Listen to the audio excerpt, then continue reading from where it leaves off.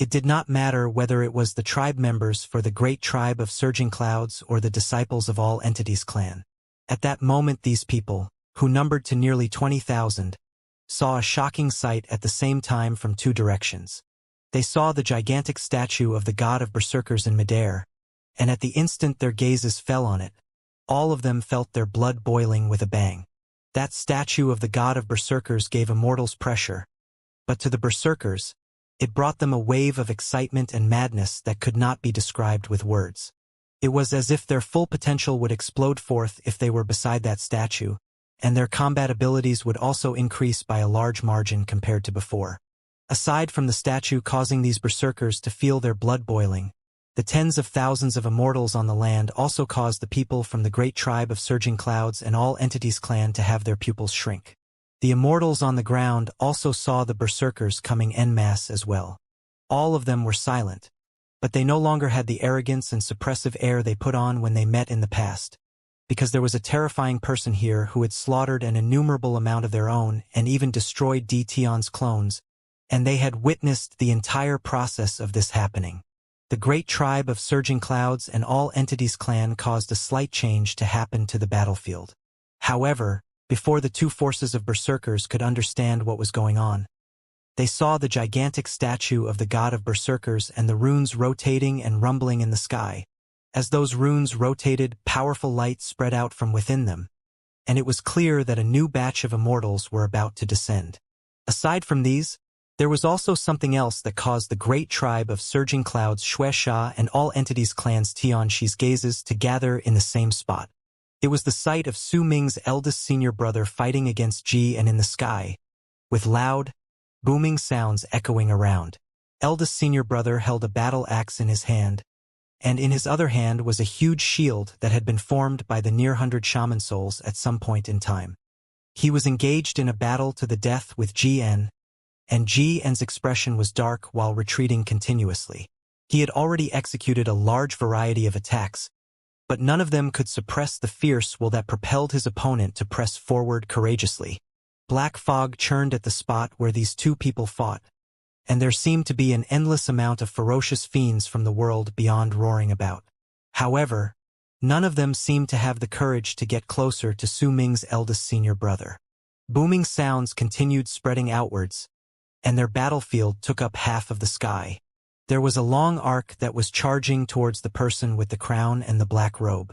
The face of that person in the long arc could not be seen clearly. He was only a blurry shadow.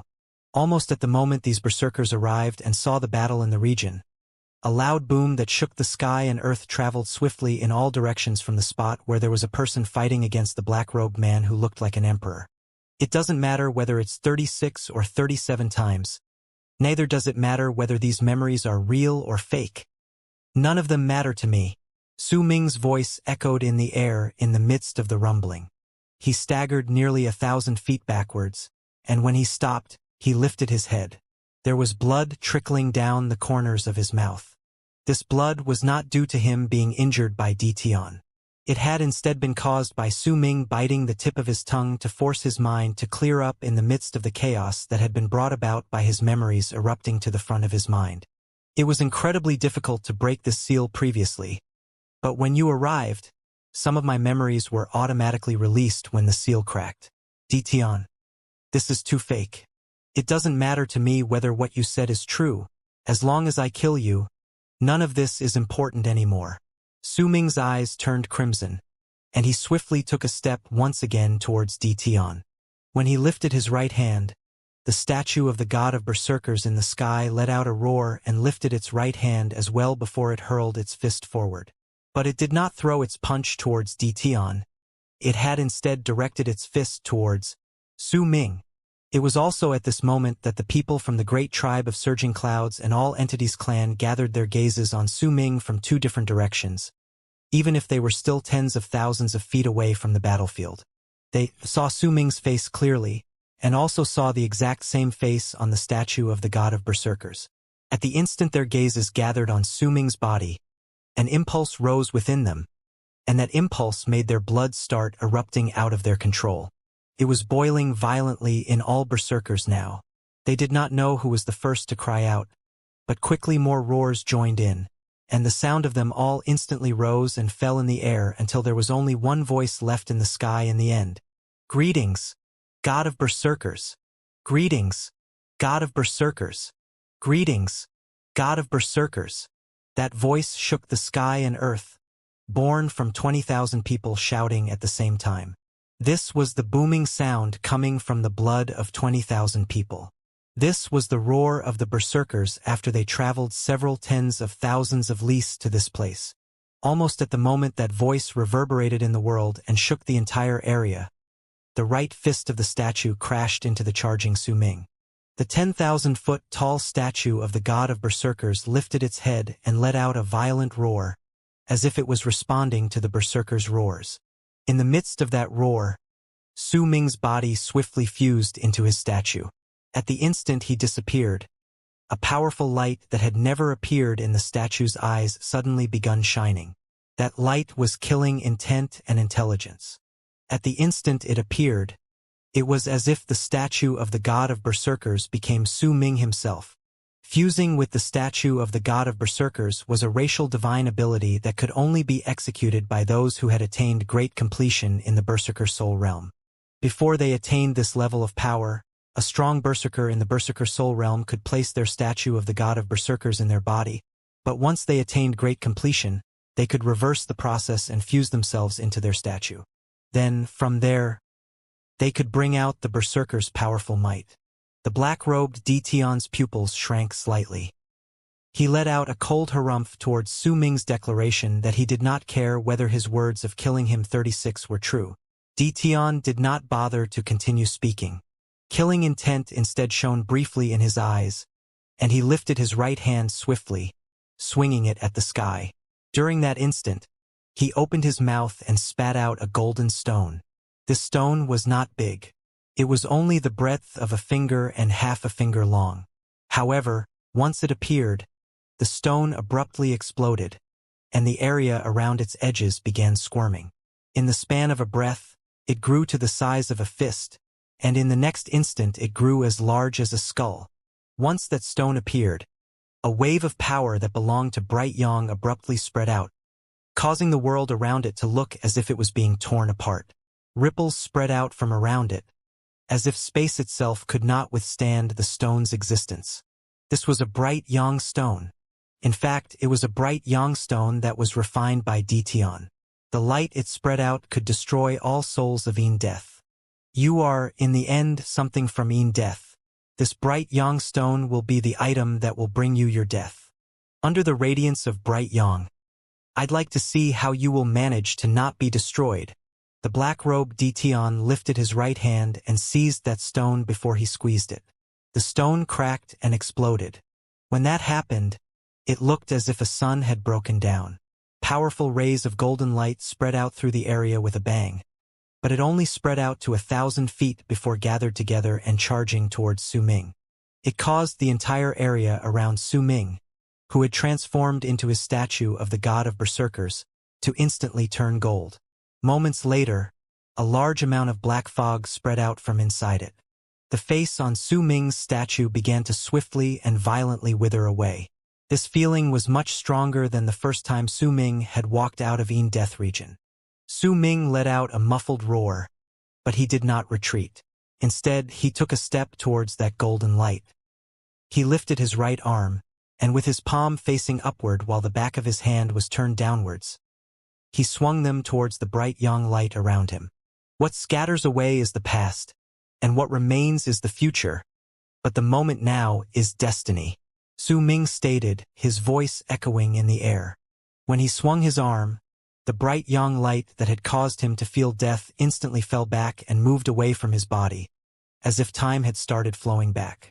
At that moment, his statue that was Su Ming's body was no longer enveloped by Bright Yang light.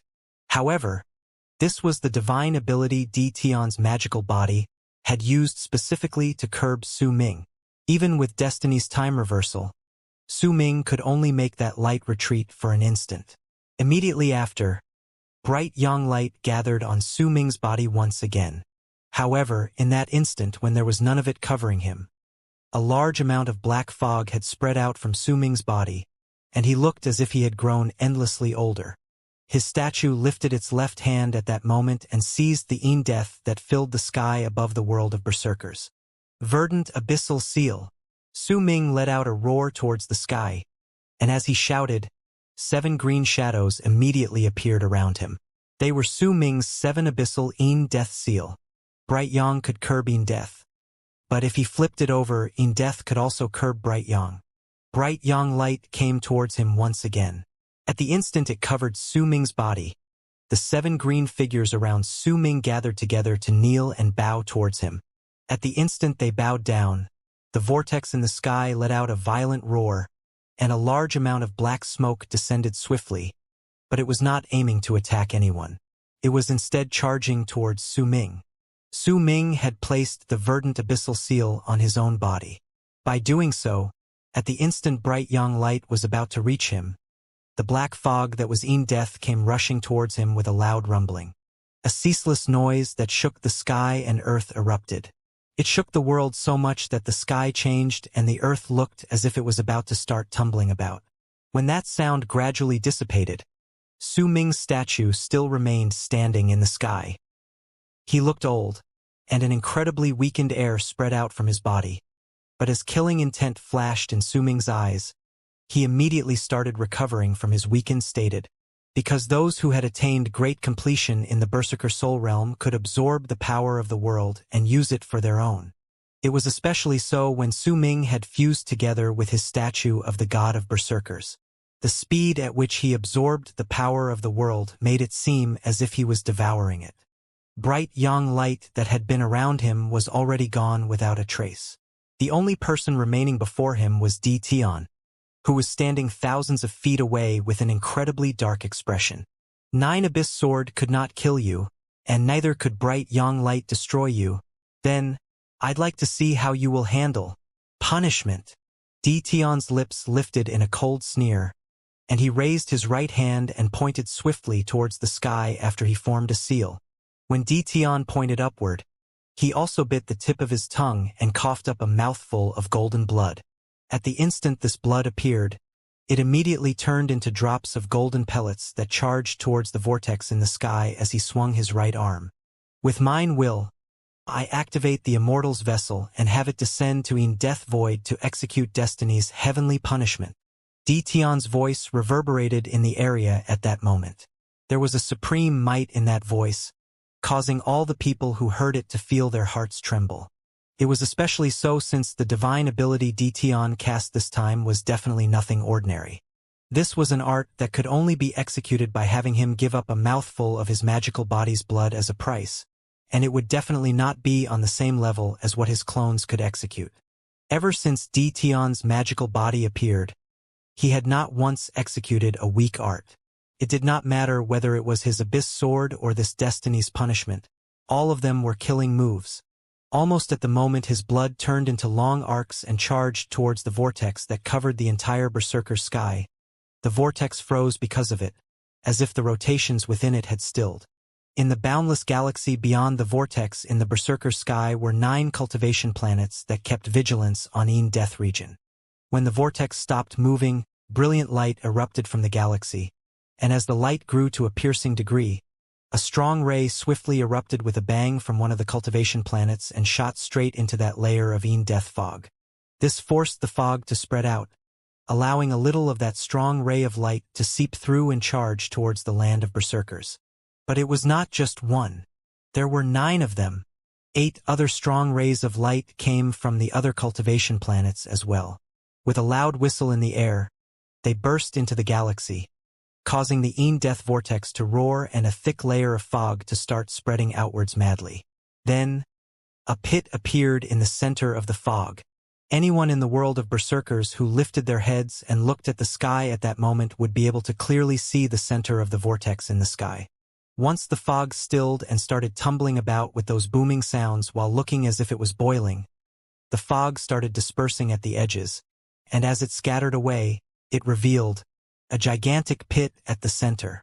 And for the first time in their lives, the Berserkers saw the true galaxy. Yet the instant the galaxy appeared, It was immediately replaced by 9 powerful rays of light that were piercing to the eyes. They sliced through the sky with loud whistling sounds and shot through death fog to descend on the land. Their appearance immediately turned them into the most powerful light in the world of berserkers. The 9 punishments appeared at the same time, and they were all coming to destroy destiny. In fact, this would not just affect destiny. The might of these 9 powerful rays of light could destroy the entire eastern wastelands. This was the powerful killing move that Dition had prepared to destroy Su Ming. "You're mad!" Jian let out a furious roar as he fought against Su Ming's eldest senior brother in the black fog. In the midst of shock, the immortals on the ground spread out and started fleeing in all directions. Before the 9 powerful rays of light closed in, the land began to feel like a sea of fire, and a wave of heat washed over everyone present. The 2 berserker forces in the sky were stunned, their gazes fixed on the sky. They watched the powerful light coming towards them, because they had nowhere to run. "Destiny, I refuse to believe that you will be able to fight back against this punishment. Besides," a ferocious look appeared on the black-robed Dition's face. He bit the tip of his tongue once again and coughed up another mouthful of his magical body's blood. That blood charged towards the sky with a loud whistle. At the same time, powerful light spread out from the 9 cultivation planets beyond death fog once again, and another 9 rays of powerful light shook the planets, then burst forth with a bang. "I'd like to see how you'll fight against this." The black-robed Dition let out a low growl. A malicious and cruel look appeared in his eyes as he looked towards Su Ming, who had fused with his statue of the god of berserkers in midair. Forget what sort of price Dition would have to pay to activate these 18 powerful rays of punishment. If they descended on eastern wastelands, then it would bring this continent a disaster that was equivalent to the amount of damage that was brought forth when the It had rammed itself into South Morning. The Immortal's might was shown clearly with this priceless treasure that could deal out a punishment strong enough to destroy the world of berserkers. Perhaps this peerless treasure was the greatest reason for caution, and would also bring about the greatest amount of damage to the berserkers. "I can spare you, as long as you lower your head before me and fall once again. I can give you one final chance." The black-robed Dition stood in midair and looked at Su Ming coldly. At that moment he had a real upper hand in this battle. Now that the true punishment had appeared, Su Ming would not be the only one who died. The endless amount of berserkers in eastern wastelands would die alongside him. Su Ming looked at the sky. He saw the 9 powerful rays of light charging towards him with loud whistles and also saw the second batch that had appeared right behind them. This was not the first time he saw Dition executing this attack, but clearly what he saw last time could not compare to what he was seeing right then. This was the true punishment. Is everything about to end? Bitterness rose in Su Ming's heart. Even if he attained great completion in the Berserker Soul realm, in the face of the priceless treasure that could destroy the entire world of berserkers, he was still unable to fight. At that moment, his vow to kill Dition seemed to have turned into a massive joke, a spoof, a fact telling him that he could not hope to fulfill his vow. And this was not even the real Dition. This was just his magical body. "But I don't want to accept this." Madness appeared in Su Ming's eyes, and a crimson-red light shone in them. It was formed by blood capillaries filling his eyes and determination that appeared in the statue's gaze when he fused with it. "I refuse to accept this. How can I lower my head to you?" Su Ming let out a hoarse roar. It was a voice filled with madness, a cry screaming that he was not bothered by death. "I can die, but even if I die, I will remain standing. I will hold my head high as I die. Who are you, Dition? You are not worth me lowering my head. My power may not match up to yours, but my backbone is made of madness that not even the universe can bend." As Su Ming roared, he swiftly charged out and lifted his left hand to strike the first powerful ray of light that came from the sky. He was full of an indomitable determination, a shocking will and resolution. It was a madness screaming that he would rather die than lower his head. He hurled his fist forward, and at the instant his hand clashed against the first ray of light, loud booming sounds reverberated in the air, and the left hand of Su Ming's statue exploded with a bang. It turned into shards that fell backwards before turning into powder that scattered in all directions. As violent ripples swiftly spread through the air, Su Ming's laughter reverberated in the air. I lived in an illusion. I was lost. I could not find my home. I did not have a home. But why does it matter? Su Ming lifted his right hand and hurled his fist towards the second ray of light as he charged towards the sky. A roar reverberated in the air once again, shaking the world so much that the weather changed. Su Ming's right arm was ripped into pieces and completely shattered. Why does it matter? Between the threat of death and a spine that would never bend, I will choose the latter. Su Ming's statue of the god of berserkers had lost both its arms, but his body still continued charging forward. With a spin, he lifted his right leg and kicked the third incoming ray of light. It became darker, and the right leg of the statue was completely shattered. This scene even shocked the black-robed Dition. The horrifying charge made him feel as if he had just gotten to know Su Ming for the first time ever. Jian and Xinggan were no longer fighting. The horrifying booms were enough to shock all the people's hearts. The tens of thousands of immortals on the ground were shocked to silence as Su Ming went through the horrifying and devastating blows. During that instant, some among the two berserker forces wept. A loud bang shot into the sky, but it could not cover Su Ming's laughter. He lifted his left leg and kicked forward, making his leg clash against the fourth ray of light. Once it was destroyed and disappeared, Su Ming, who had lost all his limbs, used his body to fight against the fifth ray of light. With each bang, all those who bore witness would fall into a deeper state of silence. At the moment the torso of Su Ming's statue of the god of berserkers shattered, and he only had a head left in the sky, the sixth ray of light charged towards him. Su Ming laughed long and hard, then rammed his statue's head against the sixth ray of light. Booming sounds swept through the world. At the instant the statue's head shattered, Su Ming's real body appeared in the sky. He coughed up a mouthful of blood and his body plunged down towards the ground. The seventh, eighth, ninth, and up to the 18th ray of light were all charging towards him. I can still continue. Su Ming gritted his teeth. Without his statue of the god of berserkers, he would immediately disappear into the wind under this light. Right at the instant the final burst of power erupted from Su Ming's body, and he was about to force himself to charge towards the seventh ray of light. A tall, headless body appeared right in front of him. Youngest junior brother, I'll die together with you, a muffled voice said, and tears fell from Su Ming's eyes. He laughed loudly. Damn it! If I knew about this beforehand, I wouldn't have come here. But since I'm already here, I, Xianxia, from the great tribe of surging clouds, will die together with the god of berserkers.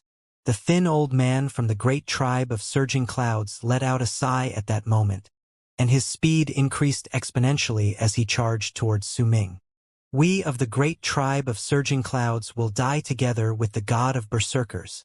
The near 10,000 members of the great tribe of surging clouds behind the old man did not retreat.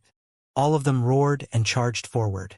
I, Xianxia, from all entities clan, hereby greet the god of berserkers, and am willing to die together with the god of berserkers.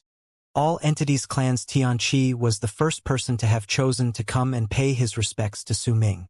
At that moment, there was a slight complicated look on his face, but there was no hesitation within him as he said these words.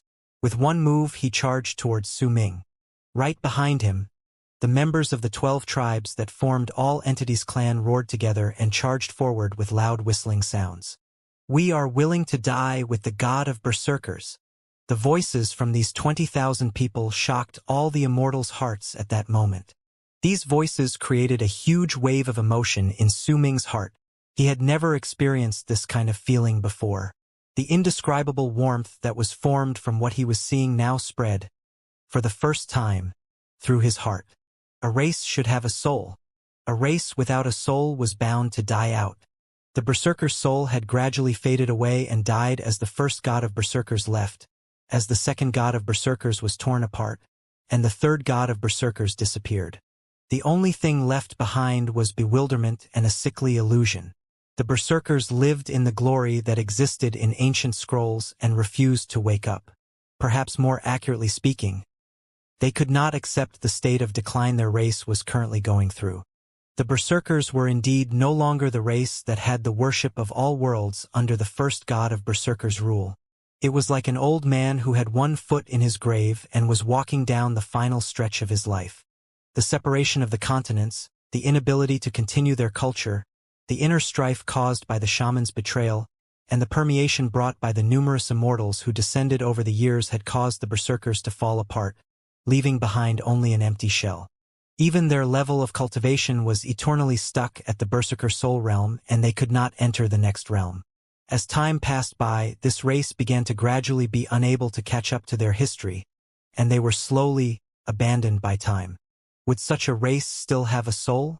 No, it no longer possessed one, because it had already died. Its past glory only remained in the moaning notes of a soon. Its past prosperity had also been destroyed and turned into emptiness. It was a skeleton burning in flames, and it was destined to only be a comforting dream. It could let her people's blood burn, but it would be difficult for it to set fire to its people's souls. The Immortal's 9 planetary punishment was the guillotine hanging over the necks of the people in this world. Perhaps this guillotine should have fallen a long time ago. But no matter what, this was the land of berserkers that had been worshipped by worlds in the past, and a person who had made all immortals bow their heads to him and made sacred morning Tao world tremble before him had been born in this world. Xianxia. This was his hometown. And even though he had gone missing a long time ago, he might perhaps not be dead. Perhaps he would come back one of these days. Even if he did not return, he had left behind priceless treasures in the world of berserkers to protect his people, and had also left behind the berserkers' law, which was much stronger than all his various priceless treasures. This law was also in Death Region's law. Under this law, all those who descended to the world would find their power weakened without bounds. If it was not for this law, then the berserkers might have disappeared in time a long time ago. However, these were all just external forces. If a race was void of a soul, then it was still walking only towards extinction. What is a soul? Su Ming had no knowledge about it, but the roars echoing in his ears and the warmth, as well as the powerful emotion he felt in his heart, allowed him to understand something. Perhaps these roars, these declarations to die together, and the state of their blood being set on fire had allowed a shred of the berserker's soul to bloom. They were afraid of death, but they quelled their terror and faced death bravely without turning back. If the people's soul had already disappeared, if the race itself had already been cast aside by time, then, if he could not make his people rise once more, he would die with his race. The declarations of dying with the god of berserkers might not have even been aimed at Su Ming, but toward all the berserkers. They would die with the berserkers. The roars from these 20,000 people, their shouts that shook the sky and earth, turned into the strongest howls in the world at that moment. Madness could be heard in their voices, and it was an outburst that was born after being oppressed for an innumerable amount of years. Under this outburst, why should death even matter to them? Under this outburst and under this will to rather die with the berserkers, the emotion Su Ming felt in his heart made a warmth bloom in his body. It was one that he had never experienced before, and it had nothing to do with any sort of love. This was the shoots of the newly born berserker's soul. This soul was no longer the berserker's soul of the past. It was a soul born from the unwillingness to accept fate even in the midst of destruction, a madness born from being empty, and a determination to die in glory rather than live in dishonor. This soul had no form. It could not be seen, could not be touched, but during that instant, the tens of thousands of immortals on the ground could strongly sense a will from the 20,000 people in the sky that seemed as if they could rise from ashes and crush everything. Jian's face turned pale. He took a few staggering steps backwards. At the level of cultivation he could see the hints of what was going on with just a glance. As he watched the 20,000 berserkers roar and saw their wills erupting with loud booms, his expression changed rapidly. The berserker's soul. The black-robed Tion's expression changed immediately. He had also not expected that the 9 planetary punishment he executed would cause these 20,000 berserkers to show signs of forming a soul. This sign was a form of belief and a worship. It was also a form of determination.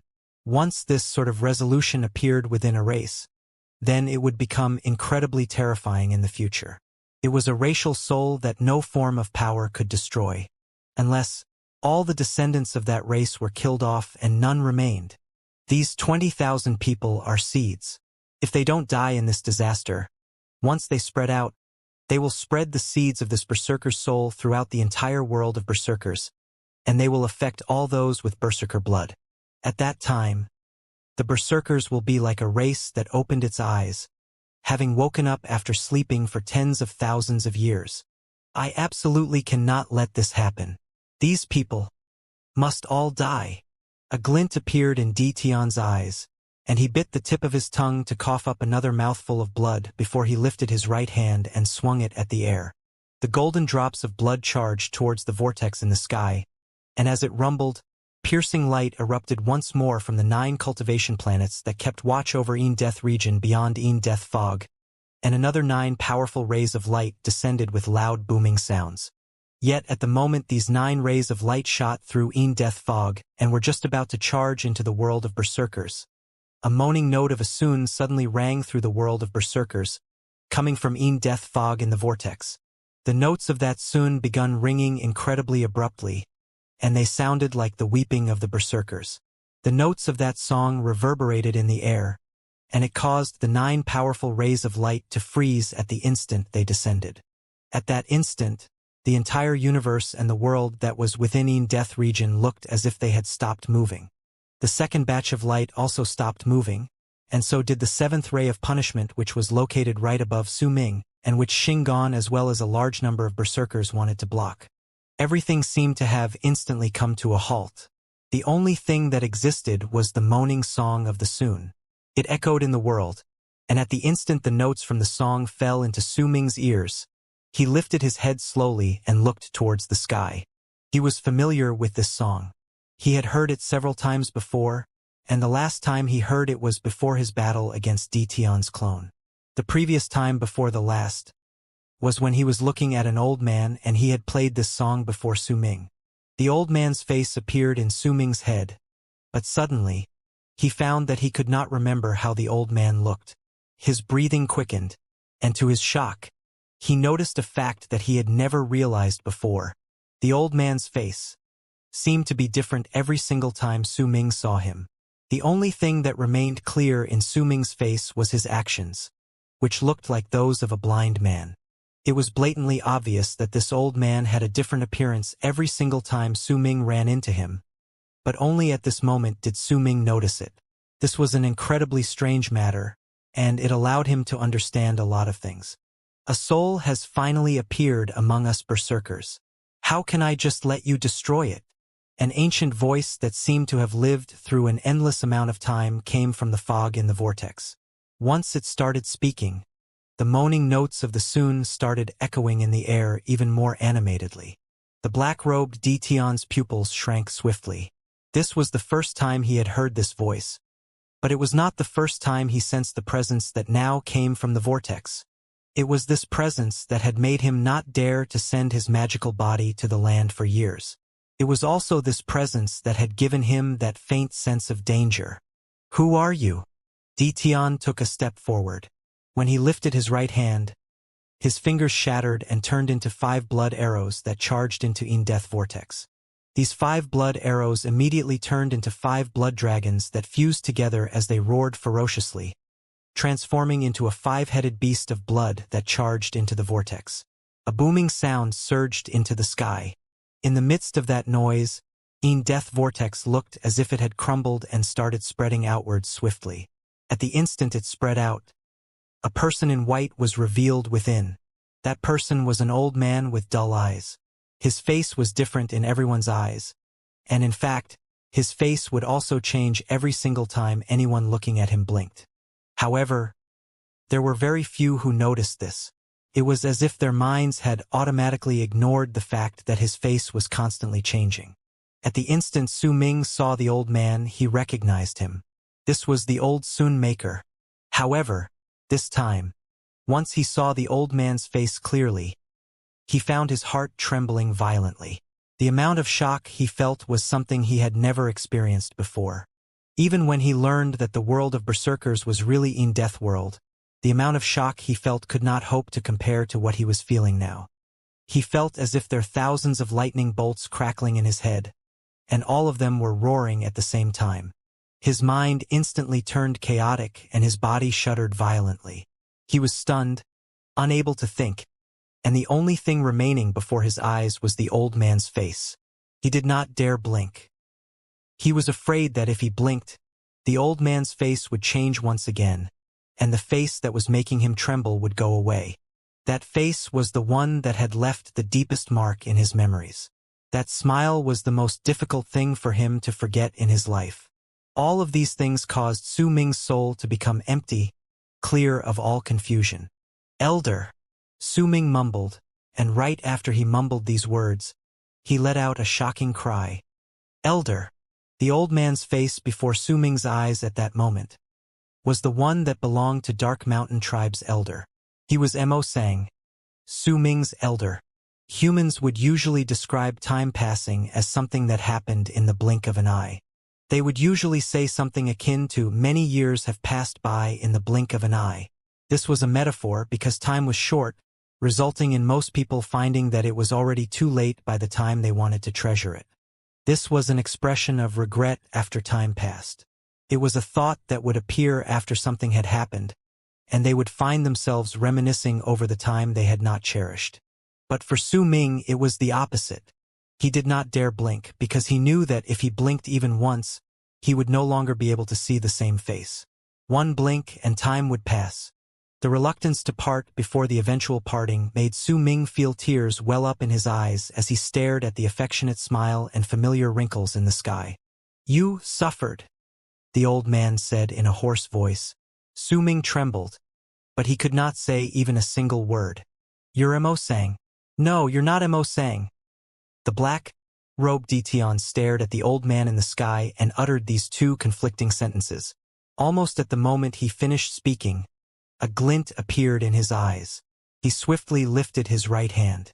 His previously destroyed fingers had recovered, and Ditian seized the air in the direction towards the sky. "I understand now, but you're just a Een Death soul. Even if you've mastered the power of Een Death and became an undying and imperishable existence, you can only do so here." The black-robed Ditian's words were a little jerky and difficult to understand.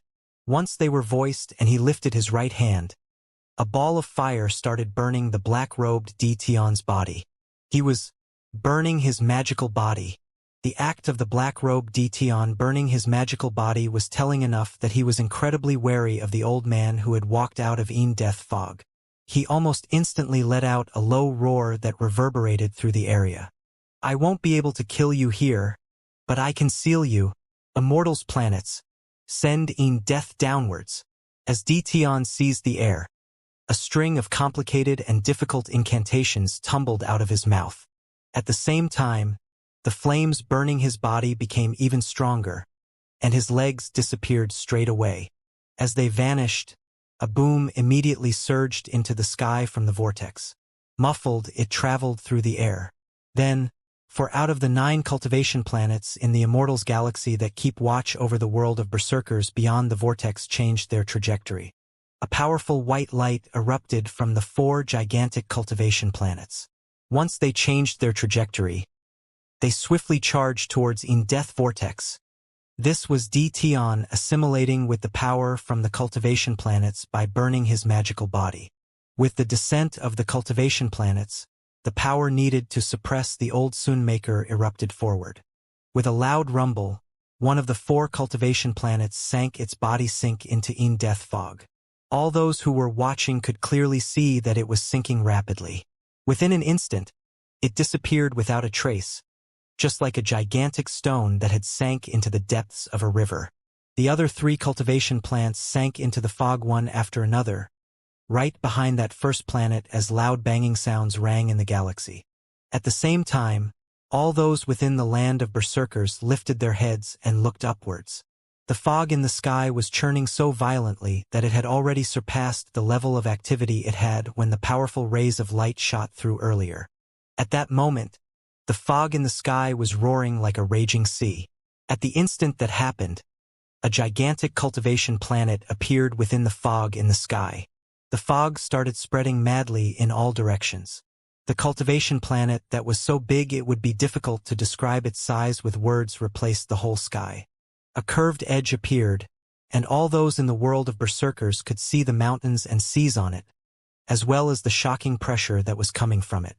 That was a planet descending into the world of berserkers. No matter where any person was, as long as they were in the land of berserkers, they would be able to see the cultivation planet that had revealed a small arc of itself in the sky. Eastern wastelands trembled. The Dead Sea roared. The entire land of berserkers started showing signs of collapse as this cultivation planet descended. During that instant, booming sounds that reverberated through the entire world of berserkers traveled into the air, and right before everyone's eyes, there appeared other arching edges that belonged to 3 other cultivation planets. There were 4 cultivation planets in total, and they had completely occupied the sky, shocking everyone who saw them. If these 4 cultivation planets exploded at that moment, then the entire world of berserkers would no longer exist. The Dead Sea would completely dry up, and Death region might even end up turning into a gigantic pit. I'd like to see you stopping me from killing the person I want to kill and destroying the soul I want evaporated. There was only a small portion of Tion's body that remained as he continued burning it. He laughed madly and lifted his arms to swing at the 4 cultivation planets that were now occupying most of the berserker's sky. The 4 cultivation planets that had revealed their edges let out rumbling sounds and sank down, but no matter how fast they were, since they were too big, they looked as if they were sinking down slowly. It was the same no matter from where on the land of the berserkers a person watched them. As they descended and the circumferential area grew larger, eastern wastelands showed signs of collapse. At that moment, a sigh echoed in the area. The person who let out this sigh was the old Sun Maker. At that instant, his body grew endlessly larger before everyone's eyes, and in the blink of an eye, he turned into a gigantic figure that could hold up the world. That body was a mere illusion, and everything within him was made up of thick death aura. It was as if his existence was formed by it alone. Once he supported the sky, his gigantic body changed once again with a bang. He turned into a piece of cloth that had no bounds. The blue cloth was the color of the sky. As it tumbled about, it covered the entire berserker sky and charged towards the 4 cultivation planets, enveloping them within. Su Ming had never blinked, not even once, and he still did not blink when the old man turned into the cloth that was the sky and covered everything, also blocking Su Ming's gaze. Due to this, he was no longer able to see that familiar face. It was also at that moment that the black-robed Tion turned to look at Su Ming. He only had a head remaining after even his arms disappeared as his body burned. Su Ming, no one will be able to save you anymore. I've prepared a divine ability specifically for you. You'll like it a lot. You'll like it really much, and I will end this farce with this art. At the instant, a cold sneer appeared at the corners of Tion's lips. A powerful dark light erupted from his eyes. That dark light spread out instantly. It covered the entire blue sky that was formed by the old Sun Maker's body, causing the whole sky to turn dark. But it was not complete darkness. There were sparkling stars in the sky, and each of these stars were like Tion's eyes. At the same time, a chilling light shone from those stars. They seemed to connect to form a gigantic face. Su Ming's heart trembled violently. He felt as if every single person around him had disappeared. It did not matter whether they were berserkers or immortals, only Su Ming himself remained in the entire world under the sky. He stood there and looked at the human face formed by the stars. At the instant he saw it, a loud bang rang out in Su Ming's mind. How could he possibly forget this sky? How could he possibly forget this ancient face that was formed by the stars? Su Ming remembered the sky. The final divine ability his elder had cast all those years ago in Dark Mountain seemed to be echoing in Su Ming's ears. It was a divine ability that made a flag cover the entire sky. It was the same sky, the same face, just like how it was in his memories. That face was incredibly similar to Su Ming's, but it was a lot older than his. However, there was no gentleness in its eyes. There was only an overbearing look, as well as a murderous, bloodthirsty glare. He looked at Su Ming, and Su Ming was also looking at him. "Do you want to return to Dark Mountain?" The face in the sky gradually opened his mouth and let out a voice that sounded like thunder booming. It echoed in the air and fell into Su Ming's ears, shaking his soul. "Do you want to see your elder? Do you want to fulfill your promise to Bai Ling? Do you want to see Dark Mountain sky once again?" The voice grew louder with each question. Eventually, it became part of the world, causing perplexity to appear in Su Ming's soul as it trembled. "Do you want to return to the past? Do you want to restart from the beginning?" When that voice asked this question, a powerful ray of starlight erupted from the sky. It spread out and covered the land, causing the world to turn muddled before it started repeating itself in a loop. 1,000 years of reincarnations. 1,000 years of destiny. 1,000 years. The voice and its overbearing pressure gradually weakened. Eventually, it became so faint that it was barely noticeable. Su Ming slowly closed his eyes. A deep wave of fatigue turned into a whirlpool within his soul that drowned his consciousness and submerged everything about him. A loud boom that shook the sky and earth surged up towards Su Ming's ears, and he instinctively opened his eyes. The fatigue that was spreading through all of his body made him unable to help himself, and he closed his eyes at the instant he reopened them. However, right at the moment he opened his eyes, he saw a piece of blue sky. He saw that the now incomplete Dark Mountain only had 4 summits, and Black Flame Mountain no longer had any summit. He also saw Black Mountain Tribe's elder, who should have been dragged into the void. There was also the familiar figure of his elder, who was originally standing on the mountain before he fell down in the midst of his exhaustion. "This is the past," Su Ming mumbled. This was the final scene he saw before he closed his eyes once again. This time, after he closed his eyes, Su Ming felt that he had a very long dream. In his dream, he saw himself going to a place called South Morning. Over there, he came to a place named Ninth Summit, which he called his home. He had 3 senior brothers and a strange master who liked to change his clothes often. He also went to Eastern Wastelands and became the god of berserkers. When Su Ming opened his eyes, he woke up from this dream and found himself lying on a small bed. Everything around him was incredibly unfamiliar. "You're awake." A familiar voice reached Su Ming's ears. It came from a pale-looking teenager who was Bei Ling. So, it was all just a dream. However, the world in his dream had been so real. South Morning's 9th summit had been so warm. The concern shown by his senior brother Hu Zi, his second senior brother, and his eldest senior brother would filled his whole entire body with warmth when he recalled it, and he would miss it dearly, in a manner which he could not describe. So, those were all just part of the dream. He had not been swept into the void above Dark Mountain. His elder had not disappeared. He had never gone to South Morning, and neither did he have a master called Xianxia. So, it was really just a dream. He had not entered Freezing Sky Clan, and neither had he gone to the world of Nine. He did not meet with any shamans either, much less witnessed the catastrophe of the Eastern Wastelands. Neither did he form all that amount of enmity towards that man called Tion. He did not attain great completion in the Berserker Soul Realm in the end as well, and he did not become the god of berserkers. This dream lasted so long. Su Ming mumbled as he leaned against a dried-up tree in the region Windstream Tribe had given to Dark Mountain Tribe. He sat there and looked into the distance. The wind from the horizon sounded as if it was moaning, and as it blew on his body, it made him instinctively feel a little cold. In my dream, I saw all those familiar faces. Bei Ling, Xianxia, Wu La, and the others. I saw the immortals, shamans, berserkers, the old Sunmaker, and Yin Death Region. Su Ming sighed softly. Was it really just a dream? He lifted his head and looked at the flying snow in the sky. A dazed look appeared in his eyes. Right behind Su Ming was a tribe that was no longer whole. His tribe members who had migrated from Dark Mountain had lost their families and their home. They could only be affiliated to Winestream tribe within the tribe's area.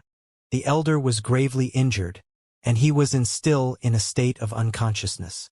Lei Chen left. Su Ming had no idea where he went. Perhaps he would return someday. Perhaps. Ula died. Nan Song died. Many of his tribe members had already turned into corpses. Waves of sorrow filled the entire tribe, and they were so heavy that it made Su Ming's breathing freeze a little. Shan Hen had also died. He died in Su Ming's hands, and Su Ming lowered his head and looked at his own hands, staying silent. The little girl called Tong Tong was curled in a corner of the tribe behind him. She was hugging a broken doll, and tears were falling down her cheeks. Su Ming, we're about to start. In the midst of his silence, a deep voice reached him from his side. That voice belonged to Bei Ling, and he was walking towards Su Ming with a pale face, stopping under the tree Su Ming was sitting on. Su Ming looked at Bei Ling. In his dream, he saw that this person was an immortal, and he belonged to Great Leaf Immortal sect. He was Di Tian's disciple, but that was just a dream, was it not? Su Ming shook his head and jumped down from the tree. A funeral service to make offerings to the deceased in Dark Mountain tribe was held in the tribe in the midst of the tribe members' grief and silent cries. The burning flames danced about in a strange, distorted fashion.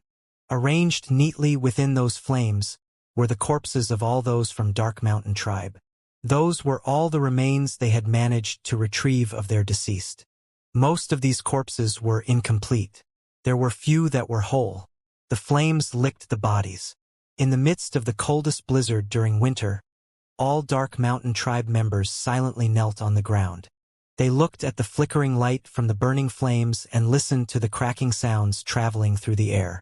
All the silent cries of the tribe members turned into a depressing air, causing the area around them to become even colder.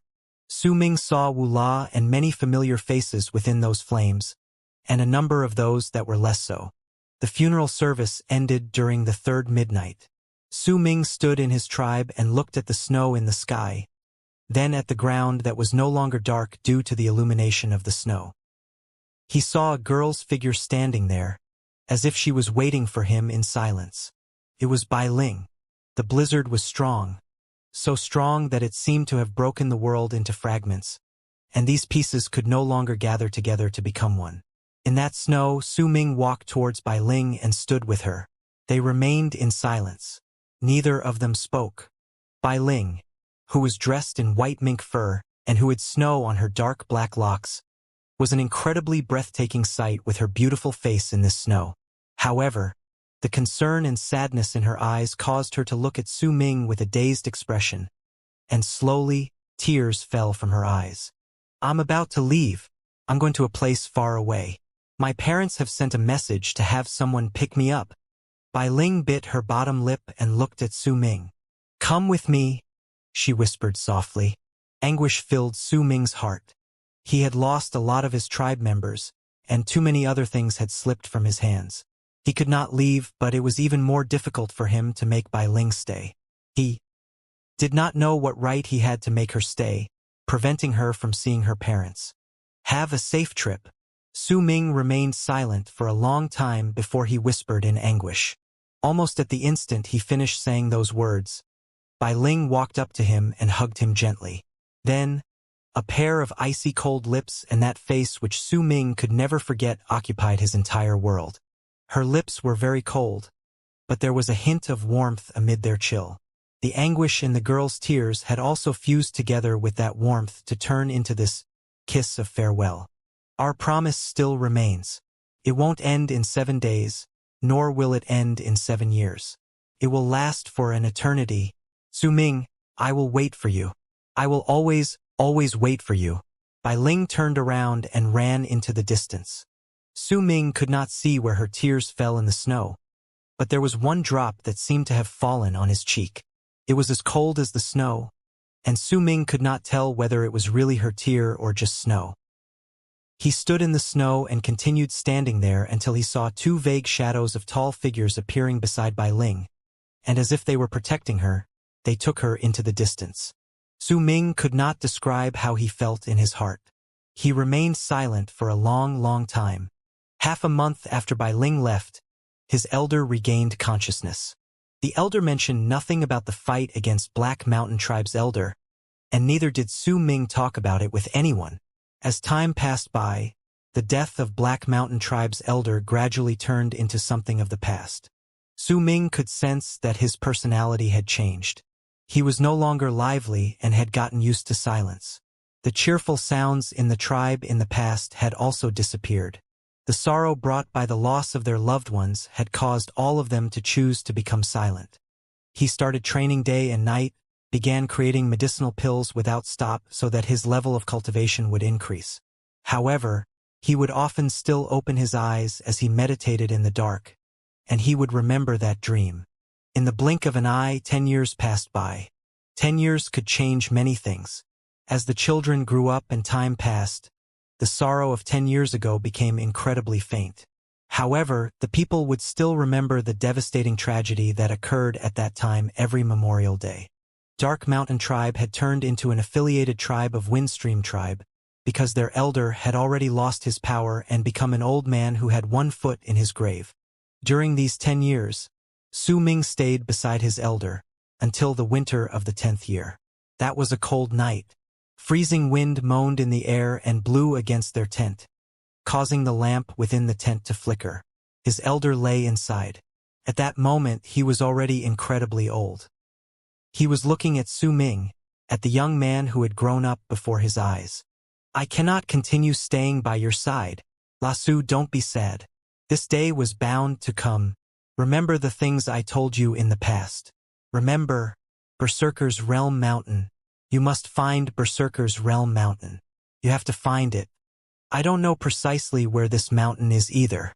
I only know that it is in your heart. Look for this mountain. You will be able to find all that you desire there." These were the elder's final words to Su Ming before he breathed his last. The elder passed away. On the third day, the flames of the elder's life were extinguished, and Su Ming entered the awakening realm, becoming the second to do so in the tribe. The first was Bai Ling. The existence of two berserkers in the awakening realm caused Dark Mountain Tribe to have an incredibly high position among all the affiliated tribes in Windstream Tribe, and it also allowed Dark Mountain Tribe to migrate back to their home. Even Windstream Tribe would not prevent this migration, because the current Dark Mountain Tribe had already obtained this right. This was a trip back to their home after a long separation of 10 years. At the instant the entire Dark Mountain Tribe returned to the ruins of their home, many of the elderly folk wept and knelt down on the ground. Their cries echoed in the air. Dark Mountain was no longer as it was. There were only 4 mountains left, and after 10 years, this tribe under Dark Mountain began rebuilding itself, and its past form gradually reasserted itself. This was their home. It was Dark Mountain Tribe's home, and it was their people's soul. Time passed by quietly as the 4 seasons went by one after another. Bai Ling and Xianxia's wedding was held during autumn under Dark Mountain. That wedding was incredibly grand, because one of the people in the couple was the tribe leader of Dark Mountain Tribe, and the other was the daughter of their previous tribe leader. At the moment Bai Ling reached Awakening Realm, he was elected as Dark Mountain Tribe's tribe leader. This wedding that was hosted after their people returned to their home was filled with joyful laughter, and many became drunk in this happiness. Su Ming stood in the distance in silence and looked at his people dancing around the bonfire at night. Joyful songs reached his ears. He saw the happy smile on Xianxia's face, and also saw the tall and firm stature that would give the handsome Bai Ling the might that belonged to a tribe leader. Su Ming silently drank his wine. He remembered Bai Ling. It had been 17 years since Bai Ling left.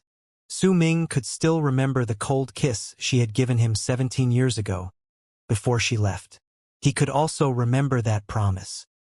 He could still remember the long dream that he had when he woke up 17 years ago, but it only appeared in his head occasionally now.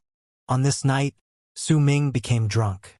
The 17 years of silence and his personality that made him a man of few words caused him to possess an incredibly awe-inspiring bearing within Dark Mountain Tribe.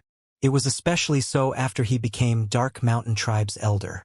That imposing air around him made all his tribe members not dare speak too much before him.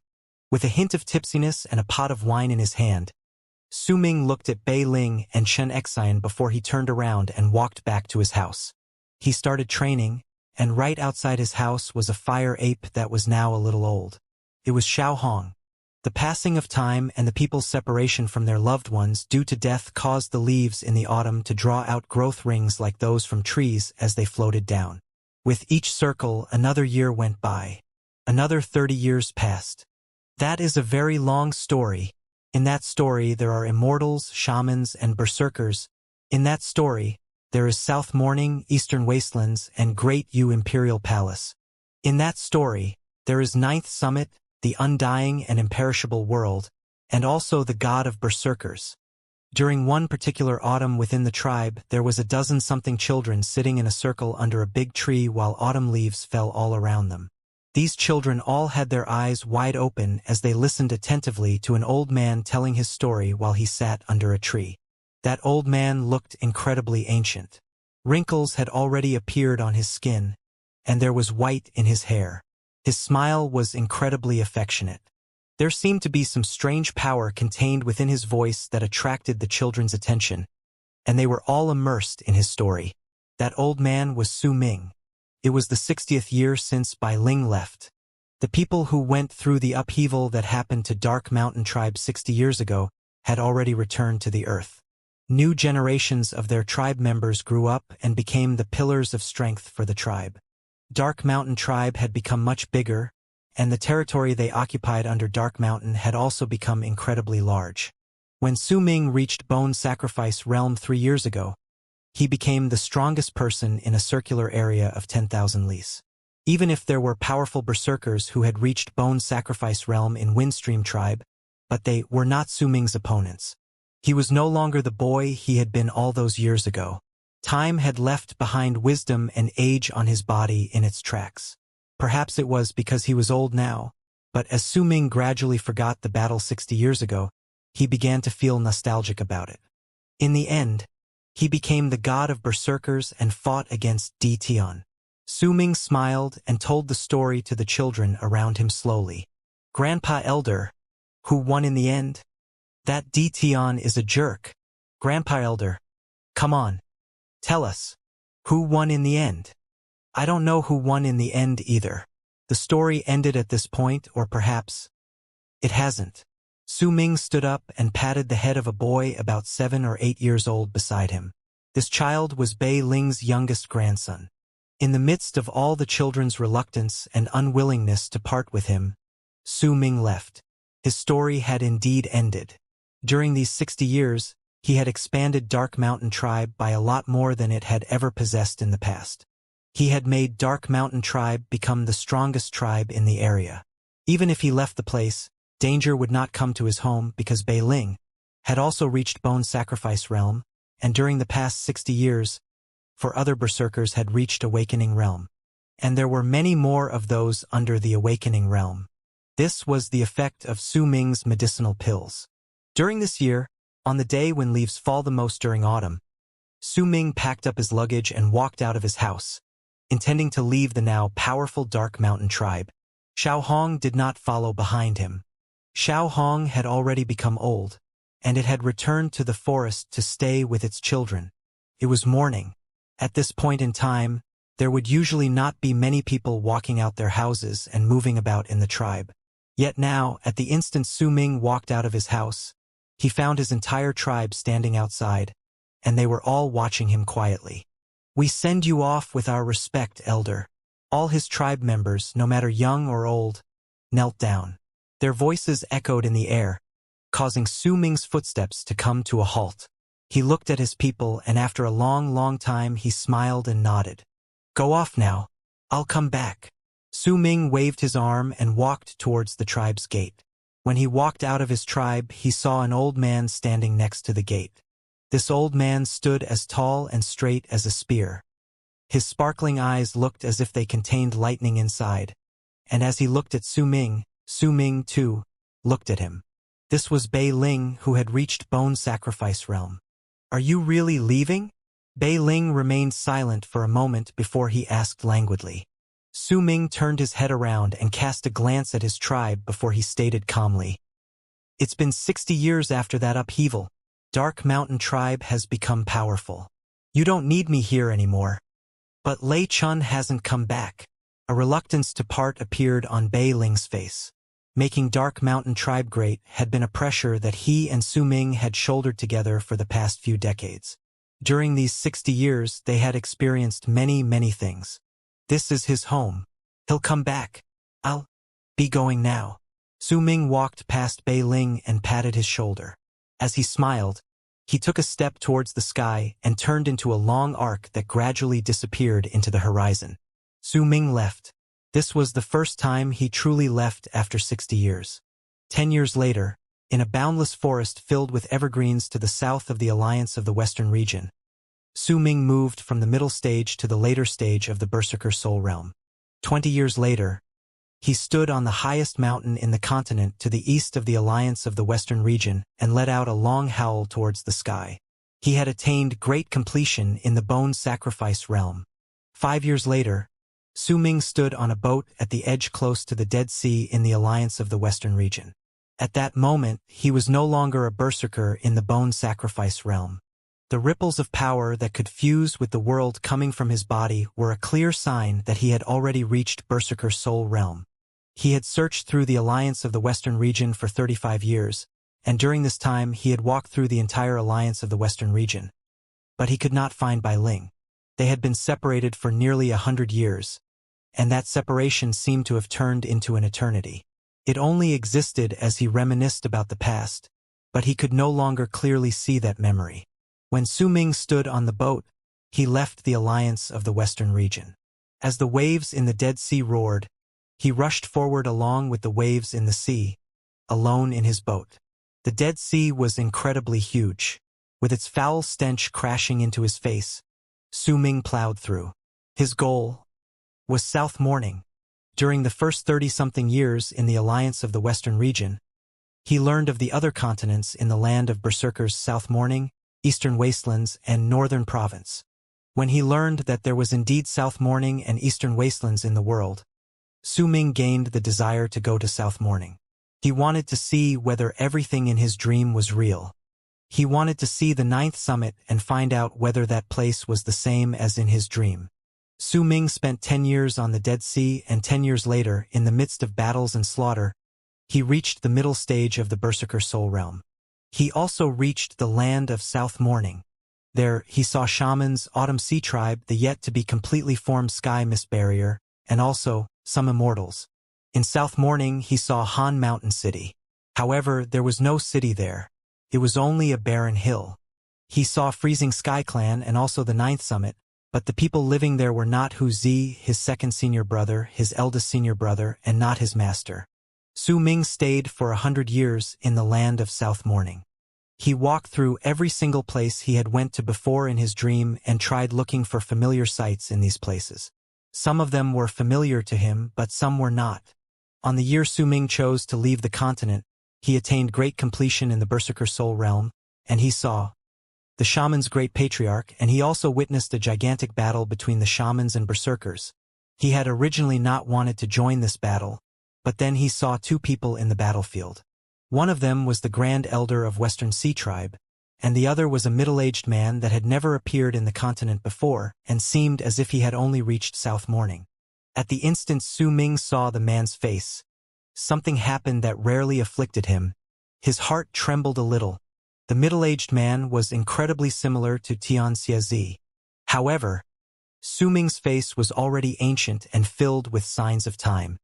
He watched the middle-aged man working together with Western Sea Tribe's Grand Elder to fight against the Shaman's Great Patriarch.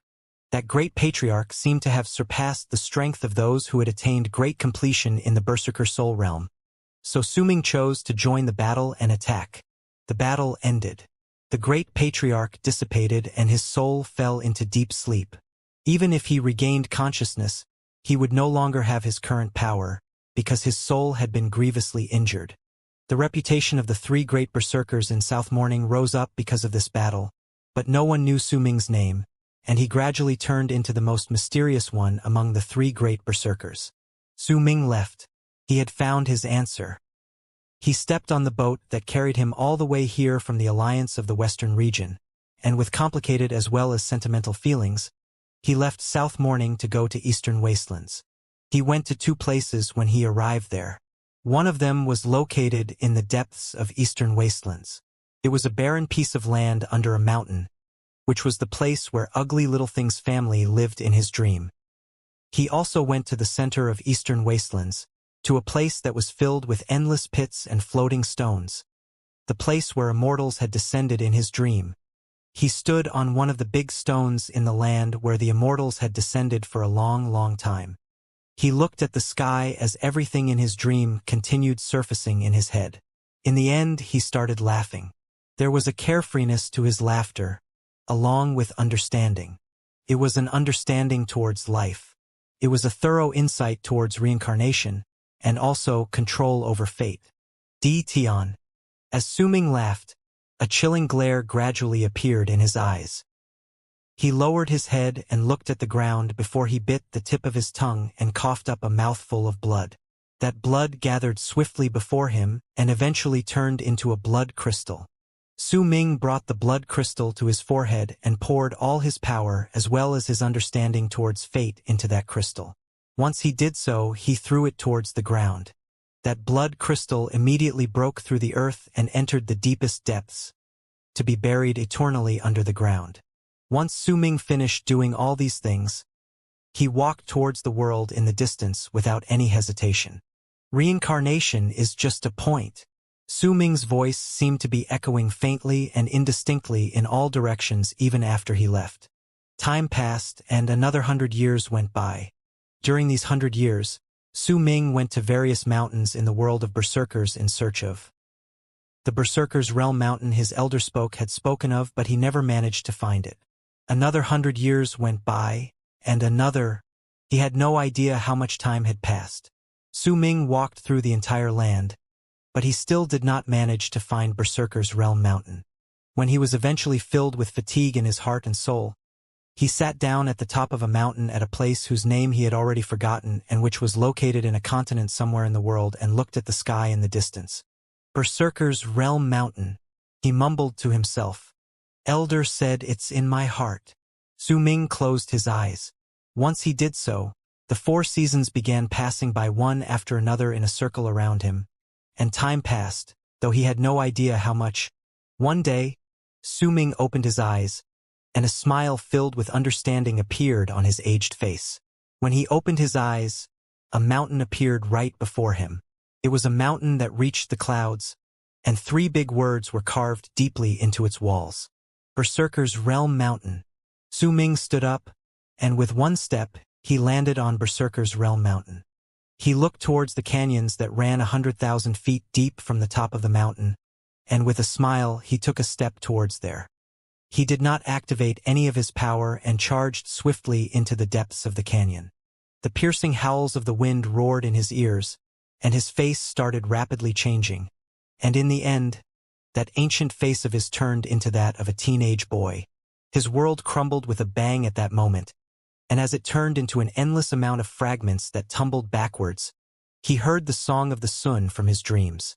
You have understood reincarnation, mastered inception, and awakened the race's soul. You gave up your life in the Berserker's Realm mountain. You broke out of fate's clutches and entered the other side of the mirror. From now onwards, you will walk down the path of life cultivation. Who am I? I will give you the answer when you reach Berserker's Realm mountain once again in reality. I will wait for you. The song of the Soon and that voice were the final things Su Ming heard before he sank into unconsciousness. His world rapidly crumbled as his body sank and turned into fragments that were swept away, like a ball of flame that had been lit out of thin air and burned away everything. This might perhaps not have been a dream, but another form of reality. The goal of Tian's art was to make Su Ming sink into oblivion. It was just like what Su Ming had went through previously. He would sink into oblivion and go through his next life as if he had been reincarnated. Besides Tian himself, no one knew what his plans were. Even if there were many immortal sects who had joined the plan and entered this setup that had lasted for years, they could only continue guessing his plans. No one could get a clear grasp of Dition's thoughts. Perhaps the destruction Dition mentioned was not aimed towards his life, but to his memories.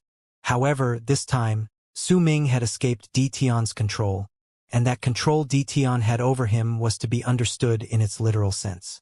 At the moment Su Ming opened his eyes, the first thing he saw was the gigantic death vortex which covered the entire sky. The second thing he saw were the arching edges of the cultivation planets up ahead, as well as the sky which had been covered by the blue cloth. The third thing he saw was the starry sky that was summoned by Dition's divine ability. The huge face which was formed by the stars was showing an expression of disbelieving shock, and his gaze met Su Ming's own. The fourth thing Su Ming saw was the black-robed Dition, who by then only had his head left as his magical body continued burning in the distance. It was the first time Su Ming saw shock and astonishment on Dition's magical body. His shock was real, as well as astonishment, and the disbelief on his face was also real. Su Ming woke up. This is impossible. Dition, who now only had his head, lost his dignity for the first time ever and lost control over his emotions. He also, for the first time, cried out in disbelief. Veins popped up on his face. Clearly, his agitation was so great that it could almost surge into the sky as if it had form. He could not believe what he was seeing. This had overturned all that he knew and crushed his confidence. It's impossible for you to wake up. This is the art that will make you sink into oblivion, which I activated by burning my magical body. This is a process that you cannot fight against. You should be incapable of fighting back against it. You should be like the previous times and sink into oblivion because of this art and go through another one of your reincarnations again and again, for all eternity. This is your destiny. This is the destiny I bestowed upon you. How could you wake up so soon? Your life is mine. Everything concerning you has to go according to my will. Dition went mad, and his cries of surprise echoed in the air. At that instant, he lifted his head swiftly and roared towards the sky madly, as if he had sunk into hysteria. It's you. You are the one who intercepted my art. You are the one who made him wake up from his state of oblivion. It's you. Who are you? Just who are you? Dition's voice rumbled in the air. Compared to him, there was a slightly complicated look on Su Ming at that moment, but calmness was the dominant expression on his face. I finally understand everything, Su Ming mumbled. He too lifted his head and looked towards the sky. At that moment, the face formed by the stars was distorted, as if it was also roaring. A long time ago, an enchanted battleship flew out of true sacred world, which was the spirits of 9 Yin's enchanted vessel. With sacred Yin's will, they searched for all the corpses that belonged to the strong in the boundless galaxy within the 4 great true worlds. One day, the spirits of 9 Yin found an infant's corpse. They believed that this corpse fulfilled their requirements, and that was why they sealed it within the enchanted battleship. Many years passed since then. The spirits of 9 Yin's enchanted vessel crumbled when it ran into an accident in true Morning Dao world. It fell into a place called Death region. That place is where the berserkers are, and due to the spirits of 9 Yin's enchanted vessel, the world of 9 Yin was formed. The first god of berserkers went to that place. The second and the third also went there. Perhaps the second god of berserkers took with him a baby when he left the world of 9 Yin. Perhaps it was the first's order to search for that baby, but no matter what, the second god of berserkers brought that baby back to Great Yu's palace and treated that baby as his own child, no different from his own daughter. That was a dead baby. Because he was originally a corpse to begin with, Su Ming mumbled softly. There was no anguish in his voice, only understanding. Not long after the second god of berserkers brought the baby's corpse back, due to the first departure and the fact that the berserkers were no longer as strong as they were before. Due to the immortals' wariness and their fear towards the berserkers' growth, they launched a war against the berserkers. They won that war. They killed the second god of berserkers and tore up his body. That war tore the land of berserkers, and it was divided into several continents. That war caused Great U Imperial Palace to be frozen, and Great U Imperial City to disappear from the land of berserkers from then onwards. After the war, the dead baby's corpse and the second god of berserkers' daughter was taken back to the land of immortals by D-Tion. They discovered the remarkable qualities of that dead baby, and perhaps because the second god of berserkers' daughter had come into contact with the dead baby, the baby girl also possessed some of those remarkable qualities. From then on, the siblings were reduced to mere puppets. The dead baby was sealed in a region somewhere in the land of immortals, and his little sister was taken away by Dao Chun. D-Tion, at that time, perhaps you found a method for you to become infinitely stronger by using that dead baby, and from then on, you executed that so-called plan of yours that would last for years against that dead baby. Perhaps the baby was not really dead. Perhaps his death in Bright Yang region meant that he could be alive in Yin Death region. I don't know what you discovered, but this discovery made you carry out a plan. This plan was to make that dead baby sink into oblivion again and again in Yin Death region. He sank into oblivion and was sealed time and again. You fabricated a memory for the baby, and that memory was known as Dark Mountain. With that memory as a foundation, you made him sink into oblivion again and again. Since memories are like a picture, once you paint it, you can make that baby sink into it and never be able to walk out.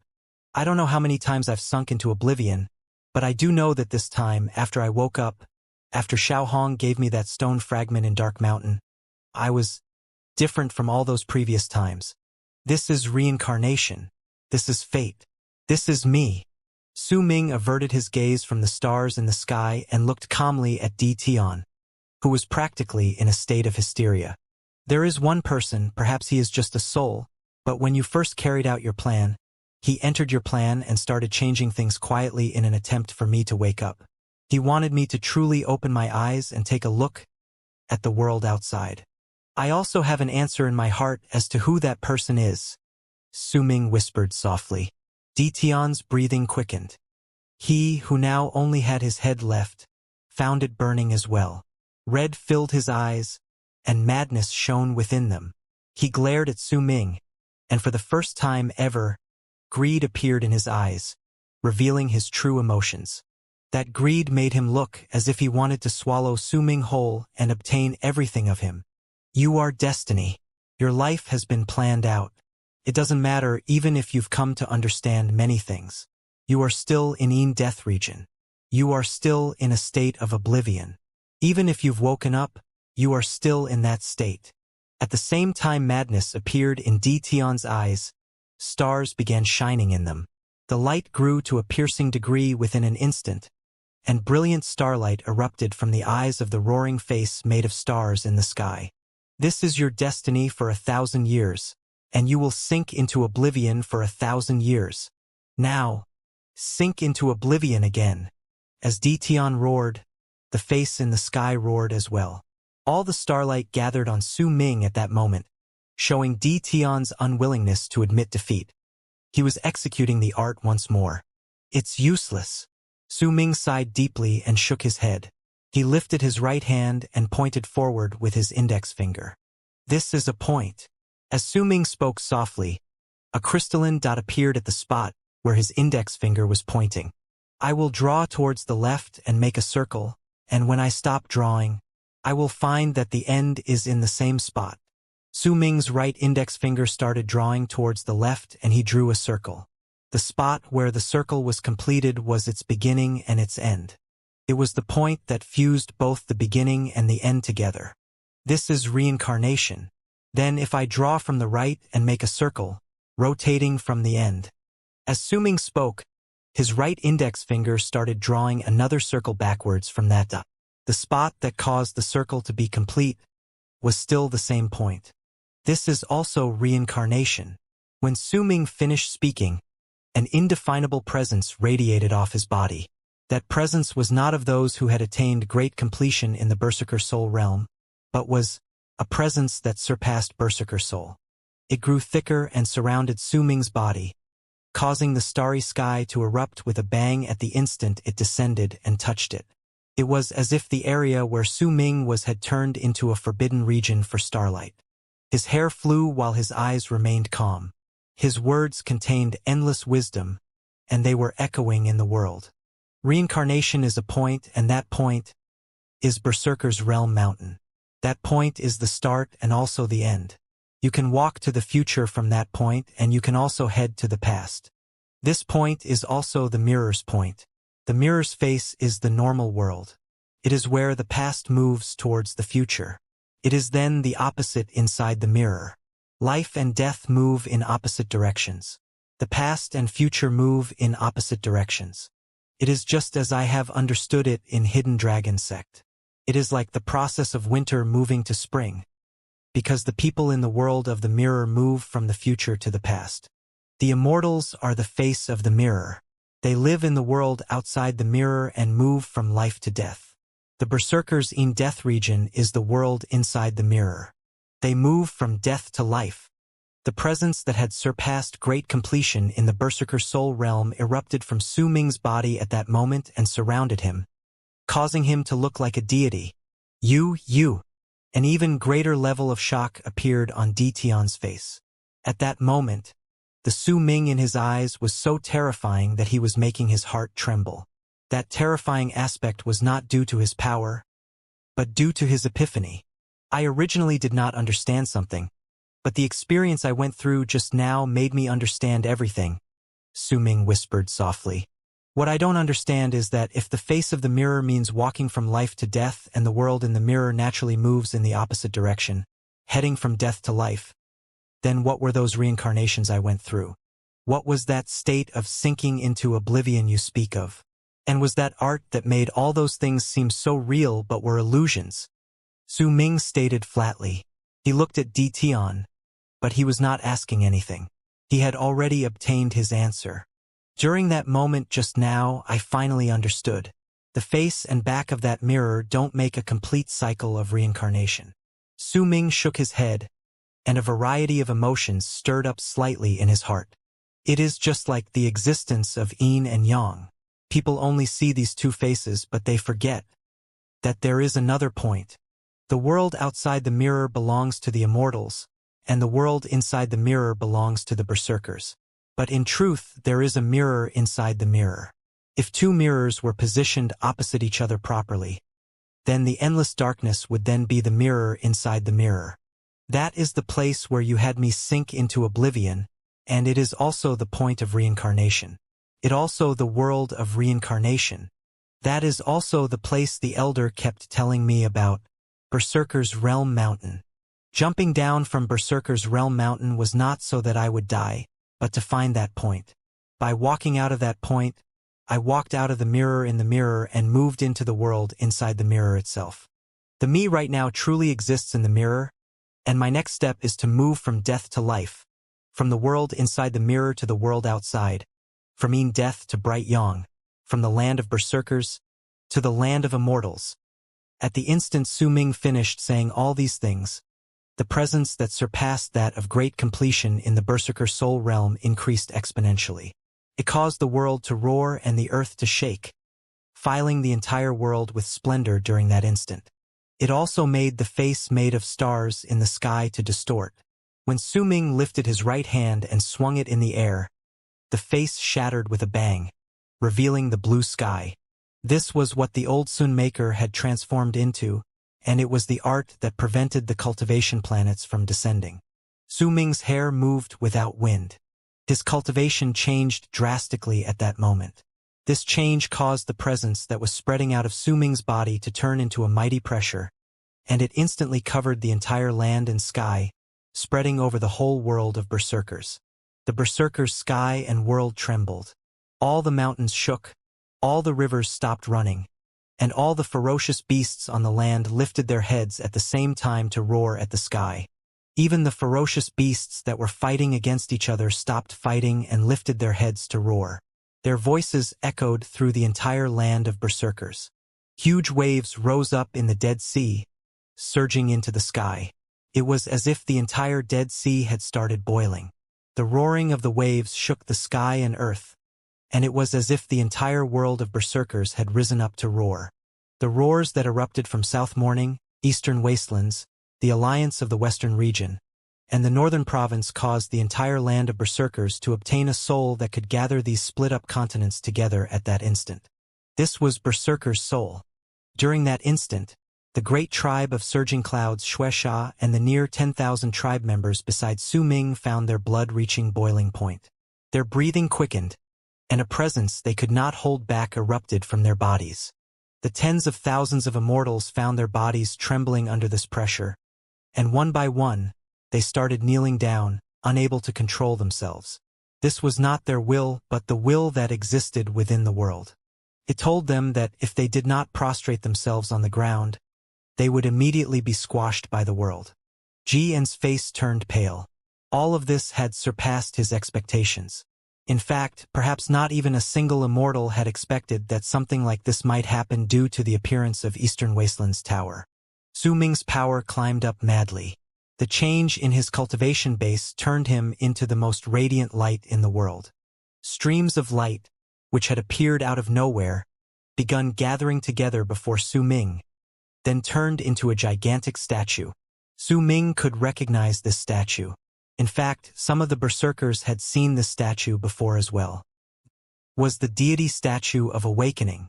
All those who manifested a certain amount of blood veins among the berserkers would see this deity statue appearing in front of them at the moment they reached awakening realm.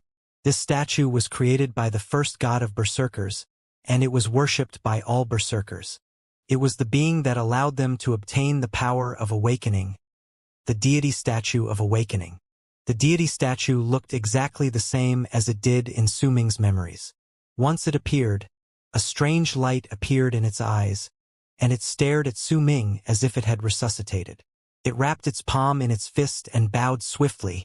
This was the deity statue of awakening's form of worship. It was the deity statue of awakening's sign of respect. Almost at the instant the deity statue of awakening bowed towards Su Ming, the sky rumbled.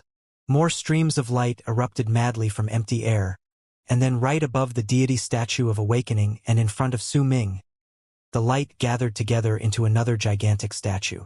That was the deity statue of bone sacrifice. Every single time the highly exalted deity statue of bone sacrifice appeared, it meant that there was a person among them who had incredibly great potential. It meant that someone among them had obtained great use acknowledgement and had been appointed a divine general of bone sacrifice. This was a supreme form of glory. Every single time the deity statue of bone sacrifice appeared, most of the people who saw it would prostrate themselves on the ground and worship it. Yet now, once the deity statue of bone sacrifice appeared, it lowered its head towards Su Ming, just like the deity statue of awakening. Then it wrapped its fist in its palm and bowed in respect. As it bowed, the sky rumbled. As it bowed, the whole world looked as if it was trembling. Once it bowed, more streams of light gathered swiftly above it. A radiant layer of light swept past the sky like running water, and a deity statue that was even bigger and stronger appeared in the sky with a bang. That is the deity statue of Berserker Soul? That's the deity statue of Berserker Soul that has appeared the least, and its appearance was rare even during ancient times. An uproar rose at that moment. Right before everyone's eyes, the deity statue of Berserker Soul, which stood erect in the sky, lowered its head just like deity statue of bone sacrifice and awakening had done, and then wrapped its fist in its palm, bowing respectfully towards Su Ming as if it submitting itself to him. The appearance of the three deity statues and their subsequent show of worship caused Su Ming's chi to erupt with a bang. At this moment, he had far surpassed the power those who had attained great completion in the Berserker Soul realm possessed, and his chi was still rising continuously. A terrifying, mighty pressure was spreading out from his body, and the statue of the god of berserkers that had crumbled previously slowly manifested behind him. All these scenes caused a dazed look to appear on Di Tian's face, along with a fierce and crazed expression of struggle. The three deity statues of berserkers have bowed towards him. This is the legendary life cultivation realm. This is the presence of life cultivation. This is the presence of life cultivation appearing once again in the land of berserkers since ancient times. The thin and old Xianxia from the great tribe of surging clouds could no longer control his excitement. He looked at Su Ming with his body trembling. The fire and respect within his eyes instantly flared up, burning at an intense degree. This is the day the berserkers rise. I, Xianxia, am willing to follow the god of berserkers and die with the berserkers to break a path that will lead us to the land of immortals for the god of berserkers. Xianxia had went mad, a madness born of excitement. He knelt down towards Su Ming, and as he trembled, he swore the berserker's oath. From now on, I offer my soul to the berserkers, and I sacrifice my body to the people. With my flesh and blood, I will break open the sky for the berserkers, and with the power contained in my blood, I will give up everything for my people's rise to power.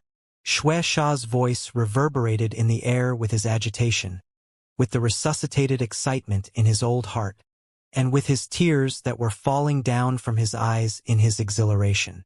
He loved the berserkers, truly, deeply, loved his race. And only at this moment did he no longer need to suppress his love. Only at this moment did he no longer need to be in despair and could let out his emotions in a violent outburst.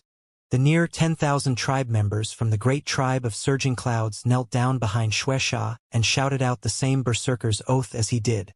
All entities clan's Tianqi was also weeping at this time. He knelt down in excitement and with the near 10,000 people from the 12 tribes behind him. He, along with them, shouted out the berserker's oath, offering his everything to berserker's people. It was also at this moment that the endless long arcs from several other directions arrived in a mad dash. This sort of speed had already surpassed the limits of what a person could do. It was a form of madness born out of recklessness. I, Qi Lei Tian, greet the god of berserkers. I offer my soul to the berserkers, and I sacrifice my body to the people. With my flesh and blood, I will break open the sky for the berserkers, and with the power contained in my blood, I will give up everything for my people's rise to power. That was Qi Lei Tian's voice, and right behind the old man who was surrounded entirely by lightning sparks was the 10 million something members of his tribe shouting out the oaths in roars that could shake the sky. I, Yaman, elder of Berserker Fang tribe, greet the god of berserkers. From now on, I offer my soul, my body, my blood, and my flesh to the berserkers. With the power of my blood, I will give up my everything to the berserkers. I am willing to have my soul scatter for the rise of the berserkers, and I will never regret it. There was a certain timbre to his ancient voice that showed just how excited he was. Then, the 10,000 people from Berserker Fang tribe descended to the place with the fastest speed they could muster and shouted out their oaths as well. I, Wu Shuang, elder of Golden Rain Mountain tribe, brought 10,000 of my people to greet the god of berserkers.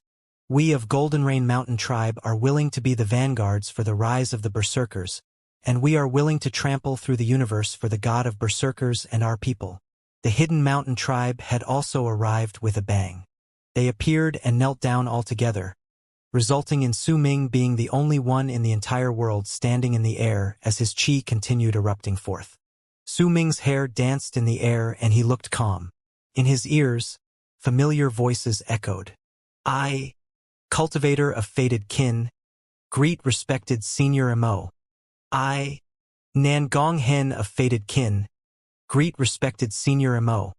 The people who did not come in groups appeared from all directions and shouted in loud, booming voices that were filled with excitement and passion. The fated kin had arrived. Su Ming looked at all the people kneeling around calmly, as he stood in midair. He looked at Di Tian, who only had a small portion of his head left due to the flames burning him, and he saw that his face was pale. He saw the madness and the unwillingness to admit defeat in his eyes, as well as a deep perplexity. Reincarnation is a point. That point is Berserker's Realm Mountain. It is also here. Su Ming lifted his right hand and seized the air in the direction of the ground. With it, the ground collapsed, and a blood crystal that was buried in the depths of the earth for an unknown amount of time turned into a long arc and charged towards Su Ming, bringing with it an ancient air. Right behind it, more blood crystals flew out from the ground with a bang. These blood crystals turned into long arcs and charged towards Su Ming, swiftly fusing with his body. With each fusion, Su Ming's cultivation base would erupt madly, the might of his body increasing at a terrifying pace. From now onwards, I will walk down the path of life cultivation, Su Ming stated flatly, with determination and resolution shining in his gaze. At that instant, he sensed the frozen Great Yu Imperial City. The blood crystals closed in on Su Ming and fused with his body. With each blood crystal, Su Ming's cultivation would swiftly increase exponentially. His qi stirred up the world and the universe, and an awe-inspiring air that could not be described with words was born in his eyes. This mighty pressure was the peerless presence of the universe and the world. This awe-inspiring air also symbolized the berserker's crazed outburst after living in oppression for countless years. Su Ming did not count just how many blood crystals he obtained, and neither did he need to calculate the number, because he was no longer bothered by it. It did not matter how many reincarnations there had been. There might have been 10, 100, 1,000, or even more. To him, it no longer mattered. What was important was that he had moved out of the cycles of reincarnation from the mirror within the mirror, and that he now knew clearly that he was no longer in that cycle of reincarnation, because he was no longer in the mirror within the mirror. He had leaped off the berserker's realm mountain and found that point, then had walked completely out of there. He knew that he was real, and he was the only one who was real. That is why it no longer mattered to Su Ming how many reincarnations he had went through. Su Ming, who had come to understand all of this, found that the power erupting from his body after the numerous blood crystals had fused with him surpassed the power he had obtained after attaining great completion in the berserker soul realm, and it had exploded with a bang. The seal in his memories also completely shattered at that instant. With its destruction, a large amount of memories surged into Su Ming's divine sense like a tidal wave, and he saw a world. That world was black, and it was filled with a kind of loneliness. He heard the voice of the second god of Berserker's daughter again. She was his little sister, and every single time she called out to him, Su Ming's heart ached in pain. He did not recover many of his memories, for it only lasted for a very short time, but even from that short memory, he could sense that he had been outside Death region and within the Immortal's galaxy. There was someone urgently calling him from there. This was not his little sister's voice, but came from his soul, and it felt as if it was a summon that seemed to be a part of his body. While this summon might be incredibly urgent, there was an endless amount of other, weaker and fainter voices calling to him as well. They gave Su Ming a strange feeling. It was as if all the cultivators in the land of immortals possessed what originally belonged to Su Ming. This was why he felt as if there was an endless amount of voices calling to him from the entire land of immortals at that moment. As these voices called to him, Su Ming took the most critical step after attaining great completion in the Berserker Soul realm, and from then onwards walked down the path of life cultivation. The 4 realms within life cultivation were Life Matrix, Life Privation, Life Palace, and World of Life. To understand what life meant, to understand their own life matrix, to understand the changes in the world, and to obtain the power of knowing about the will of heaven. This was Life Matrix. My life matrix is to move from death to life. My life matrix is to head to spring from winter. My life is to not bow down to the will of heaven and obey its orders, but to have heaven bow to me. I will die my whole life with my will of death, Su Ming declared languidly. At the instant he said these words, the power of one world contained within the fragment given to him as a form of blessing by the candle dragon when he was in the world of 9 immediately started melting within his body and soul.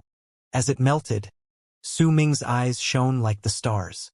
During that instant, his presence completely changed. It was as if his body was going through a spiritual metamorphosis, evolving. The entire world of berserkers roared, and right behind Su Ming, his statue of the god of berserkers, which had previously crumbled, manifested once again. As the 10,000 feet statue manifested in the air and slowly gained corporeal form, all the berserkers who had arrived here let out delighted howls, worshipping the statue as they knelt in its direction. These voices spread in all directions and shook all the immortals who heard them, for within those voices was madness, a frenzy born from oppression, and the berserker's soul. As those voices echoed in all directions, the Dead Sea started churning even more violently and looked as it was about to surge into the sky. The endless waves roared madly, and many of the sea creatures inside the sea trembled before quickly rushing away. At the time when the Dead Sea produced its most intense roar, the water of the sea started spreading back in all directions, as if there was something big rising from the depths. As the sea water flowed backwards, a whirlpool that was several hundreds of thousands of leagues big appeared on the surface of the sea.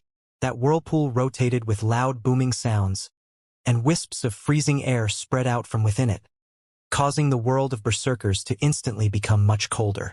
Almost at the same time this drastic change occurred to the Dead Sea, the Immortal's runes used to descend to the land let out a shocking boom behind the blue cloth in the sky, right above Su Ming's head.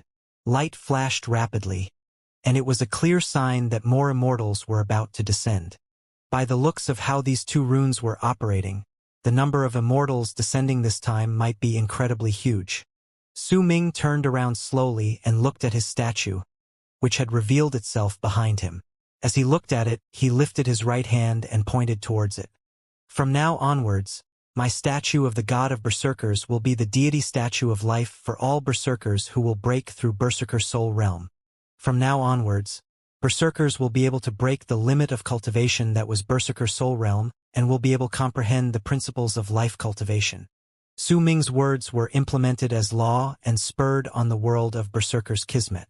As his voice reverberated in the air, his statue of the god of berserkers instantly let out a ray of light that surged into the sky, and the presence of life cultivation appeared on it. It was spoken in the berserkers' ancient legends that when another god of berserkers appeared, he would be able to change the fact that berserkers' cultivation system so Berserker Soul Realm would no longer be the limit. When that new god of berserkers created the deity statue for the new realm, all the berserkers would reach a breakthrough.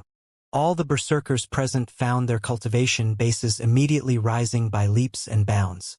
Even those who were not in the battlefield also noticed their cultivation bases increasing exponentially as their blood burned. It was especially so for the powerful berserkers who had attained great completion in the Berserker Soul Realm and had been stuck there for a long period of time. During that instant, they felt the signs of life cultivation from the deity statue of life as their cultivation bases boiled within them. Before long, they would be able to have a possibility of taking that one step into life cultivation realm, just like Su Ming had due to their boiling blood and the epiphanies they had gained. This was the true hope and sign of the berserkers' rise. God of berserkers! God of berserkers! God of berserkers! The roars from the berserkers reverberated in the air even louder, turning into the only sound in the land. As that sound rang in the air and berserkers worshipped Su Ming in reverence, he turned his head around and looked towards Tian, who now only had a small part of his head left as he continued to burn. Your reincarnation art is far inferior to the Candle Dragon's undying and imperishable world. Far, far inferior. To be more precise, the reincarnation in the mirror within the mirror which Tian had set on Su Ming's body had the same principles as the Candle Dragon's undying and imperishable world. However, Su Ming had been able to keep his mind intact even through the innumerable cycles of reincarnation in the undying and imperishable world, even refining a powerful will inside it before walking out after gaining an epiphany from it. Compared to it, Tian's art was simply nothing. He had sunk into a state of oblivion earlier and returned to Dark Mountain hundreds of years ago, but if Su Ming had been unwilling, he would not have returned. He had only sunk into oblivion earlier because he had wanted to search for that point. There was a complicated look as well as an expression of shock that could not disappear on Tian's sullen face. All of these things were out of his expectations, and so it was completely impossible for him to change anything. Only at this moment did he understand that this time he had truly lost control over Su Ming. He knew that, from then onwards, Su Ming would no longer have any connection to him, and he could no longer make him be reincarnate. Because of this, what awaited him would not only be the immortal sects who were involved in this plan questioning him, but also the reality that he'd have to face. Su Ming trying to kill him after he got out of the world of berserkers. Su Ming might not be too powerful compared to his real self, but Su Ming's growth and comprehensive abilities made him remember the signs of the abyss. He remembered the disaster spoken of in the Immortals' legends and the benefits that corpse in the land of Immortals had brought to all the Immortals, including himself. Over the years, almost everyone had been able to walk down the path of cultivation because of this benefit, and if anything happened to it, a new disaster would be brought to the Immortals. An insane thought suddenly bloomed in his head. I absolutely can't let him leave the world of berserkers.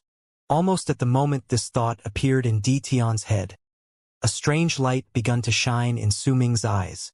He could clearly sense that once he stepped into life cultivation realm, there was a faint link born between him and Great Yu Imperial Palace, which was located at the depths of the Dead Sea, and that link was becoming more distinct with each passing moment.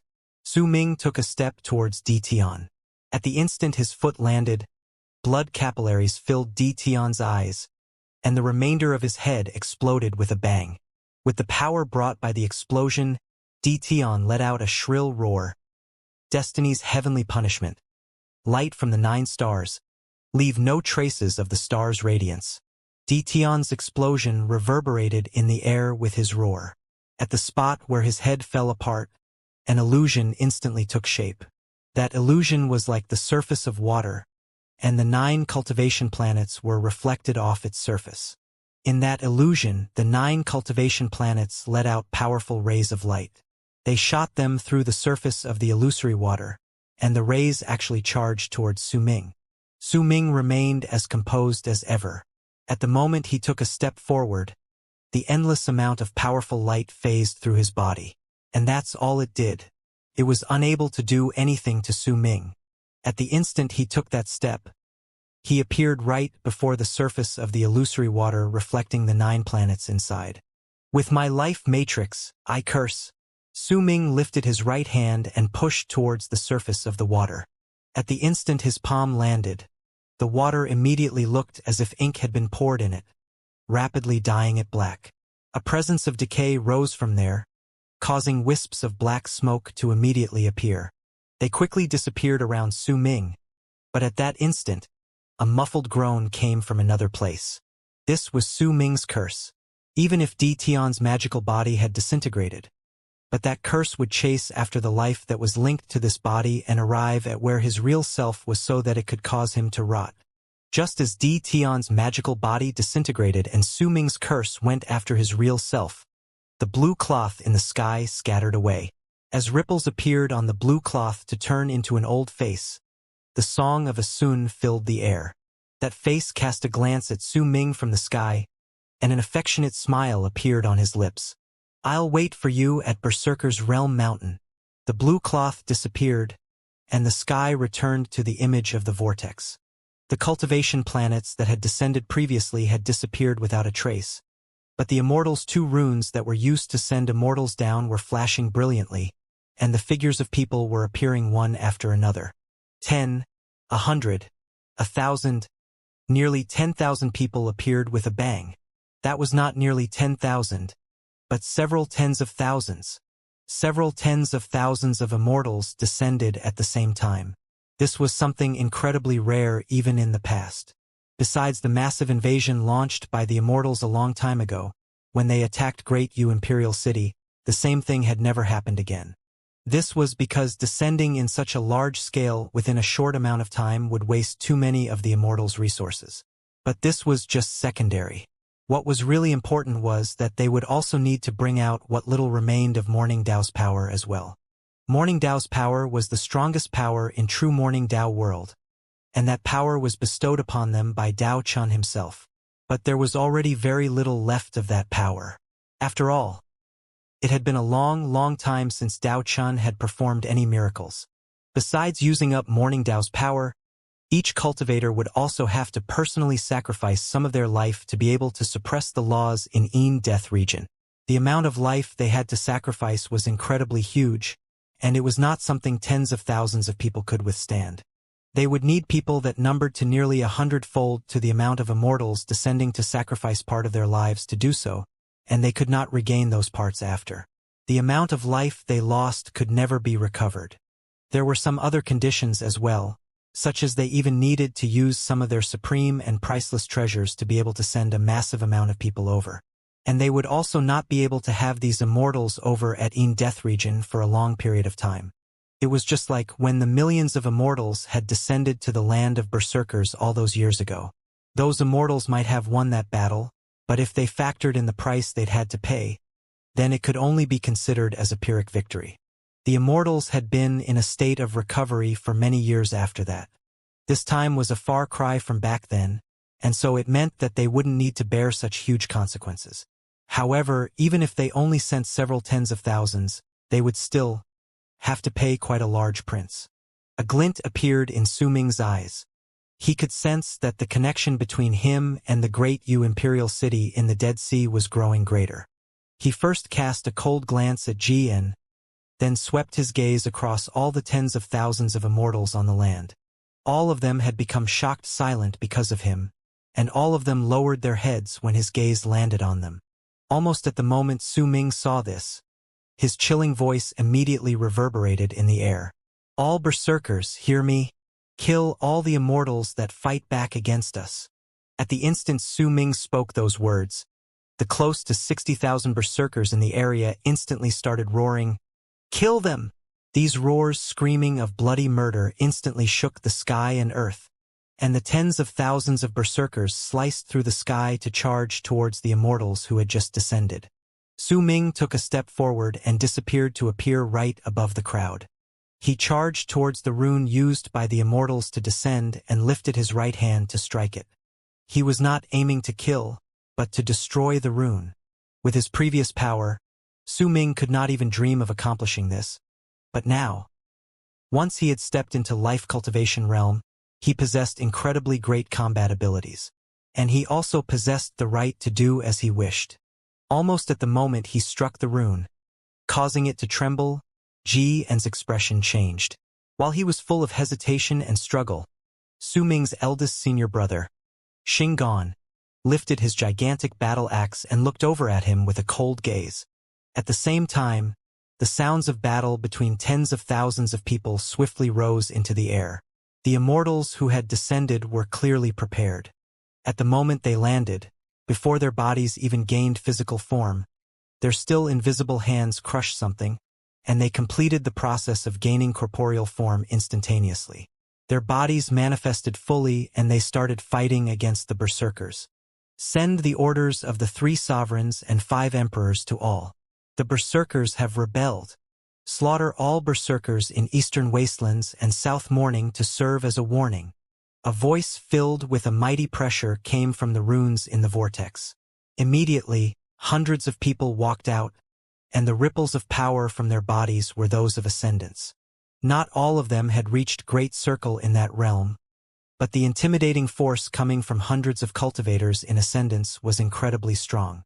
Almost at the same time that voice reverberated in the air, a violent boom rang out. It was Su Ming ramming his fist against the rune in the sky. A wave of ripples spread out, and the rune instantly started shaking.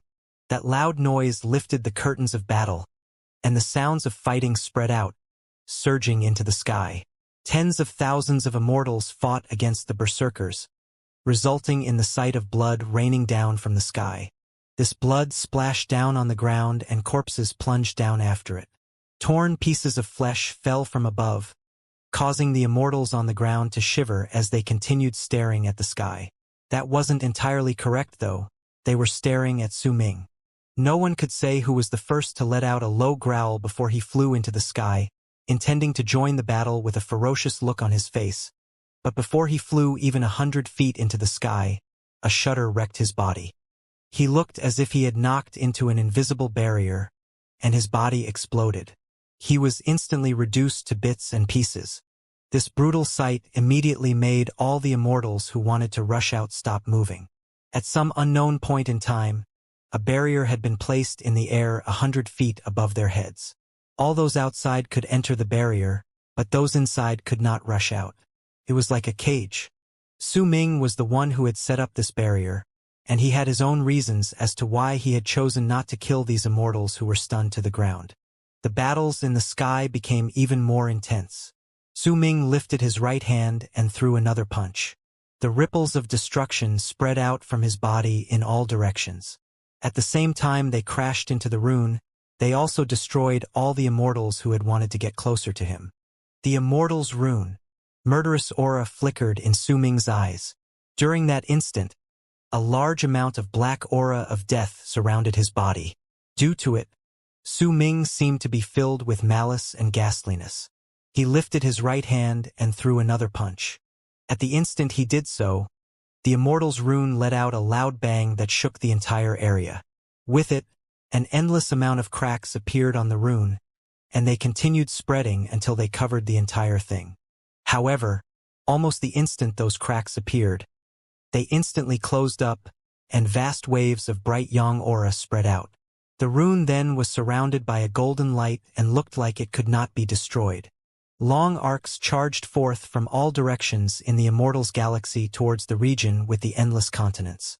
There were tens of thousands of these immortals. There was an incredibly huge rune on one of the floating continents. At that moment, there were thousands of people defending it by meditating on it. Among them were 3 old men with incredibly great power, and they were sitting at the center of the rune. With each relocation, these thousands of people would instantly become older. Quite a large number of them would instantly turn into ashes, but new people would immediately take their place and offer up their lives to keep the rune running. And so they would continue sending their warriors to the land of berserkers. As booming sounds echoed in the land of berserkers due to Su Ming, the rune in the world shone. Even if cracks appeared, they instantly recovered under that light from the rune as thousands of people continued suppressing it. As the rune continued running, more immortals rushed into it and were swiftly relocated. Shatter! Su Ming's roar sounded as if it could tear apart space-it as it rang in the world of berserkers. His body shot through the air like a black shooting star. At the instant he crashed into the rune, it started shaking violently. But it did not shatter. Su Ming lifted his head and let out a roar. He shot into the immortals' crowd, and as he charged through their midst, all the immortals were unable to resist his attack wherever he went. From the distance, the blood that gushed out where Su Ming passed through looked like a blood dragon, and Su Ming was the dragon's head that was causing more and more blood to flow. After making a circle, Su Ming brought with him the blood that had been spilled by all the people he killed and surrounded himself with it. At the moment the blood dragon was formed, he charged towards Death Vortex. With the immortal's fresh blood, I summon the aura coming from Death Fog. All of you whom I can sense. Are you willing to lend me the aura of death to destroy the immortal's rune? Su Ming stopped before Death Vortex, while the fresh blood around him charged into it. Muffled, excited roars immediately came from the vortex. Black aquatic dragons showed up and sucked in a portion of that fresh blood. More strange beasts then manifested in the fog and started devouring madly. At the instant Su Ming became a berserker in life cultivation realm. Not only did he sense the endless amounts of voices calling to him from the land of immortals, but he also sensed the endless ferocious spirits within the fog in Death Vortex, which existed between the land of berserkers and immortals. These ferocious spirits were formed by the aura of death, and that was the source as well as the end of all deaths in the land of berserkers. When the ferocious spirits devoured the immortals' blood, dark light appeared in their eyes, and all of them charged out of Death Fog towards Su Ming. There were a large number of aquatic dragons among these ferocious spirits, as well as other strange life forms. Yet no matter what shape they took, once they flew out, they turned into wisps of black smoke that surrounded Su Ming. They enveloped him in black smoke that stretched to tens of thousands of feet. The Immortal's rune which they used to descend. Shatter! Su Ming took a step forward and closed in on the Immortal's rune, then lifted his right hand and hurled his first towards that rune. At the instant that punch landed, the aura of death that spanned an area that was even wider than 10,000 feet shot forward with the fist. The rune let out a loud boom that had never come from it before, and the thousands of people defending the rune on the Immortals continent let out shrill screams of pain, then coughed up blood at the same time. Black smoke surrounded them, and the curse caused their bodies to decay. The 3 old men at the center shuddered, and at the moment a large amount of black patches appeared on their skin. The rune under their bodies exploded with a bang. At the same time the Immortal's rune exploded. Su Ming's fist landed on the rune and caused it to be torn into pieces. A violent wave of impact instantly swept through the entire area. Near 1,000 people who were still descending through the rune let out shrill screams of pain that were filled with their unwillingness to admit defeat as they shattered into pieces. Yet the moment the rune shattered, 3 more instantly appeared in the sky, and together with the rune that had not been yet destroyed, they started shining with a brilliant light, and more Immortals descended. It was as if the Immortals were launching a counterattack towards Su Ming for destroying one of their runes. Su Ming felt a strange impulse at this moment. It came from the connection that felt as if it had now gained physical form within him. It tied him to Great Yu Imperial Palace, and he had a feeling that, if he just summoned it, the city would appear and respond to his call. Great Yu Imperial City. At the instant these 4 words tumbled out of Su Ming's mouth, a loud bang immediately rang out in Su Ming's heart and soul. An infinite amount of freezing air erupted madly from within the whirlpool that spanned tens of thousands of feet in the Berserker's Dead Sea. That air could freeze the universe, and as it exploded, the entire Dead Sea instantly stopped howling. A city so great that it was difficult to describe with words appeared after it had been buried for ages. It was Great Yu Imperial City, the Berserker's holy land. The Great Yu Imperial City rose up. At the instant this ruin that had been buried for an unknown amount of years, in the depths of the Dead Sea completely showed up in the world. A freezing air instantly spread through the area.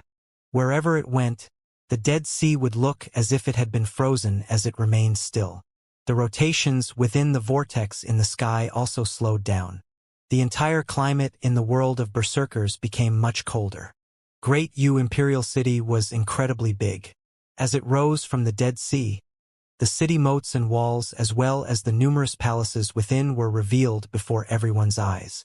These buildings gave off an awe-inspiring air, but all of them were frozen. It did not matter whether it was the city moats or the palaces. All of them were encased in thick layers of ice. It looked like Great Yu Imperial City, but in truth, it was a gigantic block of ice. Possessed its own intelligence. Due to Su Ming calling to it, it had appeared after being buried for years. At the instant it rushed out of the surface of the sea, the ice on the city distorted and fell off. However, the freezing air did not disappear. It instead became even stronger. Immediately after, the air before Su Ming distorted, while he stood in the battlefield between the Immortals and Berserkers held in the spot where the Immortals descend in eastern wastelands. An inconceivable, mighty pressure violently spread out from the city that had suddenly risen up. That mighty pressure felt as if it had corporeal form, and wherever it went, the entire world would instantly become still. The expressions of Immortals instantly changed drastically. They could clearly feel their bodies, their nascent divinities, and even their souls being squashed with a crazed force. All of them could no longer remain in the sky and plunged to the ground. This is Great Yu Imperial City. It's the Holy Land. It's Great Yu Imperial Palace.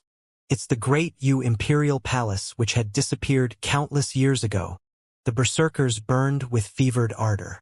In the midst of their disbelief and their endless excitement, they looked at Great Yu Imperial City. A bang rang in their heads, and they knelt down to worship the city as their bodies trembled. Tears fell down the cheeks of all Berserkers. To them, Great Yu Imperial City symbolized everything that was the Berserkers. At that moment, when they saw Great Yu Imperial City with their own eyes and saw the ice that had encased it for an unknown number of years, a fire born from rage blazed through their blood. All the Immortals, on the other hand, instantly turned pale. Even the 4 relocation runes in the sky stopped operating at the instant Great Yu Imperial City appeared, and no more Immortals descended. This was Su Ming's retaliation towards the 4 runes. He stood high above and looked at the city he had summoned. At that moment, the faint connection in his heart binding him to the city had become stronger. It was especially so when he saw an old man sitting on a lofty altar under all that ice.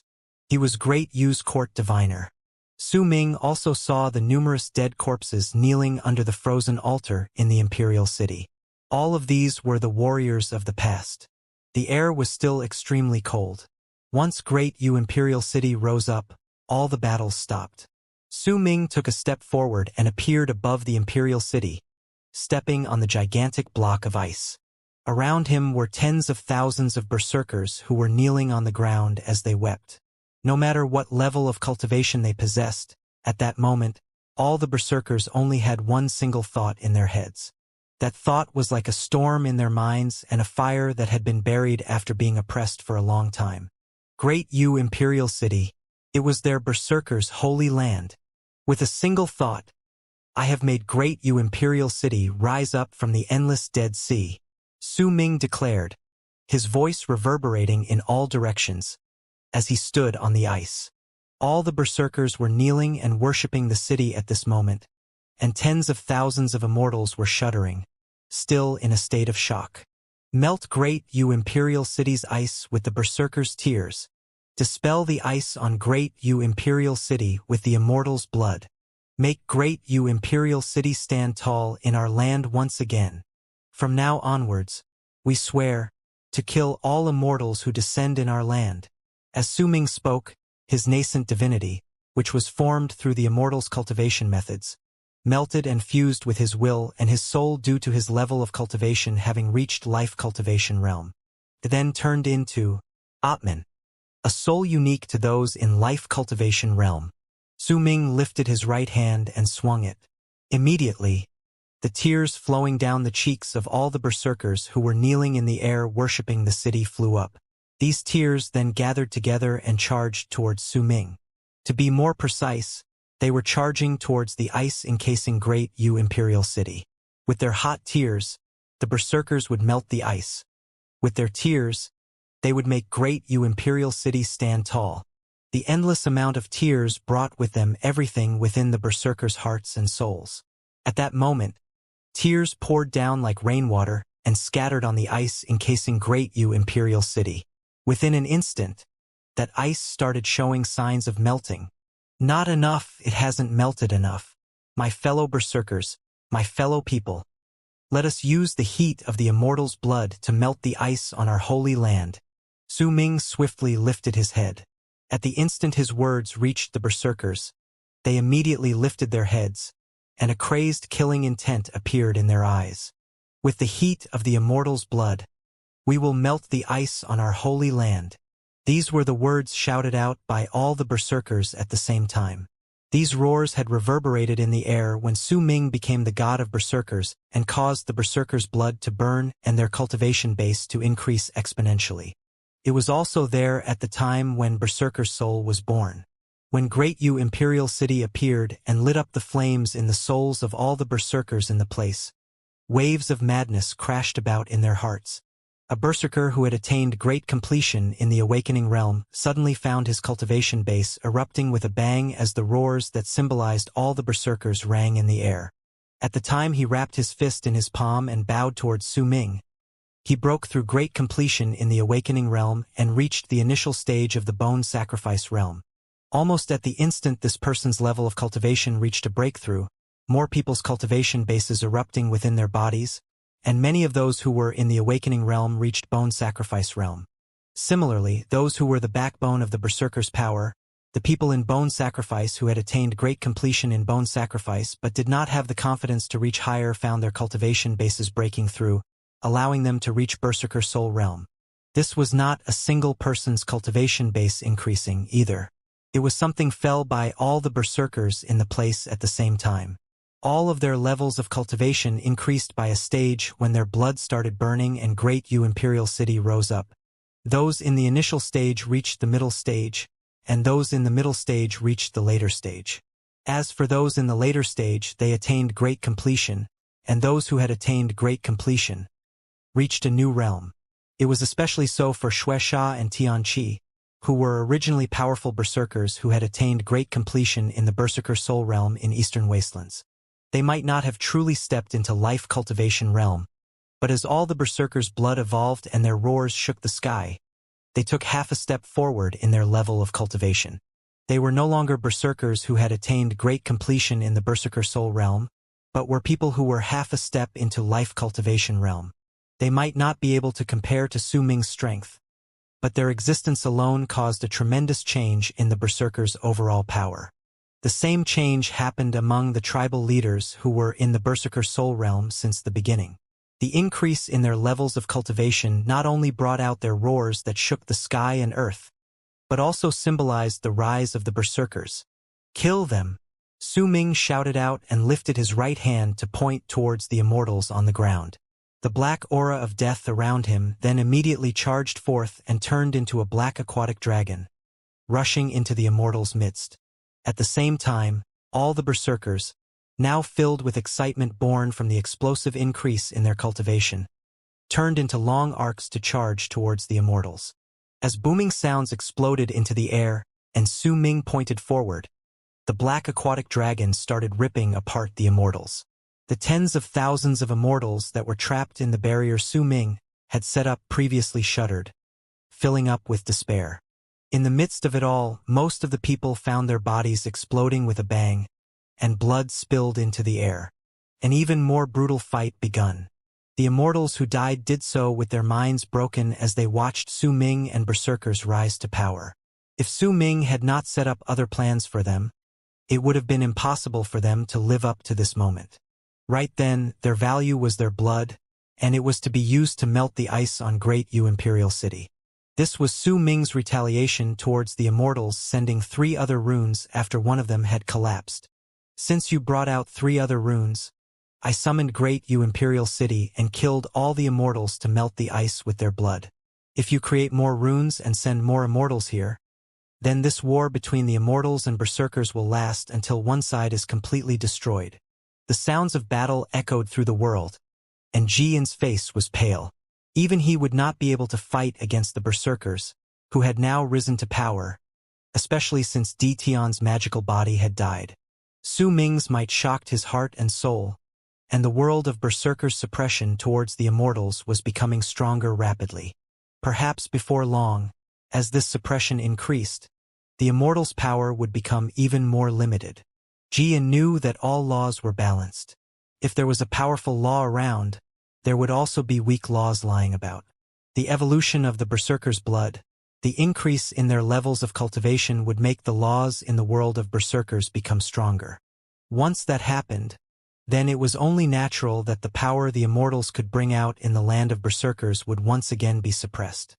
This was also why the Immortals had not dared to step into the world of Berserkers when the first god of Berserkers was still around, because the Berserkers were too strong at that time, resulting in the laws in the world of Berserkers reaching an inconceivable level. Even powerful Immortals who had reached the 3rd step would instantly find themselves only able to bring out the power of those in ascendance when they arrived in the land of Berserkers. At that moment, Jian lifted his right hand without hesitation, and a simple jade slip with an endless amount of runic symbols carved on it appeared on his palm. An ancient air spread out from that jade slip. Clearly, it was a relic, and it was definitely no ordinary item. The runic symbols glowed on the jade slip as if they contained the laws in the galaxy. At that moment, Jian did not hesitate and crushed that jade slip. At the instant it was destroyed, a powerful light erupted from Jian's magical body. As that light shone, his body immediately disappeared. Su Ming looked coldly at the spot where Jian had disappeared. He could feel the waves of relocation coming from a rune over there, which was a sign of Jian leaving the land of Berserkers. This body of his might just be a magical one, but as one of the 3 sovereigns, he was definitely not someone normal Immortals could compare to. His jade slip could break through the space separating worlds, allowing him to leave this place. At the instant Jian left, a large amount of Immortals' blood flew into the sky towards Great Yu Imperial City and scattered on the ice, causing a large portion of the ice to melt. The more it melted, the stronger became the mighty pressure spreading out from it, and the stronger the pressure was, the more powerful grew the laws in the world of Berserkers. This was a cycle, and one that was built upon the Immortals. It made all the Immortals that descended to the land of Berserkers be continuously oppressed and weakened. Because of that, the Berserkers' slaughter filled with even greater madness. Su Ming did not join in the slaughter too much. He lifted his head and looked towards the 4 runes which had stopped operating once Great U Imperial City rose up. This was not due to the pressure caused by the city, but due to the immortals in their land becoming hesitant. The slaughter continued, and shrill screams of pain reverberated in the air. The whole world filled with a bloody stench, and the immortals' blood was continuously swept into the sky, as their bodies were destroyed, becoming a part of what would melt Great U Imperial City. The large amount of blood caused the ice on Great U Imperial City to be dyed in crimson, and the speed at which it melted increased. At that moment, the 4 runes that sent the immortals to this place suddenly started flashing after remaining silent for a moment. In an instant, that light grew much stronger, and more people descended swiftly. Once these people came down, nearly 10,000 immortals let out a powerful presence from their bodies. At the instant they revealed themselves, their powerful presence immediately froze, as if an invisible hand was pushing down on them. It caused their presence to spread out and so be reduced, and the power they could bring forth in the land was now limited to about the beginning stage of ascendance. This was the Berserker's Kismet, its law, its soul, its Great U Imperial City, and its people's evolution in their blood affecting the power of the law within the world of Berserkers. At the same time, Berserkers from smaller tribes and scattered groups of people continuously charged towards the place from all directions in the form of long arcs. They could sense the blood boiling in their veins and their cultivation bases erupting. They saw Great U Imperial City, and based on their blood's guidance, they all arrived to join the war. Su Ming took a step forward. The black smoke around him gathered swiftly to turn into an armor, and he seized the air with his right hand. Purple fog appeared out of thin air and turned into the Undertaker of Evil's spear in his hand. He seized the spear, and as the murderous aura all over his body surged into the sky, he took a step forward. The world rumbled at that instant, and an illusory foot manifested in the air. This was Su Ming's god of Berserkers' 7 steps. He took 7 steps in succession, and the 7 gigantic illusory feet instantly fused together to turn into a scene that seemed as if a giant was walking high above. Its foot stomped on the near 10,000 immortals who had descended from the sky. As violent booming sounds reverberated in the air, Su Ming turned into a long arc and charged into the crowd. Not a single immortal could make him pause for even a single instant wherever he went. This was a massacre where there was a huge disparity in power between the two sides. Could be said that Su Ming, who had stepped in the life cultivation realm and reached the initial stage of life matrix, was invincible in the world of Berserkers.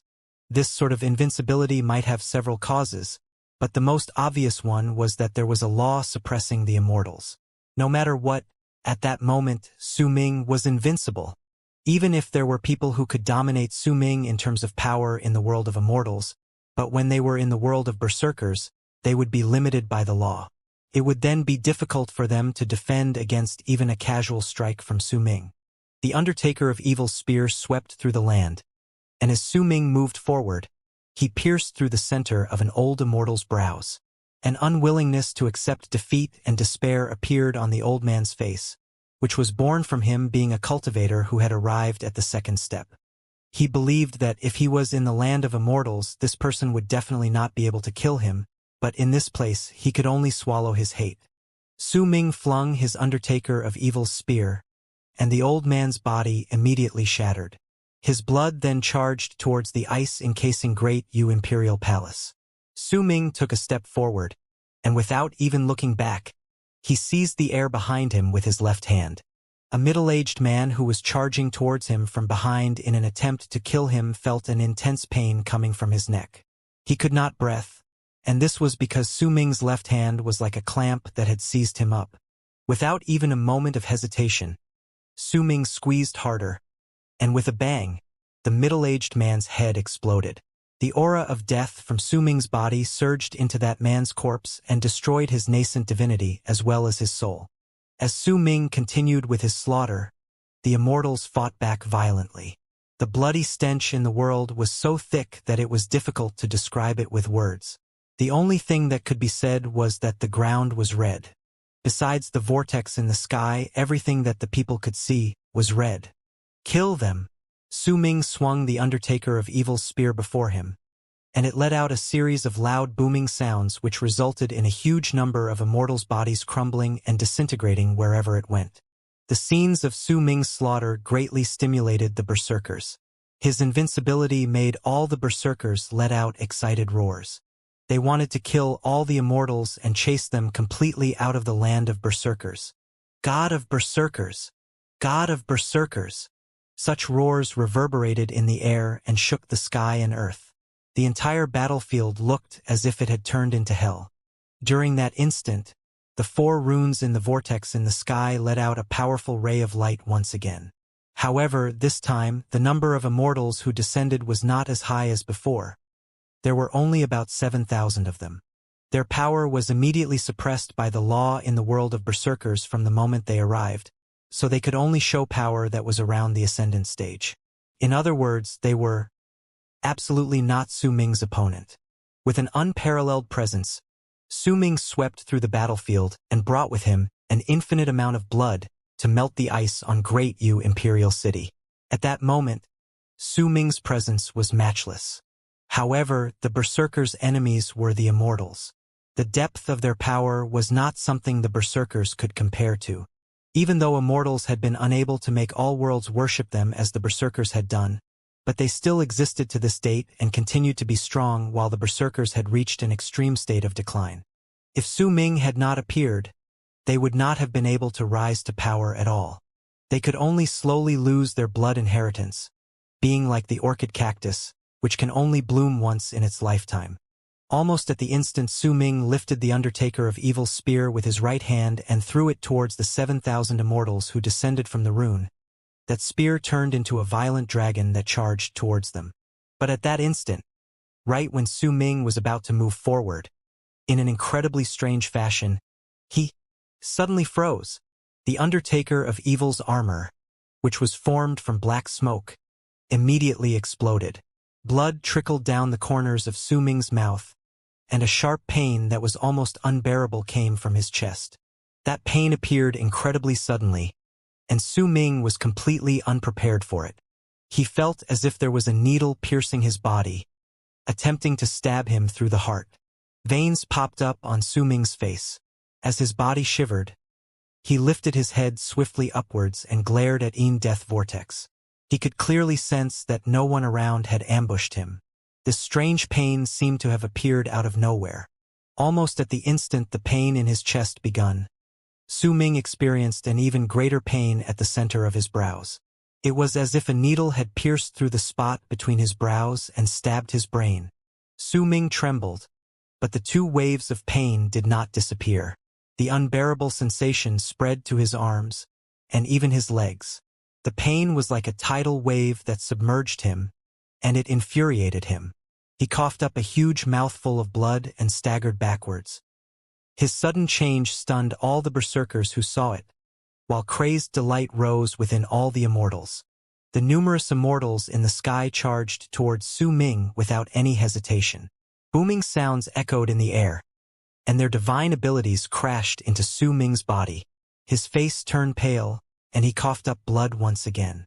He retreated, but just as he was about to retaliate, a sharp pain that far surpassed what he had experienced just then came from his dantian region. It was as if a hand had reached deep into his stomach and yanked his organs in an attempt to drag them out of his body. Sweat drenched Su Ming's body, and even his consciousness became unclear. The immortals around him started executing their divine abilities once again in the midst of both excitement and ferociousness.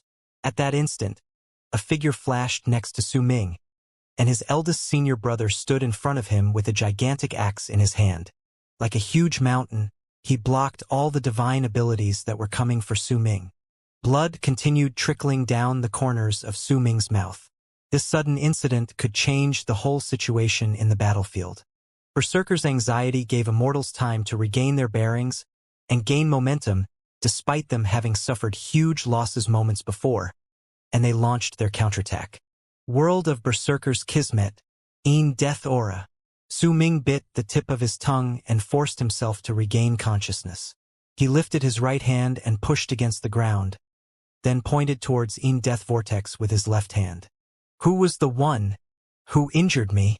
Su Ming let out a shocking roar that shook the sky and earth. At that moment, his power in the initial stage of life matrix erupted with a bang. Su Ming closed his eyes, and a shadow separated from his body.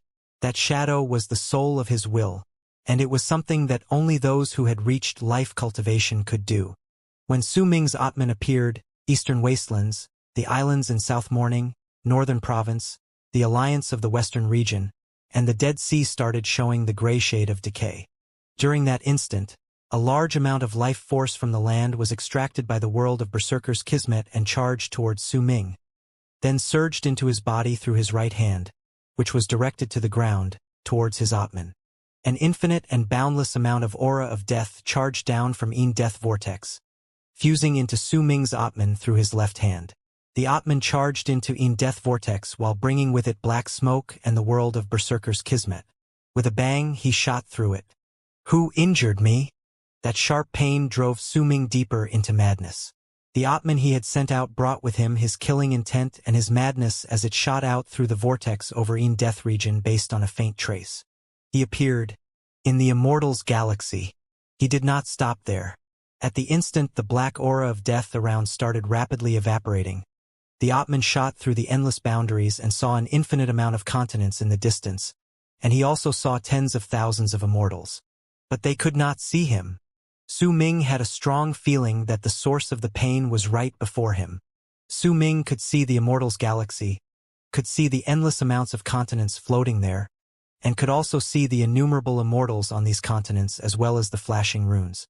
His Atman felt a sharp pain, and a large amount of aura of death enveloped his body. At that moment, as Su Ming charged forward, large quantities of that aura of death were scattering away. It did not matter to him though, for he was filled with madness. He wanted to see just what was the source of his pain. His Atman shot through the continents. He could see numerous altars on the various continents in the place, and on each of these altars was a corpse. He also saw more than a dozen runes. All of them were letting out waves of relocation, but there were only 4 that were letting out a piercing light. He saw thousands of people sitting on the 4 flashing runes, and he also saw immortals continuously stepping into these runes and getting relocated. However, these were not the source of his pain. Once Su Ming's Atman swept through the place, he charged towards the depths of the region of floating continents in the galaxy. Perhaps a long time had passed since then, but perhaps it was only the blink of an eye before the largest continent appeared in front of Su Ming. That continent far surpassed the others in size, and it was the most astonishing region of them all. There was only one gigantic altar there. Su Ming could vaguely see a person lying on that altar. This was not the first time he had come to this place. When he killed Sima Xian all those years ago, he had come here, but had been unable to see the area clearly. However, now that he was here again, he could see more than he did in the past, and everything was also clearer. He saw a mighty pressure that could not be described with words spreading out from that lofty altar. And there was also an endless amount of powerful seals surrounding the area, as if the person in the seal was incredibly important to the immortals, but they were also extremely wary of him, which was why they had placed all those layers of seals around the place. In fact, Su Ming could even see that the continents in the galaxy were grouped together to form a gigantic galactic rune, and at the center of that rune was this place, the biggest continent in the area with only one altar with layers of seals placed on the person lying on the altar. Su Ming was too far away and could not see the person's face clearly, but at the instant the Atman saw that person, a storm immediately started raging in his heart. A summon. It was an incredibly powerful summon. The strength of that call almost made Su Ming's soul shatter. It was as if the person lying on the altar was even more important than his own life. Under that powerful summon, Su Ming immediately sensed that the source of his pain was over there. The Atman charged forward, and as he closed in, he saw that the person who was calling to him was not the only one on that altar. There were 3 other middle-aged men standing beside him. These 3 people stood around the person calmly, but they gave Su Ming a feeling as if they were ancient, ferocious beasts. It was as if the entire galaxy was trembling because of them, and a mighty presence that almost made Su Ming suffocate surrounded the area. These 3 people were dressed in white, black, and red respectively. The middle-aged man in white was holding a black needle in his right hand, and there was a transparent bottle in his left. There was red liquid inside the bottle, and it looked like blood. At the instant Su Ming closed in, he saw the man in white pushing the needle deep into the bottle, and once some of that red blood stained the needle, he brought it out and stabbed the sealed person between his brows. Instantly, Su Ming felt a sharp pain at the center of his brows, and his Atman shuddered violently, as if it was about to disintegrate. At the instant that man stabbed the sealed person, Su Ming finally saw the appearance of that person on the altar. A loud bang that was strong enough to shatter Su Ming rang out in his heart. The sealed person was a young teenage boy of about 18 to 19 years old. He was dressed in a sackcloth, and his face was as pale as that of a dead person, or perhaps it would be more apt to say that this was a dead person, a corpse. He was incredibly thin and feeble. His pale skin and shut eyes gave people a feeling of a naive child from the mortal world. There were black needles embedded deep into the center of his brows, his chest, his limbs, and his dantian region. But that was not all. Besides these spots where black needles could be found, there were also 100-something white needles on his body. At the instant Su Ming saw this boy, his Atman shuddered. These shivers came straight from the depths of his soul, and it was as if he was one with this corpse. It was as if, as long as his Atman could fuse into that corpse, then the corpse could open its eyes, and the boy would be revived. The boy's appearance was also incredibly similar to Su Ming's. He's me. This thought swiftly rose up in Su Ming's mind. He could also sense a hint of familiarity with the blood in the black needles, and that familiarity seemed like a faint voice addressing him as Big Brother. At that moment, right when Su Ming saw everything, the three people standing beside the corpse lifted their heads, and their gazes fell on the spot where Su Ming's Atman was. Su Ming could not see their faces clearly, because the presence spreading out from the trio's bodies was too great. But at the instant they lifted their heads to look at him, Su Ming immediately sensed Tion's presence from the man in white's gaze. He did not have time to see more. A bang resounded in the air, and Su Ming's Atman disintegrated, disappearing in the Immortal's galaxy. At the instant his Atman vanished, Su Ming swiftly opened his eyes in the world of berserkers. Right before him was his eldest senior brother, and before him were thousands of Immortals charging towards them with ferocious looks on their faces. The disappearance of that trace of the Atman affected Su Ming, but this effect was not great. He could recover after taking some time to heal and nurture himself. Yet that trace of his Atman had been able to see everything, and so there was a dazed expression on his face when he opened his eyes. He had finally obtained the answer to the final question in his heart. The boy on the altar was him. He was the baby from all those years ago. However, while that baby might have been dead, if anyone looked at him from another angle, he was also not a dead person. Over the years, this dead infant had slowly grown up into a teenager. And this was enough proof to show that there were mysteries within him that perhaps other people were unable to fully comprehend. But he was still dead because his soul was no longer in his body, but was in death region. Su Ming trembled. The dazed look in his eyes disappeared, replaced by clarity, as well as madness. He understood now. That boy was him, and Su Ming himself was currently just a soul. He was a soul that was sent to death region. When he combined all the memories he'd restored, a clear picture appeared in Su Ming's head. When Tion brought the two babies out of the land of berserkers all those years ago, the Immortals saw their uniqueness in the land of Immortals. One of them was the older brother, and the other was the little sister. Since the little sister gradually grew up, she was taken away. No one knew where she went, and the only clue about her whereabouts was Dao Chun. The older brother was left behind in the endless darkness and could only lie quietly while madness fueled his rage. He could stop the endless amount of Immortals from using his body to practice their cultivation. In the end, everything within his body was discovered, and they found out that a soul had appeared in his body. Once this change happened, his soul was slowly extracted as he grew up. Perhaps they could not destroy it, but it could also be that if his soul died, it would be impossible for his body to retain that aspect that made him so interesting to the immortals. That was probably why his soul was not killed, but was instead sent into death region to be doomed for eternity. Perhaps it was at this moment that Tion saw the uniqueness of that soul and executed that long-term plan of his. Su Ming understood all of this at that moment. I will leave death region, return to the land of immortals, fuse with my real body, and open my eyes. Su Ming's expression turned dark, with madness and a hint of grief on his face. He started laughing brokenly once he understood everything. That laughter contained his hate towards the immortals, his determination to fight against destiny, and his desire to overturn the universe. A roar left Su Ming's mouth, revealing his fury. He stood up from his seated position. The pain was still spreading through his body, continuously surging like a tidal wave to the rest of his body in an attempt to drown him completely. You strike my physical body so that you can destroy my soul. But even if you crush my body, you won't be able to truly wipe away my soul from death region. Because we are in different worlds. You are in Bright Yang, and I am in death. This pain is nothing.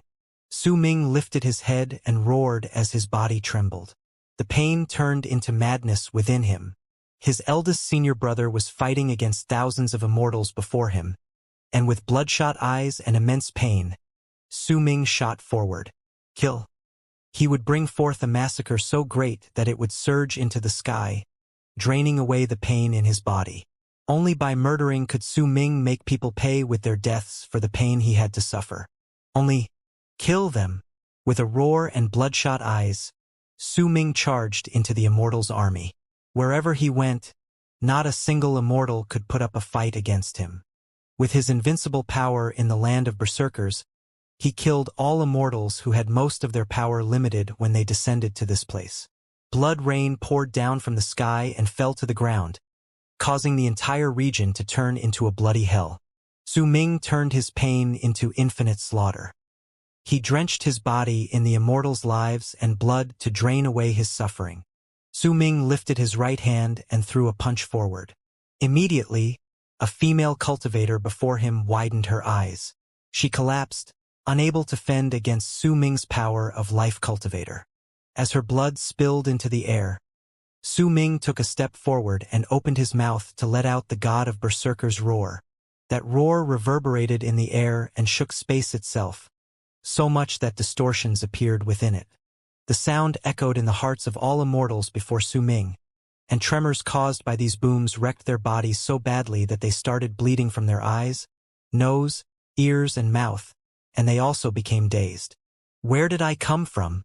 Su Ming waved his arm, and a loud bang immediately reverberated in the air before him. A sea of fire started up there, and from the distance it looked as if most of the world had been engulfed in flames. Why was I dead when I appeared? Su Ming's eyes were bloodshot. He lifted his left hand and formed a seal before he pointed it forward. Immediately, the space in front of him shattered, and cracks swiftly spread out. Wherever they traveled, the bodies of all immortals in their way would be torn apart in the places where the cracks went through them. Do I have any other fellow members of my race? Su Ming leaped up, and as his expression twisted, veins popped up on his face. The pain in his body made him descend further into madness, and the more violent the pain inside him grew, the more frenzied his killing would become. He used this method to fight back the unbearable sensations. Pain can make a person crumble. This is common knowledge. But pain can also make a person go mad, and this was an overthrow. Do I have parents? With a roar, Su Ming charged forward and rammed his head against an old immortal's body. This old man, whose level of cultivation was at the second step when he was in the land of immortals, was now as brittle as paper. Once Su Ming rammed his head against the man's forehead, that person's head exploded and scattered like paste. His body fell to the ground, and his nascent divinity was instantly destroyed. Do I have a home? Su Ming seized an immortal before him, and in his pain-induced madness, he tore apart that immortal's body. For what reason was I alive? Wherever Su Ming went, blood would turn into drops of rain, and the amount of blood he shed was enough to shock the berserkers. They roared excitedly when he passed through and then would resume killing the immortals in a frenzy. "If you cause me pain, then I will strike back and take several times the amount of lives from your people." Su Ming lifted his right hand, and the Undertaker of Evil's spear manifested in the air.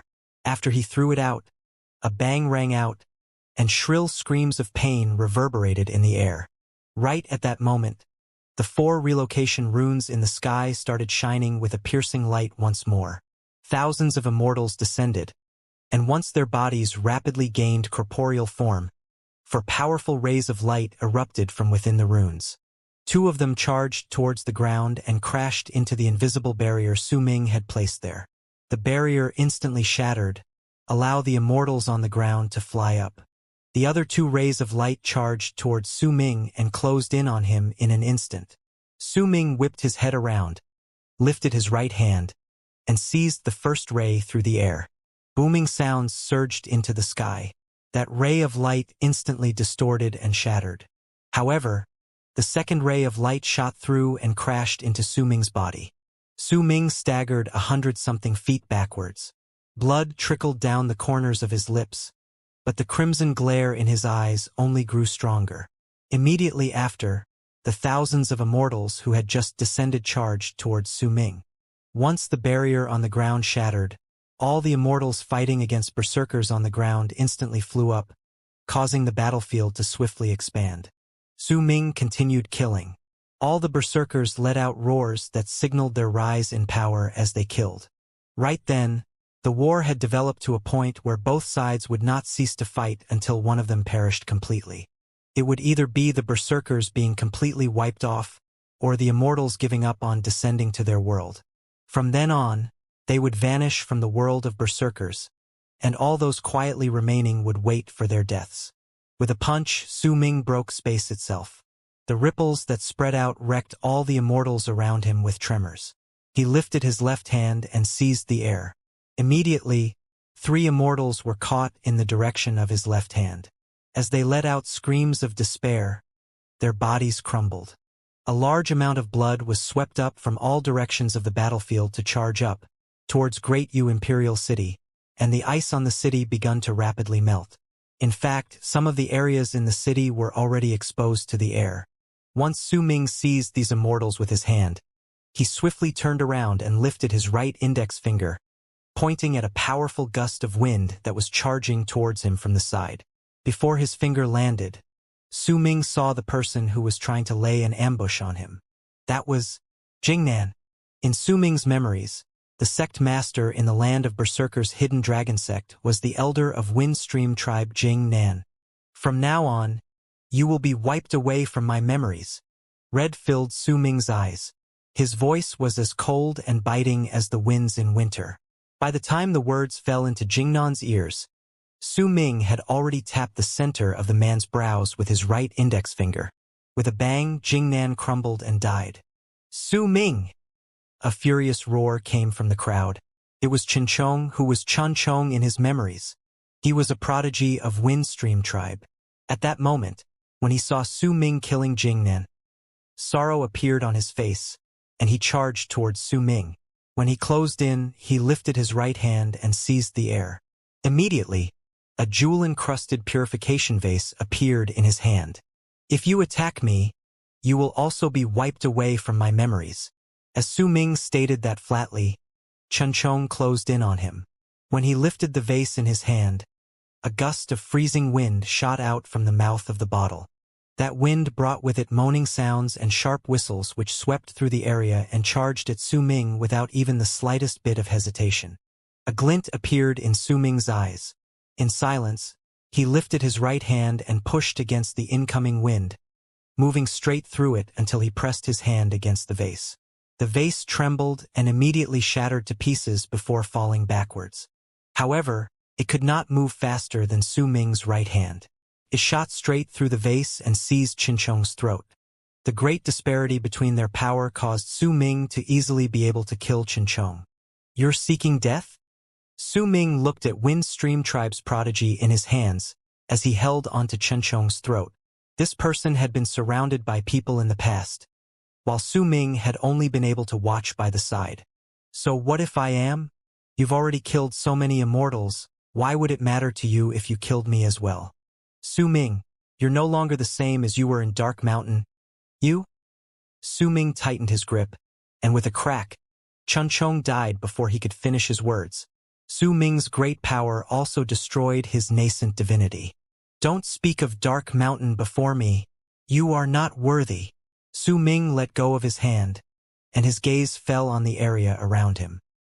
He saw the faces from his memories among the immortals, and they were all staring at him coldly at that moment.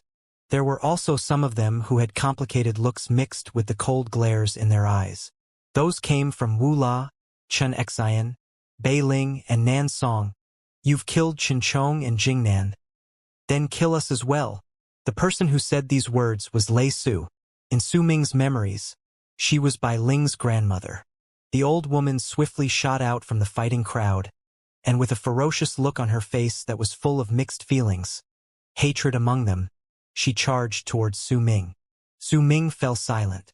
At the instant Lei Su closed in on him, he lifted his right hand and pointed at her. Then, before the old woman could even manage to get close, she shuddered and her head exploded. She died just like that. At the moment all the people in Su Ming's memories saw Lei Su die, they fell silent in this blood-filled war zone, just like Su Ming. He lifted his head and swept his gaze across the land. A crease suddenly appeared between his brows, and with a cold harumph, he took a step backwards. With it, he immediately crashed into a person who had suddenly appeared behind him. A shrill scream of pain reverberated in the air. Sky Mist's ancestor appeared behind Su Ming, and his body was torn into shreds. Clearly, when he had been knocked into, his life force had been completely shattered. Sky Mist's ancestor. Su Ming lifted his left hand and seized the air in the direction of the nearly dead, retreating old man. Immediately, that old man's body started twisting, and he coughed up blood. Then, he charged towards Su Ming's left hand, and Su Ming grabbed him by the chest. Su Ming! Right at that moment, two long arcs came from the battlefield. They were Tianlan Meng and Tianlan Yu. The two of them closed in swiftly. The person who called out Su Ming's name was Tianlan Meng. As for Tianlan Yu, she was charging forward with an apathetic look on her face, looking like a moth rushing into flames as she rushed towards Su Ming. Su Ming cast a glance at Tianlan Meng, and his left hand froze for a moment before he crushed Sky Mist's ancestor's chest. His heart and his nascent divinity were crushed at the same time. Tianlan Meng's face turned pale. She took a few staggering steps back. During that moment, Tianlan Yu closed in on Su Ming. As she lifted her right hand, she formed a seal and pointed forward. With a cold look on his face, Su Ming lifted his right hand and seized Tianlan Yu's hand at the moment she closed in on him. Then, with a one push upwards, a crack tore through the air, and Tianlan Yu's right hand twisted, and it was shattered instantly. Cold sweat broke out on Tianlan Yu's forehead, but she gritted her teeth and did not let a single sound escape her lips. Sky Mist's ancestor injured me in the past, and I wanted to kill him. As for you too. Su Ming cast a glance at Tianlan Meng and let go of Tianlan Yu's hand. With a swing of his arm, the woman was flung several hundreds of feet backwards. She fell back to Tianlan Meng's side with a pale face. You're on your own now. And all of you as well. Su Ming swept his gaze past the faces in his memories. I will let you leave today, and from now onwards we will be strangers. Su Ming appeared right before Evil Dust Sex Sikong, who trembled at his approach and tapped the center of his brows. But that doesn't include you. Su Ming took another step forward. This time he appeared right before Bai Su. The woman's expression changed and she started retreating. With an expressionless face, he pointed forward, and as Bai Su let out a shrill scream of pain, her body torn to shreds. It doesn't include you either. Su Ming turned around and looked at Bai Su's older brother, Evil Immortal Sex Bai Su. The man's face instantly turned pale, but in a fit of savagery, he chose to self-destruct. Clearly, he wanted to use the power he could bring out by self-destructing to injure Su Ming, even if it meant he would have to die in the process. However, before he could even finish self-destructing, Su Ming had already walked past him, separating his head from his body. And you too. Su Ming appeared right in front of Bitu. This man had been Black Mountain Tribe's elder in the past, and was the sect master of Bloodlust sect in the land of Berserkers. At this moment, he did not stand a chance before Su Ming. The world roared. The 4 runes in the vortex started rotating again, and thousands more of immortals descended. The ice on Great Yu Imperial City had already mostly melted, and as it did so, a large amount of cold wind spread out, causing the temperature in the area to drop by a large margin once again. The fighting continued, and there was also quite a large number of berserkers who had died. This was a battle that caused both sides to descend into madness. After all, Immortal's power was slightly higher overall than that of berserkers.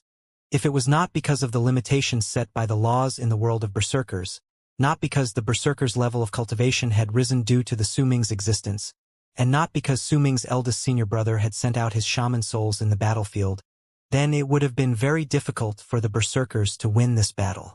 Yet fortunately, as the war continued, more berserkers arrived due to the calling of their blood and joined the battle. It made the devastation brought by this fight become increasingly higher. Su Ming was an invincible force among the berserkers. Since he was someone who had reached the life cultivation realm, none of the immortals whose power was limited to only the ascendant level were his opponent. More importantly, as the ice on the Great Yu Imperial City continued melting, the laws in the world of berserkers became stronger. Because of that, even if the immortals continued sending people downwards, it was still becoming incredibly hard for them to win, unless they could send nearly 100,000 immortals in one go. Only then would there be a possibility for them to turn the tides of this war. But that was impossible. The difference in the price they had to pay between sending thousands of immortals in different batches and sending nearly 100,000 in one go was huge, and this price was not something the immortals were readily able to accept. After sending thousands of immortals, the runes in the sky stopped flashing for a long time. The immortals that were sent during the last dispatch also numbered less than 2,000. The battle continued. The berserkers' madness and the immortals' despair caused the battle to slowly turn in favor towards the berserkers. However, it did not matter whether it was the immortals, the berserkers, or even Su Ming, they were all filled with deep fatigue. If the berserkers had not been joining the fray in continuous streams, their fatigue would have become worse. At that moment, 2/3 of Great Yu Imperial City had already melted. Besides a small portion that was still encased in ice, many other spots were now completely free. Su Ming's whole body was drenched in blood. Most of it belonged to immortals, but some were his own as well. He did not know how many immortals he had killed. He could no longer count the number. His breathing was ragged. There was evident fatigue in the red of his eyes. However, the battle continued, and so Su Ming could not stop. Besides, the pain in his body had yet to go away. It was still battering against his will to persevere. Su Ming did not retreat under this fatigue as well as the torment dealt on him by the pain. Instead, he endured everything and went on fighting in this war that seemed to have no end. The berserkers had gained a huge upper hand. There were less than 20,000 immortals left, and they were all surrounded by the berserkers who were intending to whittle away their numbers from the edges bit by bit until they were all destroyed. At that moment, the runes that had not shone for a long time suddenly burst forth with piercing light. Once they did that, Su Ming looked over, and his pupils shrank. He saw one of the 4 runes shattering, and as it crumbled, the light from the rune spread out, then was absorbed by the other 3 runes. At the same time, 2 more runes exploded, and once their light was absorbed by the last remaining one, the light shining from it became brighter than ever before. That light shot through everything, like a sun that was suddenly hung high in the sky. A presence that even Su Ming found terrifying spread out from that one and only remaining rune. The immortals had destroyed their own runes to gather together a power that would deliver a shocking relocation. Clearly, this was the strongest power the immortals had prepared for this battle, in a situation where they would not send 100,000 immortals in one go. If they were sending a person over, then this person would surely possess an item that would not be oppressed by the laws in the world of berserkers. He would also possess a power that could completely suppress Su Ming. If they were not sending a person over but were sending a treasure, then that treasure would surely be something astonishing and extraordinary. Hope rekindled itself in the immortals who were full of fatigue and despair. With loud cries, they rushed out and looked at the only rune in the sky, which was also their only hope. Su Ming leaped up. Right before the immortals and berserkers' eyes, he moved through the air and stopped right above Great Yu Imperial City's palace, looking at the only rune in the sky. The light from the rune grew stronger, becoming the strongest light in the world of berserkers. Then, a terrifying, destructive presence descended and spread out. Then two other presences equal in power erupted right after. By the orders of the immortals, the three punishments of heaven, earth, and man will descend and suppress the berserkers. A loud voice as great as the might of heaven itself came from the rune. However, that voice was not clear but rather indistinct. Clearly, these words were not spoken in the land of berserkers, but had come from the land of immortals through the rune. Almost at the instant that voice reverberated in the air, the first destructive presence exploded. A gray pillar of light appeared and shot out of the rune. That gray pillar of light was actually a long arc. Within it was a stone that was about the size of a head. That stone was heavily riddled with holes, because of which it stirred up piercing sounds while sliced through the air. Its speed was inconceivable, and its mighty pressure brought with it a power that could destroy the world. It was clearly no longer that of ascendance. It had already surpassed the ascendant stage and even made Su Ming, who was in life cultivation realm, feel terrified of it. Clearly, this was either an enchanted treasure that possessed power that was at the pinnacle of the second step or a priceless treasure containing the power of the third step. This item was also not suppressed by the laws of the world of berserkers, and neither were there any of the berserkers' priceless treasures coming forth to stop it. This was a telling sign that immortals had used some sort of method to be able to make this item descend with its complete power. The stone that was about the size of a head in that long gray arc sliced through the sky, but it was not traveling towards Su Ming. It was instead charging towards the strongest person besides Su Ming in the land of berserkers. Su Ming's eldest senior brother, who had beheaded himself, Xinggan. That stone moved so quickly that not even Su Ming could stop it. With a bang, the stone appeared right above eldest senior brother. A glint appeared in the man's eyes, which were located on his chest. With the battle axe in hand, he charged out and sliced towards the incoming stone. Yet almost at the instant he lifted his axe, the gray stone exploded with a bang. A gray ray of light spread out and covered the area of several thousands of feet.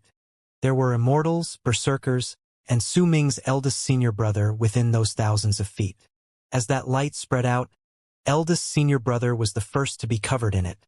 And once his battle axe was enveloped in that gray light, the man was immediately petrified.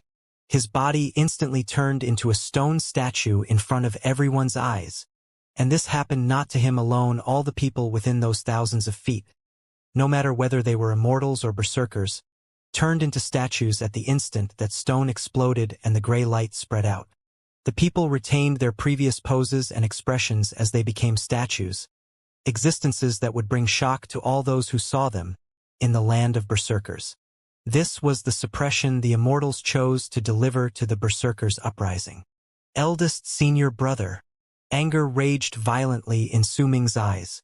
He took a step forward, but just as he was about to arrive beside his eldest senior brother's statue, another presence that possessed a destructive power that could destroy the world left the rune in the sky. It was a human head. It was a gigantic human head that looked like it belonged to a giant. There was black blood flowing out of its eyes, and his hair was a mess, but even after death, there was a savage and crazed presence to that head. There was also a familiarity to it which made Su Ming and all the berserkers' hearts tremble. It was a berserker's presence, for that was the head of the god of berserkers. Second god of berserkers. That's the second god of berserkers' head. That presence. The agitation in my blood will not lie. When the berserkers saw that head, madness immediately erupted within them. Sorrow and rage appeared on all of their faces. There was nothing else that could make the berserkers so livid with rage than the head of a god of berserkers. Su Ming trembled. Right when his senior brother's survival was still unknown after he had turned into a statue, Su Ming was faced with the head of the second god of berserkers. This head might still be unfamiliar to him, even after he retrieved his memories, but its presence was incredibly familiar. It belonged to the gentle voice that had reached his ears all those years ago. It belonged to the god of berserkers who had been frozen with Great Yu Imperial City and had died for the berserkers. The second god of berserkers was torn limb to limb in the past. His body was buried in the land of berserkers, but his head had been taken away by the immortals. At this moment he was brought out, and by the looks of it, he had been refined into a piece of treasure. Almost at the instant the second god of berserkers' head appeared and all the berserkers descended into rage and madness because of it. The head opened its eyes. When it did so, everyone saw that its eyes were completely black. A violent shudder wrecked the head, and the second god of berserkers exploded right before all the berserkers' eyes at the moment his head had opened its eyes. A huge force instantly swept outwards. That force brought little suffering to the immortals, but to the berserkers who had watched that head explode, that impact was a strike to their blood. These were the immortals' last resort, and they were attacks that were directed against all the berserkers. The first treasure had broken the hope of the berserkers rising in power again after Su Ming died by turning his eldest senior brother into a statue, who had been the strongest existence besides Su Ming. The second treasure was aimed against all berserkers. With the destruction of the second god of berserkers' head, the immortals would deliver an attack to their blood. Those without berserker blood would be unaffected by this attack, but for those with that blood, it would be a disaster. All the berserkers coughed up blood at that instant. Their bodies began to swiftly wither, as if their blood had been sealed away.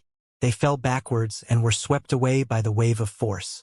It did not matter whether it was Xuexia or Qi Lei Tian. No matter who it was and what level of cultivation they had, at the instant they were struck by the impact, they coughed up blood and were all heavily injured.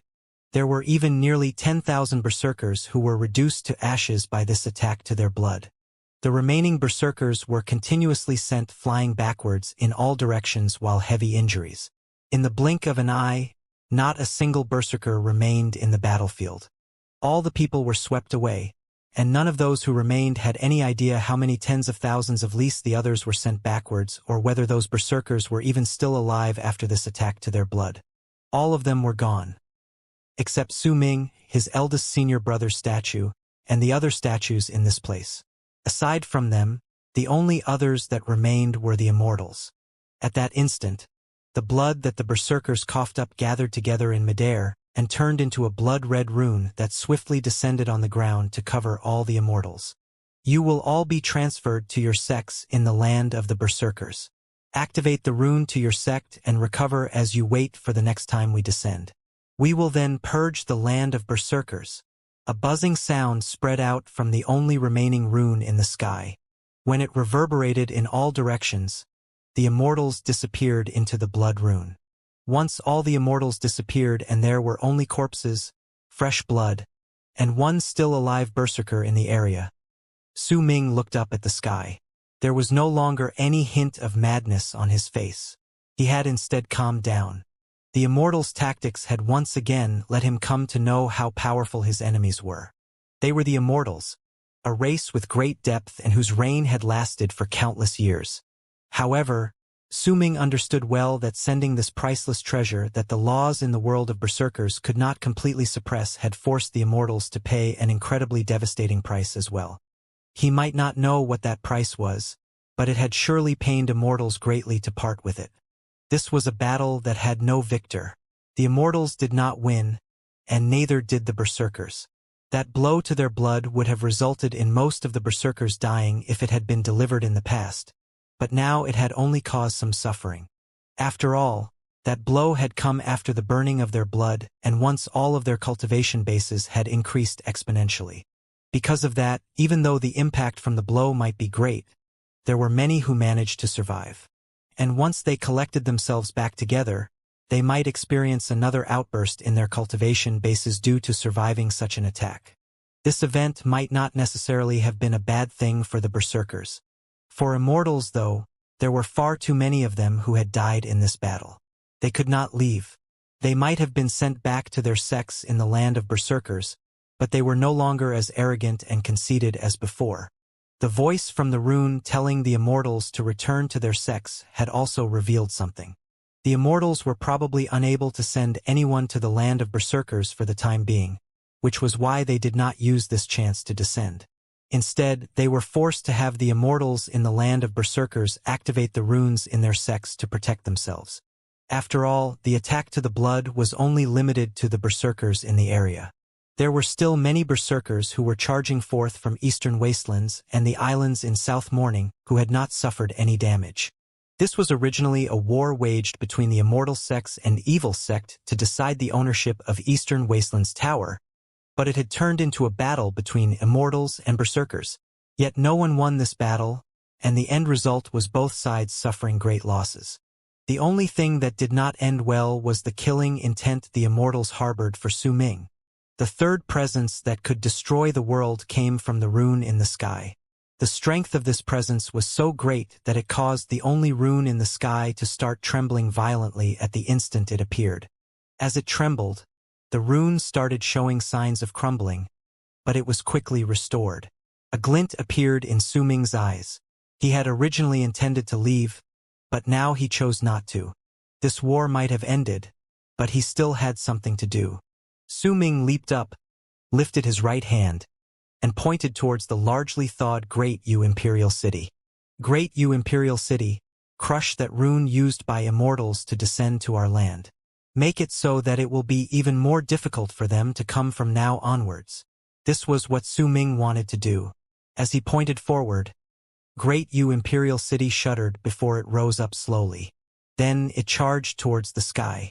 Su Ming had not done this earlier because he knew that once the Immortal's rune was destroyed, more would appear. After all, his Atman had seen a lot more of these runes among the endless continents in the galaxy.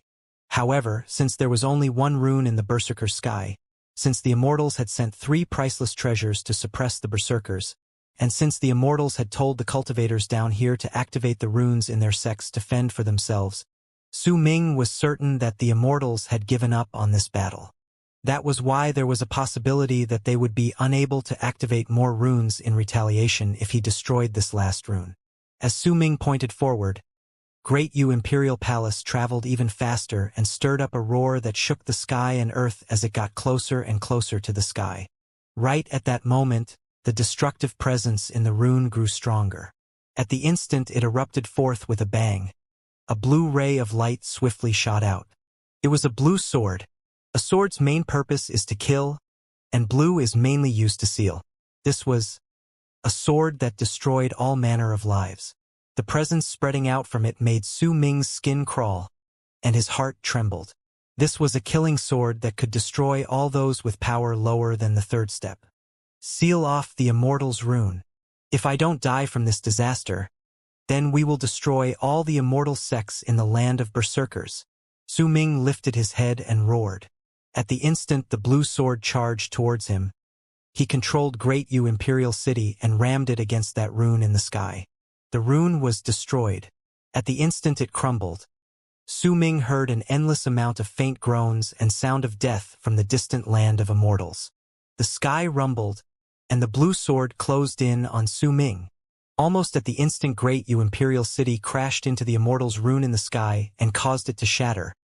Su Ming tried to rush into the black stone fragment hanging on his neck without any hesitation.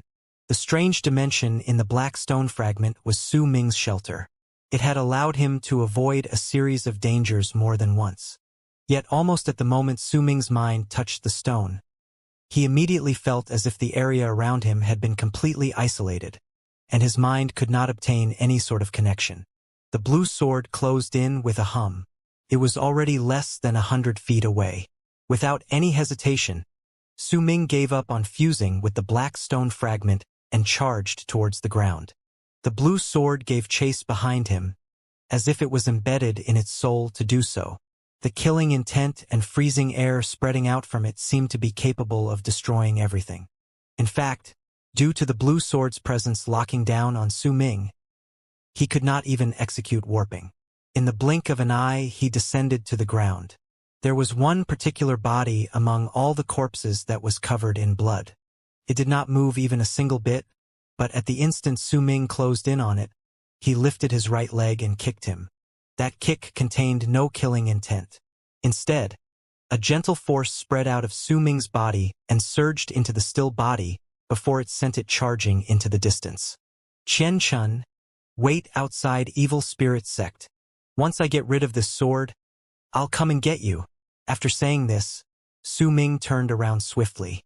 When there were only 50 feet between him and that killing sword, he turned into a long arc that charged into the opposite direction of the body that was flying away. The body, which was surrounded by the gentle power and sent into the distance, suddenly blinked. That person was naturally Chen Chen, who had been pretending to be dead from the very start. He put on a long face as he used that gentle power within him to rush away. Damn it! Damn it! Damn it! Just how far is this place from Evil Spirit Sect? Just how far is it? How far do I have to go before I can get back? Qian Chun looked glum, but he did not dare disobey. He could sense that the gentle power was not leaving his body but had settled itself inside him. By the looks of it, this was definitely some sort of seal that would limit his movements. Su Ming must definitely have doubts about Qian Chen's loyalty, and that was why he did this. Damn it! Damn it all! How could he still find time to seal me when he was being chased by the blue killing sword? Qian Chun ground his teeth in anger, but once he thought about how terrifying Su Ming was, he immediately sighed and gritted his teeth, then ran into the distance. Su Ming did not even turn his head back. He activated all his power and charged forward with a bang. As he sliced through the air, he stirred up piercing whistles. His expression was incredibly dark, because the blue sword was becoming faster with each passing moment. The tip of the sword was already less than 20 feet away from him. Waves of cold air and pressure pressed down on his heart and body like mountains, and a life-threatening sense of danger filled his heart. At that moment, a blue light began to shine at the tip of the blue sword. Immediately, an endless amount of power in the world in a circular area of several dozens of lis was forcefully extracted. Then gathered on the blue sword, Su Ming could sense that sense of danger increasingly exponentially, and his expression instantly changed. Without any hesitation, he bit the tip of his tongue and coughed up a mouthful of blood. This blood immediately enveloped his body, causing his speed to instantly increase by several fold. However, once the blue sword extracted the power of the world from a circular area of several dozens of lis, it distorted space itself and arrived right behind Su Ming in the blink of an eye. Blue light flashed, and as a muffled boom reverberated in the air, that blue sword pierced Su Ming's chest. It did not pierce his heart, though. When Su Ming increased his speed, the strong sense of danger had made him move slightly to the side, and because of it, the blue sword had only grazed his heart. As banging sounds reverberated in the air, Su Ming coughed up a huge mouthful of blood. Destructive power erupted in his body. A bang rang out, and as that power spread out, his legs exploded. His left arm also shattered, and half of his body turned into ashes as well. The destructive power was about to spread out and extinguish Su Ming's life, but he circulated all his power and crashed it against that destructive power inside him. As booming sounds reverberated in his body, Su Ming rushed forward with the speed provided to him by the power from the blood shield like a kite with a broken string flying in the air. Su Ming lifted his head and roared, then gritted his teeth and endured the pain as he charged forward madly. He only had a small portion of his body left. The power from that one strike had almost destroyed him completely, and this was after Su Ming had reached the life cultivation realm. If he had been the slightest bit less powerful, he would surely have died right away. In fact, if it was anyone else in life cultivation realm suffering this blow, they would have found it difficult to survive that attack. It was a killing sword that would destroy all those under the third step. However, berserkers were people who mainly cultivated their bodies, and Su Ming had turned all his flesh, blood, and bones into those of a true berserker during bone sacrifice realm. The level of strength he possessed was incredibly terrifying, and it was also the reason why he could kill those who were above him in their level of cultivation. However, even with such a strong body, Su Ming was still almost destroyed by the blue sword, and this was a clear sign of just how powerful this weapon was. Su Ming's face turned pale. From madness, his eyes became crimson red, but he continued to charge through the sky with the remainder of his body. The blue sword behind him gave close chase, as if it would definitely not disappear unless it killed him. Immortals! The destruction of his body caused Su Ming's hate towards the Immortals to become even stronger. The blue sword's killing intent did not disappear, and the life-threatening sense of danger surrounded Su Ming's heart and soul. He continued coughing up mouthfuls of blood, and every single time he did so, his speed would increase a little. Yet even so, he still could not shake off that blue sword. The blade continued charging forward and stirring up piercing whistling sounds behind Su Ming. Blue light appeared at its tip once more, and at the same time, the power of the world from a circular area of 100 lis were forcefully sucked in. Su Ming felt his skin crawl. His heart was roaring. Before the blue sword had delivered that strike just then, it had absorbed the power of the world from all around just like this, and that was just an area of several dozens of lis. This time, it was sucking the power of the world from 100 lis. If this second strike was delivered, Su Ming knew that he would surely die. The Immortals had sent 3 priceless treasures. The first had petrified his eldest senior brother. The second had scattered the berserkers after dealing a blow to their blood while relocating the Immortals, but if they were to be compared in terms of strength, then the third treasure would be the strongest. The Sword of Murder. After all, to the Immortals, it did not matter whether it was Su Ming's eldest senior brother or the berserkers. They were nothing compared to Su Ming. Su Ming must be destroyed and sealed in this place. They would absolutely not allow any other unforeseen circumstances to happen. The treasure they sent was a sword of murder, and it had been given a task when it descended, which was to murder and seal Su Ming. Su Ming's expression turned dark. At the instant he sensed the power of the world in that circular R of 100 lis being forcefully sucked away. He stopped charging forward and turned the remaining half of his body around. During that instant, he lifted his right hand with the back of his hand turned downwards and his palm turned towards the sky. That which exists between the past and the future is destiny. As Su Ming roared, the blue sword let out a hum, less than 10 feet away from Su Ming, as it continued sucking the power of the world from all around it. It was also at that moment that Su Ming swung his right hand at the incoming blue sword. With it, the reversal of time was executed with Su Ming's current power as a berserker in the initial stage of life matrix. Its might was far stronger than what he could bring out previously. With it, not only was the blue sword affected, the world around him and even the wind as well as clouds were affected. In fact, Su Ming had a strong feeling that if he had enough power, then he could even reverse the law of the world. In fact, once he reversed the law of the world, he could make that world's time flow backwards due to his will. He could make all his enemies rot away and return to the starting point of the universe. At the instant this feeling appeared in Su Ming's mind, it gradually disappeared. When he swung his right hand forward, the incoming blue sword stopped for the first time. The blue sword started trembling. Once it was less than 5 feet away from Su Ming, it started moving backwards slowly, and as time started reversing, the large amount of power of the world started flowing out from that sword, as if it was returning back to its original place. Sweat broke out on Su Ming's forehead. The power of destiny was his origin divine ability. He had always thought that he was using up his cultivation base to cast this divine ability, but only at this moment did he realize that not only did the power of destiny use up his cultivation base, it also used up his spirit. This then resulted in a great wave of fatigue washing over him. Before he stepped into the life cultivation realm and the initial stage of life matrix, Su Ming's destiny art had been incredibly weak in terms of level. That was why it was also known as the sign of the abyss, because it had been merely just that, a sign. That was why the consummation of his soul had not been bad. In fact, it had been so weak that Su Ming hadn't even noticed it. Similarly, its might was of only ordinary level as well. If his past self had executed destiny's time reversal at this moment, he would not have been able to do anything to the blue sword. Yet at the moment Su Ming stepped into life cultivation realm and reached the initial stage of life matrix, the might of his time reversal could bring about an effect. As the blue sword withdrew and the large amount of power of the world spread out, Su Ming reached his limit of destiny's power.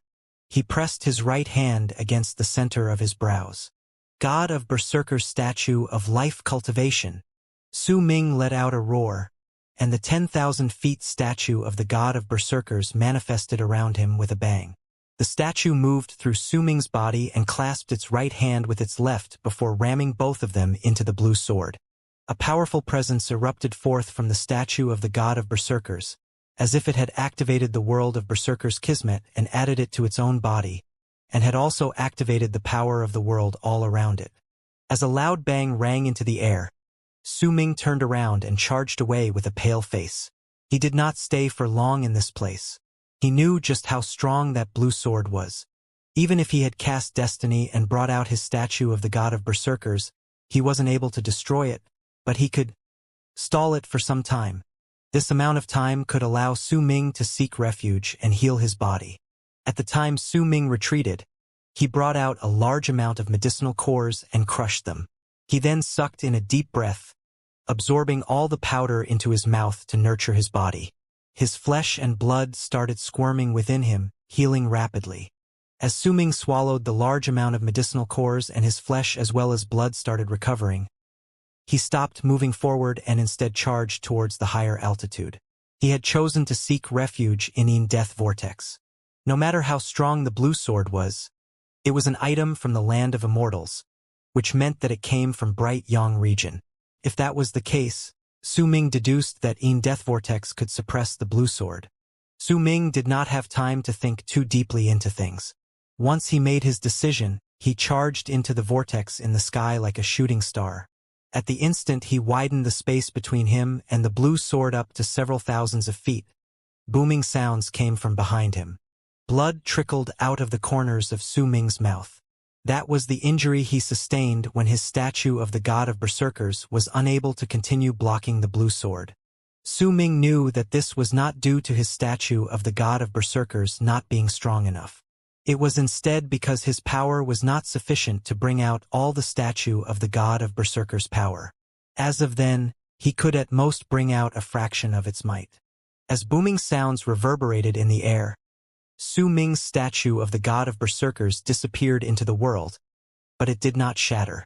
The blue sword let out a piercing whistle and sliced through the sky, turning into a blue long arc that charged towards Su Ming. Su Ming's body was rapidly recovering. His speed had already reached the limit of what his current level of cultivation could allow.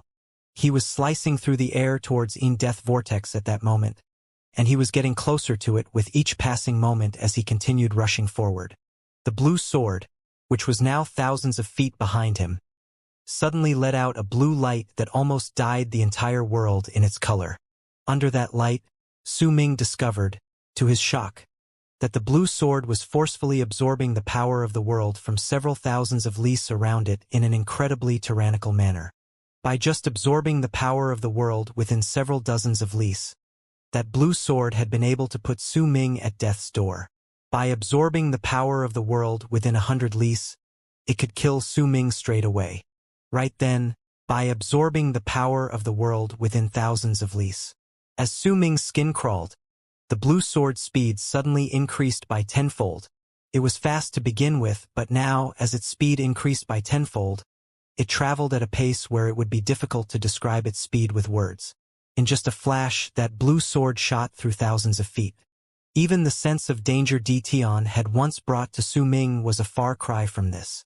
He had a feeling that he would absolutely not be able to step into Death Vortex before that killing sword launched its attack, and he would not be able to avoid that attack.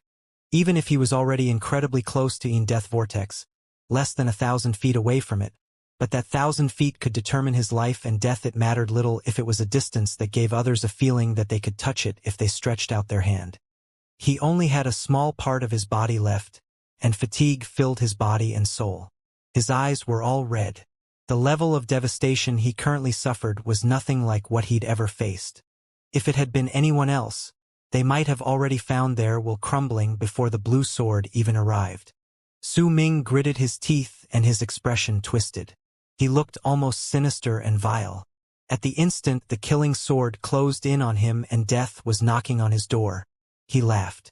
There was an endless amount of freezing cold in his laughter, and it was tinged with determination as well as madness. No one can take away my life. Su Ming's soul was set on fire at that instant. It was the burning of his soul. It was an unyielding will and determination in the midst of madness. As Su Ming's soul burned up, a large amount of power erupted from within his body. This was an outburst of power exchanged for burning his soul, and it was incredibly great. Su Ming's body was originally recovering, but as his soul burned up and exploded, all his recovery was dispelled, causing his flesh and blood to twist. The pain brought by having his body being torn not only did not manage to suppress Su Ming, but instead made him descend into further madness. Almost at the instant the blue sword closed in on him, Su Ming clenched his right hand and hurled his fist forward at that blue sword in a bout of madness. A loud boom shook the sky and earth at that instant. This was a strike delivered by Su Ming's burning soul. It was the strongest attack he could deliver with his power when his soul was set on fire.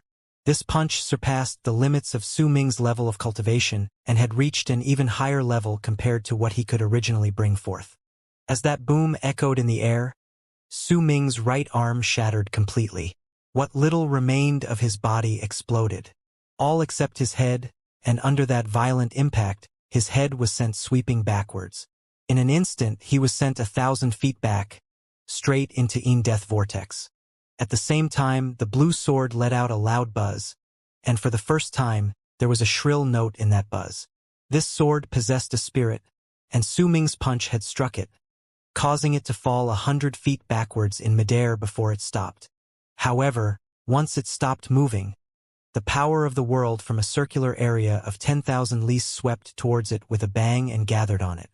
The blue sword absorbed it in the span of a breath, and immediately after, it turned into a piercing ray of blue light that charged into Death region. It would not stop until it killed Su Ming. At the instant Su Ming's head was swept into Death fog, his consciousness became clouded. The injuries he sustained could not be described with just the word grievous. This was already in the territory of fatal. If it was anyone else with these sort of injuries, they would surely die. That is to say, if their levels of cultivation were below life cultivation. Once a person stepped into life cultivation, then even if this sort of injuries were fatal, it was not completely impossible for them to heal. Life cultivation was a cultivation of a person's own life. This form of cultivation was different from the immortals on this aspect, but they were also similar. The immortals had nascent souls and nascent divinities.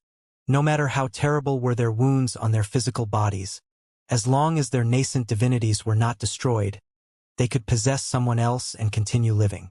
They could also think of other ways to gather up a physical body. The berserkers could not do this, but once they moved into life cultivation, then even if everything about their bodies was destroyed, as long as a piece of flesh remained, then there were endless possibilities lying ahead of them. The only prerequisite to this was that their soul was not destroyed. Berserkers' souls were different from immortals' nascent divinities in the sense that those within life cultivation could not use their souls to possess other lives. However, as long as their souls were not destroyed, then their bodies would not be destroyed. If that had not been the case for the second god of berserkers, then the immortals would not have needed to use Morning Dao items to suppress him after he was torn apart. His soul was simply too strong. It might have disintegrated, but its fragments still existed in the world. That was why, to prevent any form of accident from happening, that change in the world had occurred. Su Ming would have surely died with these kind of wounds if he had not stepped into life cultivation realm, but now that he had done so, as a berserker in the initial stage of life matrix, he had obtained the specialty of the berserker's cultivation system. Even if he only had his head, as long as his soul was not destroyed, then he could be restored. However, the burning of the soul before Su Ming rushed into Death fog was a grievous blow to him. However, his will was incredibly strong. Even if he had burned his soul, he could still keep his mind clear. Besides, He had only burned his soul for a short time, which was why he had not suffered any fundamental damage. At that moment, Su Ming opened his mouth wide and sucked in a deep breath as he stood in death fog. Immediately, a large amount of aura of death charged towards his head. Once it fused with him, signs of recovery appeared on Su Ming's body once again. Muffled, piercing whistles came from behind him. A ray of blue light shot through layers of fog and chased after Su Ming. However, this was the vortex formed from death fog. The blue sword came from the land of immortals and from Bright Yang region, so it naturally slowed down in the vortex, having been suppressed. Because of that, as one party's speed increased and the other's decreased, there was constantly 1,000-something feet between the sword and Su Ming. Could not catch up to Su Ming, but he could not shake it off either. However, Su Ming moved like a fish in water within death fog. As he absorbed a large amount of it, his body started recovering rapidly. First he formed the top half, then the outline of his legs. By the looks of it, his legs would be completely formed before long as well. The feeling of flesh and blood growing in his body was not comfortable. Instead, it felt numb and painful. However, this pain was nothing to Su Ming. He had even burned his own soul before. Compared to that, this pain was not even a fraction of what he'd felt back then. However, even while Su Ming moved like a fish in water in death vortex, while it suppressed the blue sword, there were plenty of powerful and ferocious beasts in this water. There were quite a large number of these ferocious beasts who possessed power equivalent to the power of life cultivation realm. In fact, there were even some who had power that surpassed it. There were some ferocious beasts who had their own territories in this vortex, and there were also some who loved devouring other beings. Overall, these death beasts in death fog could become stronger because they continued devouring each other. If Su Ming had come to this place alone, he would have been fine. As long as he was careful, he would not have attracted too much attention. After all, his presence could fuse together with this place, and since he was in life cultivation realm, he was not weak. However, the blue sword was chasing right after him. It was like a bright lamp in the darkness. And not only did it light up the sword itself, it also lit up Su Ming. Because of that, not long after Su Ming and the blue sword moved into death fog, several dozens of mighty pressure that surpassed Su Ming's level of cultivation instantly descended on them with a bang. These dozens of mighty pressure were like a storm that swept through the area.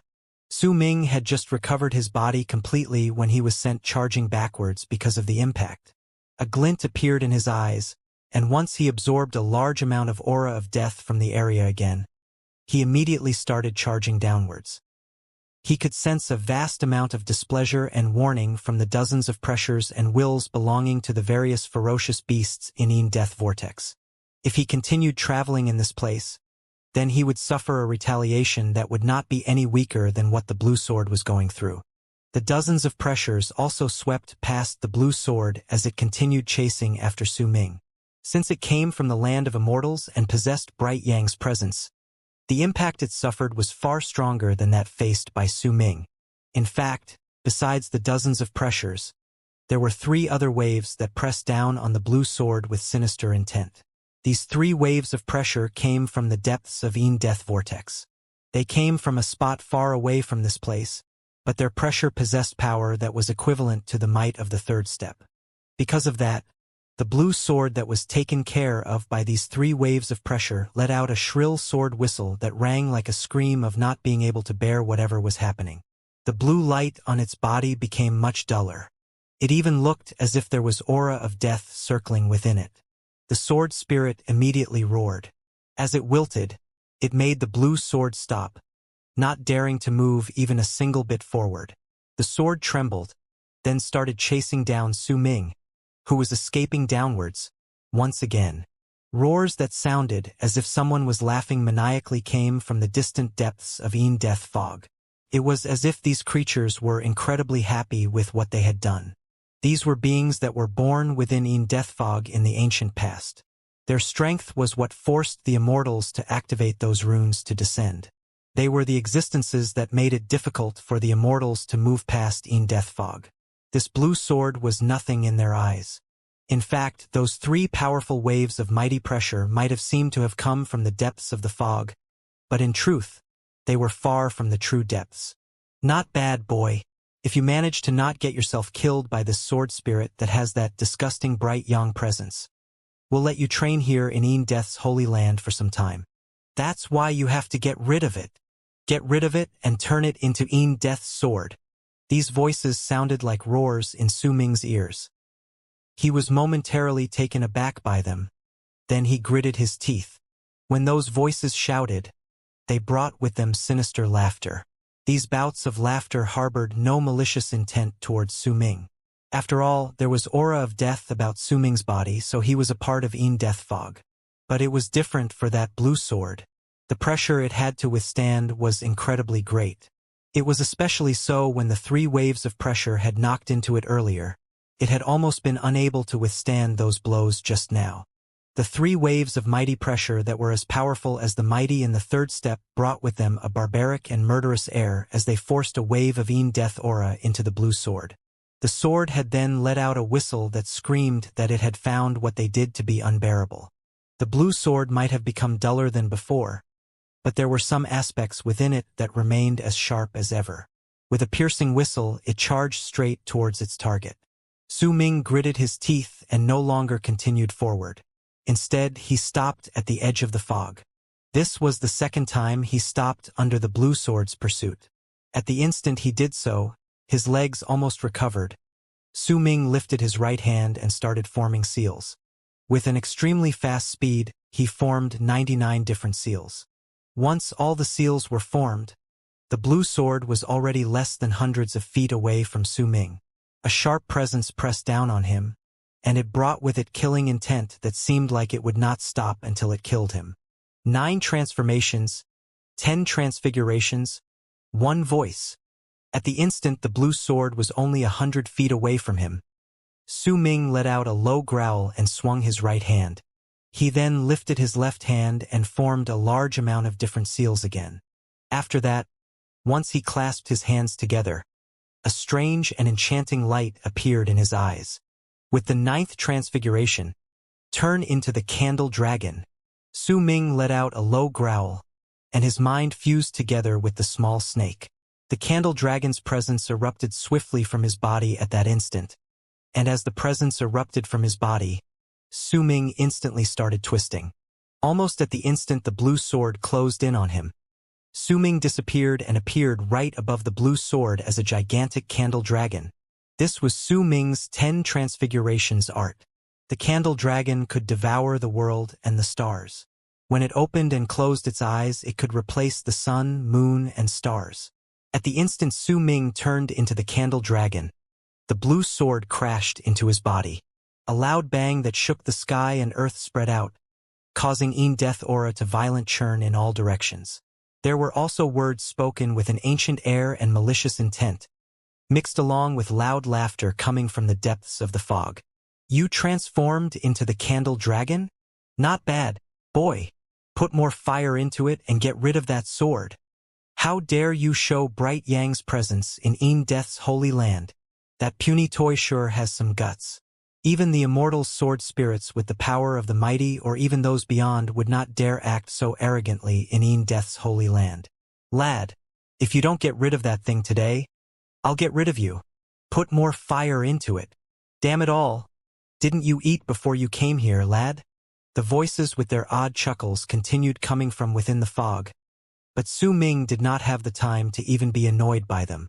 The blue sword was still incredibly powerful. At the instant it touched the candle dragon's body, it shattered. It fell backwards continuously, and it looked like its entire body was about to crumble. However, at the time the candle dragon's body crumbled, it opened its mouth wide and sucked in a deep breath at all the Death fog around it. Immediately, a vast amount surged towards it with loud rumbling sounds. Once the candle dragon sucked it in, it used that fog to withstand the blue sword's might. The booming continued without stop. As the two continued fighting, only a small part of the candle dragon, which was Su Ming had transformed into, remained. The other half of it had already disappeared without a trace. Pain filled Su Ming's entire body. His eyes turned crimson, and the candle dragon swiftly opened its eyes. A strange and enchanting light appeared within them, and red also filled their entirely, as they glared at that blue sword. The sword's blow could not kill Su Ming when he was in the form of the candle dragon. As the booming echoed in the air, the sword was forced into death fog and continued tumbling within, its light growing even duller. The sword let out a sharp whistle and turned around. But this time, it did not charge towards Su Ming. Instead, it was charging to reach the area outside the fog. It wanted to leave death fog. Only by leaving this place could it devour the power of the world around and get rid of the death aura inside its body. Only then could it bring forth its real might. It had already locked onto Su Ming. No matter where Su Ming went, it could instantly sense him and chase after him.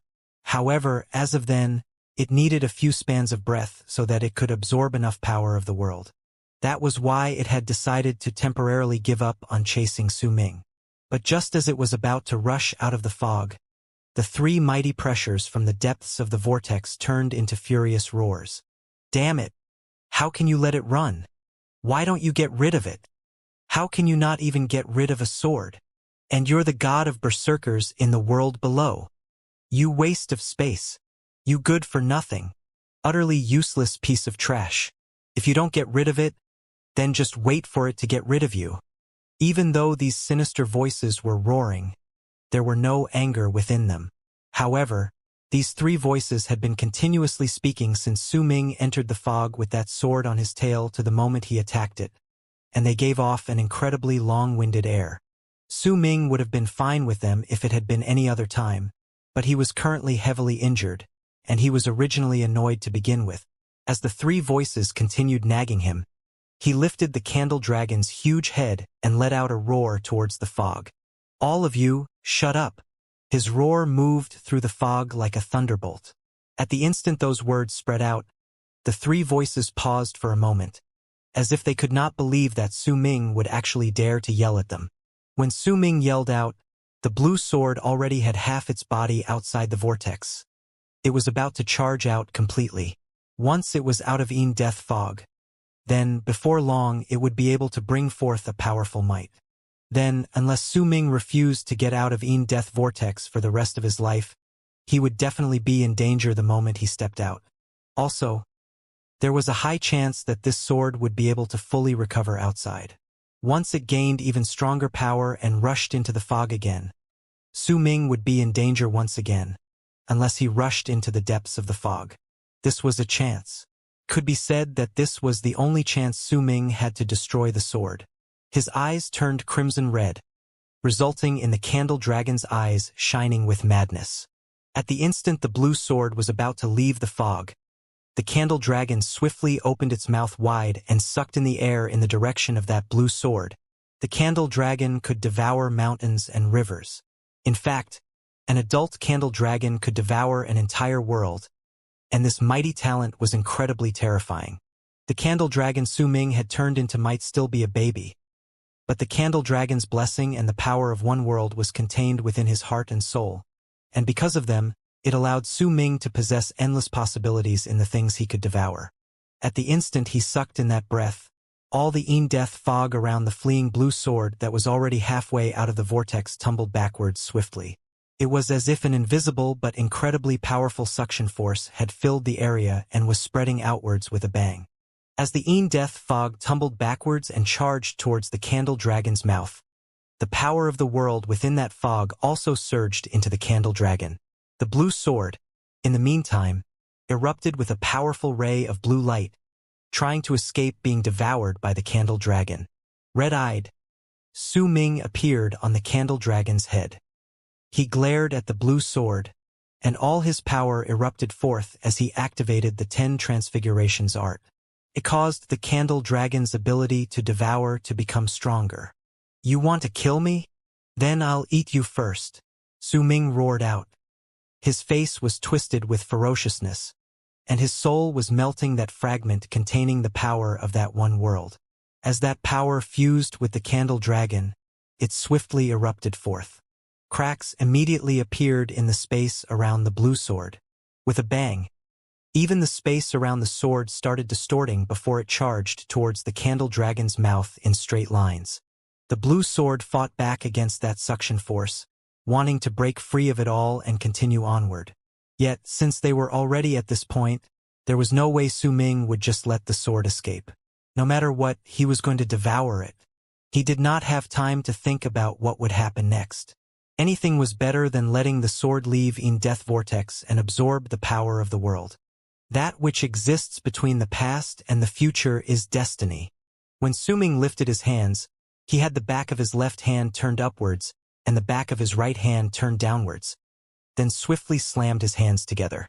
Everything around him instantly started flowing backwards. A tremor wrecked the sword.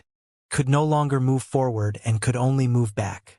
Destiny's power, the candle dragon's ability to devour the world, and Death Fog's invasion into the sword had caused the sword to turn duller as it was oppressed by these three powerful waves of mighty pressure, and it was finally made to turn back. However, this sword was incredibly powerful.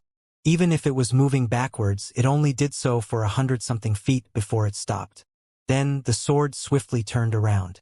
It no longer chose to rush out of the fog to try and escape from being devoured by the candle dragon, but instead, as piercing blue light shone around its body, a wave of killing intent and murderous aura erupted from it with a bang. It actually decided to go along with the flow of the suction force and the reversal of time to charge towards the candle dragon's mouth. Both sides swiftly closed in on each other. A loud boom that shook the sky and earth erupted within the fog.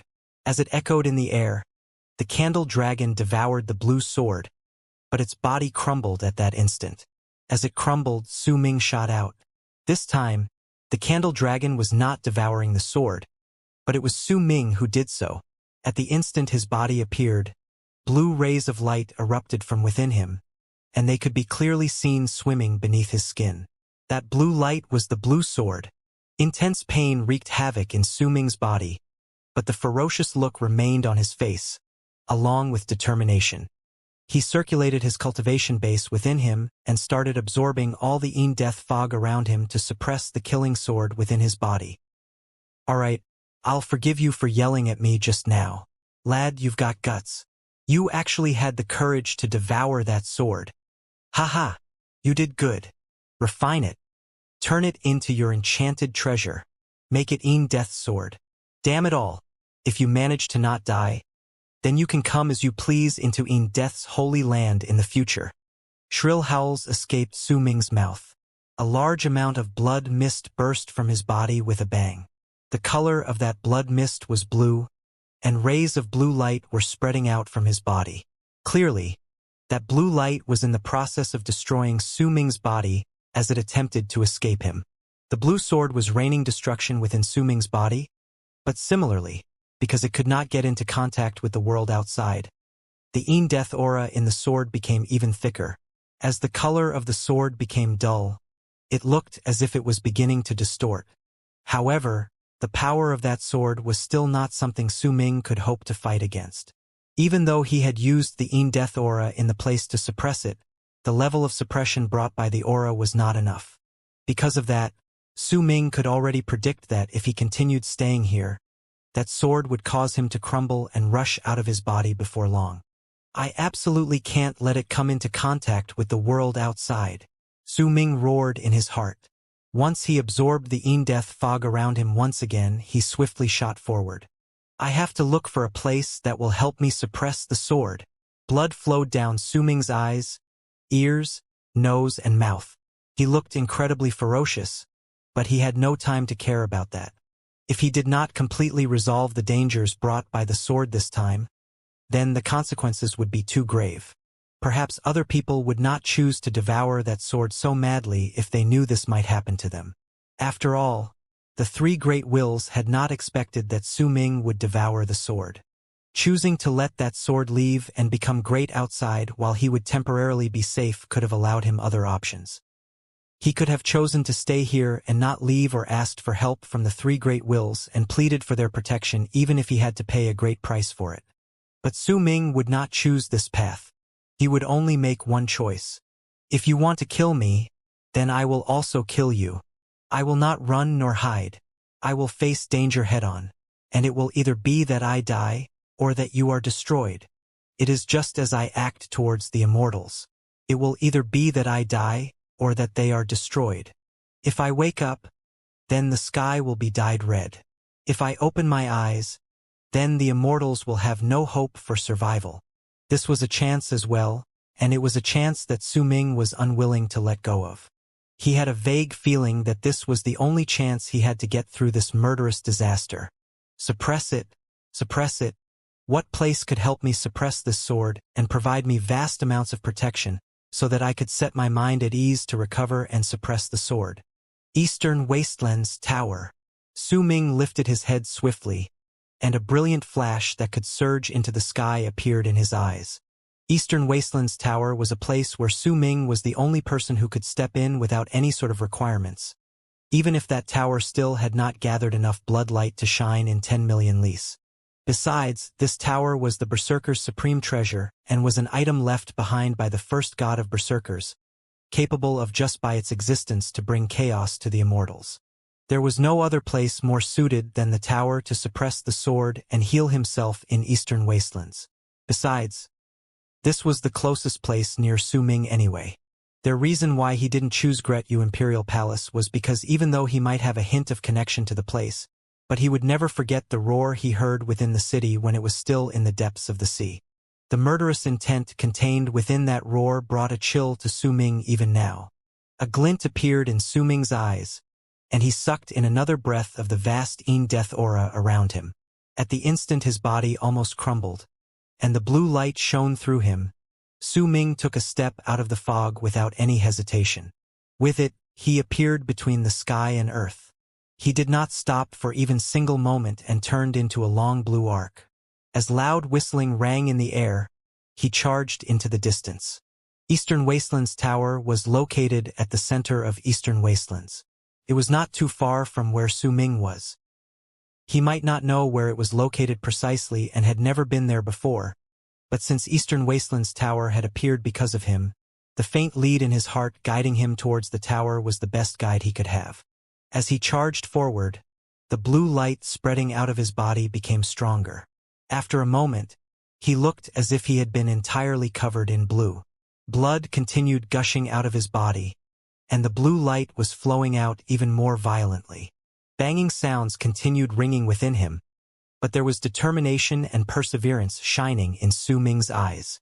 As he continued suppressing the sword, he traveled even faster. Before long, a piercing layer of bloodlight that was about several hundreds of lis appeared before him, and at the center of that blood-red light was a tall tower with 99 floors. There was an air of time about that tower that spoke of endlessness. It stood erect on the ground and was incredibly eye-catching.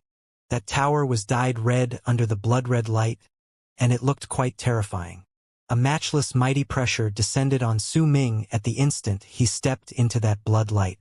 The power from that pressure caused the blue sword in Su Ming's body to shudder, but Su Ming was not too affected. His spirit was lifted and he increased his speed.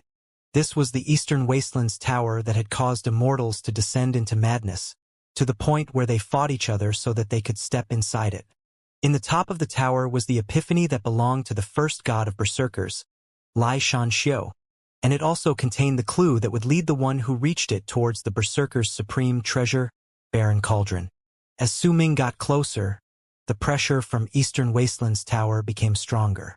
Since the tower was incredibly tall, it would naturally form an oppressive feeling that would descend on the hearts of all those who saw it.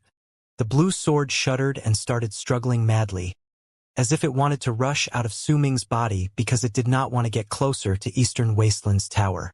The more it struggled, the more chaotic the state within Su Ming's body became.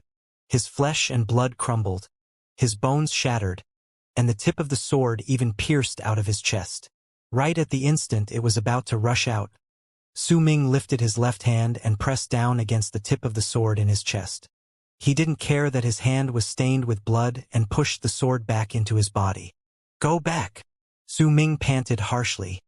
His face was pale, but the ferociousness and madness on his face were enough to terrify all those who saw him. Almost at the instant Su Ming closed in on Eastern Wastelands Tower, the door at the bottom of the tower opened up by itself. As it did so, it was as if a storm had appeared out of nowhere and swept around the tower, turning into a huge whirlwind that connected the sky and earth. As that whirlwind rotated with loud booming sounds, it shook the sky and earth. It seemed like the tower had been waiting for Su Ming's arrival, or else it would not have opened its doors by itself the moment he closed in.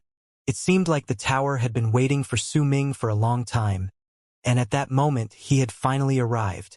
At the instant the door to Eastern Wasteland's tower opened, the blue light in Su Ming's body burst forth, and he coughed up blood.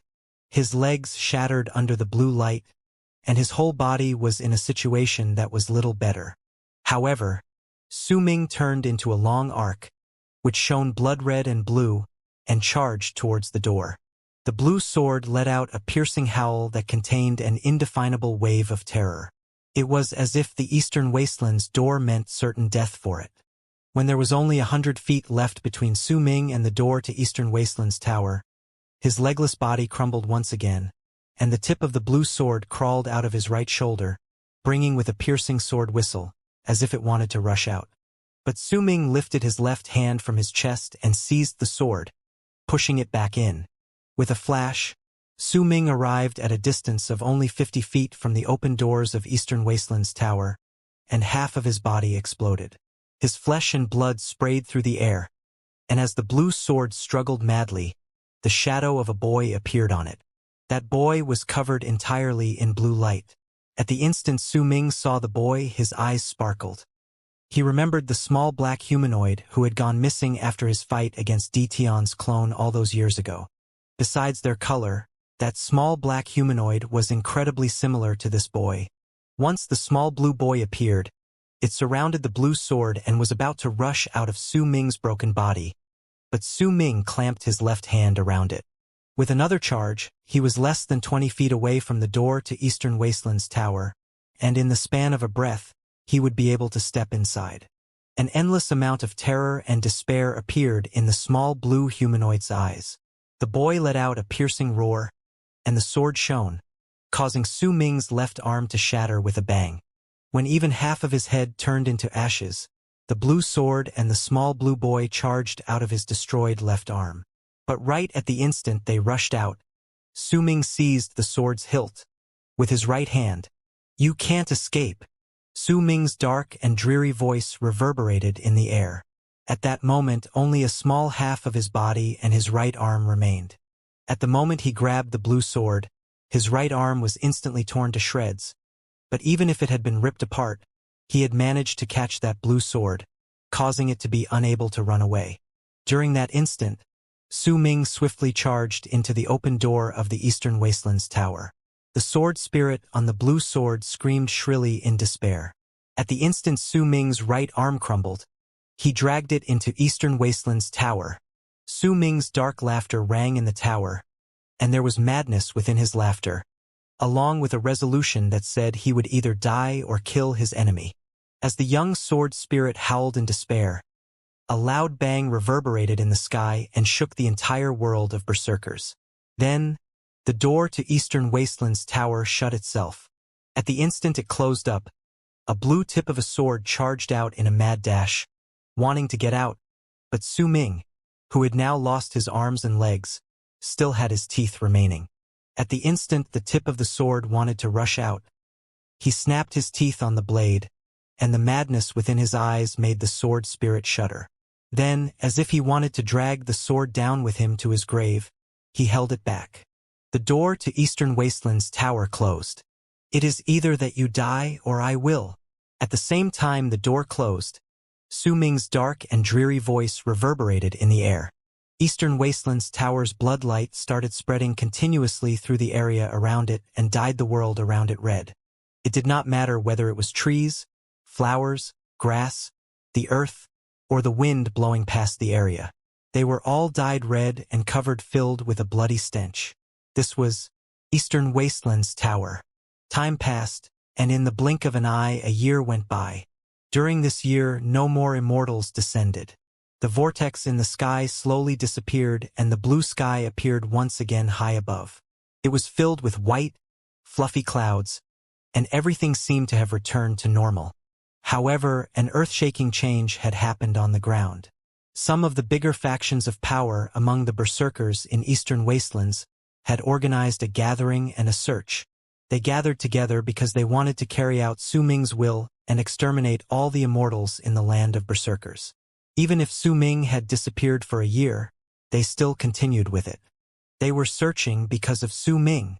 They were searching for Su Ming, searching for their god of berserkers. A considerable distance away from Evil Spirit Sect was a long mountain range. At that moment, there was a monkey-faced, middle-aged man in the forest located at the foot of the mountain. He was walking carefully. As he continued onwards, he observed his surroundings carefully, as if he was going to run with the wind at the slightest scare. That person was Qianxia. His face was beaten black and blue, and he looked incredibly pathetic. His robes were also in tatters, making it seem as if he had gone through a lot of suffering. It was unknown as to what sort of attack he had suffered. At that moment, with panic on his nervous face, he moved forward carefully. There were two long arcs charging forth in his direction about thousands of feet away from him. These two long arcs were berserkers. One of them seemed to be around the middle stage of the Awakening realm, and the other was in the initial stage of the Bone Sacrifice realm. The two were only passing through the place. The long arcs did not stop for even a moment as they continued charging forward, about to move past the area. During the past few days, as the berserkers rose in power, long arcs like this had appeared in many places over the eastern wastelands. They would either be rushing to some place, gathering together, or searching for something. Since the immortals had closed their gates to their sects, few of them could be found moving about. However, there were some scattered ones here and there who would occasionally be discovered by berserkers, and once they found these immortals, a slaughter would occur. At the instant Qianxia saw the two long arcs in the sky, his eyes widened. If he fell to the ground and pretended to be dead or crouched down and hid in the bushes, then perhaps he would not be discovered. After all, these two berserkers were just passing by, and they were traveling quite quickly. But he seemed to be too scared. Perhaps what he experienced during the last days had caused him to be like a burnt child that dreaded fire. At the instant he saw the two long arcs, he let out a shrill scream and jumped up before running into the forest, still screaming. The two long arcs in the sky had originally passed by the area where Qianxia was, not noticing his existence. But once he screamed, they came to an abrupt halt. The eyes of the two berserkers immediately shone, and they looked swiftly towards the ground. Their gazes penetrated through the big leaves, and they saw the rapidly fleeing Qianxia. Immortal! The two people cast each other a glance, having immediately found something off about Qianxia. The ripples of power and presence that came from him gave a sensation as if he was an immortal. Qianxia had not sent that presence outwards earlier, but as he continued charging forward, he seemed to have lost control over it, and he was letting it out in a large area. Immediately, the two berserkers changed their direction and charged towards the fleeing immortal in the forest. Cold sweat broke out on Qianxia's forehead. The look of panic on his face made it seem as if he was about to be scared to death at any second. As he shivered, he swiftly ran forward, but every single time he increased his speed slightly, he would trip over the roots in the forest, allowing the two berserkers to close in on him. Right at the instant they were less than 100 feet away from Qianxia, a cold harumph came from the forest. An incredibly powerful presence swept through the world, making it lose its color. Then, that presence turned into a mighty pressure and descended with a bang. That pressure was incredibly domineering, and it was rich with the presence of a berserker who had attained great completion in the berserker soul realm. It was enough to make all those who sensed it to feel their hearts tremble. How dare a puny immortal like you trespass into my isolation grounds? When an old voice reverberated through the air, the two berserkers who were chasing after Qianxia immediately changed their expressions. The two of them stopped and wrapped their fists in their palms before bowing towards the forest with respect and zealousness on their faces. Almost at the moment these two people bowed in the direction of the forest, an old man dressed in white robes and with a head full of white walked out from the depths with a face as if he was afraid no one could see just how noble he was. The old man had rosy-colored cheeks, Once he appeared, his presence grew stronger and shook the sky and earth, causing the air around him to distort. Qian Chun looked as if he could no longer continue running under that pressure and shivered. He was struck dumb as he stared with a blank look on his face at the old man walking towards him. The old man had an awe-inspiring appearance. When he got closer, he cast Qian Chun a glance with a gaze like lightning. He then lifted his right hand and pointed towards Qian Chun through the air. That one single point of his finger was done quietly, and not a single spark could be seen. There was not even a single ripple of power that traveled out. He seemed to only have pointed casually at Qian Chun. Even the two berserkers had not sensed anything. Even if one of them had reached the initial stage of the bone sacrifice realm, he had been unable to see anything off about that one finger. To him, not a single divine ability had been used. However, Qian Chun let out an incredibly shrill scream of pain at that instant, even though that old man had pointed at him when there was 100-something feet between them. As he shuddered, he coughed up a huge mouthful of blood and seized his own throat with his hands. His face instantly turned purple and he fell to the ground. After a few spasms, he stopped moving. This sudden scene caused the two berserkers' hearts to shudder and then begin racing. Shock and fanaticism appeared in their eyes as they looked at the old man. Even if the immortal who had died had not possessed a high level of cultivation, that one single finger from the senior of their race had definitely contained a power that could change the world, or else he would definitely not have been able to kill that person without a single ripple of power. The mighty pressure that could make others suffocate spread out from his body, and that one point that contained power that could change the world were enough to cause fanatic looks to appear on the two berserkers' faces. I am White Phoenix Tribe's Apu. Greetings, Senior. I am White Phoenix Tribe's Lin Duo. Greetings, Senior. The two berserkers bowed deeply towards the old man with respectful looks on their faces. I see, so you are the descendants of White Phoenix Tribe. Not bad, you two are quite young. But your levels of cultivation are not bad at all. The old man stroked his beard, and a faint smile appeared on his face when he nodded towards the duo. Senior, you know of our tribe? Are you perhaps an old friend of our tribe? The berserker in Bone Sacrifice Realm immediately asked with a wrapped fist. His expression grew even more respectful. I remember having gone to White Phoenix Tribe many years ago. At that time, your elder was the second elder in your tribe. A nostalgic look appeared on the old man's face, and he looked quite sentimental. The two berserkers immediately sucked in a sharp breath from his words. They stared at the old man blankly while a huge storm raged in their hearts. If anyone else had said these words, they would have surely not believed them. However, when this powerful old monster said it, the two of them chose to believe him, especially when that vast presence of his made it clear that he was a berserker who had attained great completion in the berserker soul realm and possessed that one attack that contained the power that could change the world. Our second elder he is from 5,000-something years ago. The young man in the awakening realm had a slight quiver in his voice. He looked to be burning with extreme zeal. Let's not talk about the past. I've been in isolation for far too long. By the way, why did you two appear here while chasing after this immortal? The old man shook his head, as if he did not want to remember the past. Senior, the two of us have received orders to gather outside Evil Spirit Sect to keep an eye on it with the other tribes. When we passed by this place, we saw this immortal snooping around.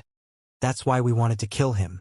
The two berserkers did not hesitate and spoke obediently without holding anything back. Keeping an eye on Evil Spirit Sect? The old man cast the two berserkers a look.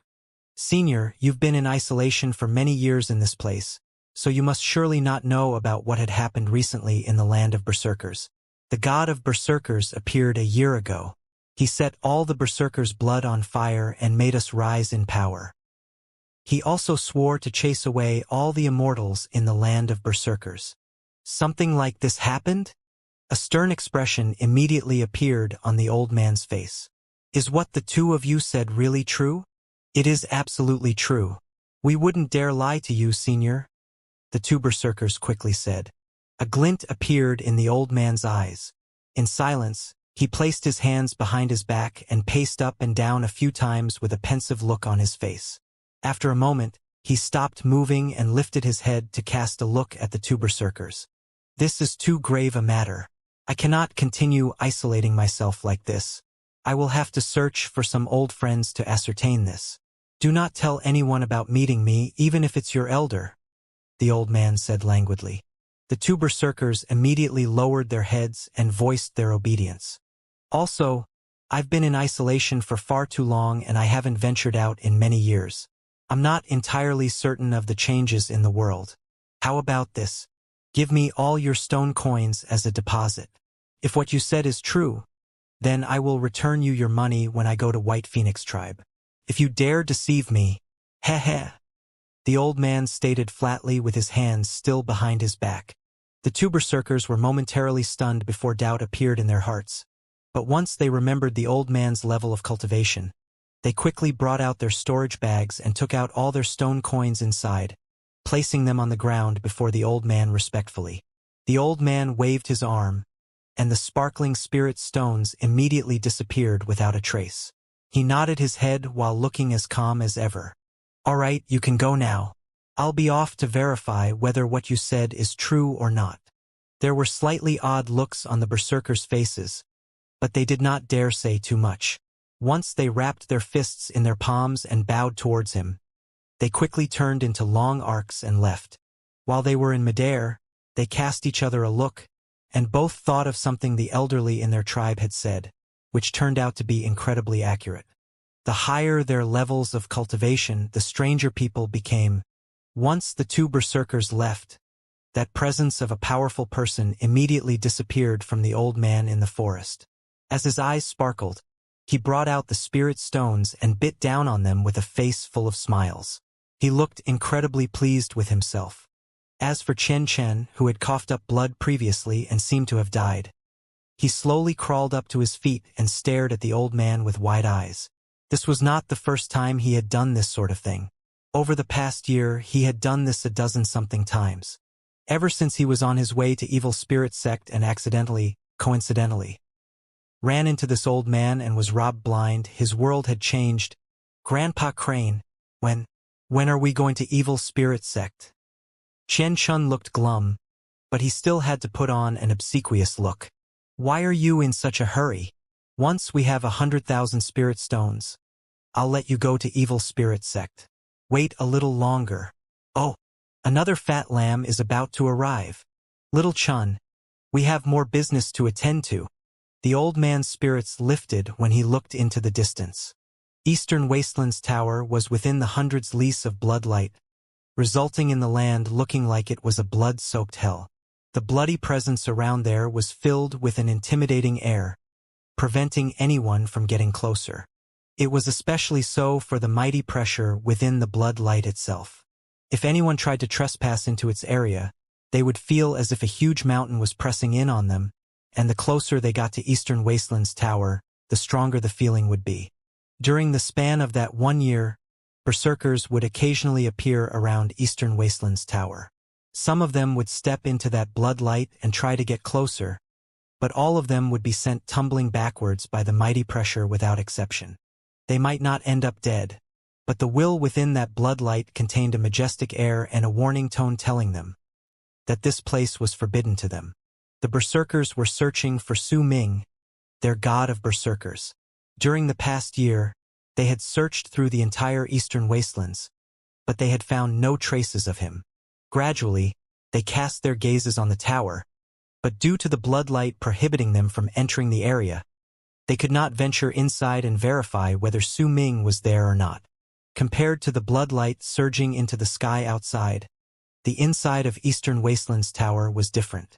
It was filled with a layer of golden light. That light was gentle and it filled the entire first layer. Su Ming sat there with his legs crossed. His body had fully recovered a long time ago.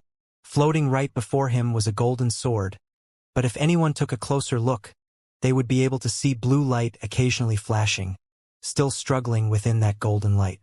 This sword was naturally the blue killing sword Su Ming had faced last year.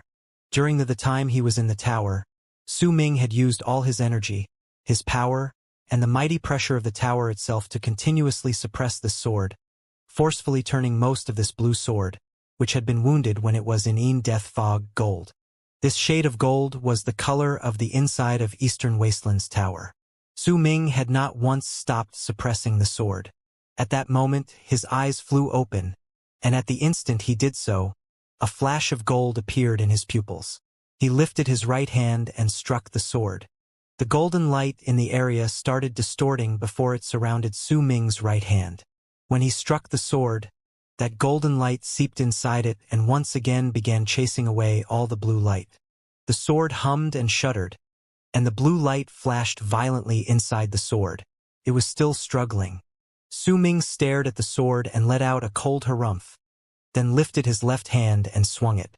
Immediately, a large amount of golden light came surging, then rushed into the sword and continued suppressing it. I can now control 10 times more power of the Eastern Wasteland's tower compared to a year ago, Su Ming mumbled. His gaze fell on the walls of the tower around him. Ignoring just how tall the entire tower was, the area of the first layer alone already occupied several thousands of feet, and all of it was permeated with a golden light.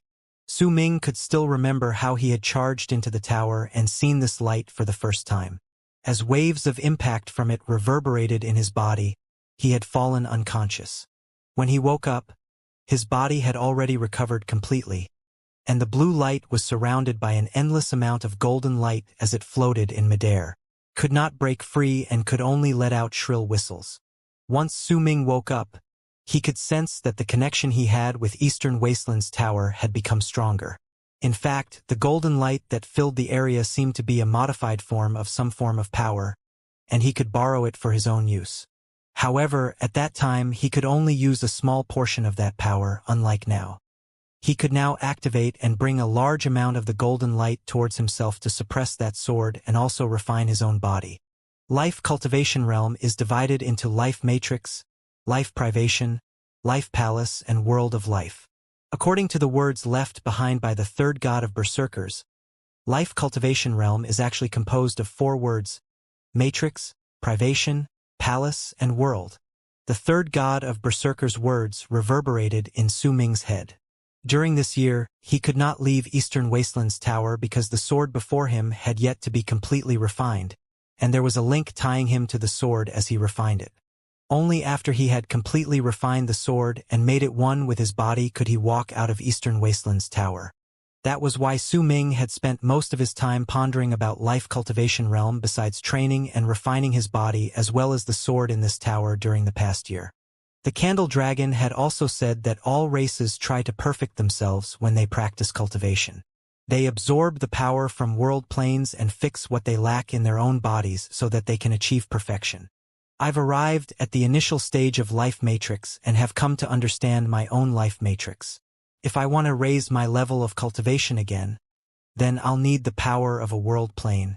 The Candle Dragon once gave me a fragment containing the power of one world as a blessing. That fragment might have been the key that allowed me to enter Life Cultivation realm. Understanding appeared on Su Ming's face. Only by having sufficient power of a world plane and understanding towards their own life could a person break through a sort of shackles of their own bodies and let themselves go through an evolution that affects their bodies, thereby perfecting themselves. However, reaching this sort of perfection is incredibly difficult. It doesn't matter which race it is, perhaps only 1 or 2 people out of each of them are able to truly attain perfection.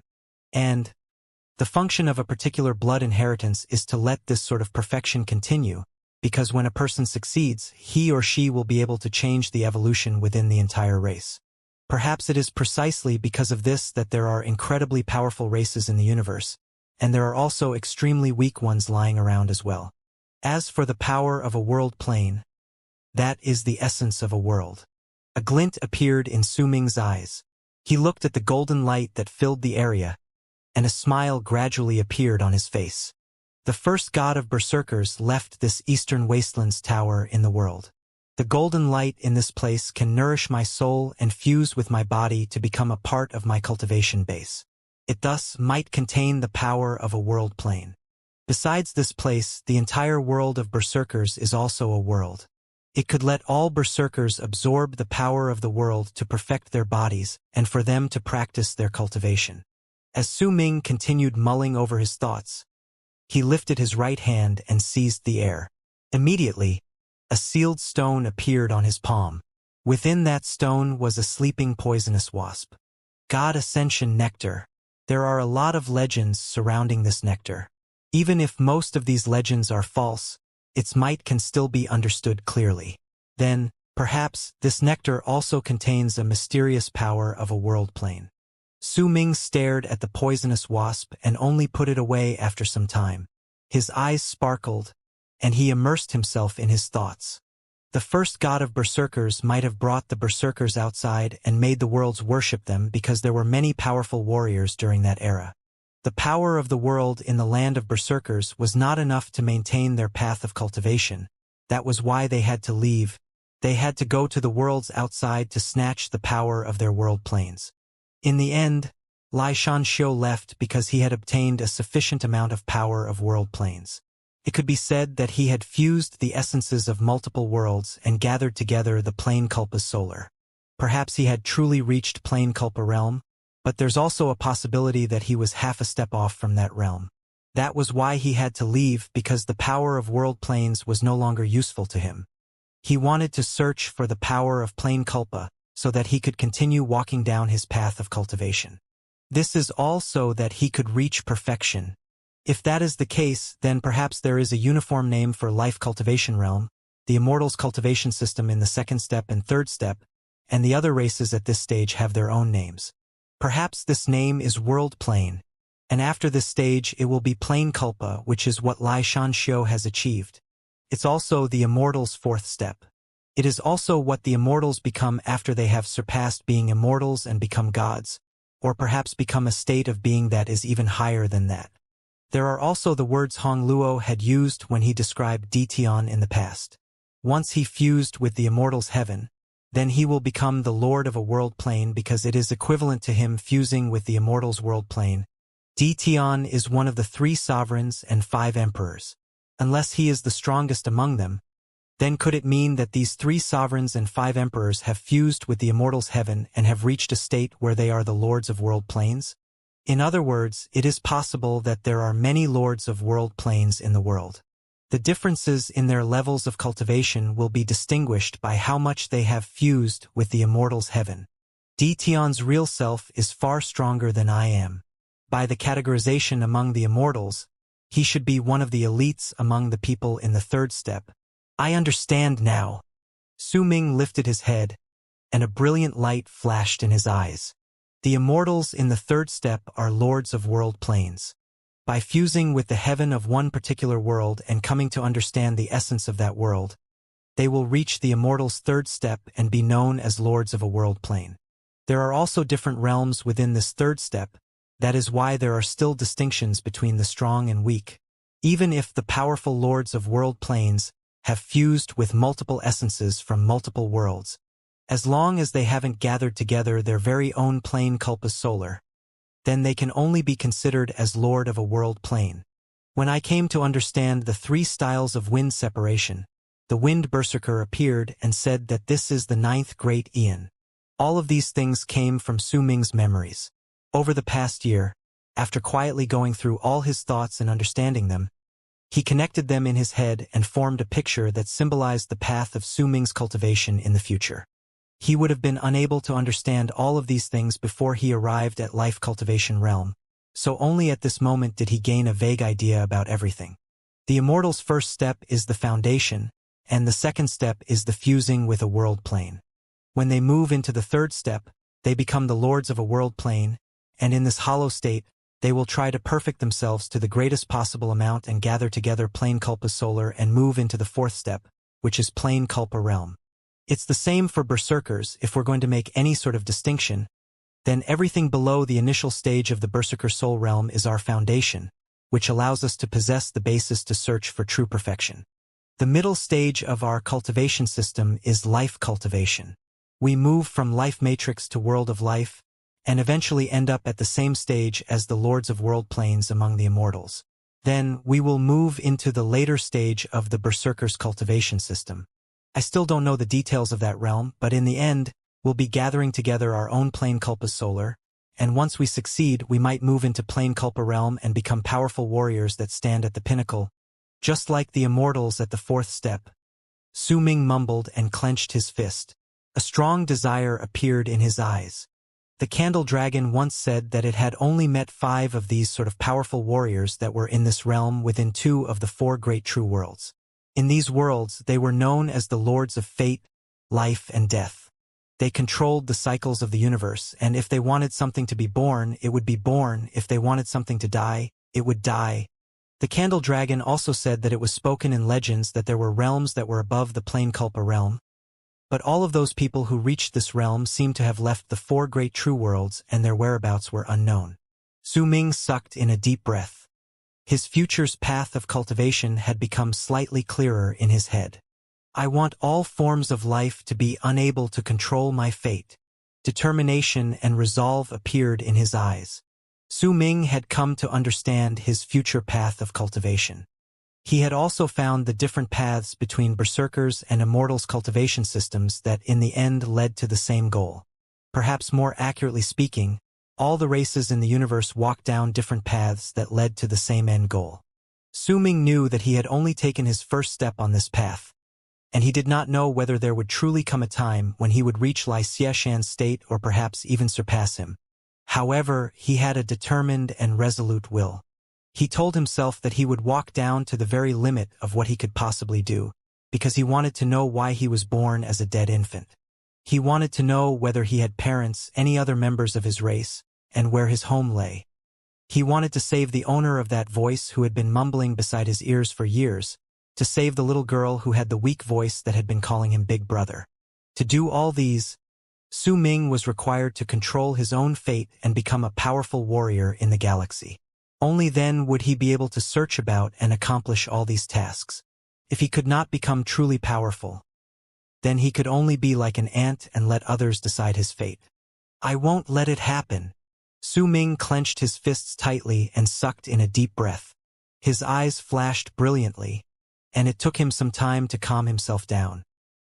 He looked at the golden sword with some hints of blue still flashing before him and swiftly opened his mouth to let out a breath of life cultivation which charged towards the sword. At the instant it touched the blade, the sword immediately started trembling violently and weak piercing screeches came from within. When that happened, Su Ming lifted his right hand and seized the killing sword's hilt. He stood up and placed the sword flat against his chest before lifting 2 of his left hand's fingers and placing them at the spot near the sword's hilt. He then began to slowly move his fingers towards the tip of the sword. His actions were not quick, but there was a great force of will within them. As he swept his fingers upwards, the sword began struggling violently, shuddering. But Su Ming let out a cold harumph, and the blade where Su Ming's fingers passed through immediately stopped shuddering. When he finished his sweep across the whole blade, the screeching was instantly cut off. If you don't hold a sword in your hand, then can that sword still be called a sword? Su Ming flicked the 2 fingers at the tip of the sword, and a clear sword whistle echoed in the air. That sound reverberated within Eastern Wasteland's tower and let out a wave of killing intent that surged into the sky. Su Ming started slowly brandishing that sword at the first layer of Eastern Wasteland's tower. As he waved the blade around, light shone on it. Waves of biting cold air spread out. Su Ming looked as if he was moving slowly, but if anyone saw him brandishing the sword at this moment, they would surely be shocked. That would happen because at this moment Su Ming's concentration made it seem as if he had become one with the sword. But perhaps it would be more accurate to say that the sword had become one with Su Ming, and they had reached a state where the person fused with the blade. After a moment, Su Ming flipped the killing sword over and swung it downwards to stab the ground. A vast presence and a powerful will surged into the sword at that instant, and it was as if the entire process of brandishing the sword had been just for this thrust. It caused a large amount of murderous aura to erupt from the sword, but just as it was about to reach the ground, a violent whistle came from within it, and it started trembling as if it wanted to struggle out of Su Ming's hand, but it could not do so. Su Ming's hand came to an abrupt halt right at the instant the blade's tip was about to touch the ground. The moment he stopped, an incredible backlash was formed due to him halting as he threw out a strike containing his full power. However, that backlash was not focused on Su Ming's body, but had instead surged into the sword. Su Ming's hair danced in the wind, while he remained expressionless and calm. There was only half an inch between the sword and the ground. His gaze was cold and aloof. At that moment, he was filled with a chilling air that was similar to the killing sword's aura. As the sword trembled, shrill sword whistles faintly came from within it. The blade shivered even more violently, as if it was about to shatter. Su Ming's full power should have been released once it was gathered on the blade, charging into the ground, but that energy had not been released. It had instead exploded inside the sword, and it was incredibly harmful for the sword. It had a great impact on the sword spirit. This was a sword refinement art. It was a method Su Ming had obtained to refine a sword from the legacy he inherited from Hong Luo. It was just like what he had done before, just one of the methods he used. During the past year, Su Ming had used several methods like this to continuously refine the sword as he suppressed it. "Will you submit to me?" Su Ming asked unhurriedly. After a short period of silence, a piercing voice filled with an unwillingness to admit defeat and surrender came from the sword. It was the sword spirit's roar. "During the past year, I've asked you the same question over and over again every month. My patience is limited," Su Ming stated flatly. He lifted the killing sword and swung it lightly. Immediately, ripples spread through the air from the sword.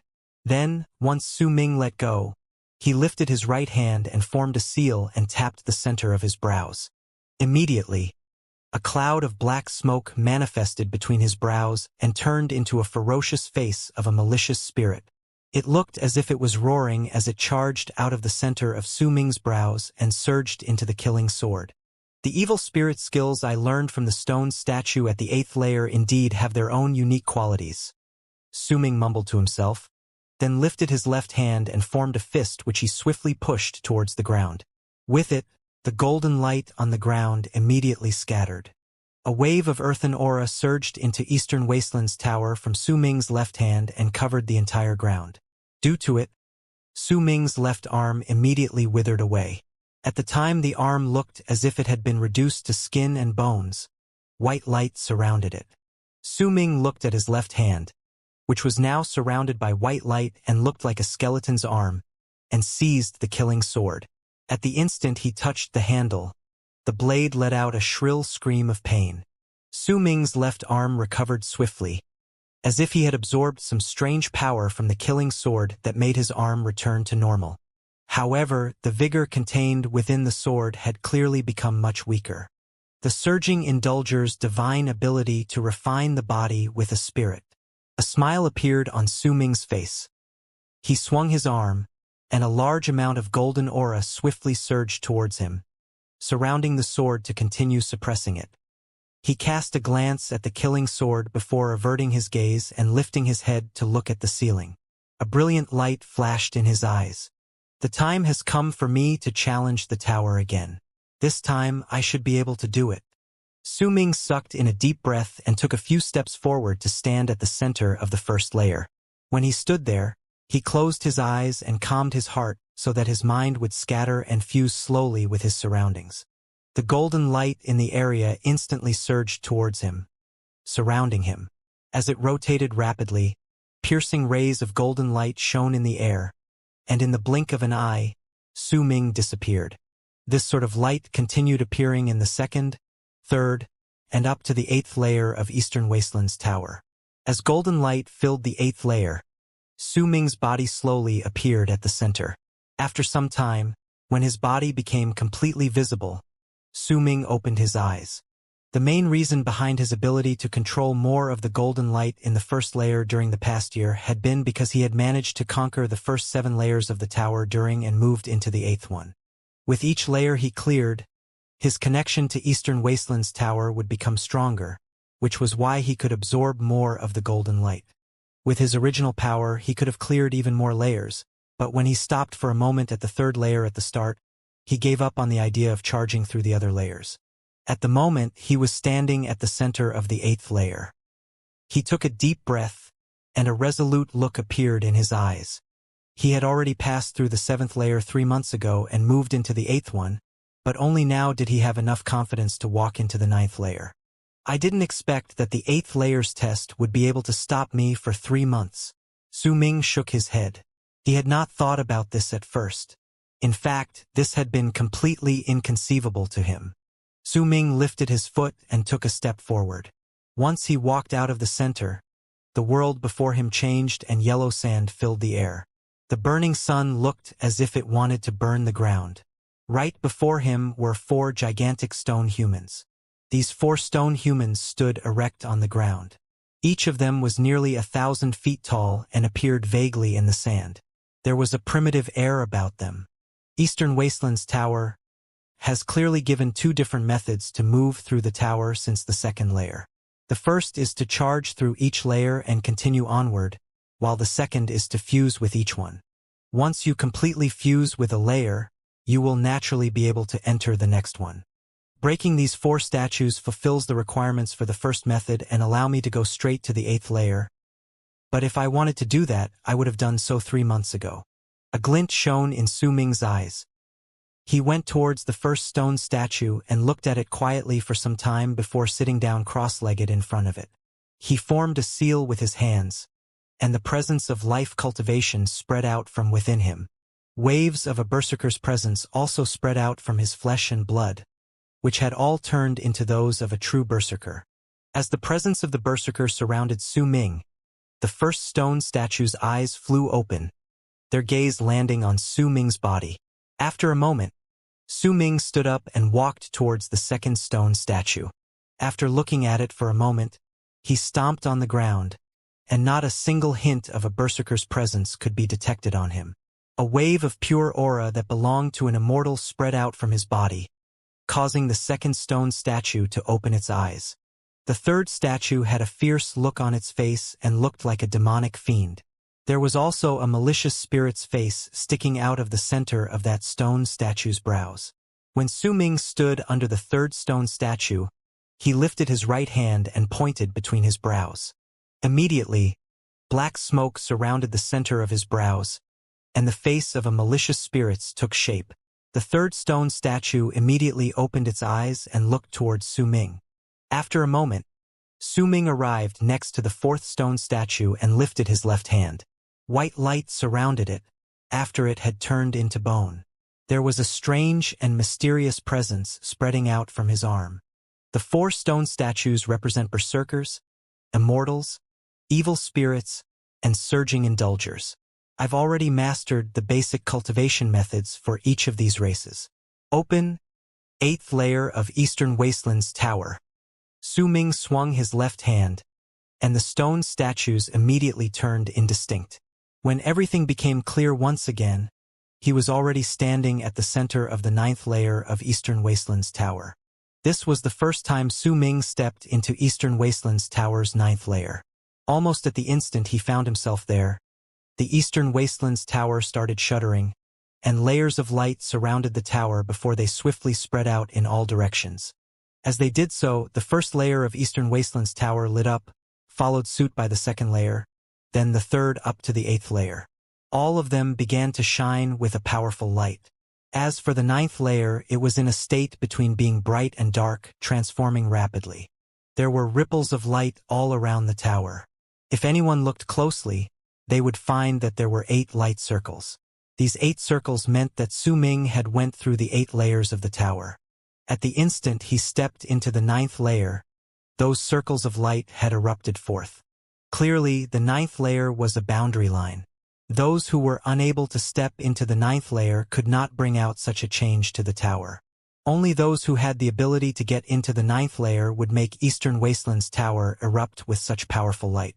That light instantly covered the entire Eastern Wastelands, and even showed signs of spreading even further. Almost in an instant, all the berserkers in Eastern Wastelands immediately stopped whatever they were doing and lifted their heads. Their attention was attracted solely by the 8 ripples of light spreading through the sky. Even Chen Chun, who was pretending to be dead in the forest, instinctively opened his eyes and blankly looked at the ripples in the sky. The old man who was really the bald crane and was chatting with the 3 berserkers was also stunned by the sight. The 3 young men before him were the same. All the berserkers on the land of berserkers, who saw the light circles in the sky, immediately felt their blood boiling after a year it had laid dormant. That burn in their blood was due to their god of berserkers. It was a faint guide leading them to their god. God of berserkers. It's the god of berserkers. The god of berserkers has returned. At that instant, loud booming sounds surged into the sky from all directions in the land of berserkers. All berserkers had been searching for Su Ming for a whole year, all throughout the eastern wastelands. They had been unable to find any trace of their god during that 1 year, but they did not give up. They continued expanding their search area and continued looking. They believed that their god of berserkers had not died and trusted that he was still with them. At that moment, at the instant they felt their blood guiding them towards their god, excited cries erupted from all the corners of eastern wastelands. Long arcs charged up from the ground and rushed in the direction the layers of ripples had come from. It was especially so for the berserkers and tribes who were close to eastern wastelands tower. During that instant, as their hearts trembled, they saw the source of the ripples of light, the brightly lit 8 layers of eastern wastelands tower. The god of berserkers is in eastern wastelands tower. Excited cries reverberated in the air. Those who were closer to the tower immediately rushed forth at full speed. Eastern Wastelands Chile Tian, Xuesha, Golden Rain Mountain Tribe's elder Wu Shuang, the great clan elder of all entities clan, Tian Qi, and the others were in different locations working diligently for the berserkers' rise in power. When the ripples of light echoed in the sky, they lifted their heads, turned into long arcs, and charged towards them. Fated kin had gathered together after they sensed Su Ming's presence a year ago. They were not too far away from the spot where the Immortals had descended, lingering around. They did not mix with the other tribes, but chose to live independently. They were unique. They did not mingle with other people. They were fated kin. It was as if they had returned to their form of life when they were in the world of Nine. However, they were no longer in constant danger. During that 1 year, the region where they had made their home was continuously transformed and gradually changed into a suitable place where fated kin could bring forth even stronger combat abilities. They had also been searching for Su Ming, their respected senior MO. Now, at the instant the ripples of light reverberated in the air, all fated kin stood up in excitement and turned into long arcs that charged through the air towards Eastern Wastelands Tower. This was an act committed by all berserkers in Eastern Wastelands and most of what the berserkers in the islands in South Morning did. An innumerable amount of berserkers charged through the air, and their goal was similar. All of them were heading towards Eastern Wastelands Tower. Su Ming did not know of the excitement in the world outside. At that moment he was standing at the 9th layer of Eastern Wastelands. There was an incredibly dense layer of golden light around him, and there was a wisp of world plane's presence within that golden light as it surrounded Su Ming, resulting in his body being only faintly visible within that presence. As the world plane's presence surrounded and continuously surged into him, Su Ming closed his eyes and circulated his cultivation base to swiftly absorb that presence so that he could turn it into the power of his own life matrix. This was Eastern Wastelands Tower serendipity, and this was the 9th time Su Ming had obtained a serendipity here. When he first moved into the 1st layer of Eastern Wastelands Tower, he had received its serendipity for the first time. He had been critically wounded at the time, and due to the tower he was able to heal his injuries. Then, as he moved through each layer, he had gradually come to understand this place. This was a tower that had been sealed for ages. Only the first person who got past each layer would be able to receive its serendipity. Right then, Su Ming was the only person within Eastern Wastelands Tower. When he opened his eyes after some time, his body was filled with a spiritual air. He stood there and quietly sensed his cultivation base. The world plane's power in the 9th layer far surpassed the previous 8 layers. The amount he absorbed this time brought quite a lot of nourishment for his cultivation base. I'm still a slight distance away from reaching the pinnacle of the initial stage of life matrix, but if I continue this way and move through a few more layers, then perhaps I'll be able to reach it. Su Ming sucked in a deep breath of the world plane's presence within the golden light, then lifted his foot and walked out of the center of the 9th layer. At the instant he did so, his vision immediately became indistinct. When everything cleared out, a tall mountain appeared before his eyes. This mountain was incredibly tall. The tip of it could not be seen clearly in the blue sky, endless clouds hiding the summit away. There was a river in the sky right behind that mountain. It was huge and stretched endlessly into the horizon. It was connected to the earth, and waves of water poured down to the land like a waterfall. However, that water would turn back further down in the distance and charge back to the sky to fuse back into the river, making the river in the sky flow in a cycle. Su Ming stood far away from that place, but he could still hear the rushing sounds of the water flowing in that river. However, since the mountain was too tall and hid most of the river from view, Su Ming could only see a small part of it and not the whole thing. One mountain, one river, and a desert. That desert covered the entire land, and the sand that was swept up brought with it moaning sounds that reverberated in all directions. It covered the mountain and river in Su Ming's eyes. This was the 9th layer of Eastern Wasteland's tower. Eastern Wasteland's tower's 9th layer. One mountain, one river, one desert. You who came to this place can activate all your power and destroy everything here. You can also choose to understand the conception of this place and break through it naturally. You have two choices. Two paths. A buzzing voice stated, reverberating from all directions. There was a feeling of age to that voice, as if it had been here for a very long time.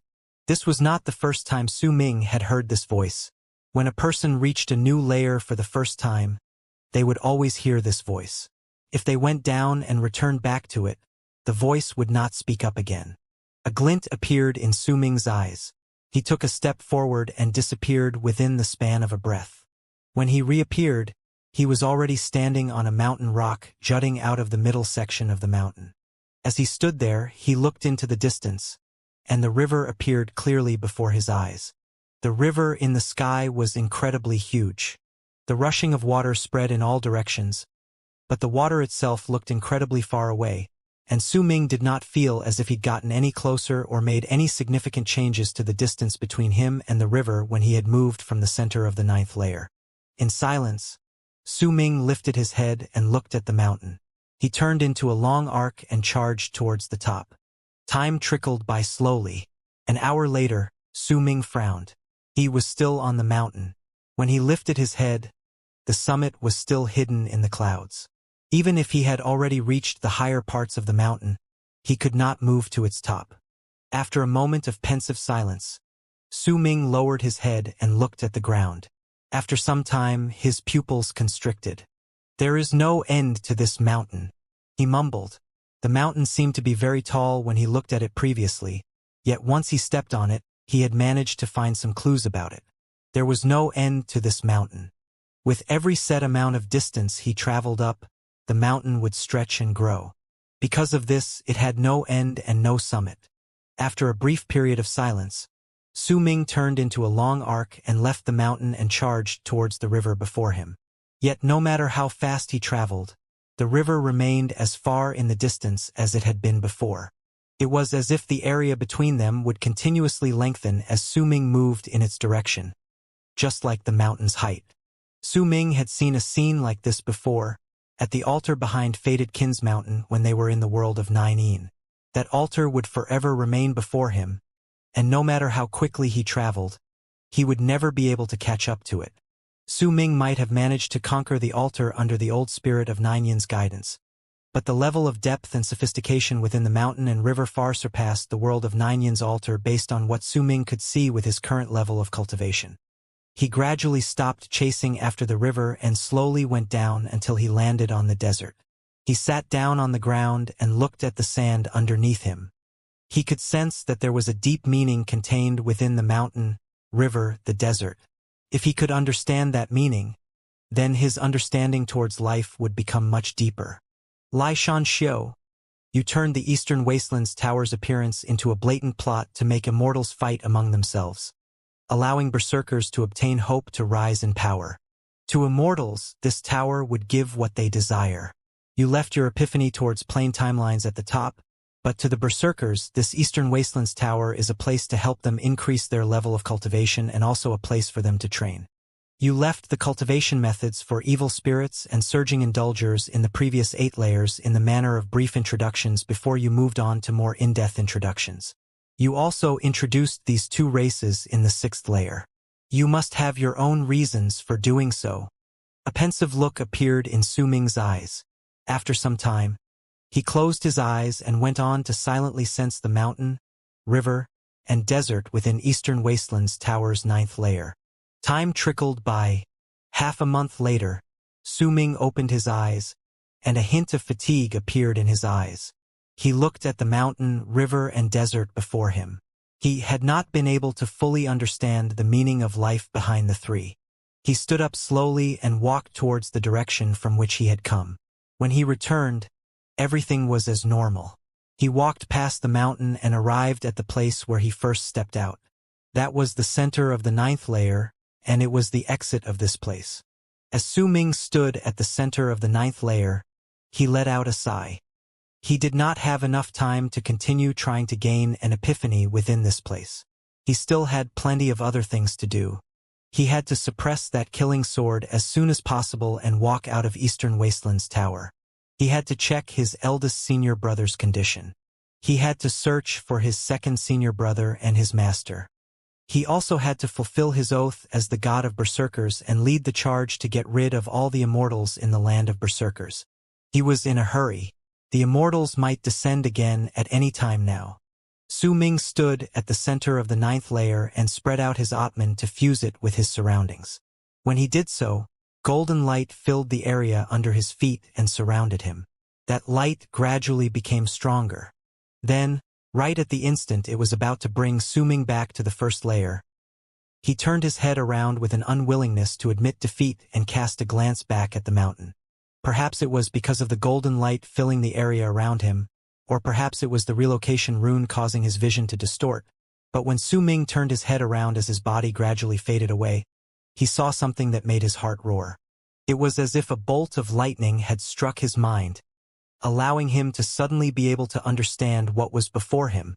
The first thing he saw when he turned his head around was the tall mountain, and the second thing was that an indistinct layer had appeared in his vision due to the golden light filling his eyes. When he looked at it the 3rd time, the mountain in his eyes started distorting due to the activation of the relocation rune. The 4th and final thing he saw before he left was the mountain disappearing. The mountain disappeared. It was as if there was never any mountain to begin with. Su Ming's gaze shot through the now empty space, and he saw the complete river in the sky, which he had previously been unable to see. There was no mistake to this. Su Ming could remember clearly that a small part of the river had been covered by the mountain when he stood at the center of the 9th layer. It was definitely not complete. Yet now, the river in the sky was complete, and the mountain was gone from his eyes. His heart roared, and a form of understanding started growing within Su Ming's heart. His body was already fading away due to the relocation, but at the instant he was about to disappear, he lifted his right hand and pushed against the ground. With it, the ground trembled, and the relocation froze for a moment. At the instant it froze, Su Ming shot out and charged forward. When he stepped out of the relocation rune, his body gathered together above the desert. He gave up on leaving. When he stood outside the relocation rune, he stared at the river, which was no longer obscured by the mountain. In his gaze, the water in the river in the sky was flowing even more clearly now. When the clarity of that water stretched into infinity, a loud bang rang in Su Ming's head, and that river also disappeared from his sight. There was no longer any mountain or river in the sky. Understanding rose in Su Ming's heart. He started circulating his cultivation base, and it immediately reached the pinnacle of the initial stage of life matrix. In fact, he was already not too far away from the middle stage of life matrix. I understand now. The mountain is still there, and so is the river. They are within my sight, but they're not in my heart. If there is a mountain in my heart, then the mountain will be there. If there is a river in my heart, the river will also be there. That's why there was no peak to the mountain, and no end to the river. My heart was influencing my eyes. My life matrix is to walk from death to life. I would move from winter to spring. It is the same as my heart. Because I exist in the state of death and am within winter, my heart is still. My heart affects my soul and my eyes. Perhaps they're affecting each other, that's why I can't see through everything, because my heart is dead. But during the instant I left, the rune had distorted and golden light had covered my vision, causing me to be able to see what I normally could not. I understand now, to move from death to life and from winter to spring, I must first make it so that my heart is alive with spirit. I will have to wake up from this state of being still. Only by doing so will I be able to see autumn. Being alive with spirit. Alive with spirit. How can I make it so that my heart is alive with spirit? Su Ming looked as if he had descended into madness as he stood and mumbled to himself. His eyes were filled with a large amount of blood capillaries, and he was staring at the sky without shifting his gaze once.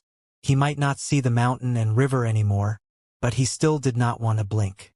This current state he was in was incredibly precious to him. He was afraid that if he blinked even once, he would wake up from this epiphany. The heart can affect the eyes. Then, surely the eyes can also affect the heart. If I want my heart and soul to fill with life and vigor from the state of being still, then the eyes would be able to do this. Moving from winter to autumn is a process. The color of autumn is red. Blood is also red. I will make the world turn red. Dye it in blood. When everything that I see has become red, then my eyes will affect my heart and make my heart and soul fill with life and vigor. This is the autumn of my life. Su Ming lowered his head swiftly and made himself look at the sand on the ground. This sand existed in the form of grain, and when they entered Su Ming's vision, he started laughing. The mountain and river are in my heart. As for the desert, it is formed by an endless amount of sand. Each grain of sand symbolizes a life, and each life symbolizes a cycle of 4 seasons.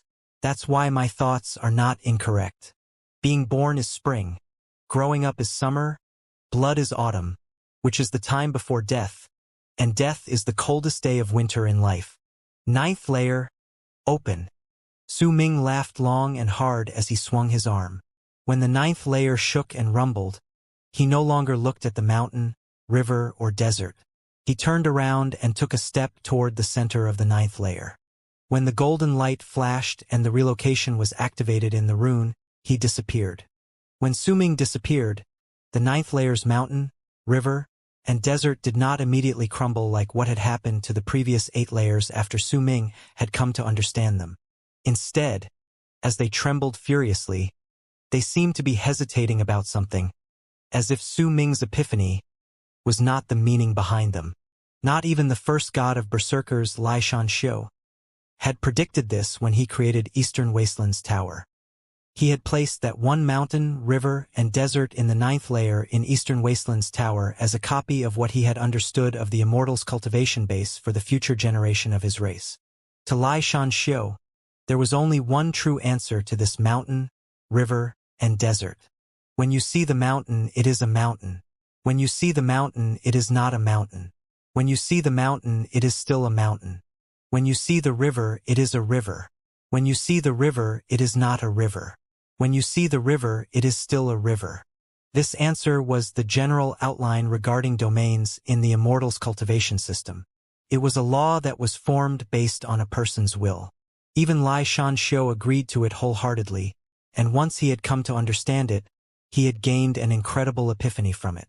As for the desert that was formed by an endless amount of sand, Xianxia had wanted to let his future generation understand that each grain of sand symbolizes a world, and the entire universe is formed this way. However, the answer and epiphany Su Ming had gained from the 9th layer was completely different from what Xianxia had wanted his people to understand. They might not be polar opposites since they were formed on the same basis, but they were both different sorts of understandings. That was why the 9th layer hesitated. This hesitation symbolized the conflict between these 2 types of understanding. One of them was from the Immortals, which was also Xianxia's will, and the other was born from Su Ming himself. It was his own form of understanding. If Su Ming's form of understanding failed in the conflict between these 2, then he would not be considered to have managed to pass the 9th layer. The 9th layer would also not shatter but would return to normal. Yet if Su Ming's form of understanding won, then the ninth layer would shatter. The hesitation regarding its destruction only lasted for 9 breaths before the ninth layer shattered with a bang and disappeared without a trace, just like what had happened to the previous 8 layers when someone managed to pass through them. As it shattered, a wave of power that belonged to Su Ming's understanding replaced the original meaning contained within the ninth layer. At the same time, as the entire Eastern Wasteland's tower trembled, another light circle appeared outside and spread in all directions with a bang. The ninth light circle was blood red. Its original color should have been white, supposed to symbolize purification and understanding of the heart and soul. It was supposed to symbolize an indifference and detachment after having seen through everything. Yet now, that blood-red light brought with it a murderous aura that surged into the sky. At the instant it reverberated through the sky of Eastern Wastelands. All berserkers who saw it immediately felt the killing intent within their blood being lit up. An endless amount of long arcs charged through the world and rushed towards Eastern Wasteland's tower. Some of the ones who were closer had already arrived, and all of them had prostrated themselves outside the blood-red light outside the tower. Zealous expressions and reverence were on their faces as they waited for their god of berserkers to walk out of Eastern Wasteland's tower and lead them, to drown the immortals in their own blood. It was especially so for fated kin. They had arrived a long time ago and were prostrating on the ground on one side of Eastern Wasteland's tower. The zealous looks on their faces surpassed those of berserkers. Normal berserkers were lit with fevered ardor because of their blood and their god of berserkers, but they had descended into a fanatical state because of their respected senior MO, because of Su Ming himself. That was different. That was absolutely different. Nan Gonghen stood at the forefront and looked at Eastern Wasteland's tower. His gaze was calm, but hidden within that calm look was an erupting volcano. He was waiting for Su Ming to walk out, waiting for him to lead fated kin and make the galaxy tremble. As berserkers charged through the sky and closed in on the tower, immortal sects within Eastern Wastelands could also sense the ripples and see the light circles from where they stayed holed up. The murderous aura and madness contained within the ninth blood-red light circle was enough to make all immortals feel their hearts quake in fear. As the ninth light circle spread out from Eastern Wasteland's tower, it covered the land, the Dead Sea, and started moving towards the alliance of the Western region, and also the Northern province. The immortal sects were not just in Eastern Wastelands either. They were also located in the alliance of the Western region. There were some who were located in the Northern region as well, which was the land that worshipped fallen berserkers. At the time the ninth light circle spread through the world of berserkers, it did not matter whether it was the alliance of the Western region or the Northern province. All the descended immortals felt their hearts tremble. They could feel the madness that wanted to dye the world red within the blood-red light circle. More berserkers gathered outside Eastern Wasteland's tower. When Xianxia and the rest also arrived, they saw that there were already no less than hundreds of thousands of berserkers gathered outside Eastern Wasteland's tower. And there were even more berserkers that were charging towards the place from all directions in the sky. The breathing and zealousness from those hundreds of thousands of people had turned into a shocking presence. This presence was like the stars surrounding the moon that was Eastern Wasteland's tower. A wave of madness that was enough to terrify all races erupted from their bodies. The source of their madness was their blood, and the reason for their blood falling into madness was the ninth light circle in the sky. That blood-red light circle contained Su Ming's understanding, and it was a murderous will that even the epiphany left behind by the first god of berserkers could not fight against. The murderous aura surrounded the entire land of berserkers, and there were even some excited roars stirred up by Su Ming's light circle within Een Death Vortex, which was now hidden away by the newly returned blue sky. Many roars reverberated in the air. Some of the ferocious beasts inside even looked as if they were about to rush out of the fog. They lingered about the edge, but they managed to control themselves and did not truly rush into the land of berserkers. As the fog tumbled about, the 3 old voices within the depths of the fog were also roaring. It's that boy's presence. That's right, it's his presence. It's the presence that belongs to this generation's god of berserkers. This is a blood-red murderous will. What shocking murderous will. I can even see that blood-red world within this murderous will. What a beautiful world. I like this boy. I like people who have this sort of murderous aura. If I knew he was like this, I wouldn't have let those damn immortals take him away all those years ago. I would have brought him into Death's holy land and made him a sacred child within Death region. At the same time these three voices roared. An incredibly domineering divine will that was even older than theirs and located deeper within Death fog charged towards them, while sweeping up the fog around the area before pushing down on the three divine senses. Shut up! There was a murderous aura contained within the old voice. When it reverberated in the air, the three divine senses instantly fell dead silent. I can sense a familiar ripple of power from his body. It's the ripple of power that belongs to the promised Xianxia, made within Death World all those years ago. It's the call for evil spirits guards and surging indulgers murderous fiends. That ripple of power is still not powerful. Observe him constantly. When that ripple of power has become strong enough to call for us, bring him immediately to see me. That boy Xianxia brought Death World's mission with him when he left, and he was supposed to help us find the path that led to the fifth great true world. As for us, we were supposed to listen to the orders of the one who could bring up these ripples. But Xianxia had not said that the one who will be causing these ripples would just be one person. He had been talking about all the berserkers gathering together. Slightly off his predictions. Regardless, after Xianxia left, the ripples of the call for the promise had only come from this person. Then, it must be him. Death fog tumbled about violently as the old man spoke. There were two other vortices within the depths of the fog. These two vortices were still and did not move. They were hidden deep and were appearing vaguely as the fog tumbled about. There seemed to be a continent lying within one of those still vortices. The ground in that continent was black, and even the sky there was dark. Occasionally, red bolts of lightning would flash by the sky and illuminate the world so that it would be slightly more visible, allowing people to be able to somewhat see that there were 100,000 people in black armor sitting cross-legged on that continent.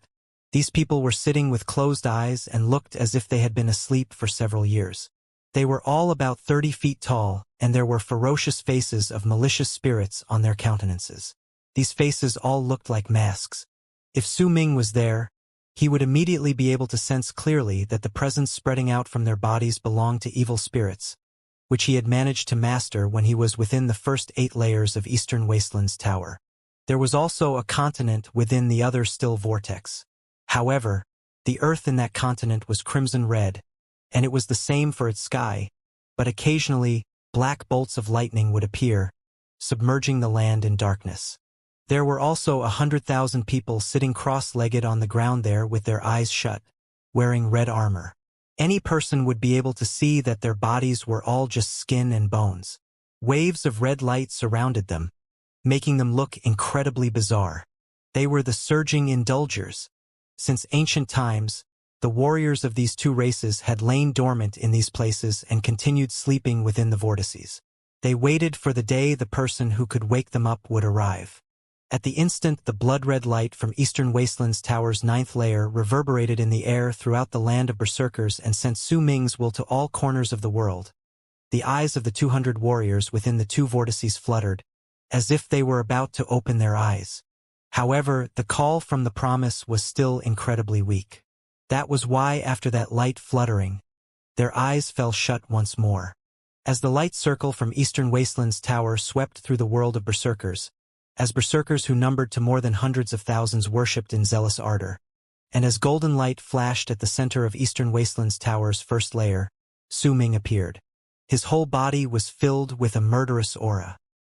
His understanding towards making his heart no longer be in a state of stillness and his desire for autumn had caused a tremendous change within him once he left the 9th layer. There was no outsider interfering with this change. Neither was there any other beings offering any sort of guidance. This was Su Ming's own understanding, and it was born of his own will. Autumn's color. Su Ming licked his lips. A strange and enchanting glare appeared in his eyes, and he walked slowly towards the killing sword. As he closed in on the blade, it immediately started shuddering, as if it had sensed that there was something off about Su Ming. It could sense that the person seemed to have transformed into somebody else compared to his past self. Su Ming's murderous will far surpassed the killing sword's own, and it to let out a mournful whistle as it shuddered. Su Ming lifted his right hand and slowly took hold of the sword's hilt. "I'll ask you one last time, will you submit to me?" The killing sword trembled viciously in Su Ming's hands. Golden light flashed on the blade, and blue light emerged, then transformed into a small blue humanoid. That small humanoid was incredibly weakened, and once it appeared, it looked at Su Ming with terrified eyes. It could sense that even though Su Ming did not seem incredibly powerful right then, there was a presence around him that made even the sword spirit tremble. That presence made it seem as if this person had awakened the unknown. "You are a killing sword. You should love killing, but all your slaughter is for death. All your slaughter is a form of worship towards death, and I symbolize death," Su Ming stated languidly. At that instant, his spirit seemed to have risen, causing that awakened presence which made the sword tremble to become even stronger. At the same time, at the spot where Su Ming's physical body was located at the center of the endless continents surrounding him in multiple layers, a wave of death abruptly erupted from his physical body with a bang. The outburst of that presence made the sharp needles that had sunk deep into the body to be pushed out a little, as if they could not contain that presence in his body. The hearts of all powerful warriors in the land of immortals shuddered at that instant. Long arcs charged forth and relocation runes were activated. Everyone was rushing towards the place where Su Ming's body was located. Abyss Awakening. This is Abyss Awakening. An old man with a head full of white hair stepped into a relocation rune with terror on his face. At the time, many immortals rushed towards the large number of floating continents in the galaxy using various methods. The corpse that had given Su Ming an incredibly strong feeling lying on the altar suddenly erupted with a presence that made all the immortals anxious.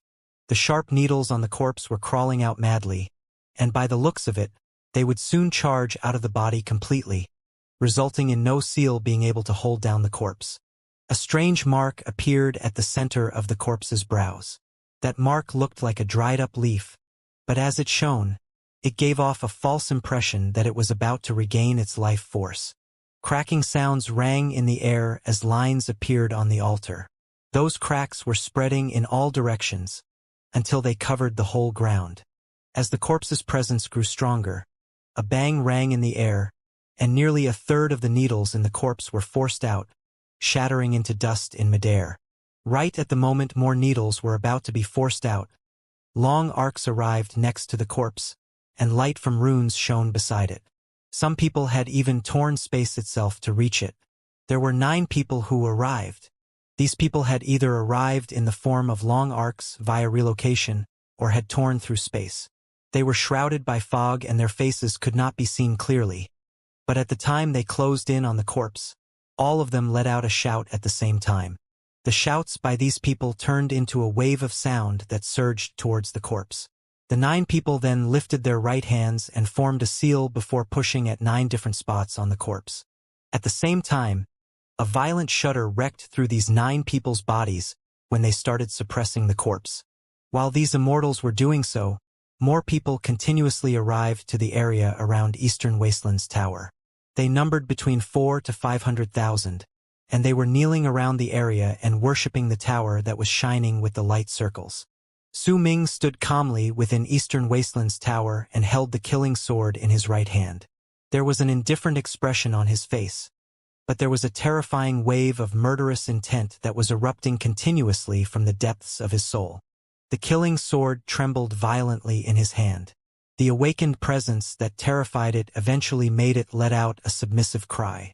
As that cry echoed in the air, the final sliver of blue light disappeared, and once it was completely replaced by golden light, the sword let out a piercing light in Su Ming's hand. Su Ming let go of the hilt and pointed towards the killing sword. It instantly charged towards his right index finger, turning smaller as it came and making it seem as if there was golden light surrounding Su Ming's right index finger. When that golden light scattered away after a moment, a sharp golden nail was added to the tip of the fingernail. At that moment, after being pushed into an incredibly pathetic state that he had even spared no pains in lighting his soul on fire more than a year ago, Su Ming made the sword submit to him, by borrowing the awe-inspiring might of Eastern Wasteland's tower. He had managed to do so using the awakening of his soul after he understood the bloody meaning behind autumn, as well as managing to gain a hazy notion of something. "I like red," Su Ming whispered softly, then lifted his right hand and pushed against the door of Eastern Wasteland's tower. With it, booming sounds came from the gate, and it slowly swung open. At the moment it opened, an endless amount of golden light charged out and shook the entire land. During that instant, excited roars came into the tower from the world outside. Su Ming walked out calmly. When he moved out of Eastern Wasteland's tower enveloped by the golden light, he saw an endless amount of excited berserkers. His statue of the god of berserkers manifested in midair at that time, the 10,000 feet statue appearing erect in the world. The presence of life cultivation spread out from it, the mighty pressure that made all the berserkers' blood boil, and it told all of the berserkers one thing. Su Ming was the god of berserkers they had been searching for over the past year. Greeting, god of berserkers. Greeting, god of berserkers. Greeting, god of berserkers. The rise and fall of the voices that belonged to the 400,000 to 500,000 people fused together, turning into a shocking roar and the berserker's will. It became the berserker's soul, and as it reverberated in the air, all the people shouted at the top of their lungs. The excited cries could intimidate even the heavens themselves, bring the earth to submission, cause hearts to shake, and make souls roar. Su Ming stood outside Eastern Wasteland's tower silently and looked at all the excited eyes staring at him. Roars that surged into the sky reached his ears. Within this wave of sound and amid the berserkers' excitement, a strange form of resonance gradually took shape, tying his heart together with these people. This resonance was a feeling that could not be described with words. It was as if Su Ming could make these people move with just one word. Even if he wanted them to blast the sky open, they would not hesitate to do so. It was as if Su Ming was their god at this instant. Or perhaps not just for this instant but for all eternity. Su Ming closed his eyes.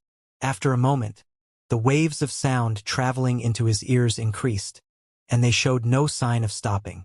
When they grew so loud as if they were about to turn the world upside down, he opened his eyes and slowly said, "I want to slaughter my way to the Immortal's territory." His voice was not loud, but even in the mid of the roars let out by the 400,000 to 500,000 people, his voice still spread in all directions and reverberated over the whole land.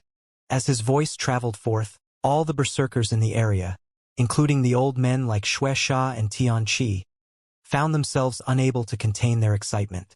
"Slaughter our way to the Immortal's territory." This was the cry shared by all the people in the land. Their merged voices could terrify even ghosts and deities, and they could make all living beings tremble because of it. "I want to kill all immortals in the land of berserkers." Su Ming swung his arm, and his voice grew slightly louder. "Kill all immortals in the land of berserkers." All the berserkers in the area stood up and shouted at the sky. A crazed killing intent erupted from their bodies at that instant. "I want to dye the Immortal's galaxy red." Su Ming took a step forward and rose swiftly in midair. As his voice spread out, he was answered by the crazed roars of the 400,000 to 500,000 berserkers. "Dye the Immortal's galaxy red." At that instant, as those people shrouded by fog suppressed Su Ming's physical body at the center of all the floating continents in the Immortal's galaxy, another third of all the needles charged out of his body and exploded in midair. It made the 9 people suppressing him cough up blood. As they tumbled backwards, all of them let out low growls and forced their bodies to stop moving back. At the instant they moved to suppress the corpse once again, 9 distorted illusions appeared behind them. Projections of a world could be seen within the distorted illusions behind each of these people. Those were worlds from 9 directions, and within each world, an endless number of immortals could be seen meditating. They were offering up all their power and sending it through the projected illusions. "Send out my orders and tell the immortals in other 9 worlds to suppress the change in Destiny's physical body. If they don't send someone soon and suppress him, the 9 of us will not be able to handle him." One of the 9 let out a low shout as they all borrowed the powers of their worlds to suppress Su Ming's physical body. preventing the needles in his body from being able to leave his flesh. Almost at the same time, these 9 people suppressed the corpse once again. Shocking roars echoed through eastern wastelands. As the 400,000 to 500,000 people howled, Su Ming lifted his head and looked at the sky while standing beside Eastern Wasteland's tower. His gaze seemed to be able to see through the sky and Death region, making him able to see the Immortal's galaxy, which existed beyond the mirror. I am the god of berserkers. I will lead all berserkers and dye the immortal sky red with their blood. Su Ming did not just say these words, but lifted his head and roared them at the sky. With it, all the berserkers in the area did the same thing and let out roars that shook the sky. All their wills were gathered on Su Ming at that instant, and he had a feeling that he could fuse with the world of berserkers. As some part of his soul awakened, as he understood the meaning of autumn, and as the berserkers will fuse together, Su Ming's cultivation base erupted with a bang. Once that happened, red gradually appeared in the sky. The rivers on the ground seemed to have also been dyed by that color during that instant and gained a red glow. At the spot where Su Ming's physical body was, once his cultivation base erupted, all the needles that had sunk into him once again due to the suppression shuddered, looking as if they wanted to surge out. The expressions on the 9 people's faces changed drastically where they stood around the body. At that moment, a tyrannical and powerful divine sense came charging forward with a bang, tearing through space to appear right above Su Ming's physical body. Whoever it was lifted his or her right hand and pushed down swiftly. Soon after, a divine sense with an ancient and old presence charged through the torn space and pushed down on Su Ming's physical body. If anyone took a look here, then they would see that there were nearly 100 immortals who had gathered around to suppress the sealed body, and all of them possessed incredibly powerful might. As the light from the runes shone, a divine sense that surpassed that of all the divine senses belonging to the people in the area tore through space from somewhere and arrived with a bang, suppressing Su Ming's physical body. Abyss awakening. Even if he awakened, he would still have to forever pay tribute to us immortals. Under the suppression from the various powerful and mighty presences among the immortals as well as some ancient existences, Su Ming's physical body gradually calmed down. The mark of the dried leaf at the center of his brows disappeared, and he stopped moving. Su Ming could not sense any of what happened in the land of immortals while he remained in the land of berserkers. However, at the moment his body was finally suppressed, he felt as if a huge stone was pressed down against his heart, and his hate for all immortals erupted forth even greater than before. He had a strong feeling that there was only a little left before his cultivation base would move into the middle stage of life matrix. This sliver of difference would need the world to run crimson, requiring an endless amount of blood and lives. Su Ming no longer attempted to clear the other layers of Eastern Wasteland's tower. He left seeking the answer for the things after the 9th layer to the future, because he had far too many things he needed to do at the moment and did not have the time to stay in the tower. By his predictions, if he wanted to gain a complete epiphany towards Eastern Wasteland's tower, not only would he require a level of cultivation higher than his current one, he would also need an endless amount of time. Su Ming's murderous aura filled his entire being. He wanted to turn the sky red and see autumn to verify his epiphany so that he could enter the middle stage of life matrix. As the 400,000 to 500,000 berserkers roared around him, Su Ming cast a glance at the land in the distance. His Atman filled the area, but he was only looking for one thing. It was his eldest senior brother's statue, located at the spot where the immortals descended. That statue was kept in perfect condition at its original spot. There was also Su Ming's protection on that statue, which he had left in secret as he escaped from the killing sword. Su Ming did not believe that his eldest senior brother would just die like this. He absolutely refused to believe it. In silence, Su Ming averted his gaze. He did not dare to take his eldest senior brother away, because he was uncertain. He did not know whether his actions would bring more harm to his eldest senior brother. Eldest senior brother, I'll make you wake up. Su Ming lifted his head. When he swept his gaze past fated kin, he nodded, then looked towards the world in the distance. As he spread his Atman outwards, he found an immortal sect located in that direction. Sky Mist Dao. This was the biggest sect Sky Mist Dao had in the land of Berserkers. It was also their base within the land of Berserkers. The sect had currently entered seclusion and activated all their great runes, which covered an area of several hundreds of thousands of lis, making the area into an incredibly powerful defense.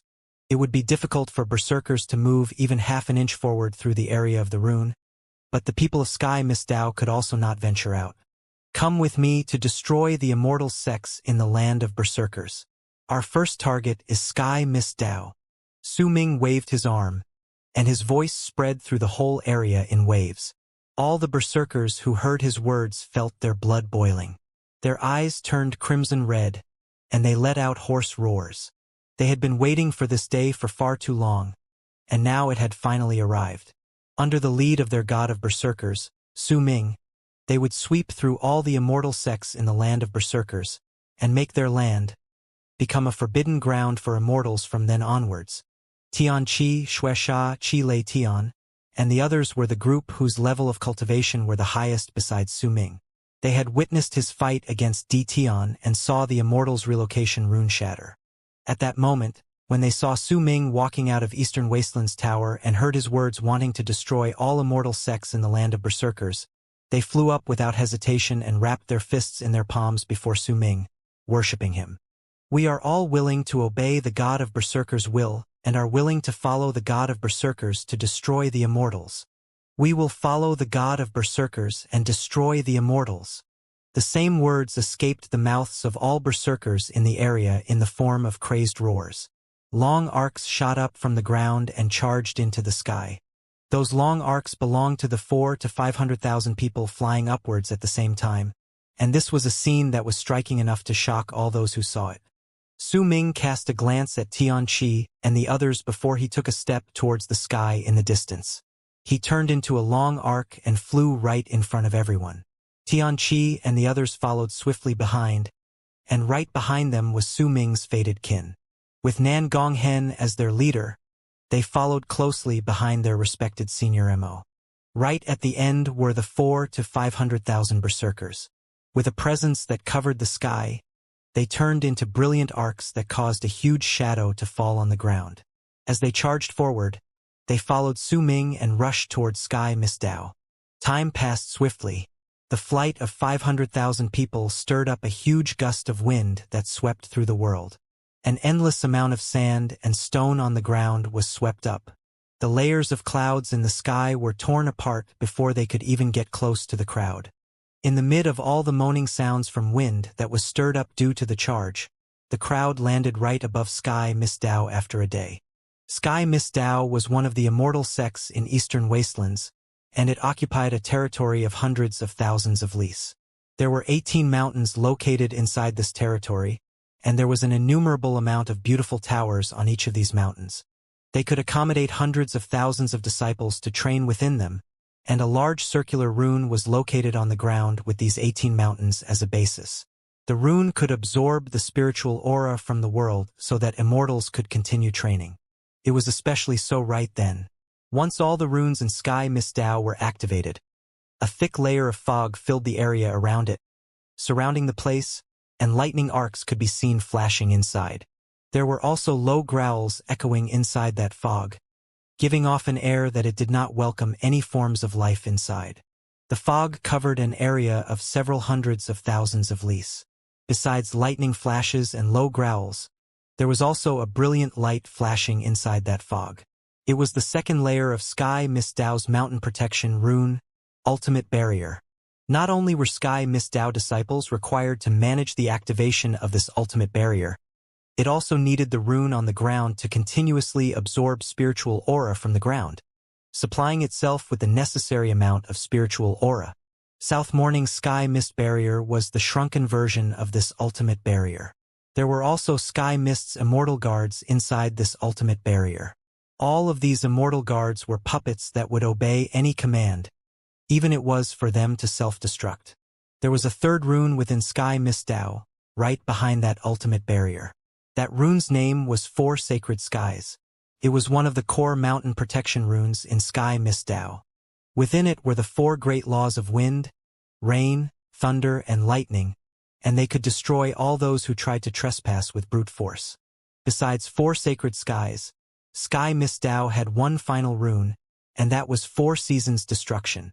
The passage of time contained within the spring, summer, autumn, and winter was embedded within this rune, and with the lives of all the disciples in Sky Misdao as its foundation, it would make the life of the person who moved into the rune take a turn for the worse by speeding up his life cycle.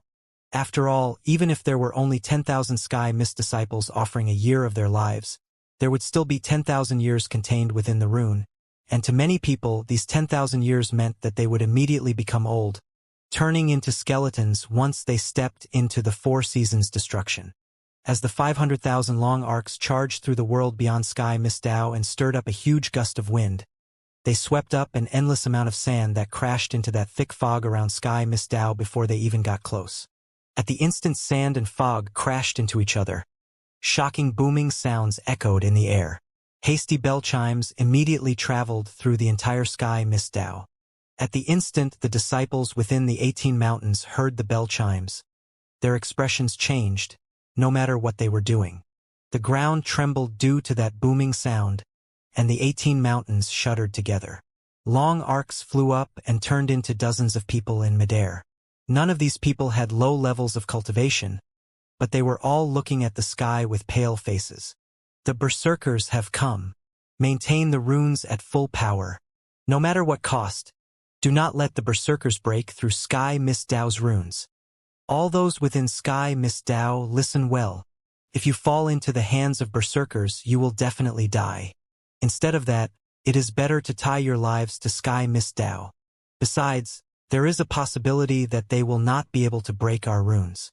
We still have hope. I've already contacted our sect in the land of immortals once more. If we persevere, then we will have a chance to live. Low shouts that contained either brusque or gentle words reverberated through Sky Misdao, and they were all trying to curb the panic among the disciples. Yet a violent bang that sounded as if it was right beside everyone's ears traveled through Sky Misdao from the area outside. That sound caused the 18 mountains to shake so much that crushed stones started rolling down.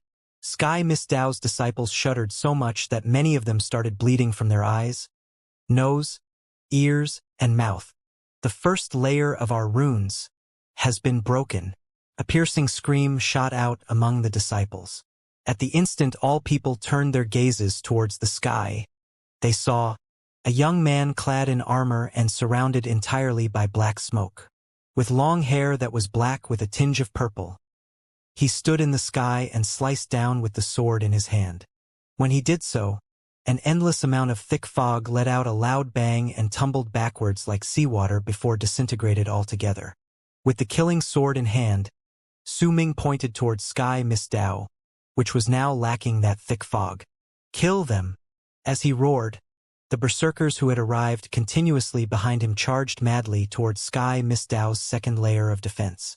As the fog was torn apart and continued tumbling backwards to reveal Sky Misdao, not only did all the disciples in the sect see Su Ming, they also saw the hundreds of thousands of berserkers behind him. They also saw the other berserkers behind the initial hundreds of thousands, whose sheer numbers blotted out the sky and earth, and who were packed so densely together that an end to them could not be seen. All of the berserkers' eyes were crimson red, and they were all shining with madness and a hatred towards immortals that was engraved deep within their bones. Wu La stood at the second mountain with a pale face. As she looked at Su Ming and all the berserkers outside the rune in the sky, her expression changed. Slowly, the complicated look on her face disappeared and was replaced by a sigh. She tightly wrapped her fingers around a pair of bells in her hand. Tian Lan Yu's face was also pale as she stood on another mountain. But there was an endless amount of cold spreading out from her. She kept her gaze fixed on Su Ming while another woman stood quietly right next to her. That woman was Tian Lan Meng. She looked at Su Ming in the sky, and all the memories of the past surfaced in her head. Their initial meeting all those years ago and their journey together as they harbored some fondness for each other. But those possible beautiful moments that might have existed turned to dust due to their separation because of the great war between the shamans and berserkers. Her hesitation after they reunited in the world of berserkers caused her to be unable to forget the grief and understanding that had appeared on Su Ming's face at that time. Is it fated? Tianlan Meng bit her bottom lip, and tears fell from her eyes. As the 500,000 people charged forward from beyond Sky Mistao, Su Ming held the killing sword in his hand and walked towards the second layer of defense. At the same time, in a forest far away from the spot, located near Evil Spirit Sect, Chen Chen found himself lying on the ground and continuing to fake death once again. There was an incredibly beautiful woman in front of him. She was blinking rapidly while eating roasted seeds in her hand and throwing the seed skins on the ground. There was a huge yellowish-brown dog beneath her. That dog was sticking out its tongue lazily and sweeping up those seed skins before swallowing them. The old man that was really the bald crane was putting on the air of a powerful person and an unfathomable demeanor, as if he was afraid that other people did not know that he was a veteran, and he was chatting away with the woman. Are you saying that this god of berserkers, Su Ming, is your disciple? The woman's eyes went wide, and she put on a naive expression. There was a look of idolization on her beautiful, petite face. I'll have to correct you, Lassie. That Su Ming is not my disciple. His father is my disciple in name. So in all, that boy Su Ming could call me his granduncle master. There is nothing I don't know about him. What do you want to know?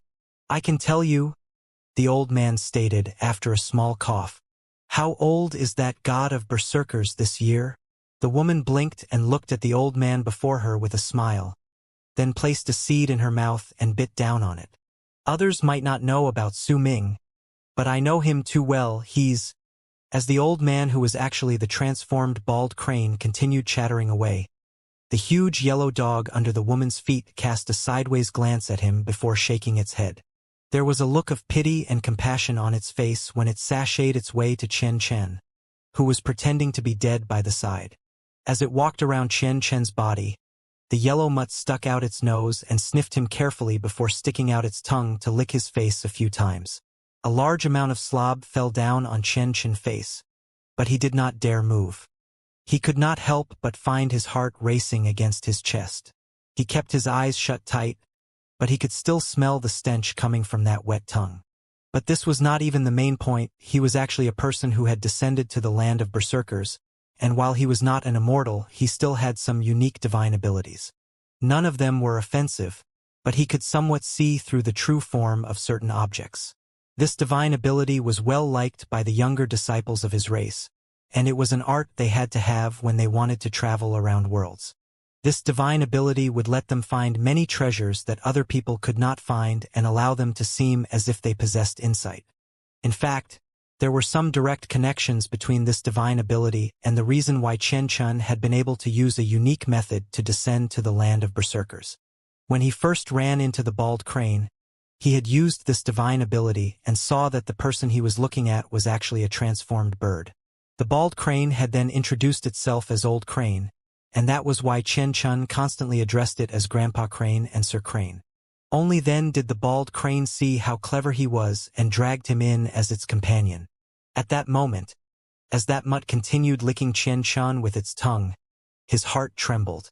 He had a feeling that there was something off about this mutt.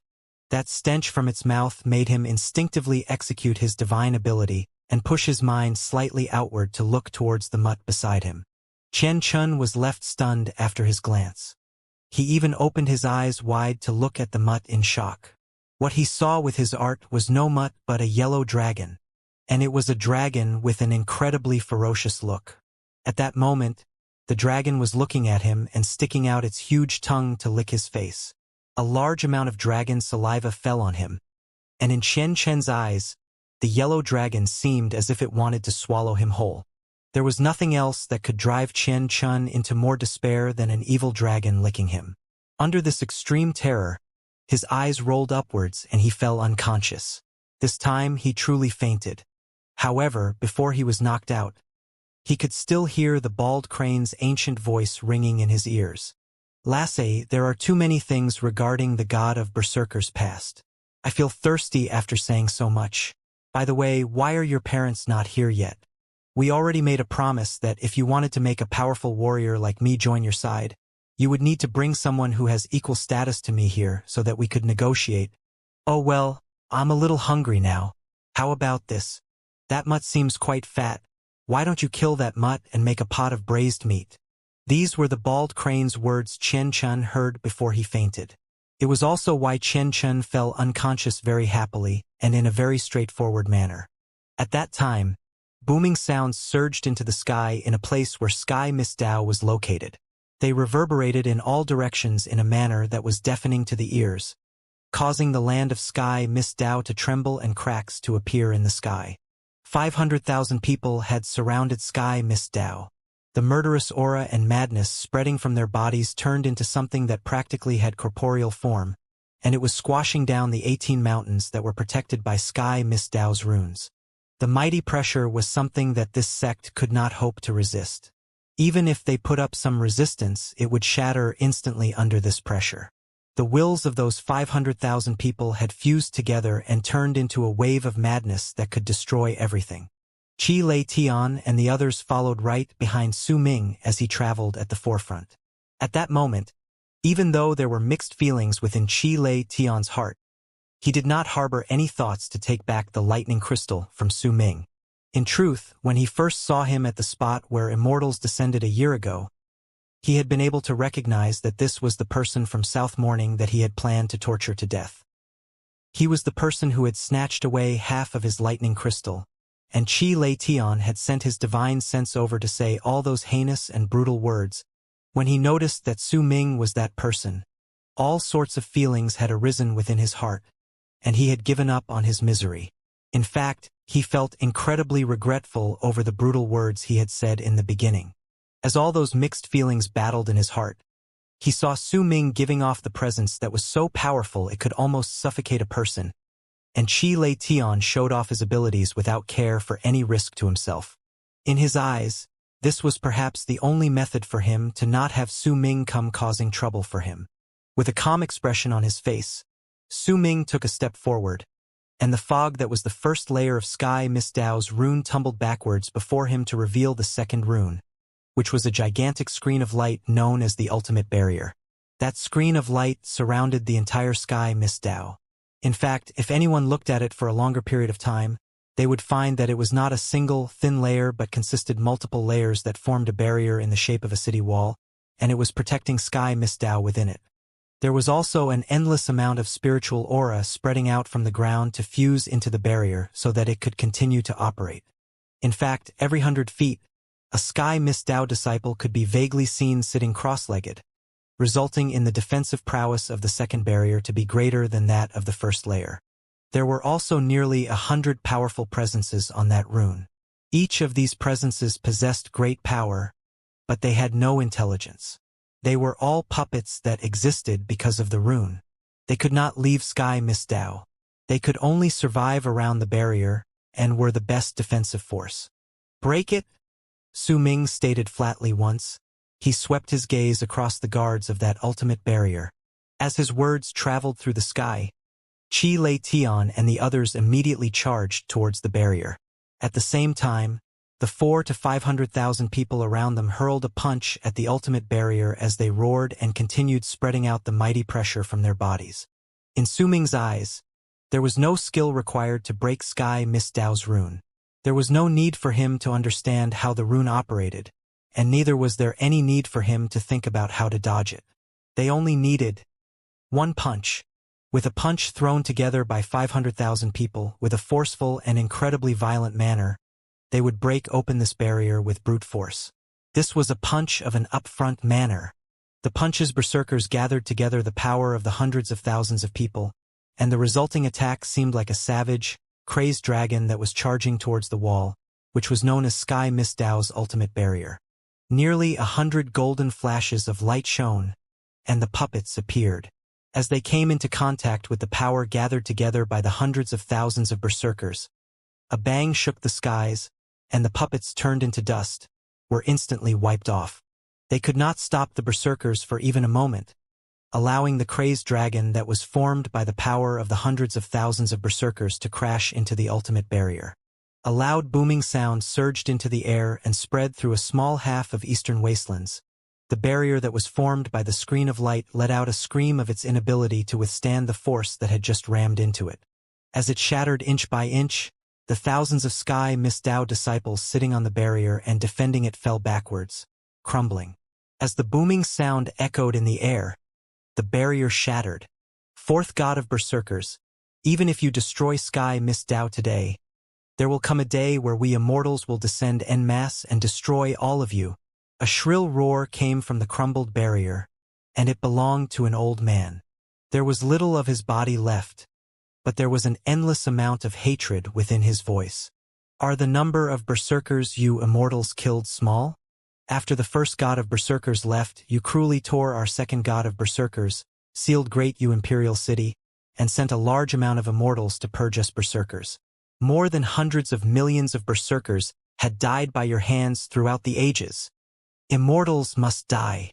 My tribe and my family were all slaughtered by immortals, and it was all so that they could create a single drop of berserker blood. All my children died in the hands of immortals. To me, you've already destroyed my bloodline, so I'll make all of you pay. I'm the only one left of my tribe now, and it was all because my tribe was located on a spirit mine. Voices rose up in the form of roars in answer to the old man's words. They were the voices belonging to the hundreds of thousands of berserkers in the area. They were filled with their hatred and their madness towards the immortals. This was a war between two races. Perhaps there were people who had never dyed their hands in either of the races' blood in this war. But even so, in this war where one side must be destroyed, they could only go with the flow, and slowly but surely, they would also find themselves killing the other race. This was war. There is no right and wrong in it. The only thing that might exist is a sigh of regret. Su Ming lifted his head and watched as the old man with that shrill voice and hatred gradually disappeared. He then lifted his right hand. The berserkers around him roared, and he lowered his hand towards the third layer of protection for sacred skies. When his palm fell, the 10,000 feet statue of the god of berserkers manifested before him, and it struck the third layer of protection with its palm. As rumbling sounds echoed in the air, wind, rain, thunder, and lightning rose up within that four sacred skies rune before spreading out violently. The berserkers' levels of cultivation were unequal. Once four sacred skies spread out, quite a large number of them immediately coughed up blood. Some of them even collapsed and died. But there was an even larger number of berserkers who charged past Su Ming with red eyes, as if they had gone mad, and rushed towards the rune. This was not Su Ming's battle alone. This was the battle of all berserkers. The immortals within the 18 mountains of Sky Mist Dao watched the sky quietly with pale faces under the rune's protection. Despair took hold of them, for the shadow of death was descending on them. Once the rune shattered, the only thing that would await them was death. Sky Mist Dao's third rune rumbled, and those rumbling sounds from four sacred skies continued violently without stop. This rune might be incredibly powerful, and the four great laws of wind, rain, lightning, and thunder might be able to gather up an endless amount of destructive power as they changed. But no matter how limitless that destructive power was, it could not overcome the madness of 500,000 people. Theirs was a reckless battle, and it was a form of counterattack in the mid of their uprising, born from hatred for immortals. The rune lasted for a moment, and that so-called infinite amount of destruction did not last too long either. Quite a number of berserkers died, but they died willingly. They were dying for their own people, for the berserkers' uprising. They died without regrets. Su Ming did not stop the berserkers from getting injured or getting killed as they fought against the immortals, because this was for their own uprising. If he forcefully called a stop to the berserkers' attack and attacked Sky Mist Dao's rune himself, perhaps with his power, he could break open Sky Mist Dao's mountain gate. But if he did that, then this war would no longer be the berserkers and the immortals' battle. Instead, it would be Su Ming against the immortals. If that came to be the case, then berserkers would not be able to continue with their uprising. Even if there was any form of rise in power, it would still be Su Ming's uprising, not that of the berserkers. A race's uprising required fresh blood, sacrifices, and a will. Su Ming looked at the madness within his people's red eyes. The only thing he could do was to lead them and break open the runes with them. Su Ming took a step forward. As his power of life matrix circulated in his body, he lifted his foot and took a swift step forward. The world immediately roared, and a huge foot appeared in the sky. It was the god of Berserker's 7 steps. The foot stepped on Sky Mist Dao's 4 sacred skies rune 7 times in a row. The rune shuddered, and an endless amount of berserkers charged forward madly. With their bodies, their flesh, and their power, and everything else within them, they crashed into the rune. A loud boom erupted into the sky. As that sound burst into the air, tens of thousands of berserkers died. But the 4 sacred skies rune also shattered. Once it did, only one last defensive rune remained between the Immortals and the berserkers, 4 seasons destruction. This rune was incredibly terrifying. It did not have any concrete attacks and could not destroy any souls. It only had a power to make spring move towards winter. It could make a person transform in the way the 4 seasons would and move from life to death. With the same amount of life offered, it could extinguish the flames in a person's life. Sky Mist Dao disciples, we are immortals. Even if we die, we will die as we kill berserkers. Only this sort of death will allow our souls to return to our homeland. If we die in humiliation and let these savage barbarians break our rune, then our deaths will have no value. At the instant 4 sacred skies crumbled, the sect master of the Sky Mist Dao branch in the land of berserkers, a middle-aged man with a sullen face, rose up in midair and looked at all the disciples within the 18 mountains. His gaze gradually turned gentle, and a hint of a reluctance to part appeared in his eyes. I don't want to die.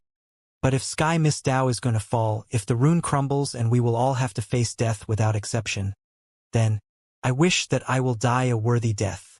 I wish that my death will make these savages in Death region pay a devastating price. I wish that my death will lessen the sacrifices for our army in the land of immortals when they come here to avenge us.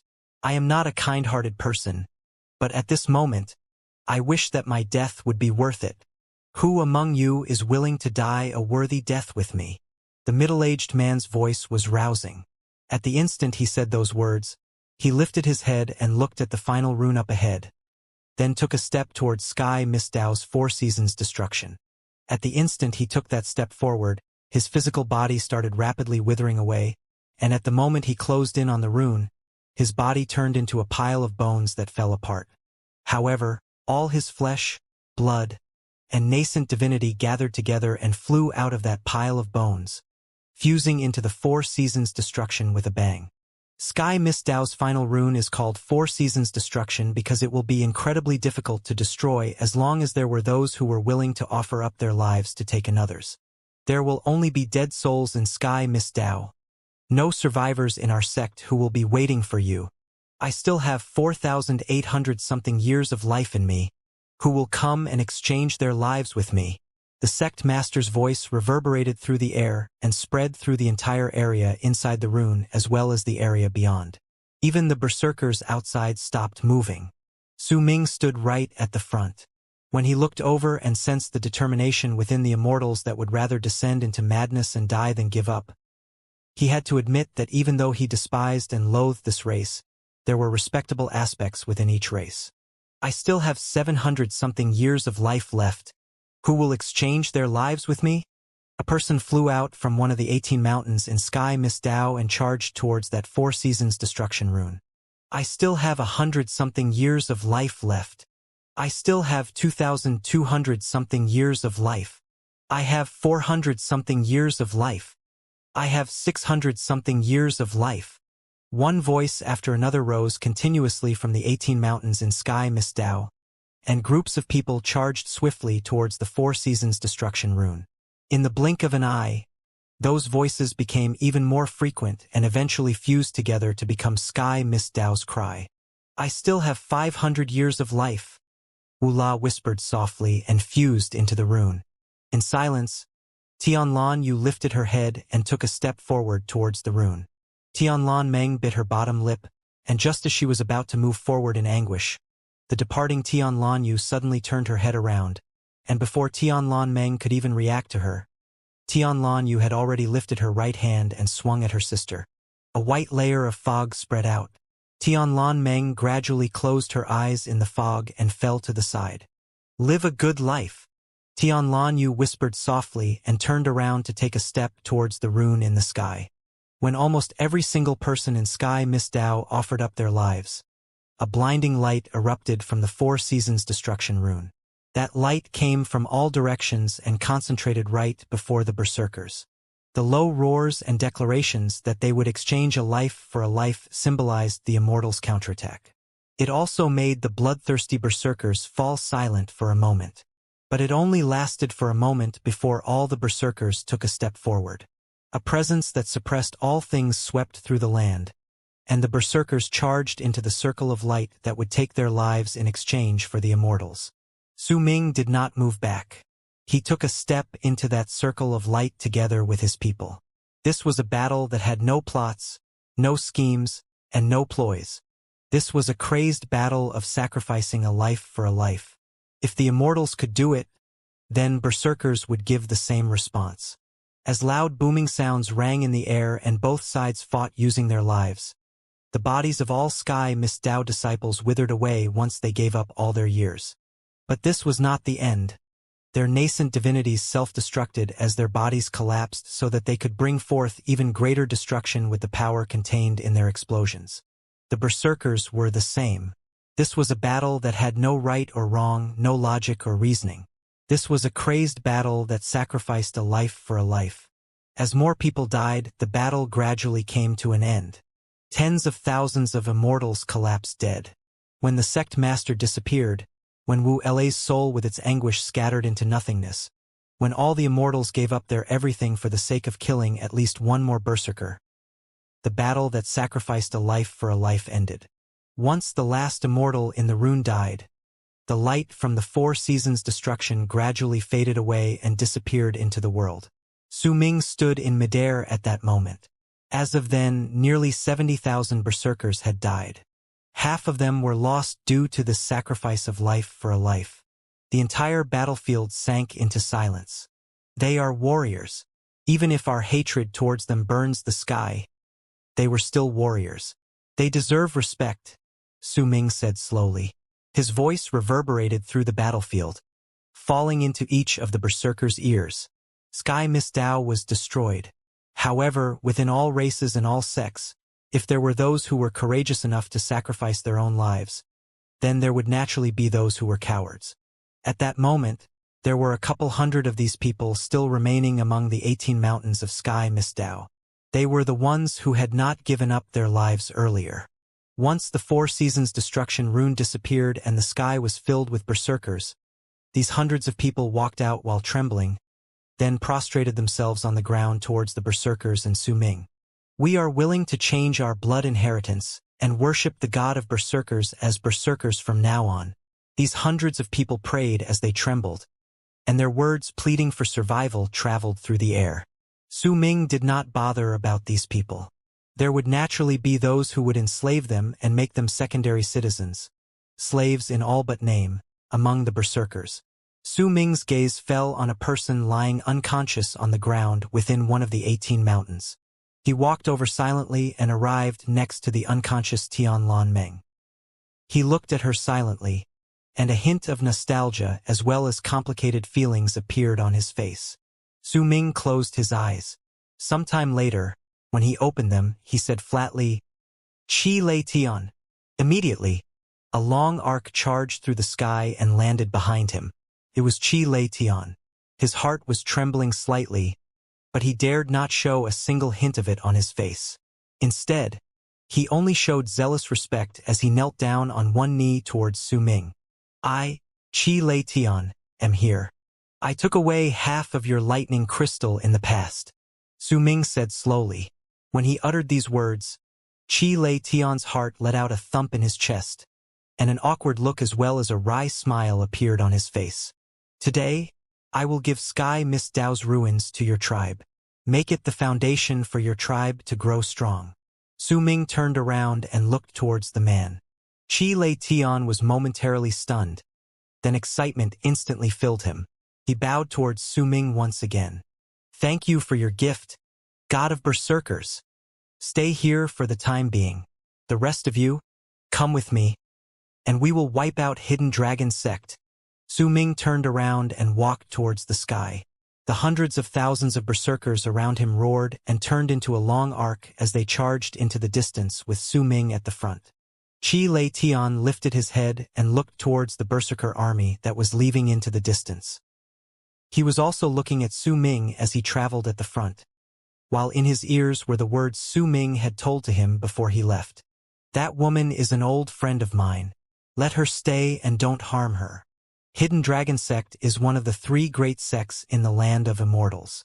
It occupies a large territory in the Immortals galaxy. The sect has an incredibly deep history and possesses many cultivation planets. They are famous among the immortals.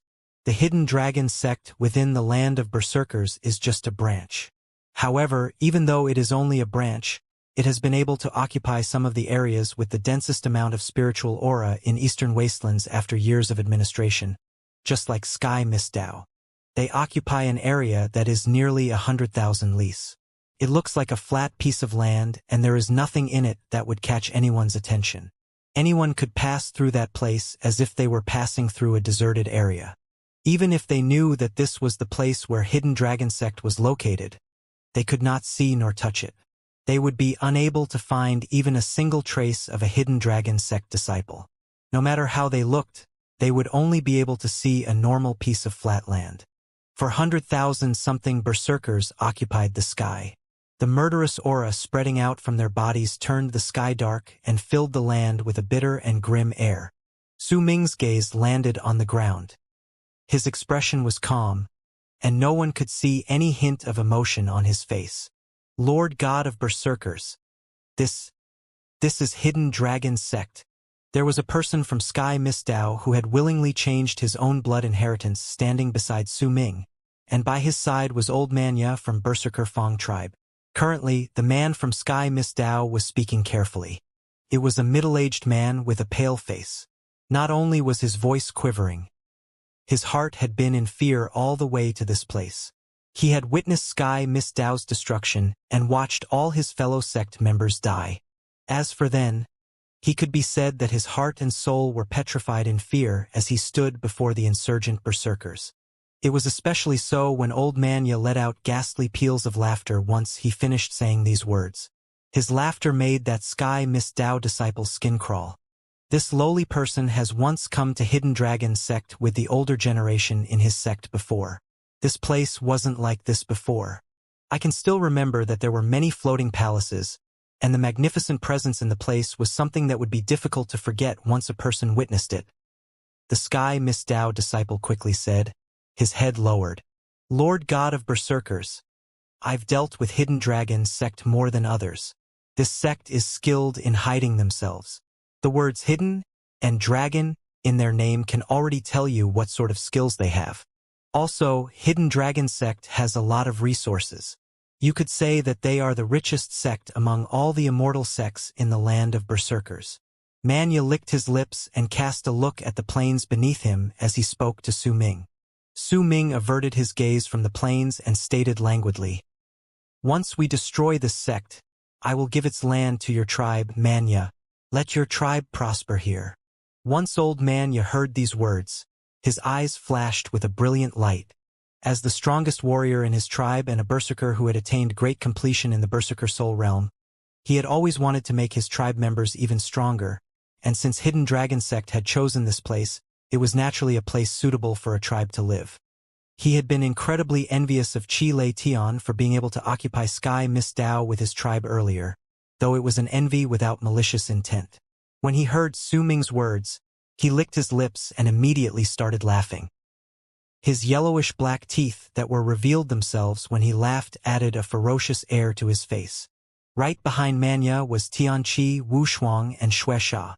They looked as calm as usual, but their hearts were filled with expectation. They could already tell what Su Ming was thinking of. Once they destroyed all the immortal sects in Eastern Wastelands, the places where these sects were located would become the territory of the big tribes of Eastern Wastelands. Evil Spirit Sect will be given to Tianqi, Evil Lust Sect will go to Wu Shuang. As for evil immortal sect, Shueisha, make your tribe prosper there. Su Ming turned his head around and cast a glance at the old berserkers who had already attained great completion in the berserker soul realm and had even taken a small step towards life cultivation.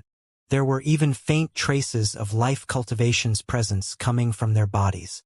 Su Ming had already come to know these old men's names when they rushed from all directions to worship him. At the same time, based on what he had come to understand previously, he also knew that these people were the 5 strongest forces of power among the berserkers in Eastern Wastelands. Thank you, God of Berserkers. Tianqi's spirit was lifted, and he wrapped his fist in his palm before bowing towards Su Ming. Faint smiles appeared on Shueisha and Wu Shuang's faces as well. They bowed towards Su Ming. The berserkers may be staging an uprising, but this so-called rise in power could only be truly proved when all tribes became stronger. That was why this sort of reward was more practical than anything else to them. As for Great Leaf Immortal Sect, a freezing glare shone in Su Ming's eyes. Nan Gong Hen. When Su Ming spoke, a shadow immediately closed in and appeared in front of him. He was naturally the fated kin Nan Gong Hen. There was respect on his face, but he did not wrap his fist to greet Su Ming. Instead, he knelt down on one knee and greeted him with the fated kin's salute. He was not paying his respects to the god of berserkers, but was paying his respects to Su Ming, his respected senior MO. Even if Su Ming was not the god of berserkers, the fated kin would still follow him as zealously. Fated kin is the race born from me. From now on, they will be my descendants in the land of berserkers. Great Leaf Immortal Sect will be the spot where fated kin's branch will be located in Eastern Wastelands. Su Ming stated calmly as he cast a glance at Nan Gong Hen. As for Evil Dust Sect, during the course of the year he had been at Eastern Wastelands Tower, the sect had been dissolved and absorbed by the other evil sects due to the lack of a grand sect elder. Hence it was naturally overlooked by Su Ming. There was no excitement on Nan Gong Hen's face.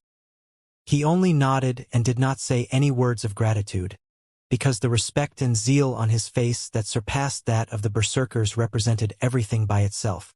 After all, he was not worshipping the god of berserkers. He only worshipped Su Ming. Su Ming's words attracted Tianqi and the others' attention. A thought bloomed in their hearts and they looked towards him together. It's natural that the race born from the god of berserkers would need to defend Eastern Wastelands, but Lord God of Berserkers, do you mean that? Shueisha blinked, and after a moment of hesitation, he asked something softly. South Morning has been shattered into several islands.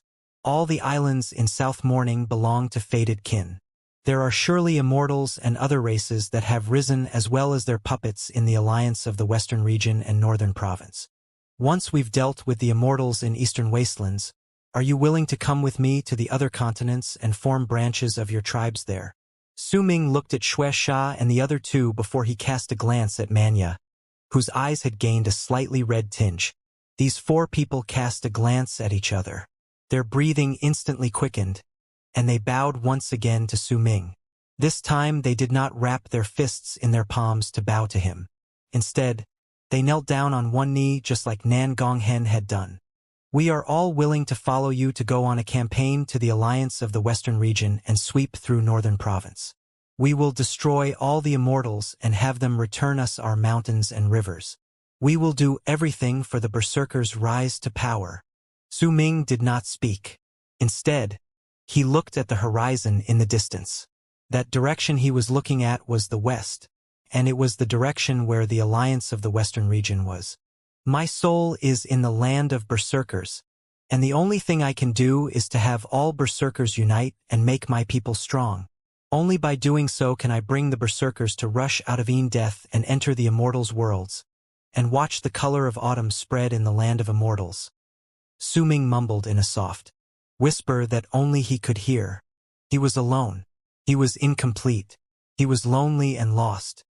His gaze would constantly flash with a light that was interlaced with confusion and awareness.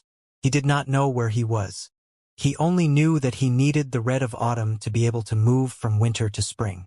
I am almost no longer me, but I do not know what I am either. Su Ming sucked in a deep breath, and everything within his eyes was replaced by a cold chill. He cast a cold glance at the ground and lifted his foot to take a step downwards.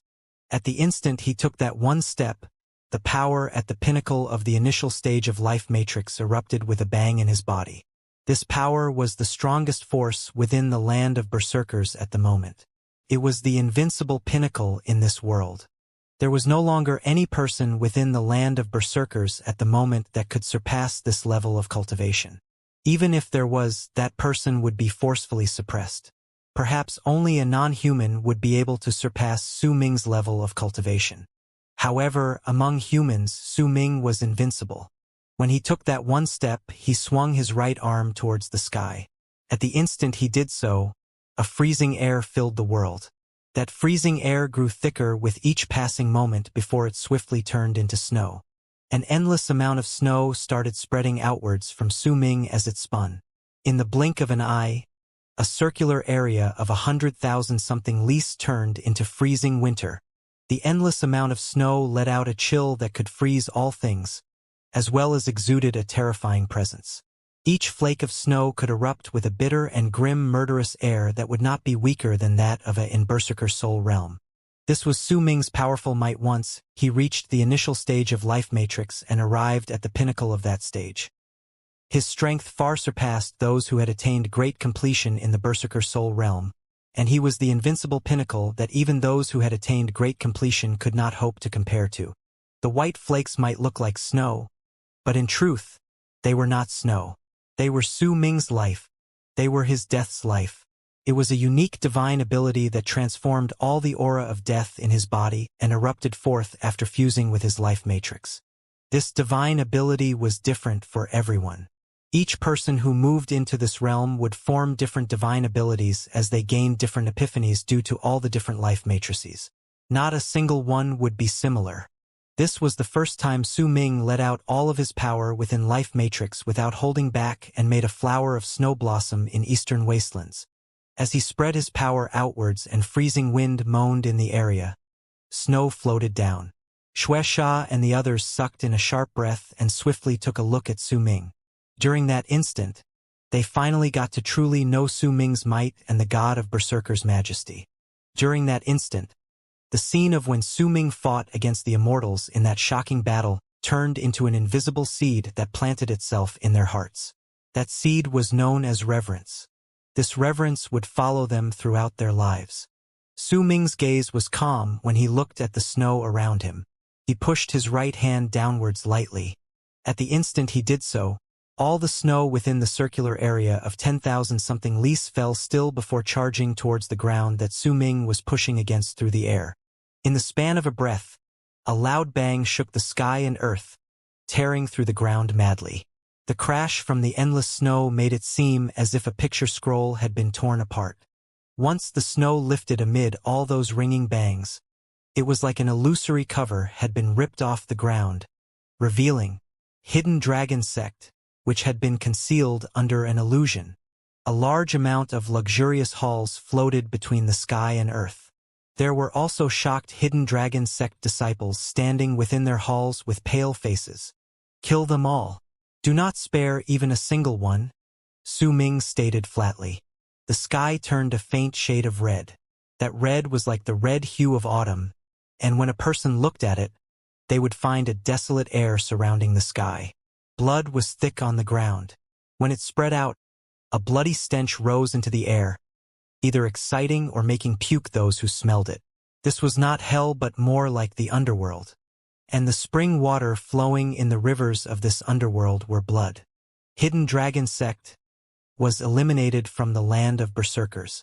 Besides 1,000-something people kneeling on the ground submissively while trembling, choosing to change their blood inheritance to live, all the other manner of living in the sect had died. They died miserably and did not put up too much of a resistance or struggle.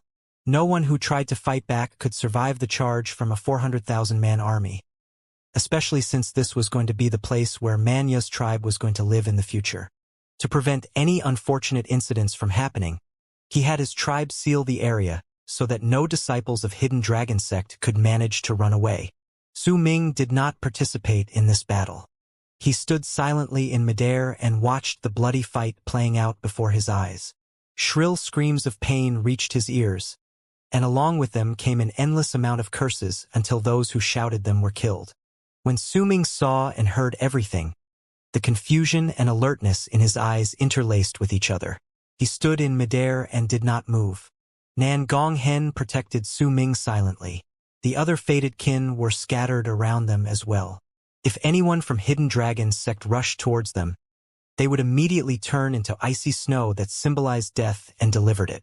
People will eventually die. They will walk from life to death, moving from spring to winter.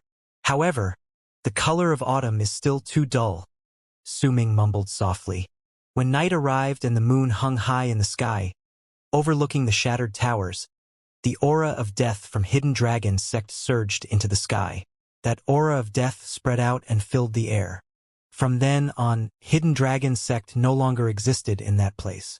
Instead, it had become the place where Manya's tribe would grow and prosper. A large amount of Hidden Dragon sect's resources was dug up.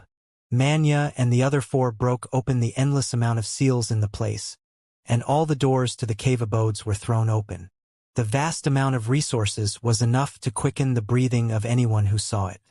There were large amounts of spirit stones, an infinite amount of medicinal cores, vast numbers of ancient scrolls, as well as huge quantities of materials required to create and refine enchanted vessels. All of these things represented just how rich Hidden Dragon sect had been and how deep their power laid. Even if Sky Miss Dao had an equal amount of fame as Hidden Dragon sect in the Immortals galaxy, when the Berserkers destroyed the sect and searched through the place, the items they found there were only a third of what Hidden Dragon sect possessed. Su Ming did not take too many of these items. He gave most of them away to the big tribes in Eastern Wastelands as a reward to serve as important resources for them to grow powerful. 7 days later, when Evil Spirit sect was invaded by the Berserkers' army, they resisted for half a day before all the sect's runes were broken. Then, the entire sect became history in the land of Berserkers.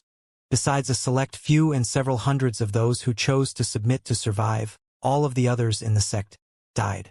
Blood flowed down the mountain of Evil Spirit sect. Shrill screams of pain and booming sounds continued reverberating in the area as the Berserkers waged war on them. Shindong did not die, and neither did the girl who Su Ming had controlled with his art using the doll in the past. They had instead been asked to leave politely, due to Su Ming's orders. Besides these people, everyone in Evil Spirit sect was killed off, and the place became the new location of Tianqi's clan. After 5 more days, Evil Lust sect chose to destroy their runes once the hundreds of thousands of Berserkers arrived. This sort of destruction brought forth a madness that spread 100,000 lis in the world.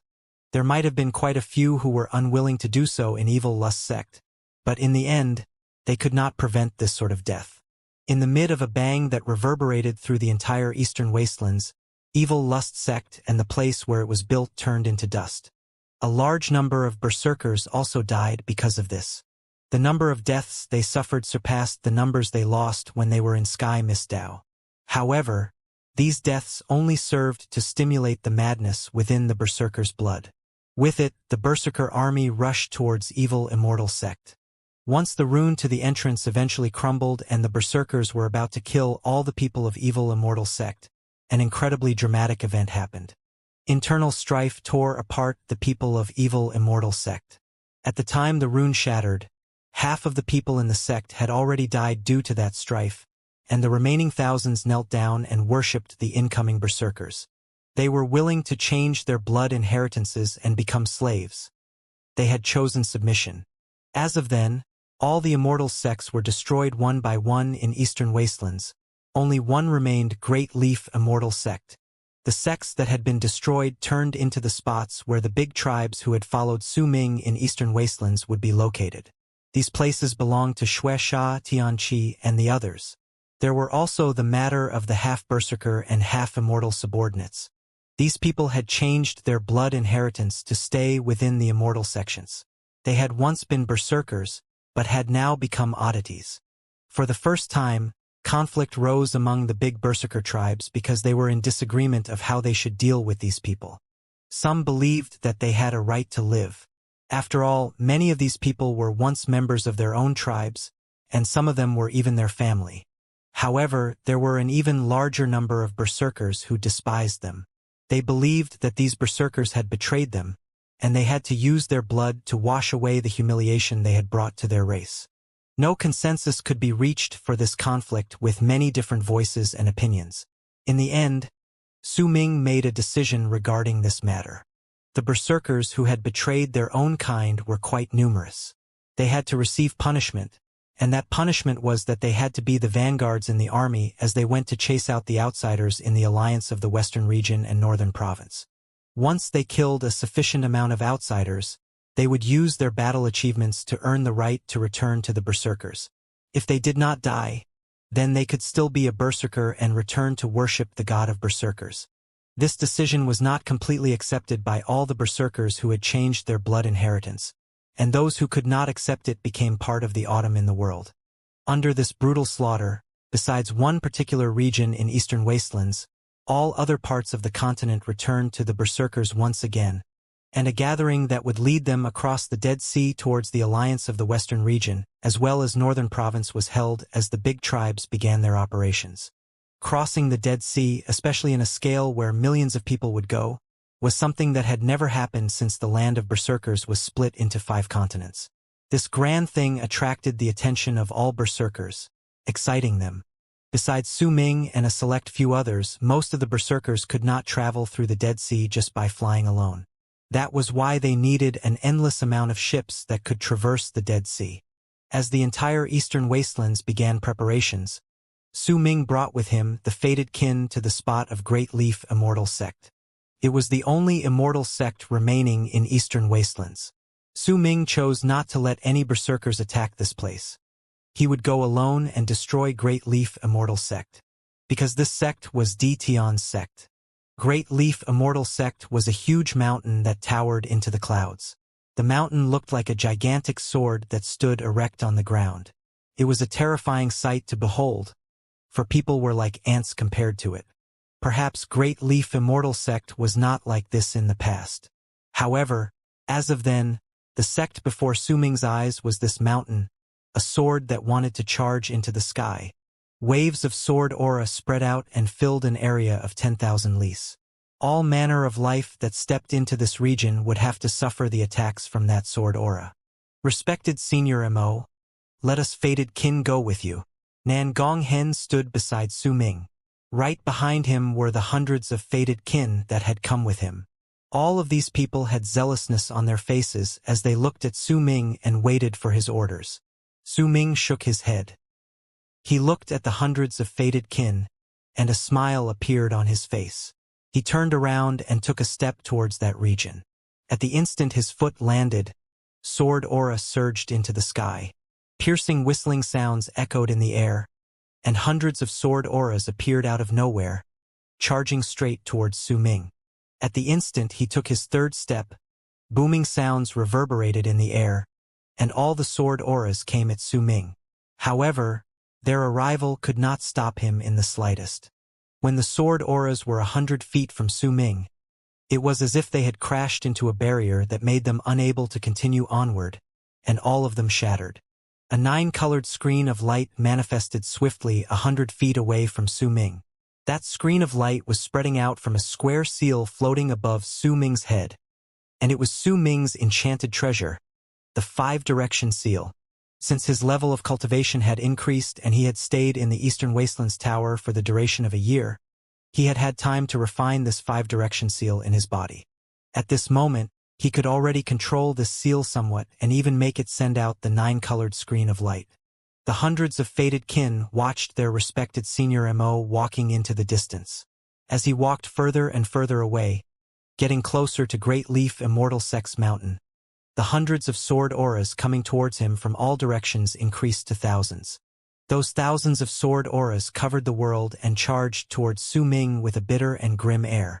However, none of them could pass through his 9-colored screen of light. When Su Ming activated that extreme speed of his and shot up like a long arc to fly towards the Great Leaf Immortal Sect's mountain, the thousands of sword auras erupted with a bang and turned into tens of thousands of sword auras that charged towards him from all directions. Right behind those tens of thousands of sword auras were another batch of them, just as large. It was as if those sword auras were limitless, and as booming sounds surged into the sky, Su Ming's body could no longer be seen clearly. He was hidden away by the limitless sword auras. At the moment he was less than 1,000 lis away from the mountain of Great Leaf Immortal Sect, and the entire region of Great Leaf Immortal Sect let out a deafening roar. 9 huge cracks suddenly tore through the ground under that boom, and 9 shocking waves of sword aura shot out from the cracks with a bang. The presence of those 9 waves of sword aura were incredibly strong, and they even gained the form of swords once they appeared. At the instant they took shape, they charged towards Su Ming. At the same time, nearly 100,000 sword auras appeared out of nowhere in the world and surrounded the 9 waves of sword aura that seemed to have gained physical form as they charged towards Su Ming. With a look of indifference, Su Ming lifted his right hand at the instant the sword aura closed in and seized the air. Then, the killing sword flashing with a golden light appeared in his hand. A fierce glare flashed in Su Ming's eyes once he held the sword in his hand. "Can a sword that is not held in a hand still be considered a sword?" he asked flatly, then thrust the killing sword forward.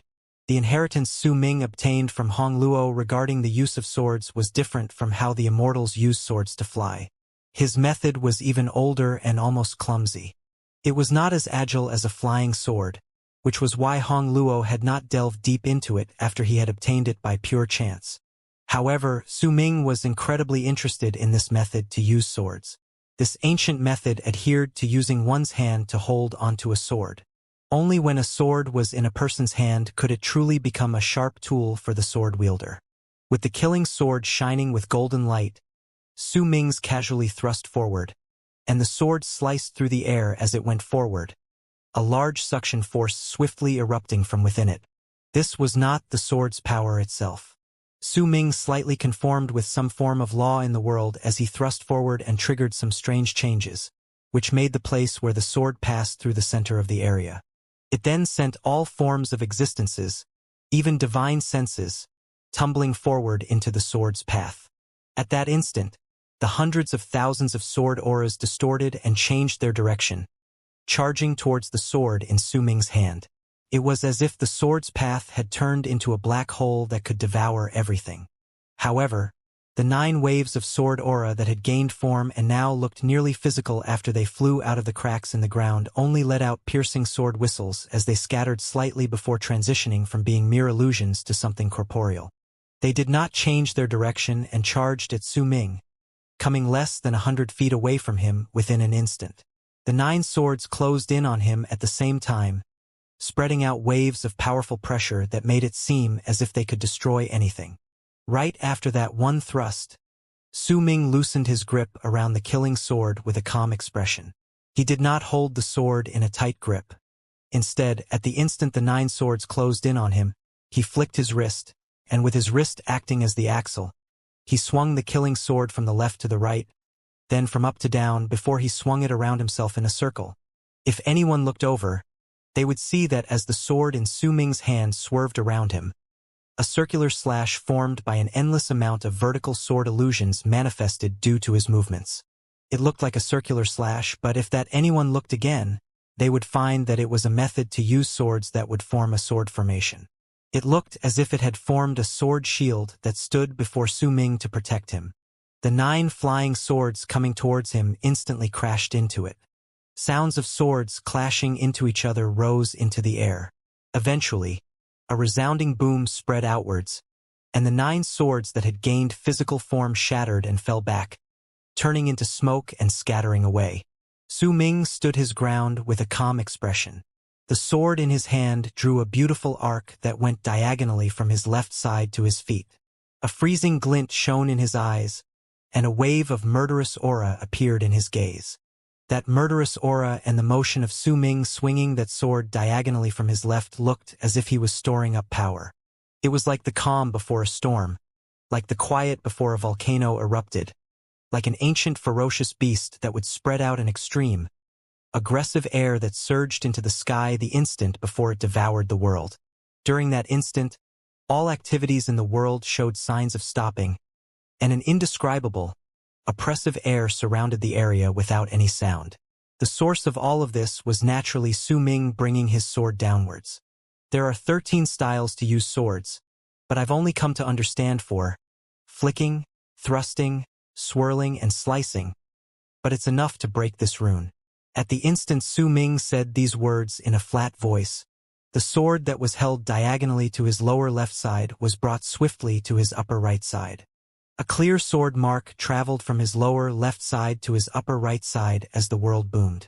This was slicing. With the sword's sharpness, it would slice apart all barriers that blocked its path. At the instant Su Ming swung his sword, the world rumbled. The swing contained some change in the world's laws, and at the instant Su Ming sliced upwards, an excited sword whistle traveled out from the killing sword. There was a wave of agitation and excitement within that whistle. It was the sword's complete acknowledgement, because this method was the only correct way to allow a sword to erupt forth with a power that could shake the sky and earth. If it was a flying sword, then it would be impossible to execute this slicing technique, since no one was holding onto the sword. Besides thrusting and slashing, it would not have the intelligence to execute anything else. The killing sword had a spirit. It had been suppressed by Su Ming earlier and forced to submit to him, but clearly, there had been defiance within that submission, and the sword had been waiting to turn against Su Ming. Yet at that instant, as the sword whistle traveled forward, the spirit within the killing sword truly acknowledged Su Ming, because it had been able to sense that when Su Ming held it in his hand, the 3 actions of thrusting, swirling, and slicing had allowed it to burst forth with its complete power, and it was a power that surpassed what it possessed. This power made it tremble with excitement. This power made it feel as if it had gone through a cleansing, and a faint feeling of an epiphany blossomed within it. It was a sword, and this was how it should be like. The world roared. When Su Ming sliced through the air, a diagonal sword mark tore through the space before him. That tear traveled forward with a bang, and wherever it went, the world would be torn apart. The air would shatter, and as the crack grew larger, it swept through 1,000 leagues before it landed on Great Leaf Immortal Sect's mountain. An even louder bang rang into the air, and the sword mark from that one slice shot through Great Leaf Immortal Sect. It shot through the sword-shaped mountain and charged towards the area behind it. As it continued spreading, it eventually turned into a crack in the world that was several tens of thousands of feet long. It went straight through the sword rune that surrounded Great Leaf Immortal Sect and created a large gap in it. Once that gap appeared, the sword rune that protected the mountain where Great Leaf Immortal Sect was located crumbled around it. The rune turned into an endless amount of sword fragments that fell backwards in all directions while stirring up a violent gust of wind that swept up to the 9 heavens. A violent boom that shook the entire area shot up into the air. The sword-shaped mountain that belonged to Great Leaf Immortal Sect shuddered, and its center started slanting as that booming sound rang in the air. When half of the mountain fell to the left and crashed down, the ground trembled, and a loud sound surged into the sky. Waves of dust rose up and spread through the area. Su Ming's hair and robes moved due to the wind, but his expression did not change. With the killing sword in hand, he looked over coldly. At that moment, half of Great Leaf Immortal Sect's mountain had been sliced off. The surface where it had been cut off was incredibly smooth, and that part was naturally where Su Ming's sword mark had passed through. The sword-shaped mountain was broken. The killing sword in Su Ming's hand was trembling and letting out excited cries. Murderous aura spread out from its tip, as if it was thirsting for blood and hoping to drink it for eternity. Swords are primary killing tools.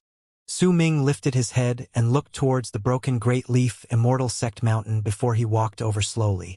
On this day, he would destroy a sect by himself and save his second senior brother from Great Leaf Immortal Sect. Fated kin were looking at their respected senior MO excitedly from the back. The might of that sword just now had shook the sky and earth. It was enough to shake the hearts of all those who witnessed it. Su Ming's footsteps seemed slow, but in truth, with every step he took forward, his body would appear a little faded. When his form became clear again, he would already be 1,000 feet away. It was fine for those looking at him from the back. They would not be in too much discomfort because of what they saw, but if anyone looked at him while he was walking towards them, they would immediately feel dizzy. because even though they would see Su Ming tens of thousands of feet away, in the blink of an eye, he would be much closer, making them think that their eyes were deceiving them. The surroundings did not move, but Su Ming's body would suddenly turn into an illusion, then gain clarity just as abruptly, instantly causing all immortals who were staring at him to feel dizzy. By the time they felt this dizziness, Su Ming was already standing at the foot of the remaining half of Great Leaf Immortal Sex Mountain. He lifted his head and looked at the broken sword-shaped mountain. Then he took a deep breath. As Su Ming breathed in, layers of snow fell down from the sky above Great Leaf Immortal Sect.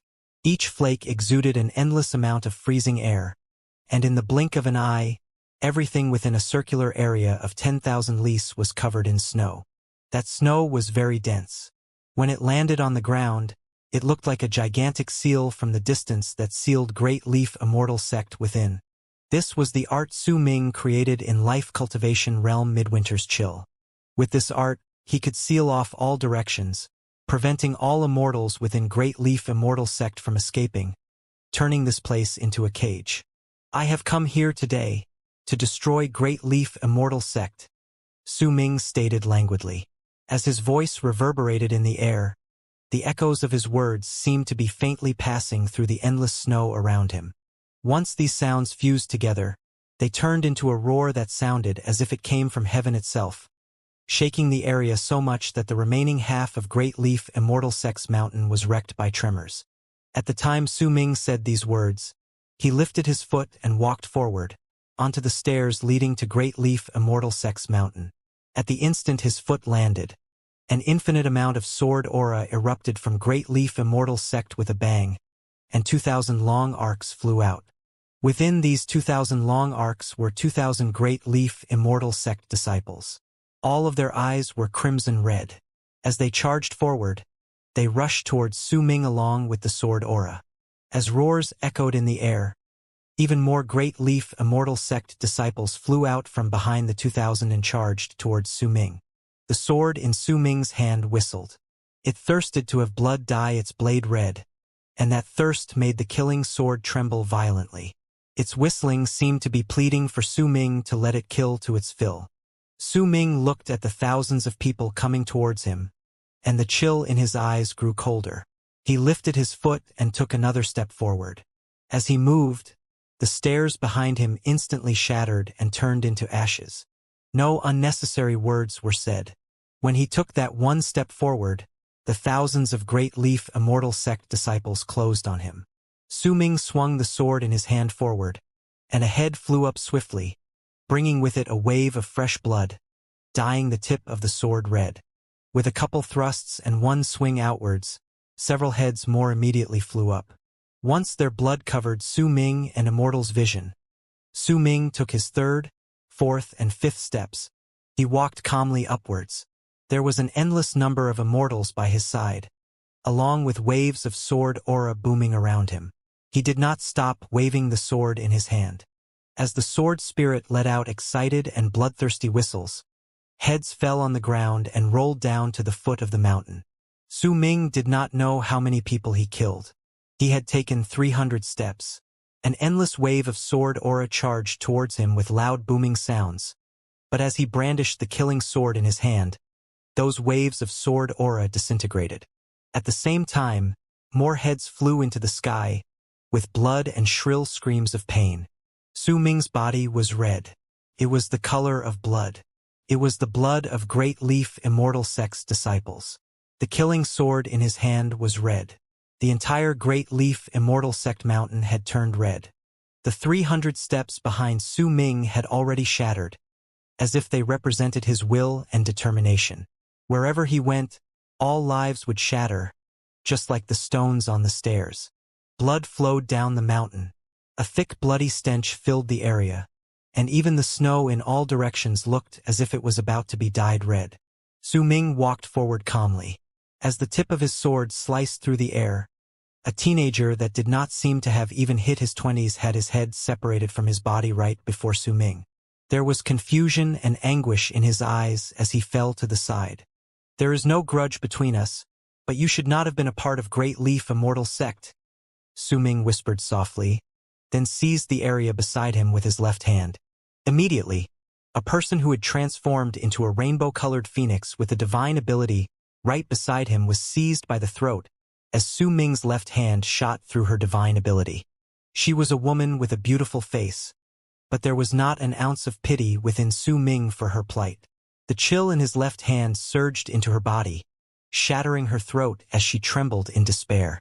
A destructive power rushed into her body and disintegrated her nascent divinity. Su Ming let go and took a step forward. There was no right or wrong to this, neither was there good or evil. There were only different choices made under two different viewpoints. Great Leaf Immortal Sect was Di Tian's sect, and this determined Great Leaf Immortal Sect's fate.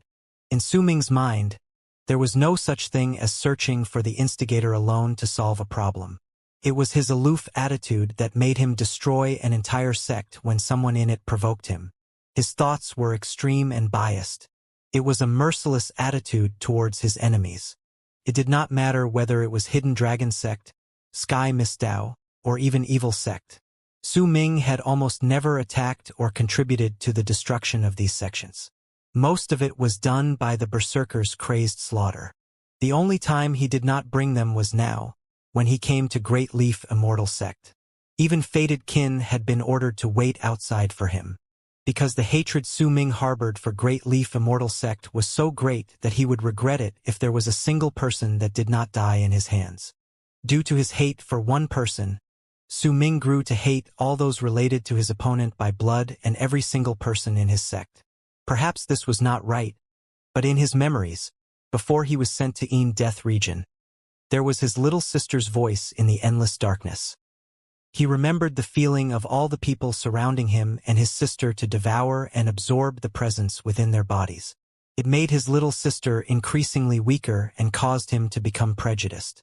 I helped berserkers because my soul is here, because my master and senior brothers are berserkers, because the beautiful moments in my memories are my most precious treasures, even if they are fake. In those memories there is a mountain. That mountain, the people there, the traditions, customs, and everything else belongs to berserkers. That is why I will help berserkers. Even if I don't admit to being the god of berserkers, I can help them make the berserkers rise in power. Nostalgia flashed in Su Ming's eyes. He swung the sword in his hand and took another few steps forward. There were already several thousands of heads behind him, but this battle had not ended. Because Su Ming treasured his memories and because the people in the 9th Summit were berserkers, he would contribute for the entire race. This was just how his character was. On the other side of this extreme personality was the reason for Su Ming's current massacre. Due to his hate for one person, he could hate his entire sect, and if he was going to kill, he would kill till not even a single blade of grass was left. All of you should not have entered Great Leaf Immortal Sect. Su Ming shook his head. He swept the blood-red sword in his hand sideways, and with one move entered the top of the remaining half of Great Leaf Immortal Sect's mountain. The one swing from the blood-red killing sword caused several dozens of heads to fly into the air. Flesh blood filled the area and dyed all the snow in the air nearby. Su Ming! At the instant Su Ming stepped onto the top of the remaining half of the mountain, a furious roar traveled into the air before him. That voice belonged to Bailing. He held a sword in his hand. He was trembling and his eyes were bloodshot as he stared at Su Ming. There were complicated feelings as well as hate in his eyes. Qianxin was standing by his side quietly, and there was a vacant and dull look on her face. Bailing stared at Su Ming and shouted loudly, "Must you kill everyone? Must you destroy the entire Great Leaf Immortal Sect?" Su Ming lifted his foot and walked onto the final step under him to stand at the top of the remaining half of the mountain. At that moment, a crack appeared on the final step on the stars. However, it did not shatter. This was the first step that did not shatter completely after he walked past it. If your answer is yes, then kill me and my wife so that we won't have to be filled with grief and indignation for watching our fellow sect members die. Go on. I won't retaliate. Attack me. Bailing threw away the sword in his hand, and as he shouted, tears fell down from the corners of his eyes. Su Ming was silent. The killing sword in his hand was spreading out killing intent on its own. The spirit that was filled with a hint of bloodthirst was like a cold gaze that was looking at the duo before it. If Su Ming had not stopped moving, it would have definitely rushed in and killed these two people so that it would become more radiant with their blood. On this day, it had been dyed with an amount of blood that it had never had before. This excited it, and in the midst of its excitement, its acknowledgement towards Su Ming also reached its peak. You no longer care about the past nor about the things in Dark Mountain. So kill me. Kill Qianxin, who liked you when she was young. Kill us. You won't need much time to do it. Kill us and destroy our feelings for you, so that we won't miss you anymore. Bailing roared loudly, and more tears fell from his eyes. Do you still remember me teaching you the bow? Do you still remember us fighting together when Dark Mountain Tribe was attacked by Black Mountain Tribe? Are you still the same person as you were back in Dark Mountain? Can you live up to our elders' expectations? Can you live up to the expectations of our people in Dark Mountain Tribe? Come on, kill me. Bailing's words brought a sharp stab of pain to Su Ming's heart in the midst of his silence. This pain was a poison that would be stronger the more precious one's memories were to them. It was an extreme pain that tore through Su Ming's heart. At the instant he felt that pain and slowly looked towards Bailing. Qianxin suddenly lifted her head by his side. The dull look in her eyes was replaced by a complicated expression. As tears fell from her eyes, she seemed to have made a decision, and she cried out anxiously to Su Ming, "Su Ming, go away." But before she finished speaking, Bailing turned around and slapped her. She fell to the ground, and blood trickled down the corners of her mouth. Almost at the moment Qianxin gave her warning, a sword suddenly came charging out like lightning from the air behind Su Ming. At the instant he was hurt by Bailing's words. It stabbed his heart. There was a dark ball of blue flame at the tip of the sword. It was a poisonous flame that could burn souls. As long as that sword pierced a person's body, it could burn that person's soul to ashes. That sword seemed to have been waiting for a long time ago, looking forward to the instant Su Ming's heart would tremble due to Bailing's words. At that moment, it would launch this clearly laid out assassination plan against Su Ming. Blood covered Su Ming's chest. The sword that appeared behind him penetrated his back and revealed its tip at his chest. Blood trickled down from the tip and fell on the ground, the snow covering it. Fell one drop at a time. "Su Ming, you should not have come to Great Leaf Immortal Sect," an old voice stated from behind Su Ming. He was familiar with that voice. It was Bailing's father, Dark Mountain Tribe's head of the guards. Almost at the instant he plunged that sword into Su Ming's back and said those words. Su Ming lowered his head to look at the tip of the sword, and at that moment, Bailing's expression immediately turned into ferocious look before him. As he charged forward, he appeared right in front of Su Ming. He lifted his right hand, and a black knife appeared on his palm. He stabbed it into the center of Su Ming's brows. "Su Ming, die!" The knife sank deep into the center of Su Ming's brows. At the same time, incantations suddenly appeared in the sky. As they reverberated in the air, groups of people swiftly appeared, and they were Great Leaf Immortal Sect disciples that numbered nearly 10,000. They floated in midair, filling up an area of 1,000 lis. With Great Leaf Immortal Sect's mountain as their center, they formed an incredibly huge rune. This rune began slowly operating as these people moved about, and as it was activated, a huge sealing force descended on the land with a bang. At the same time the sealing force spread out from the rune, that group of people lifted the swords in their hands and cut downwards in Su Ming's direction. The near 10,000 swords turned into 1,000-feet sword as the rune began its operations, and booming sounds surged into the sky. That sword let out a primitive, ancient air, and swiftly charged down towards Su Ming from the sky. "You are not Dark Mountain Tribe's Bei Ling." Su Ming did not bother himself with the sword coming from the sky. He looked at the ferocious Bailing, and as he said these words flatly, Bailing's expression suddenly changed drastically.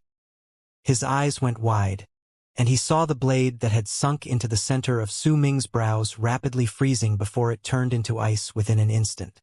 As that ice spread out, he moved to let go of his grip, but the ice covered his arm and spread swiftly to his entire body, freezing him and his nascent divinity into an ice statue that stood before Su Ming.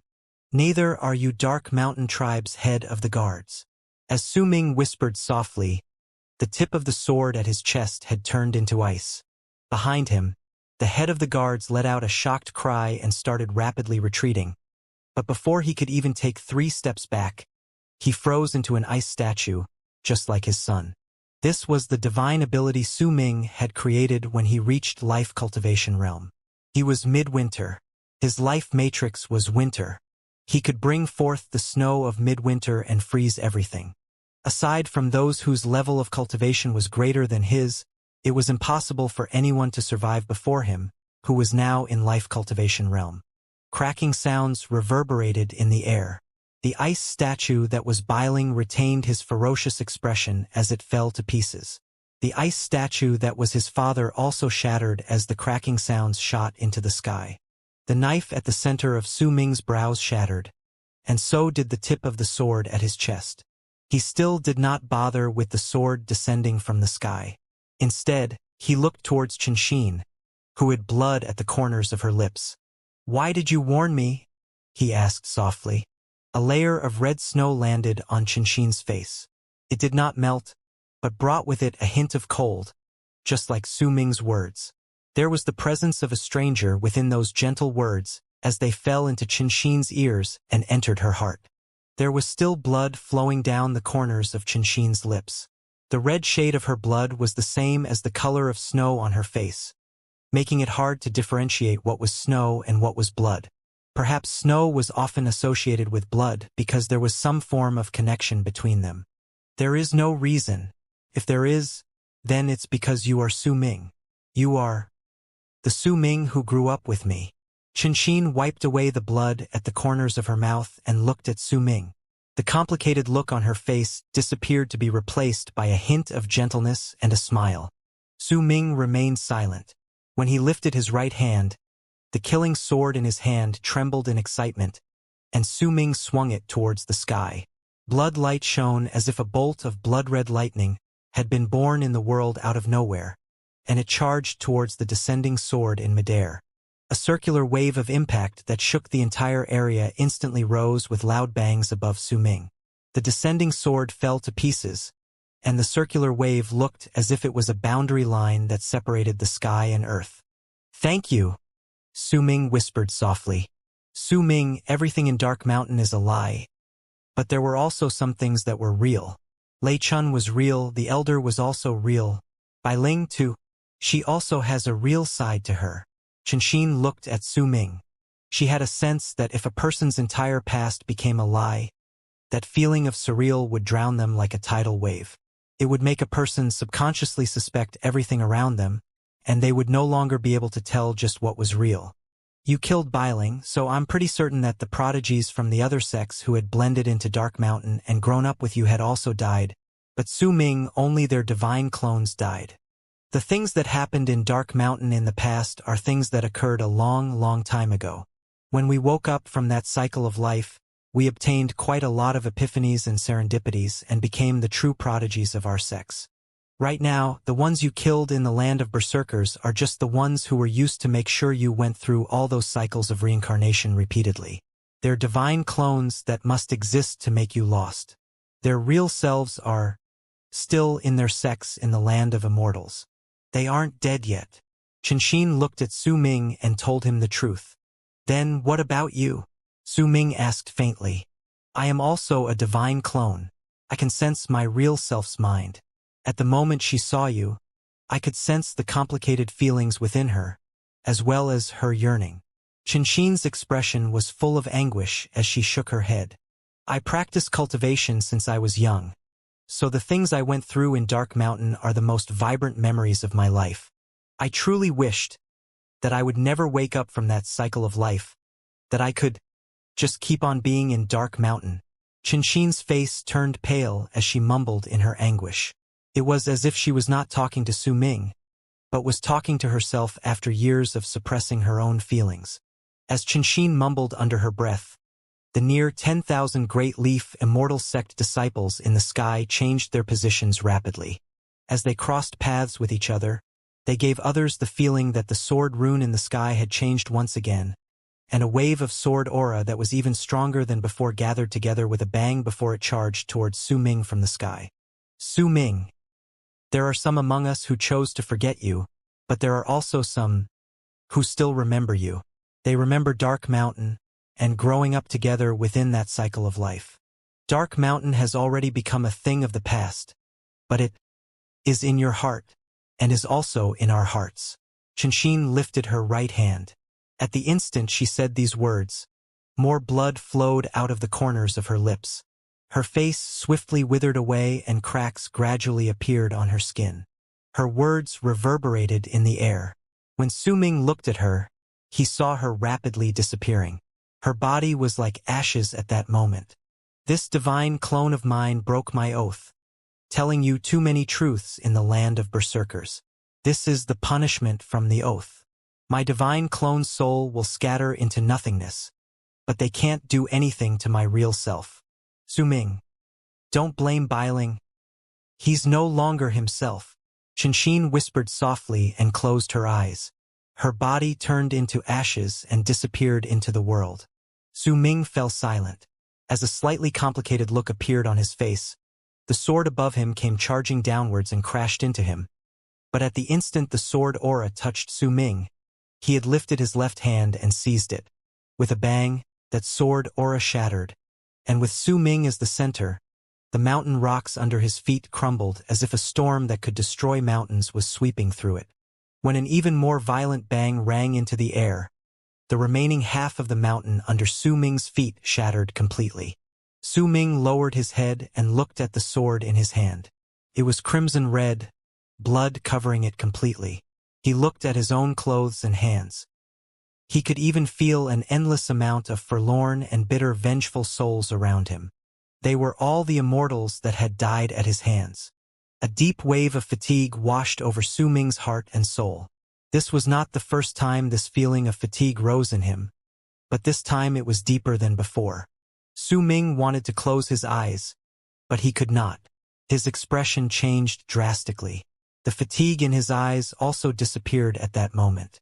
His breathing quickened, because, at the instant the mountain fell apart, he sensed his second senior brother's presence. Without any hesitation, Su Ming lifted his left hand, formed a seal, and swung his arm forward. A violent gust of wind charged forward and swept up all the crushed stones in the area to make them fall backwards.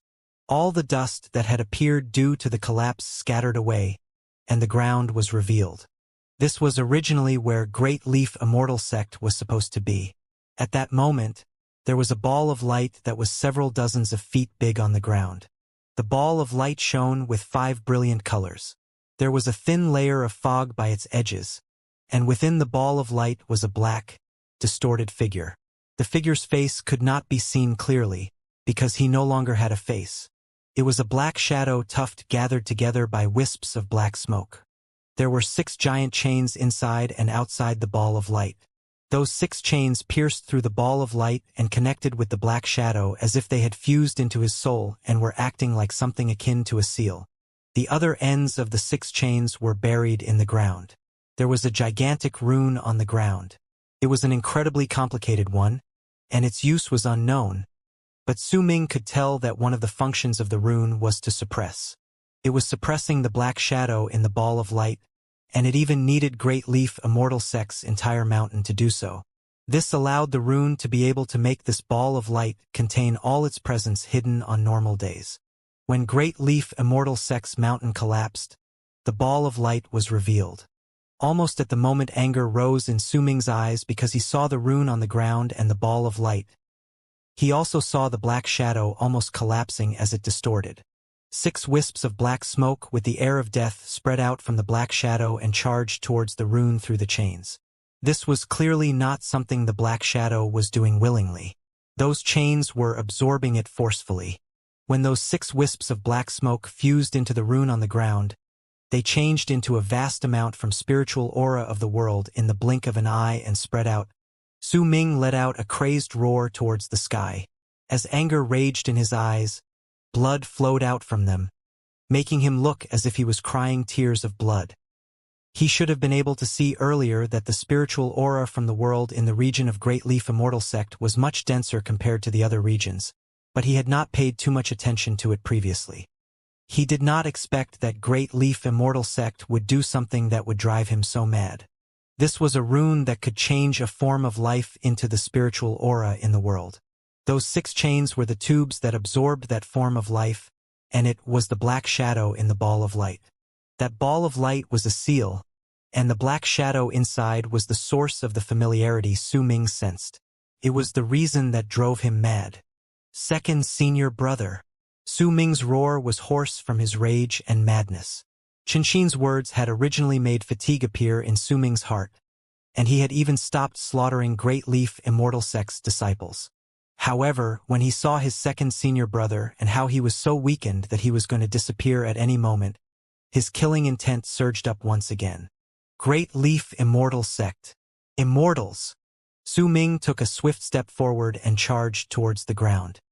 He approached the rune on the ground in the span of a breath and lifted the sword in his right hand. The world roared from his swing, and his killing sword cut down one of the chains. A huge rebound shot back and surged into Su Ming's body, tearing the web of his thumb. Blood filled his hand, and he took 3 steps backwards. Su Ming might be moving backwards, but the chain let out a cracking sound and shattered right from its center. That chain was definitely not something ordinary. If Su Ming was not holding onto the killing sword, it would be difficult for him to destroy it. Once one of the 6 chains was broken, the near 10,000 Great Leaf Immortal Sect disciples in the sky cut down again, and their slashes charged down towards Su Ming. In fact, each of the disciples bit the tip of their tongues and coughed up blood that turned into a small blood-red sword due to the sword rune. These near 10,000 small blood-red swords were like blades raining down from the sky, and they came charging towards Su Ming while blotting out the sky behind the gigantic sword aura. It was also at that moment that the chain broke off, and a weak voice came from the ball of light. The distorted black shadow looked as if the limits set on him had reduced slightly, and he slightly gathered together, the tuft of fog to gradually showing the shape of a body. It might still look like an illusion, but his face had become much clearer, and he showed a pale but smiling face. It was Su Ming's second senior brother's face. He seemed to have gone through inconceivable pain. That pale face was something that Su Ming had never seen on his second senior brother, yet the smile was still as gentle as it was in his memories. Second senior brother still kept his head held high as if he wanted to have sunlight shine on the side of his face. As he smiled, he looked at Su Ming. Youngest junior brother. There was warmth contained within that gentle smile on second senior brother's lips. It was a moment from Su Ming's memories, a memory that existed from a time long ago, and he had not seen it for a very, very long time. His second senior brother's warm smile, his action of lifting his head and making sunlight shine on the side of his face. All of these things made Su Ming cry even more. The scenes from the 9th summit, the man who had been as gentle as a flower, his second senior brother who had smiled at him under sunlight as he stood among grass and flowers, and the similarly smiling face that had suffered through torture in that ball of light overlapped with each other during that instant. The whistling sword aura came charging towards Su Ming from the sky. Right behind that sword aura were the near 10,000 small blood-red swords that came towards him while blotting out the sky like rain. They stirred up violent gusts of wind that swept through the area. At the instant these sharp sword glares that looked as if they were about to cut through space itself closed in on Su Ming, he lifted his head while weeping. He glared at the near 10,000 Great Leaf Immortal Sect disciples in the sky.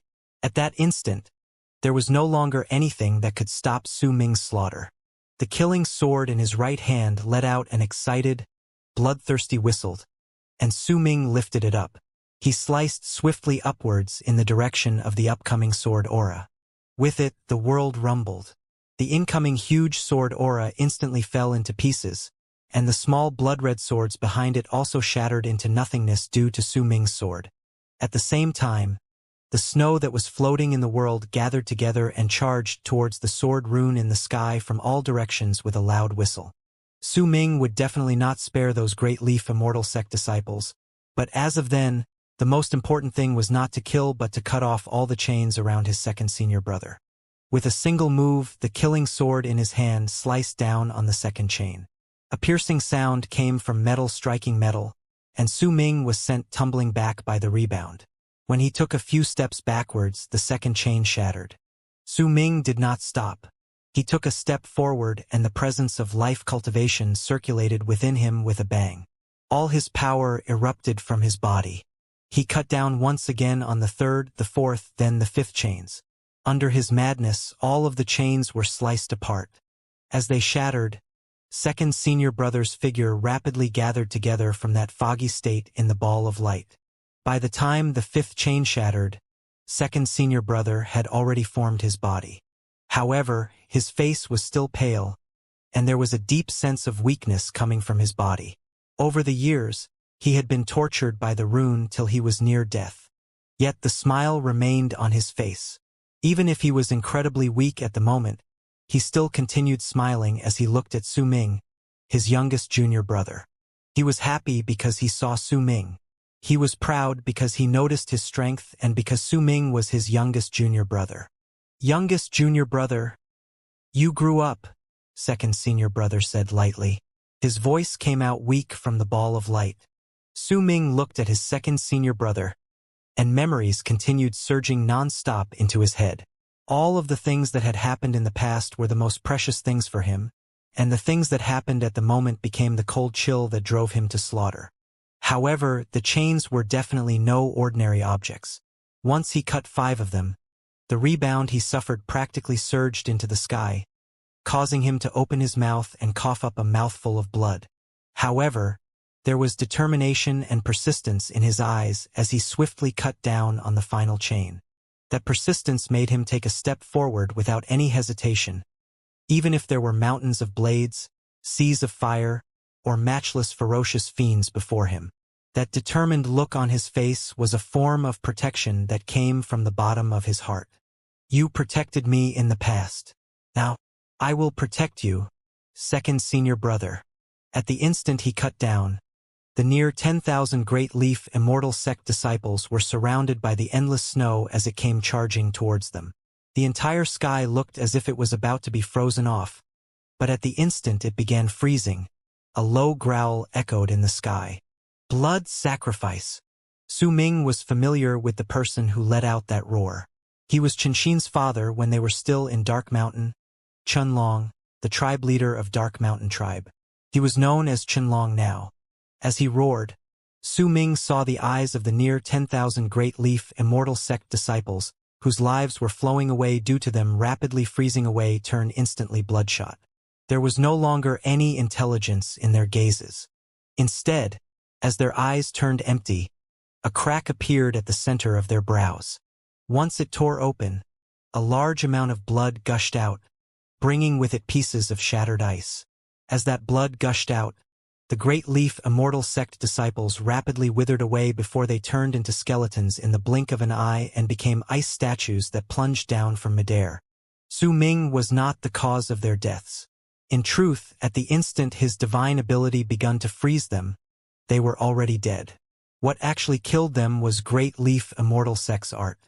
It was the sword rune they had formed by gathering together, and they were killed when Chunlong activated the rune by saying those words. Blood that filled up heaven itself spread through the sky at that instant. As it tumbled about, it gathered together into a 10,000 feet long sword that swept the sky and sliced through the air to charge towards Su Ming. It was difficult to describe the speed of this sword as it cut downwards. When Su Ming looked over, it was still in the sky, but in truth, it was already less than 100 feet away from him. Its extreme speed surpassed wind and cut open space. It brought with it a terrifying presence that would destroy everything that tried to block its path. Su Ming's sword was cutting down the 6th chain at that moment. As the blood-red sword behind him charged forward with a whistle, Su Ming's pupils shrank, but he did not hesitate and swiftly cut down on the 6th chain. A clear booming sound reverberated in the air, and the chain shattered. However, a powerful rebound surged into Su Ming's body, forcing him to take a few steps back, and he crashed into the blood-red sword with a bang. At the instant he touched the sword, A nine-colored light erupted from Su Ming's body. This light belonged to the five-direction seal. It surrounded Su Ming, the ball of light, and his second senior brother before crashing into the blood-red sword. A loud bang surged into air, shaking both the sky and earth. Under this intense noise, the screen of light formed from the five-direction seal shattered layer by layer before new layers could gather together. Cracks appeared on the ground beneath Su Ming's feet. They spread out, shattering the ground.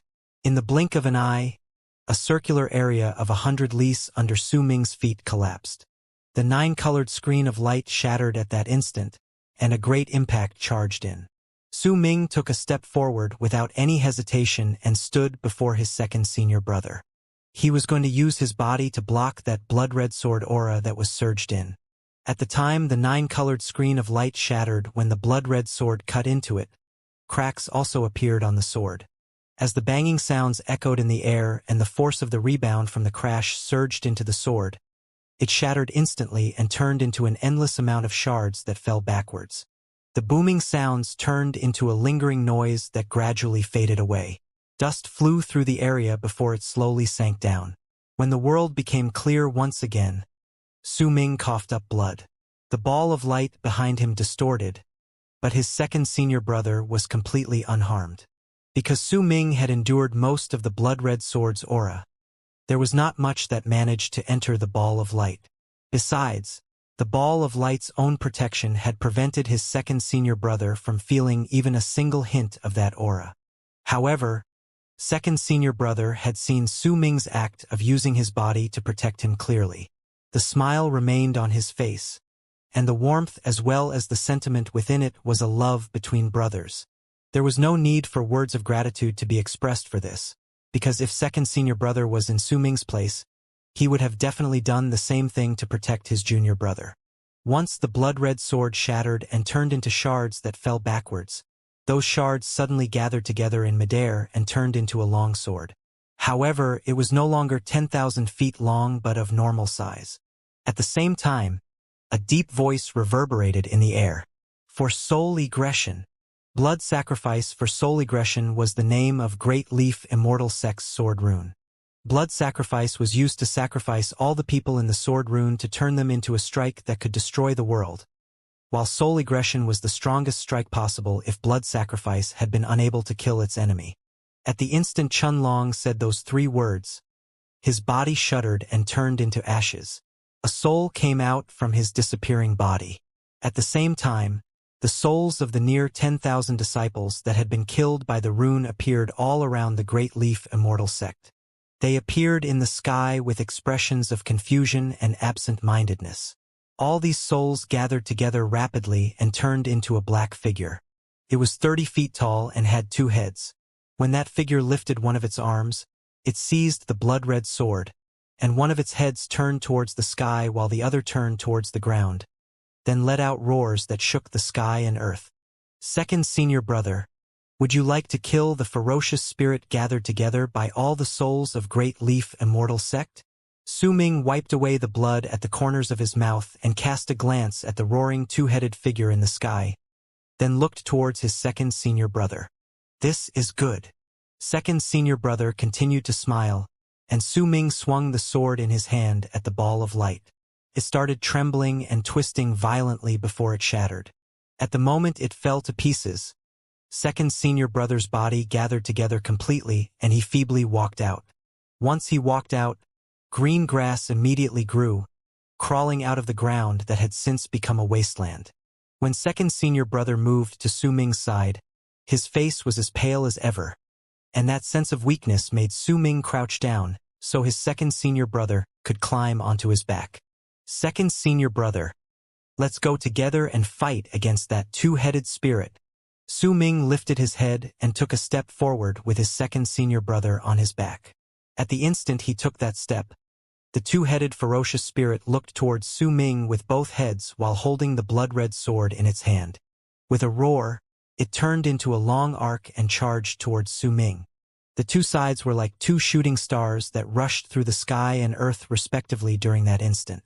Then, without any hint of attempting to dodge, they crashed into each other in midair. With one strike, they would determine who would win and lose. At that moment, a layer of thin clouds appeared indistinctly in the sky. Even if the sky trembled, it could not send those clouds away, as they prevented anyone from seeing who was within them. A beautiful woman was eating roasted seeds in there with a pained look on her face as she sighed. It cost me so dearly. It really cost me so dearly. This Su Ming actually grew so fast. If I had known about this, I would have asked for so much more from that old man. As that girl was regretting her actions, the yellow mutt lying beside her was yawning comfortably. There were two other beings crouching next to that mutt with distressed expressions on their faces. One of them was the bald crane, and the other Chen, who was currently scratching an itch on the mutt's body. The strike from blood sacrifice for soul aggression would cause wind and clouds to move. It would gather together to form a blood sword and a two-headed body, which moved like a shooting star that caused the ground to rumble. It crashed into Su Ming, who was carrying his second senior brother on his back while he charged into the sky from the ground. During that instant, it was as if the sky and earth had crashed into each other, and the waves that stirred up turned into two arcs of impact that looked like the most beautiful scene in the world of berserkers from the distance. It was enough to visibly move anyone who saw it.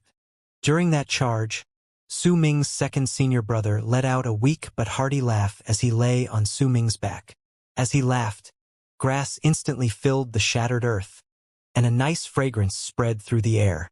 A gentle but sturdy presence also spread out from second senior brother's body, surrounding Su Ming. Su Ming was like a sharp sword out of its scabbard. With second senior brother on his back, he crashed into the incoming body created from that blood sacrifice for soul aggression in the sky. This was a crash between the sky and earth. This could be said to be the top two forces in the land of berserkers fighting against each other. As the loud rumbling sound spread out and reverberated in the air, an endless number of dimensional cracks appeared in the sky, and as the ground shattered, it turned into ashes. A violent gust of wind with a strong force of impact was madly sweeping outwards from all directions around Su Ming. It was like a raging wave moving about, and there was no end to it. Su Ming coughed up a mouthful of blood and retreated 100-something feet. However, during that instant, his body was covered by a large amount of green. It was what his second senior brother's power had transformed into. One of the heads on the two-headed body crumbled at that moment. The creature itself was sent tumbling backwards as the rumbling sounds echoed in the air. The blood-red sword in its hand also became slightly duller. Su Ming lifted his head. Before his body had even stopped, he begun to change forward again. The killing sword in his hand shone, and he charged towards the body that had now lost one of its heads. As that body that only had one head left roared, the two of them crashed into each other again in an attempt to kill the other. There were no divine abilities and arts involved. Su Ming only used the killing sword and executed the 4 sword styles, drawing up multiple long arcs in the air. After a moment, an even greater bang resounded, and the remaining head flew into the air. It was pierced through by Su Ming's sword and exploded.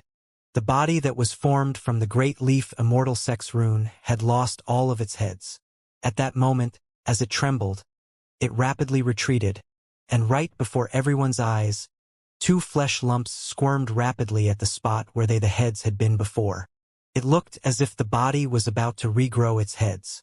Kill all those who provoke the 9th summit. Blood trickled down the corners of Su Ming's mouth, but the murderous aura on his face was chilly and threatening. He took a step forward and caught up to the retreating body that was formed from the Great Leaf Immortal Sex rune.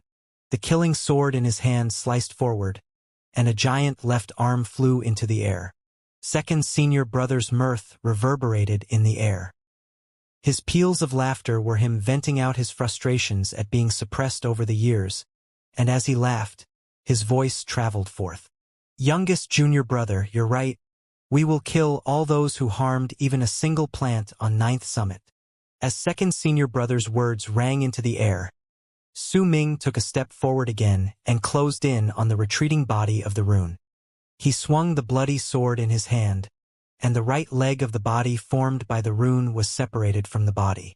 Kill all those in the sect of the person who harmed even a single disciple of the 9th summit. Freezing air spread out from Su Ming's body. He took a step forward and jumped, lifting the killing sword in his hand. Killing intent erupted in his eyes, and he cut down swiftly at the body formed from the great leaf Immortal sex rune. His second senior brother laughed, and a large amount of green light flowed onto Su Ming's body, then gathered on the killing sword in his hand.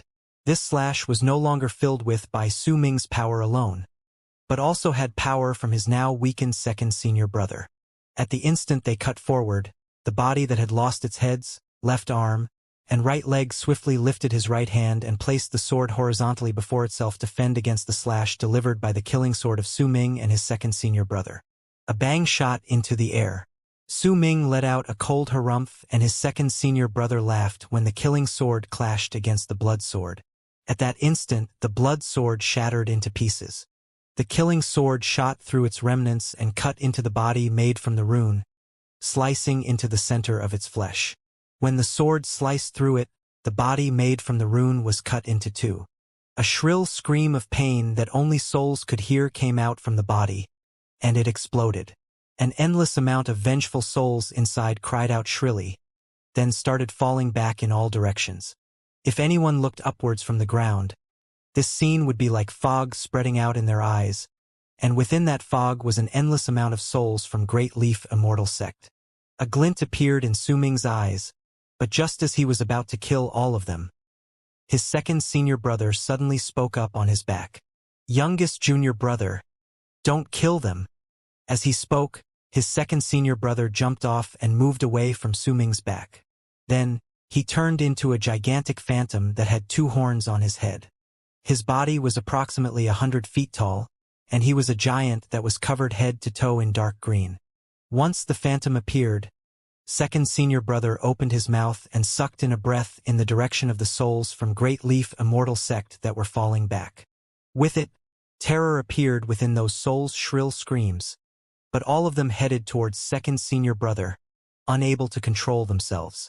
In the blink of an eye, they were all devoured by second senior brother. When all of the souls from Great Leaf Immortal sect were devoured, the size of second senior's body instantly increased by a fold. The nearly 200,000 feet phantom exuded a strange presence in midair as he slowly turned his head around to look at Su Ming. Even if he looked ferocious at the moment, an eerie black smoke was coming out of his body, making him look like a malicious spirit. When he looked at Su Ming, a smile appeared on his face. It was second senior brother's smile. When he lifted his head and smiled, he let sunlight shine on the side of his face, and he looked as if this particular act was making him really comfortable. "This place has suppressed me for years, and they even used my body as a tool to help their disciples practice cultivation. They extracted my life without stop. That was an incredibly painful experience, and that is no good." As second senior brother spoke, he lifted his right hand and looked at it. With a gentle smile on his lips, he slowly brought his hand downwards. At that instant, a large amount of green rapidly filled the earth without sound, even if it had previously crumbled into pieces or even spotted huge pits in it. That green belonged to an endless amount of grass, flowers, and trees growing at a crazy speed on the ground. In the blink of an eye, the ground that was once part of Great Leaf Immortal sect became a forest that was filled with blooming flowers, green grass, and lush trees. Everything within a circular area of 10,000 lis had turned into forest. Waves of refreshing air spread out. Second senior brother sucked in a deep breath and his body slowly shrank until he eventually turned back into the man who was as gentle as a flower. He was dressed in white and was standing in front of Su Ming as he smiled. Su Ming looked at his second senior brother and at the smile from his memories. To him, it did not matter whether his second senior brother was a person or a phantom. He was still his second senior brother. Second senior brother. A smile appeared on Su Ming's face. This was a smile that was completely unrestrained and came from the bottom of his heart. A smile that had not appeared on his face since a long time ago. "Youngest junior brother, you've suffered during these years. I didn't manage to find Master here, but I was able to gather some clues. I think, for some unknown reason and with some unknown method, Master has left the land of berserkers. second senior brother said in a soft voice. His face was still slightly pale, a telling sign that he could not rapidly recover from the harm done to him over the years by Great Leaf Immortal sect. Right now, we're the only ones left. I've asked Hu Zi to stay in the 9th summit. Have you gone back? Su Ming nodded. Just as he was about to speak, he suddenly frowned and lifted his head to look at the sky, then narrowed his eyes slightly. A glint appeared in second senior brother's eyes, and he also lifted his head. At that moment, the sky looked as if it was void of clouds, but in truth, there was a cloud hiding up ahead. The beautiful woman munching on roasted seeds widened her eyes. She had seen the entire process of Su Ming fighting the two-headed ghost. After a moment, she patted her slightly filled chest and sighed deeply. I really suffered a huge loss this time. The woman lifted her hand and grabbed the mutt's head. The mutt winced in pain, but did not dare say much. It had heard of the woman's fearsome reputation when it was in the Emperor of Abyss World. She was an existence that gave many living souls in the Emperor of Abyss World a headache, and she was completely unreasonable. It had suffered a lot during this trip, and even though this had nothing to do with anything, the mutt could still not escape her hands. As it winced, it glared at Xianxia and the bald crane before it let out a growl, scaring the bald crane so much that it immediately put on a look of flattery. Xianxia shuddered a little. However, almost at the moment the bald crane put on that expression of flattery, the mutt bit down on the crane's body. When it saw the bird's expression changing to one of pain, it felt its emotions balancing out slightly. Xianxia shuddered even more violently. Terror appeared in his eyes. He just saw that beautiful woman terrorizing the mutt, and that mutt then terrorizing the bald crane, and he was... As it shuddered, the bald crane lifted its head and glared at Xianxia, then lifted its wing and smacked him on the head, and because the mutt's bite was too painful, it smacked Xianxia a few more times until he also showed pain on his face. Only then did it feel emotionally balanced. Xianxia put on a glum face and looked around him, but he could not find anyone that could become his target and let him vent his frustration. So he lowered his head and looked as if he was on the verge of crying. As the crowd in the sky terrorized one after another, Su Ming's cold voice came up to them. You've been tagging behind me all along. For how long do you still intend to hide? Su Ming's voice fell into Xianxia's ears, causing him to become so excited that he looked as if he had heard his own relative's voice. As for the bald crane, it moved its eyes about, though no one knew exactly what it was thinking. The mutt rolled its eyes. Just as it was about to look over, the woman beside it stood up and placed her hands behind her back, which gave her an adorable air. But the surprise on her face showed that she had not expected that Su Ming would be able to notice her presence. She coughed lightly, then with a beautiful, adorable, naive look that gave her an impression of a small white rabbit, she walked out of the cloud that had hit her in the sky. It was a sight difficult to forget, one where a beautiful woman placed her hands behind her back as she revealed her beautiful figure in the sky. With a red blush that made it seem that she was slightly shy, she walked down with light footsteps. Her waist was incredibly slim, her light green long dress hiding away her slender figure.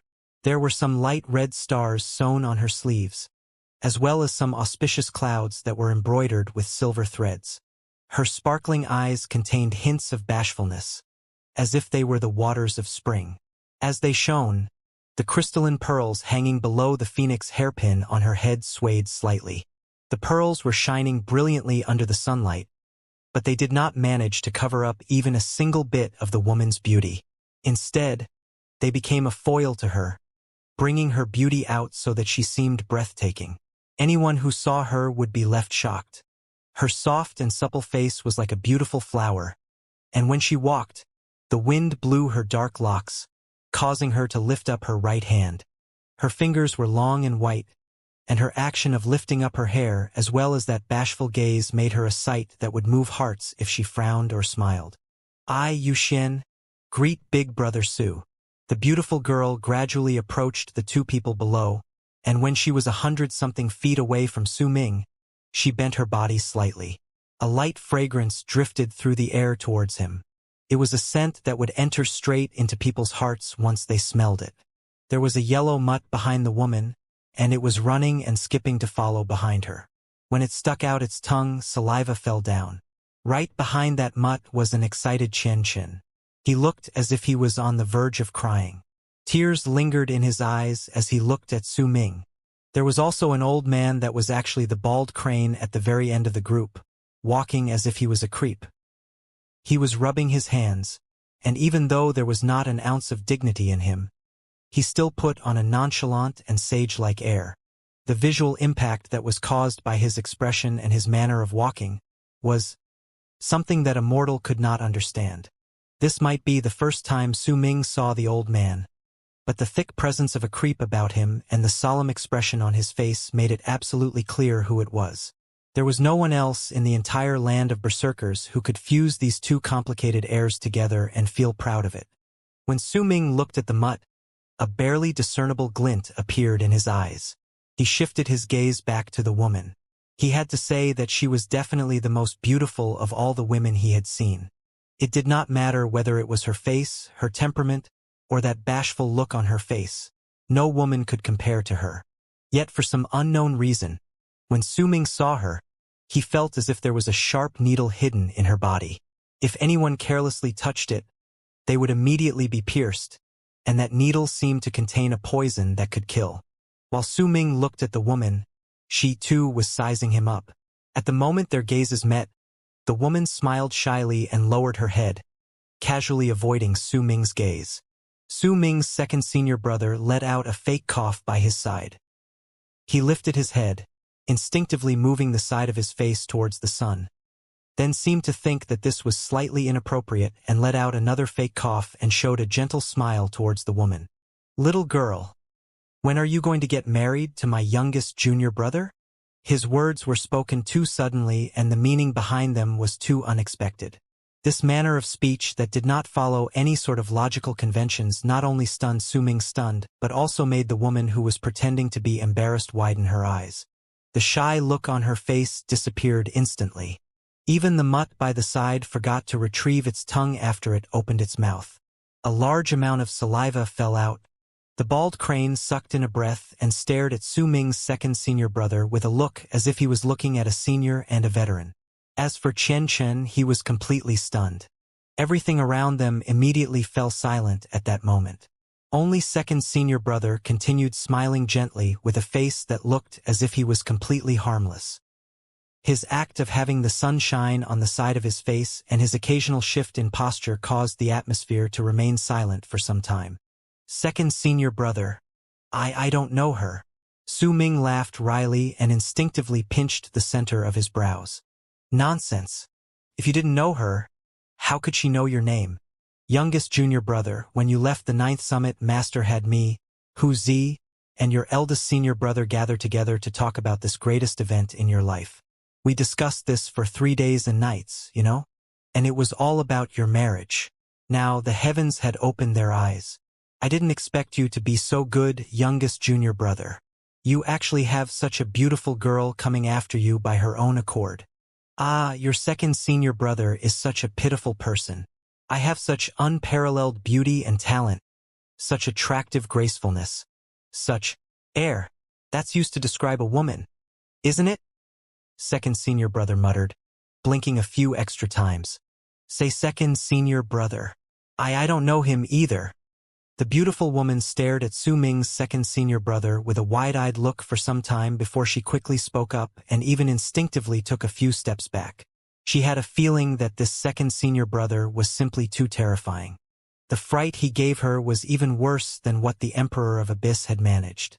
That man had also asked someone to be a matchmaker, wanting her to marry third prince, but Su Ming's second senior brother had actually said these things right at their first meeting, and he even put on a look as if this was completely expected. The woman felt that she just could not grasp what he was thinking. This manner of speech that did not follow any logical conventions made Su Ming laugh wryly and the woman instinctively back off. But the bald crane's eyes started shining at them. He was practically looking at Su Ming's second senior brother in an idolizing manner while he mumbled nonstop in his heart. I got it. Damn, so you can actually speak in this way? I've run into a veteran today. Looks like I'll have to learn how to speak this way in the future. This is a true veteran. This is what it means to be unfathomable. This is an even greater state of intimidating others. So, you really don't know each other? Well, it doesn't matter. Now you know each other. Little girl, look at my youngest junior brother. Isn't he of such unparalleled beauty and talent? Such attractive gracefulness. Well, just look at how good he is. How about this? I'll take matters to hand today and bear witness to your marriage. From now on, you'll be his wife, second senior brother said gently. He might be talking a lot, but his words were not fast, but neither were they slow. There was even a faint holy glint in his eyes. It's settled then. Little girl, your name is Yuxian, right? We won't be taking much of your dowry. As for that, you can just give us that mud of yours. It looks pretty good, seems like the sort that could guard a house. Also, if you have any other sisters, do remember to introduce them to me.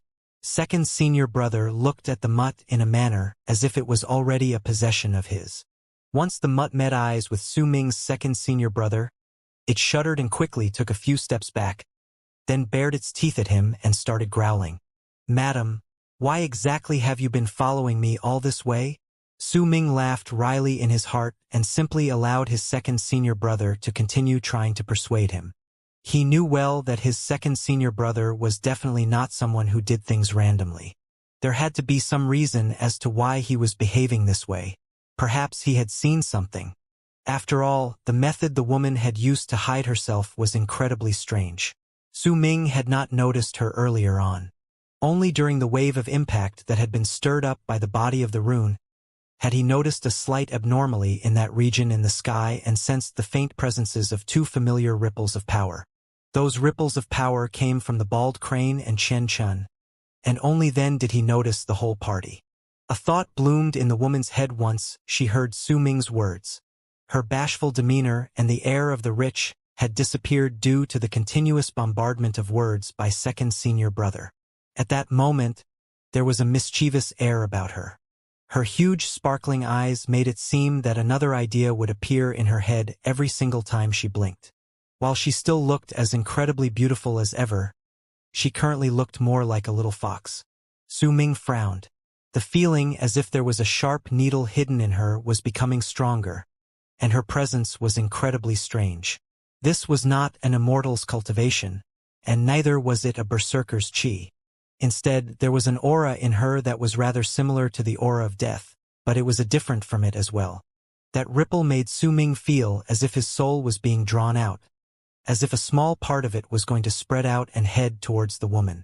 This strange matter caused Su Ming to become even more wary of her. He cast the woman a profound look and did not continue to ask her why she knew about him. Instead, he cast his gaze towards Chen Chun and the bald crane. Come back! Su Ming let out a cold harumph. Chen Chun immediately grew excited. After a moment of hesitation, he quickly turned into a long arc and flew to Su Ming. He was teary-eyed and looked as if he was about to grab Su Ming's sleeve and ball, a clear sign that the things he had suffered during the past few days had been incredibly tragic, and it was so tragic that it made a person who originally did not know how to fly learn how to do so. When the bald crane saw Chen Chun leaving safely, he, too, quietly took a few steps forward before increasing his speed and charging towards Su Ming. When he arrived next to him, he let out a huge sigh of relief in his heart, and his face turned back into that smug and overbearing look once again. Let's go, second senior brother. Su Ming looked at his second senior brother and slowly moved back. The feeling the woman gave him was simply too strange, and with his current level of cultivation, Su Ming could sense that there was an incredibly powerful might contained within that mutt. At that moment, there were hundreds of long arcs charging towards them from the area behind Su Ming. They were fated kin that had been told to wait. Once they saw Great Leaf Immortal sect crumbling, they rushed over due to their worry for Su Ming. You? What reason would I have to follow you? That's right, I've been following you all this while, but if it wasn't for me, then you would have died when you were fighting against Dition in the Dead Sea? You wouldn't have been able to leave so easily. If it wasn't for me, you would have died a long time ago. Some unknown thought rose in the woman's heart. As she looked at Su Ming, she spoke with a clear voice and with a tone tinged with anger. You ungrateful bastard. When Su Ming heard those words, His gaze gained a focused edge. Haha. So that's how it is. And you were saying you don't know him? Miss Yuxian, I can tell now you fell in love with my youngest junior brother a long time ago. The marriage is settled then for sure. Su Ming's second senior brother smiled faintly, then narrowed his eyes and looked towards the woman. I'll listen to you, second senior brother. Once the woman cast a glance at Su Ming, that embarrassed look appeared again on her face. She lowered her head and spoke softly, but she was mumbling smugly in her heart.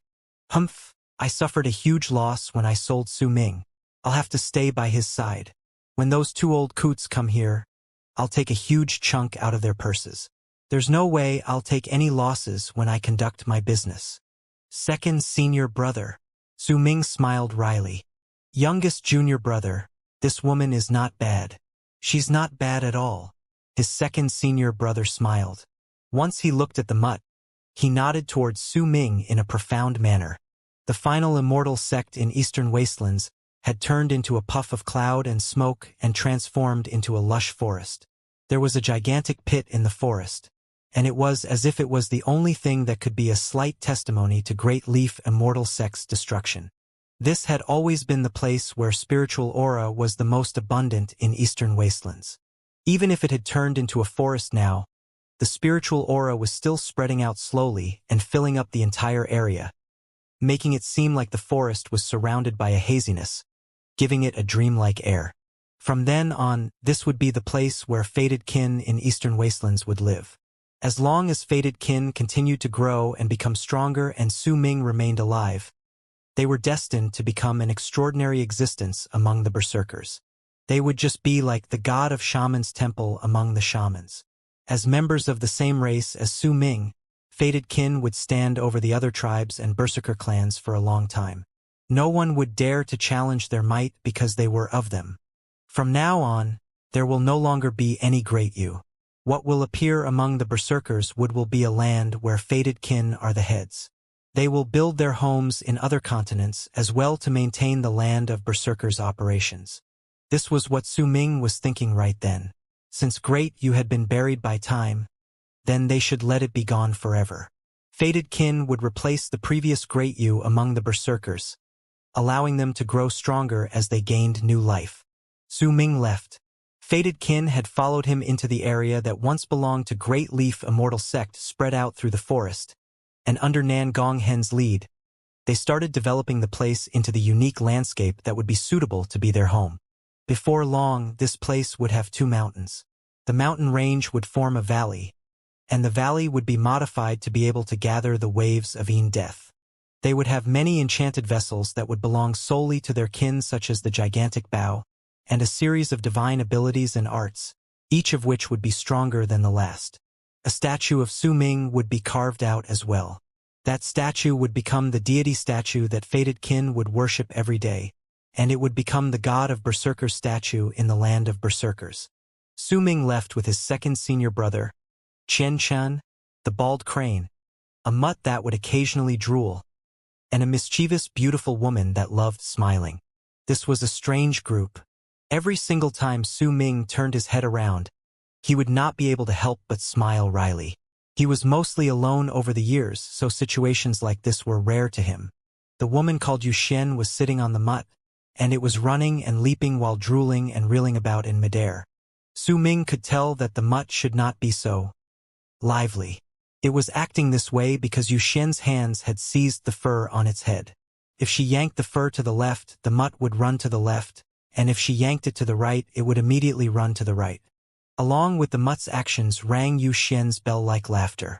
There was joy in her laughter as if she was completely carefree. But to Su Ming, that was not a carefree laughter, it was one of ignorance. The bald crane did not take the form of an old man this time, but had turned into a boy and was asking for lessons from second senior brother. The man and crane walked together, and the occasional peals of dark chuckles from the duo as well as the look of regret that they had not gotten to know each other sooner along with the congenial air made an incredibly thick presence that belonged to creeps coming together. Su Ming rubbed the center of his brows and looked towards Qianxia, who was constantly by his side and had practically never left him. Qianxia had clearly been traumatized by all the bullying. He was scared of the bald crane, frightened by the mutt, and terrified of the woman. This was his first meeting with Su Ming's second senior brother. But when he heard how he spoke to Yu Xian and saw how the bald crane had acted as if it was regretting it had not met the man earlier, he instantly shuddered. His gaze when he looked at Su Ming's second senior brother instantly became different, which was why he decided to stay as far away as possible from him while showing respect. He had a feeling that only Su Ming could be considered somewhat normal among this group of people. Su Ming rubbed the center of his brows roughly until that spot turned red. He let out a long sigh in his heart and no longer paid any attention to the people around him. Instead, he turned into a long arc and left into the distance. Xiao Huang, follow him. Yu Xian grinned as she cast a glance at Su Ming's back, then smugly lifted her chin. There was no longer any need for her to hide in the clouds to follow Su Ming. She could stay by his side openly, and even if she had promised to get married to him, she was completely unbothered by it. Heh, before those two old coots come here, I'll have to protect him. Only then will I be able to get a good price. Oh well, I might suffer a little bit of loss because of it, but this Su Ming will have it easy. Once those two old coots come, I'll leave. And if this stupid boy really falls in love with me, then it'll be his misfortune. I'm just too exceptional, that's why people always fall in love with me. It's quite depressing. The woman let out a pleased sigh and patted the mutt's head, hitting it until the mutt started bobbing its head up and down, but it did not dare become angry. It was not afraid of Yu Xian, but was afraid of her family. To it, every single person in her family was mad. Yu Xian was feeling incredibly smug in her heart, but as she sighed, she seized the mutt's head. The mutt winced in pain and looked as if it was about to cry. A complicated look that was made of feelings of having been wronged and nursing grievances appeared on its face. Then, as if it had accepted its fate, it lowered its head and chased after Su Ming. Second senior brother had a gentle smile on his face as he patted the shoulder of the boy that was the bald crane. With the attitude of someone from the older generation, he praised the bald crane in an over-the-top fashion. Not bad, little Baldy, your comprehensive abilities are very good. You managed to inherit these skills of mine. Learn it well and trust in yourself. Set a goal for yourself and someday you will become a pillar of support for someone else. Even if someone hits you, even if someone humiliates you, even if someone looks down on you, you must persevere and walk down your own path.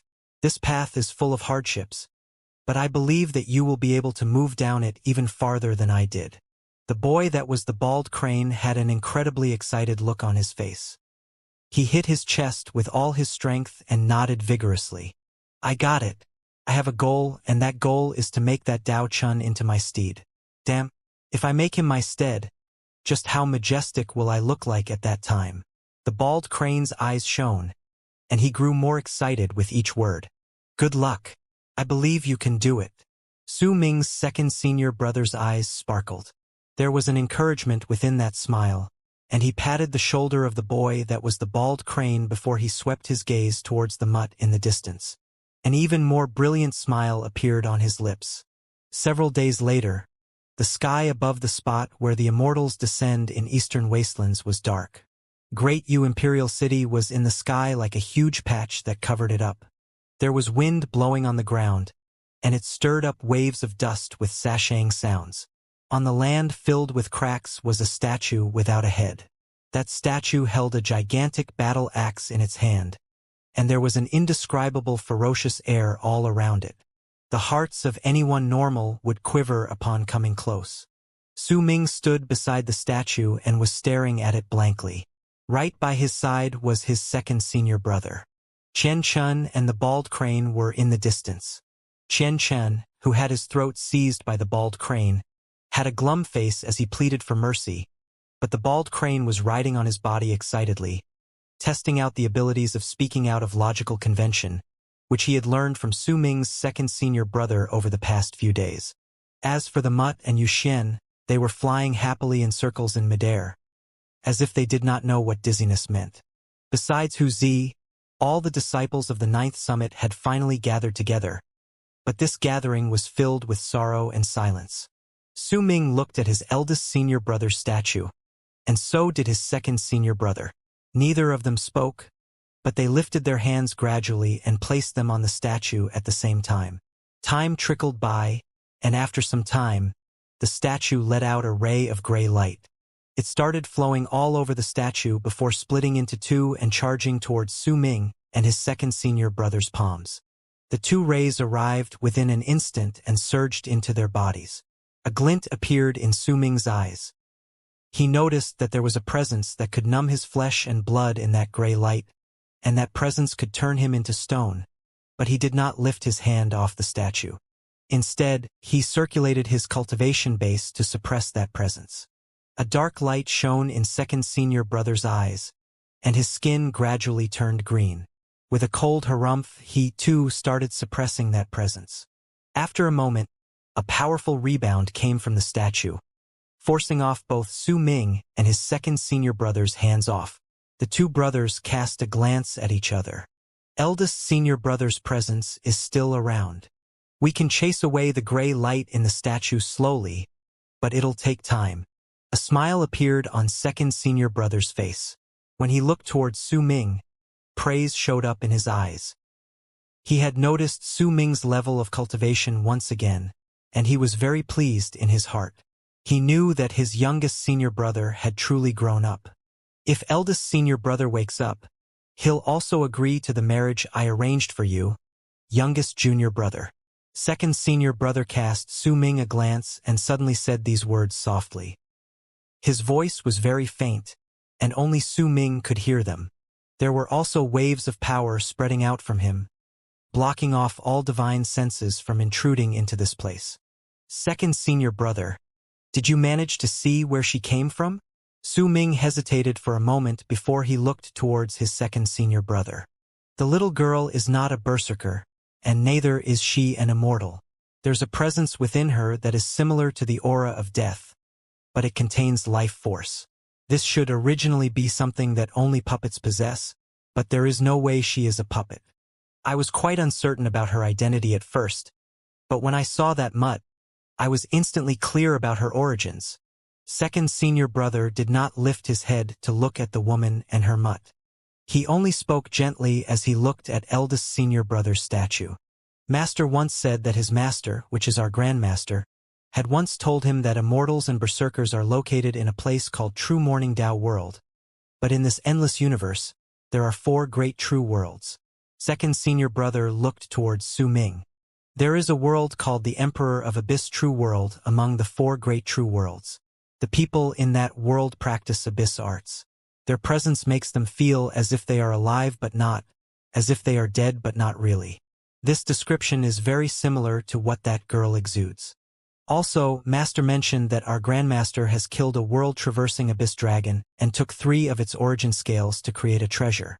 He gave one of them to Master later, but Master gave it to me and I fused it with my phantom self. Only then was I able to stabilize my form. I refined that scale into part of my body a long time ago. That's why I could sense something different about that mutt. Not a mutt, but an abyss dragon, and it's not just any ordinary abyss dragon.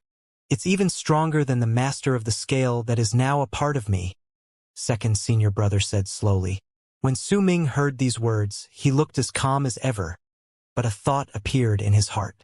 Abyss dragons are also known as world-traversing spirits.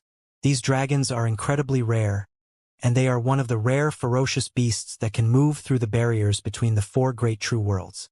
If you can subdue this creature and make it your own, then it will be incredibly helpful to us when we want to leave Death region. With it, the possibility of us leaving this place will be higher. Only when we leave the world of berserkers can we search for our master. Su Ming fell silent. After some time, he nodded. Besides, this little girl is not bad at all. She's quite suited for you, second senior brother said with a smile and a wink. Su Ming shook his head. He did not speak. His second senior brother regarded what that woman brought with her with great importance. It was an ability that could leave Death region and could even move through the 4 great true worlds, something that only world-traversing spirits possessed. This ability was incredibly important to Su Ming himself and his senior brothers. It could allow them take their first step towards finding their master. But there was not just one method to leave this place. Nonetheless, since this was a decision made by second senior brother, Su Ming did not refuse him. Besides, this was a relationship where both parties were mutually exploiting each other. In fact, it could even be said that one party was exploiting quite a lot from the other, and that was indeed the case. Su Ming believed that the woman had her own reasons to follow and even help him, like she had done in the Dead Sea. Su Ming had a few guesses as to why she did that, but he could not verify any of them. She must be seeking her personal interests by following you. If that's the case, then we should conspire against her a little. Only by doing so will we be able to reach a balance and you won't suffer losses. Don't worry, youngest junior brother. I'll help you handle this. I can guess what this lass is thinking about, somewhat. Second senior brother gave Su Ming a gentle smile and winked at him. Let's go. We'll take eldest senior brother with us and return to ninth summit.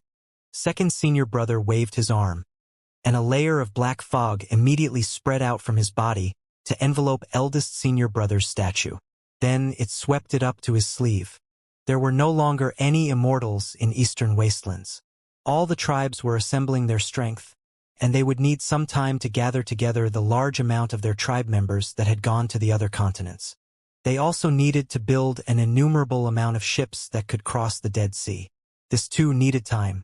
Based on Su Ming's promise to Qi Lei Tian, Xue Sha, and the others, they would need to make preparations as soon as possible.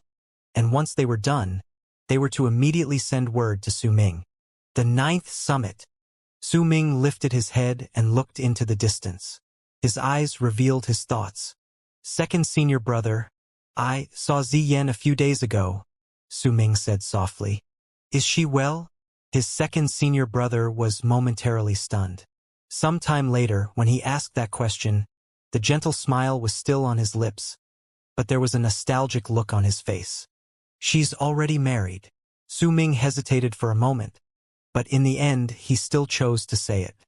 His second senior brother closed his eyes. A long time passed, and when he reopened them, not a single hint of difference could be seen on his face. But Su Ming could sense that his second senior brother was feeling a little melancholic. Then let's go see her. Second senior brother lifted his head and let sunlight shine on the side of his face. His eyes might have seemed calm at that moment, but only he knew that the picture of a petite and pretty woman glaring and standing on the ninth summit with her hands on her hips had appeared in his head.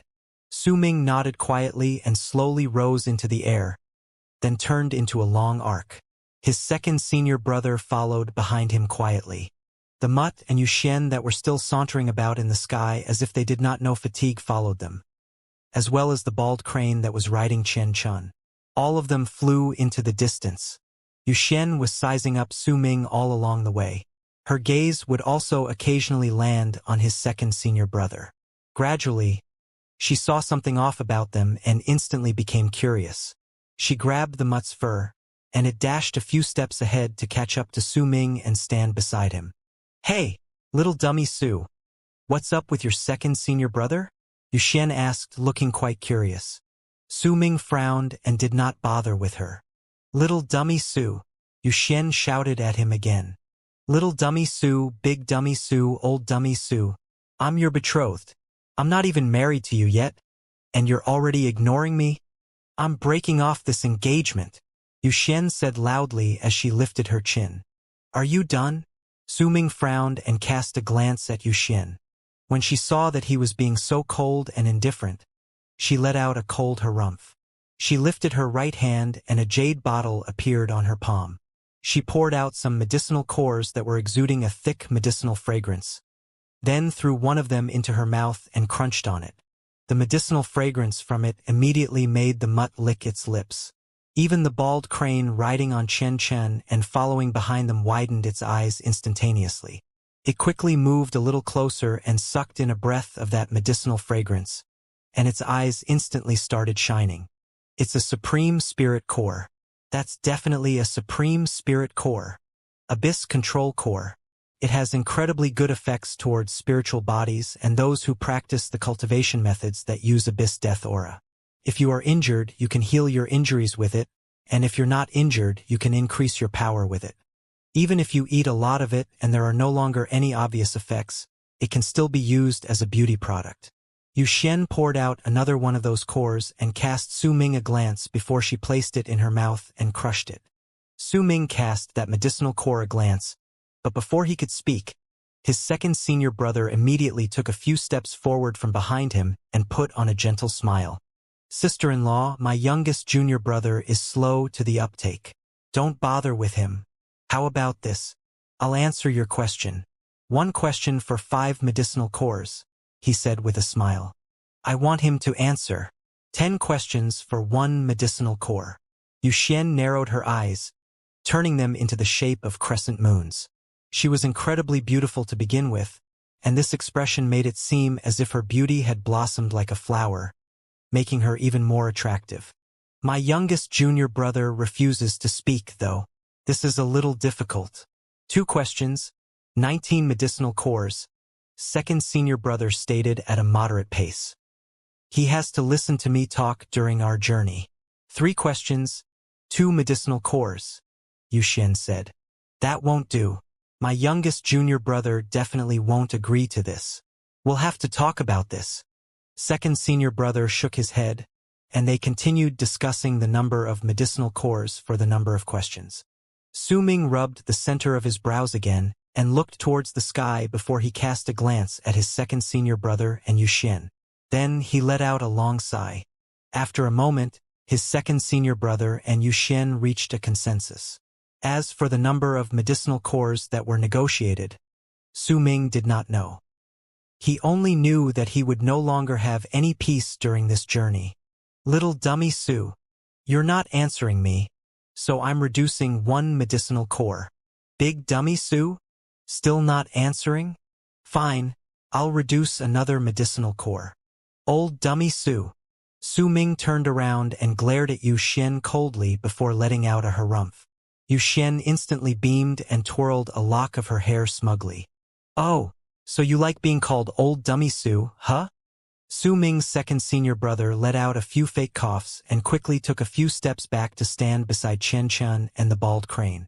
As he watched Xian bothering Su Ming, he sighed and swallowed one of the medicinal cores. Youngest junior brother, if your senior brother Zi was in your place and he was being bothered by such an adorable girl, he would be really happy. When Su Ming's second senior brother spoke, he brought out another medicinal core and placed it in his mouth. The bald crane watched by the side with eager eyes and continued licking its lips. It was even drooling, and it caused an incredible amount of distress for Chen, who was its steed. He continued sighing and groaning with a face full of despair. Damn this crane. I swear that once my power is restored when I leave the world of berserkers, I'll definitely make this damn crane pay. With a glum face, Chen made this exact same oath that he had sworn for the umpteenth time during this journey. In this manner, this group of people gradually flew out of eastern wastelands and moved into the Dead Sea. The numerous islands of South Morning were located not too far away from them. Little dummy Su, that big fish in the sea is really pretty. Catch one for me. Little Su, why don't you call me Big Sister? Come on. Hurry up. Call me Big Sister. Humph. Second senior brother, I'll give you 3 more medicinal cores. Just call me Big Sister once and I'll give you 3 medicinal cores, you know? It's a really good deal. Little Su, that Dead Sea giant just glared at me. Go hit it. Dumb Su, that sunlight is too vicious. Hold an umbrella for me. Su Ming almost had a mental breakdown during the journey. That Xian chattered non-stop, and she had placed all her attention on Su Ming. She had even reduced the amount of time she bullied the mutt by a huge margin, making the mutt incredibly happy. It was only too eager for the woman to continue ignoring him, which was why it did not even stretch out its tongue during the journey or make a single sound, worried that Xian would remember its existence. Second senior brother cast a pitying glance at Su Ming and swallowed a few more medicinal cores. His weakness had been cured by a large margin as he continued using these medicinal cores as supplements. As he watched Su Ming being tormented this way, he sighed. Youngest junior brother, I suddenly realized that this girl seems to not be too suited to you. Second senior brother had uttered these words when Yuxian immediately threw 2 medicinal bottles towards him. Once second senior brother caught them, the smile on his face instantly grew resplendent. No, no, you're very suited for each other, youngest junior brother. The two of you are a match made in heaven. You have to work hard and give birth to a few babies. The bald crane looked at Su Ming with an incredibly pitying glance. Chen Qin did the same. Compared to what Su Ming had to endure, his suffering was really nothing. When they were not too far away from the island where Ziyan was, Su Ming finally snapped, no longer able to endure the torment. He sucked in a deep breath and suddenly looked towards Yuxian. His expression was not dark, though. There was a gentle smile that was similar to his second senior brother's on his lips.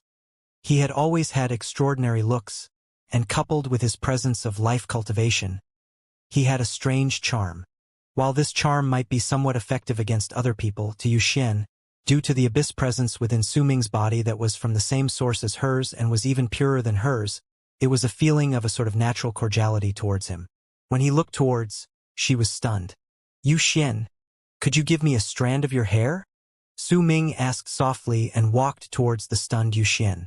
Once he was at her side, he lifted his right hand and stroked her hair gently.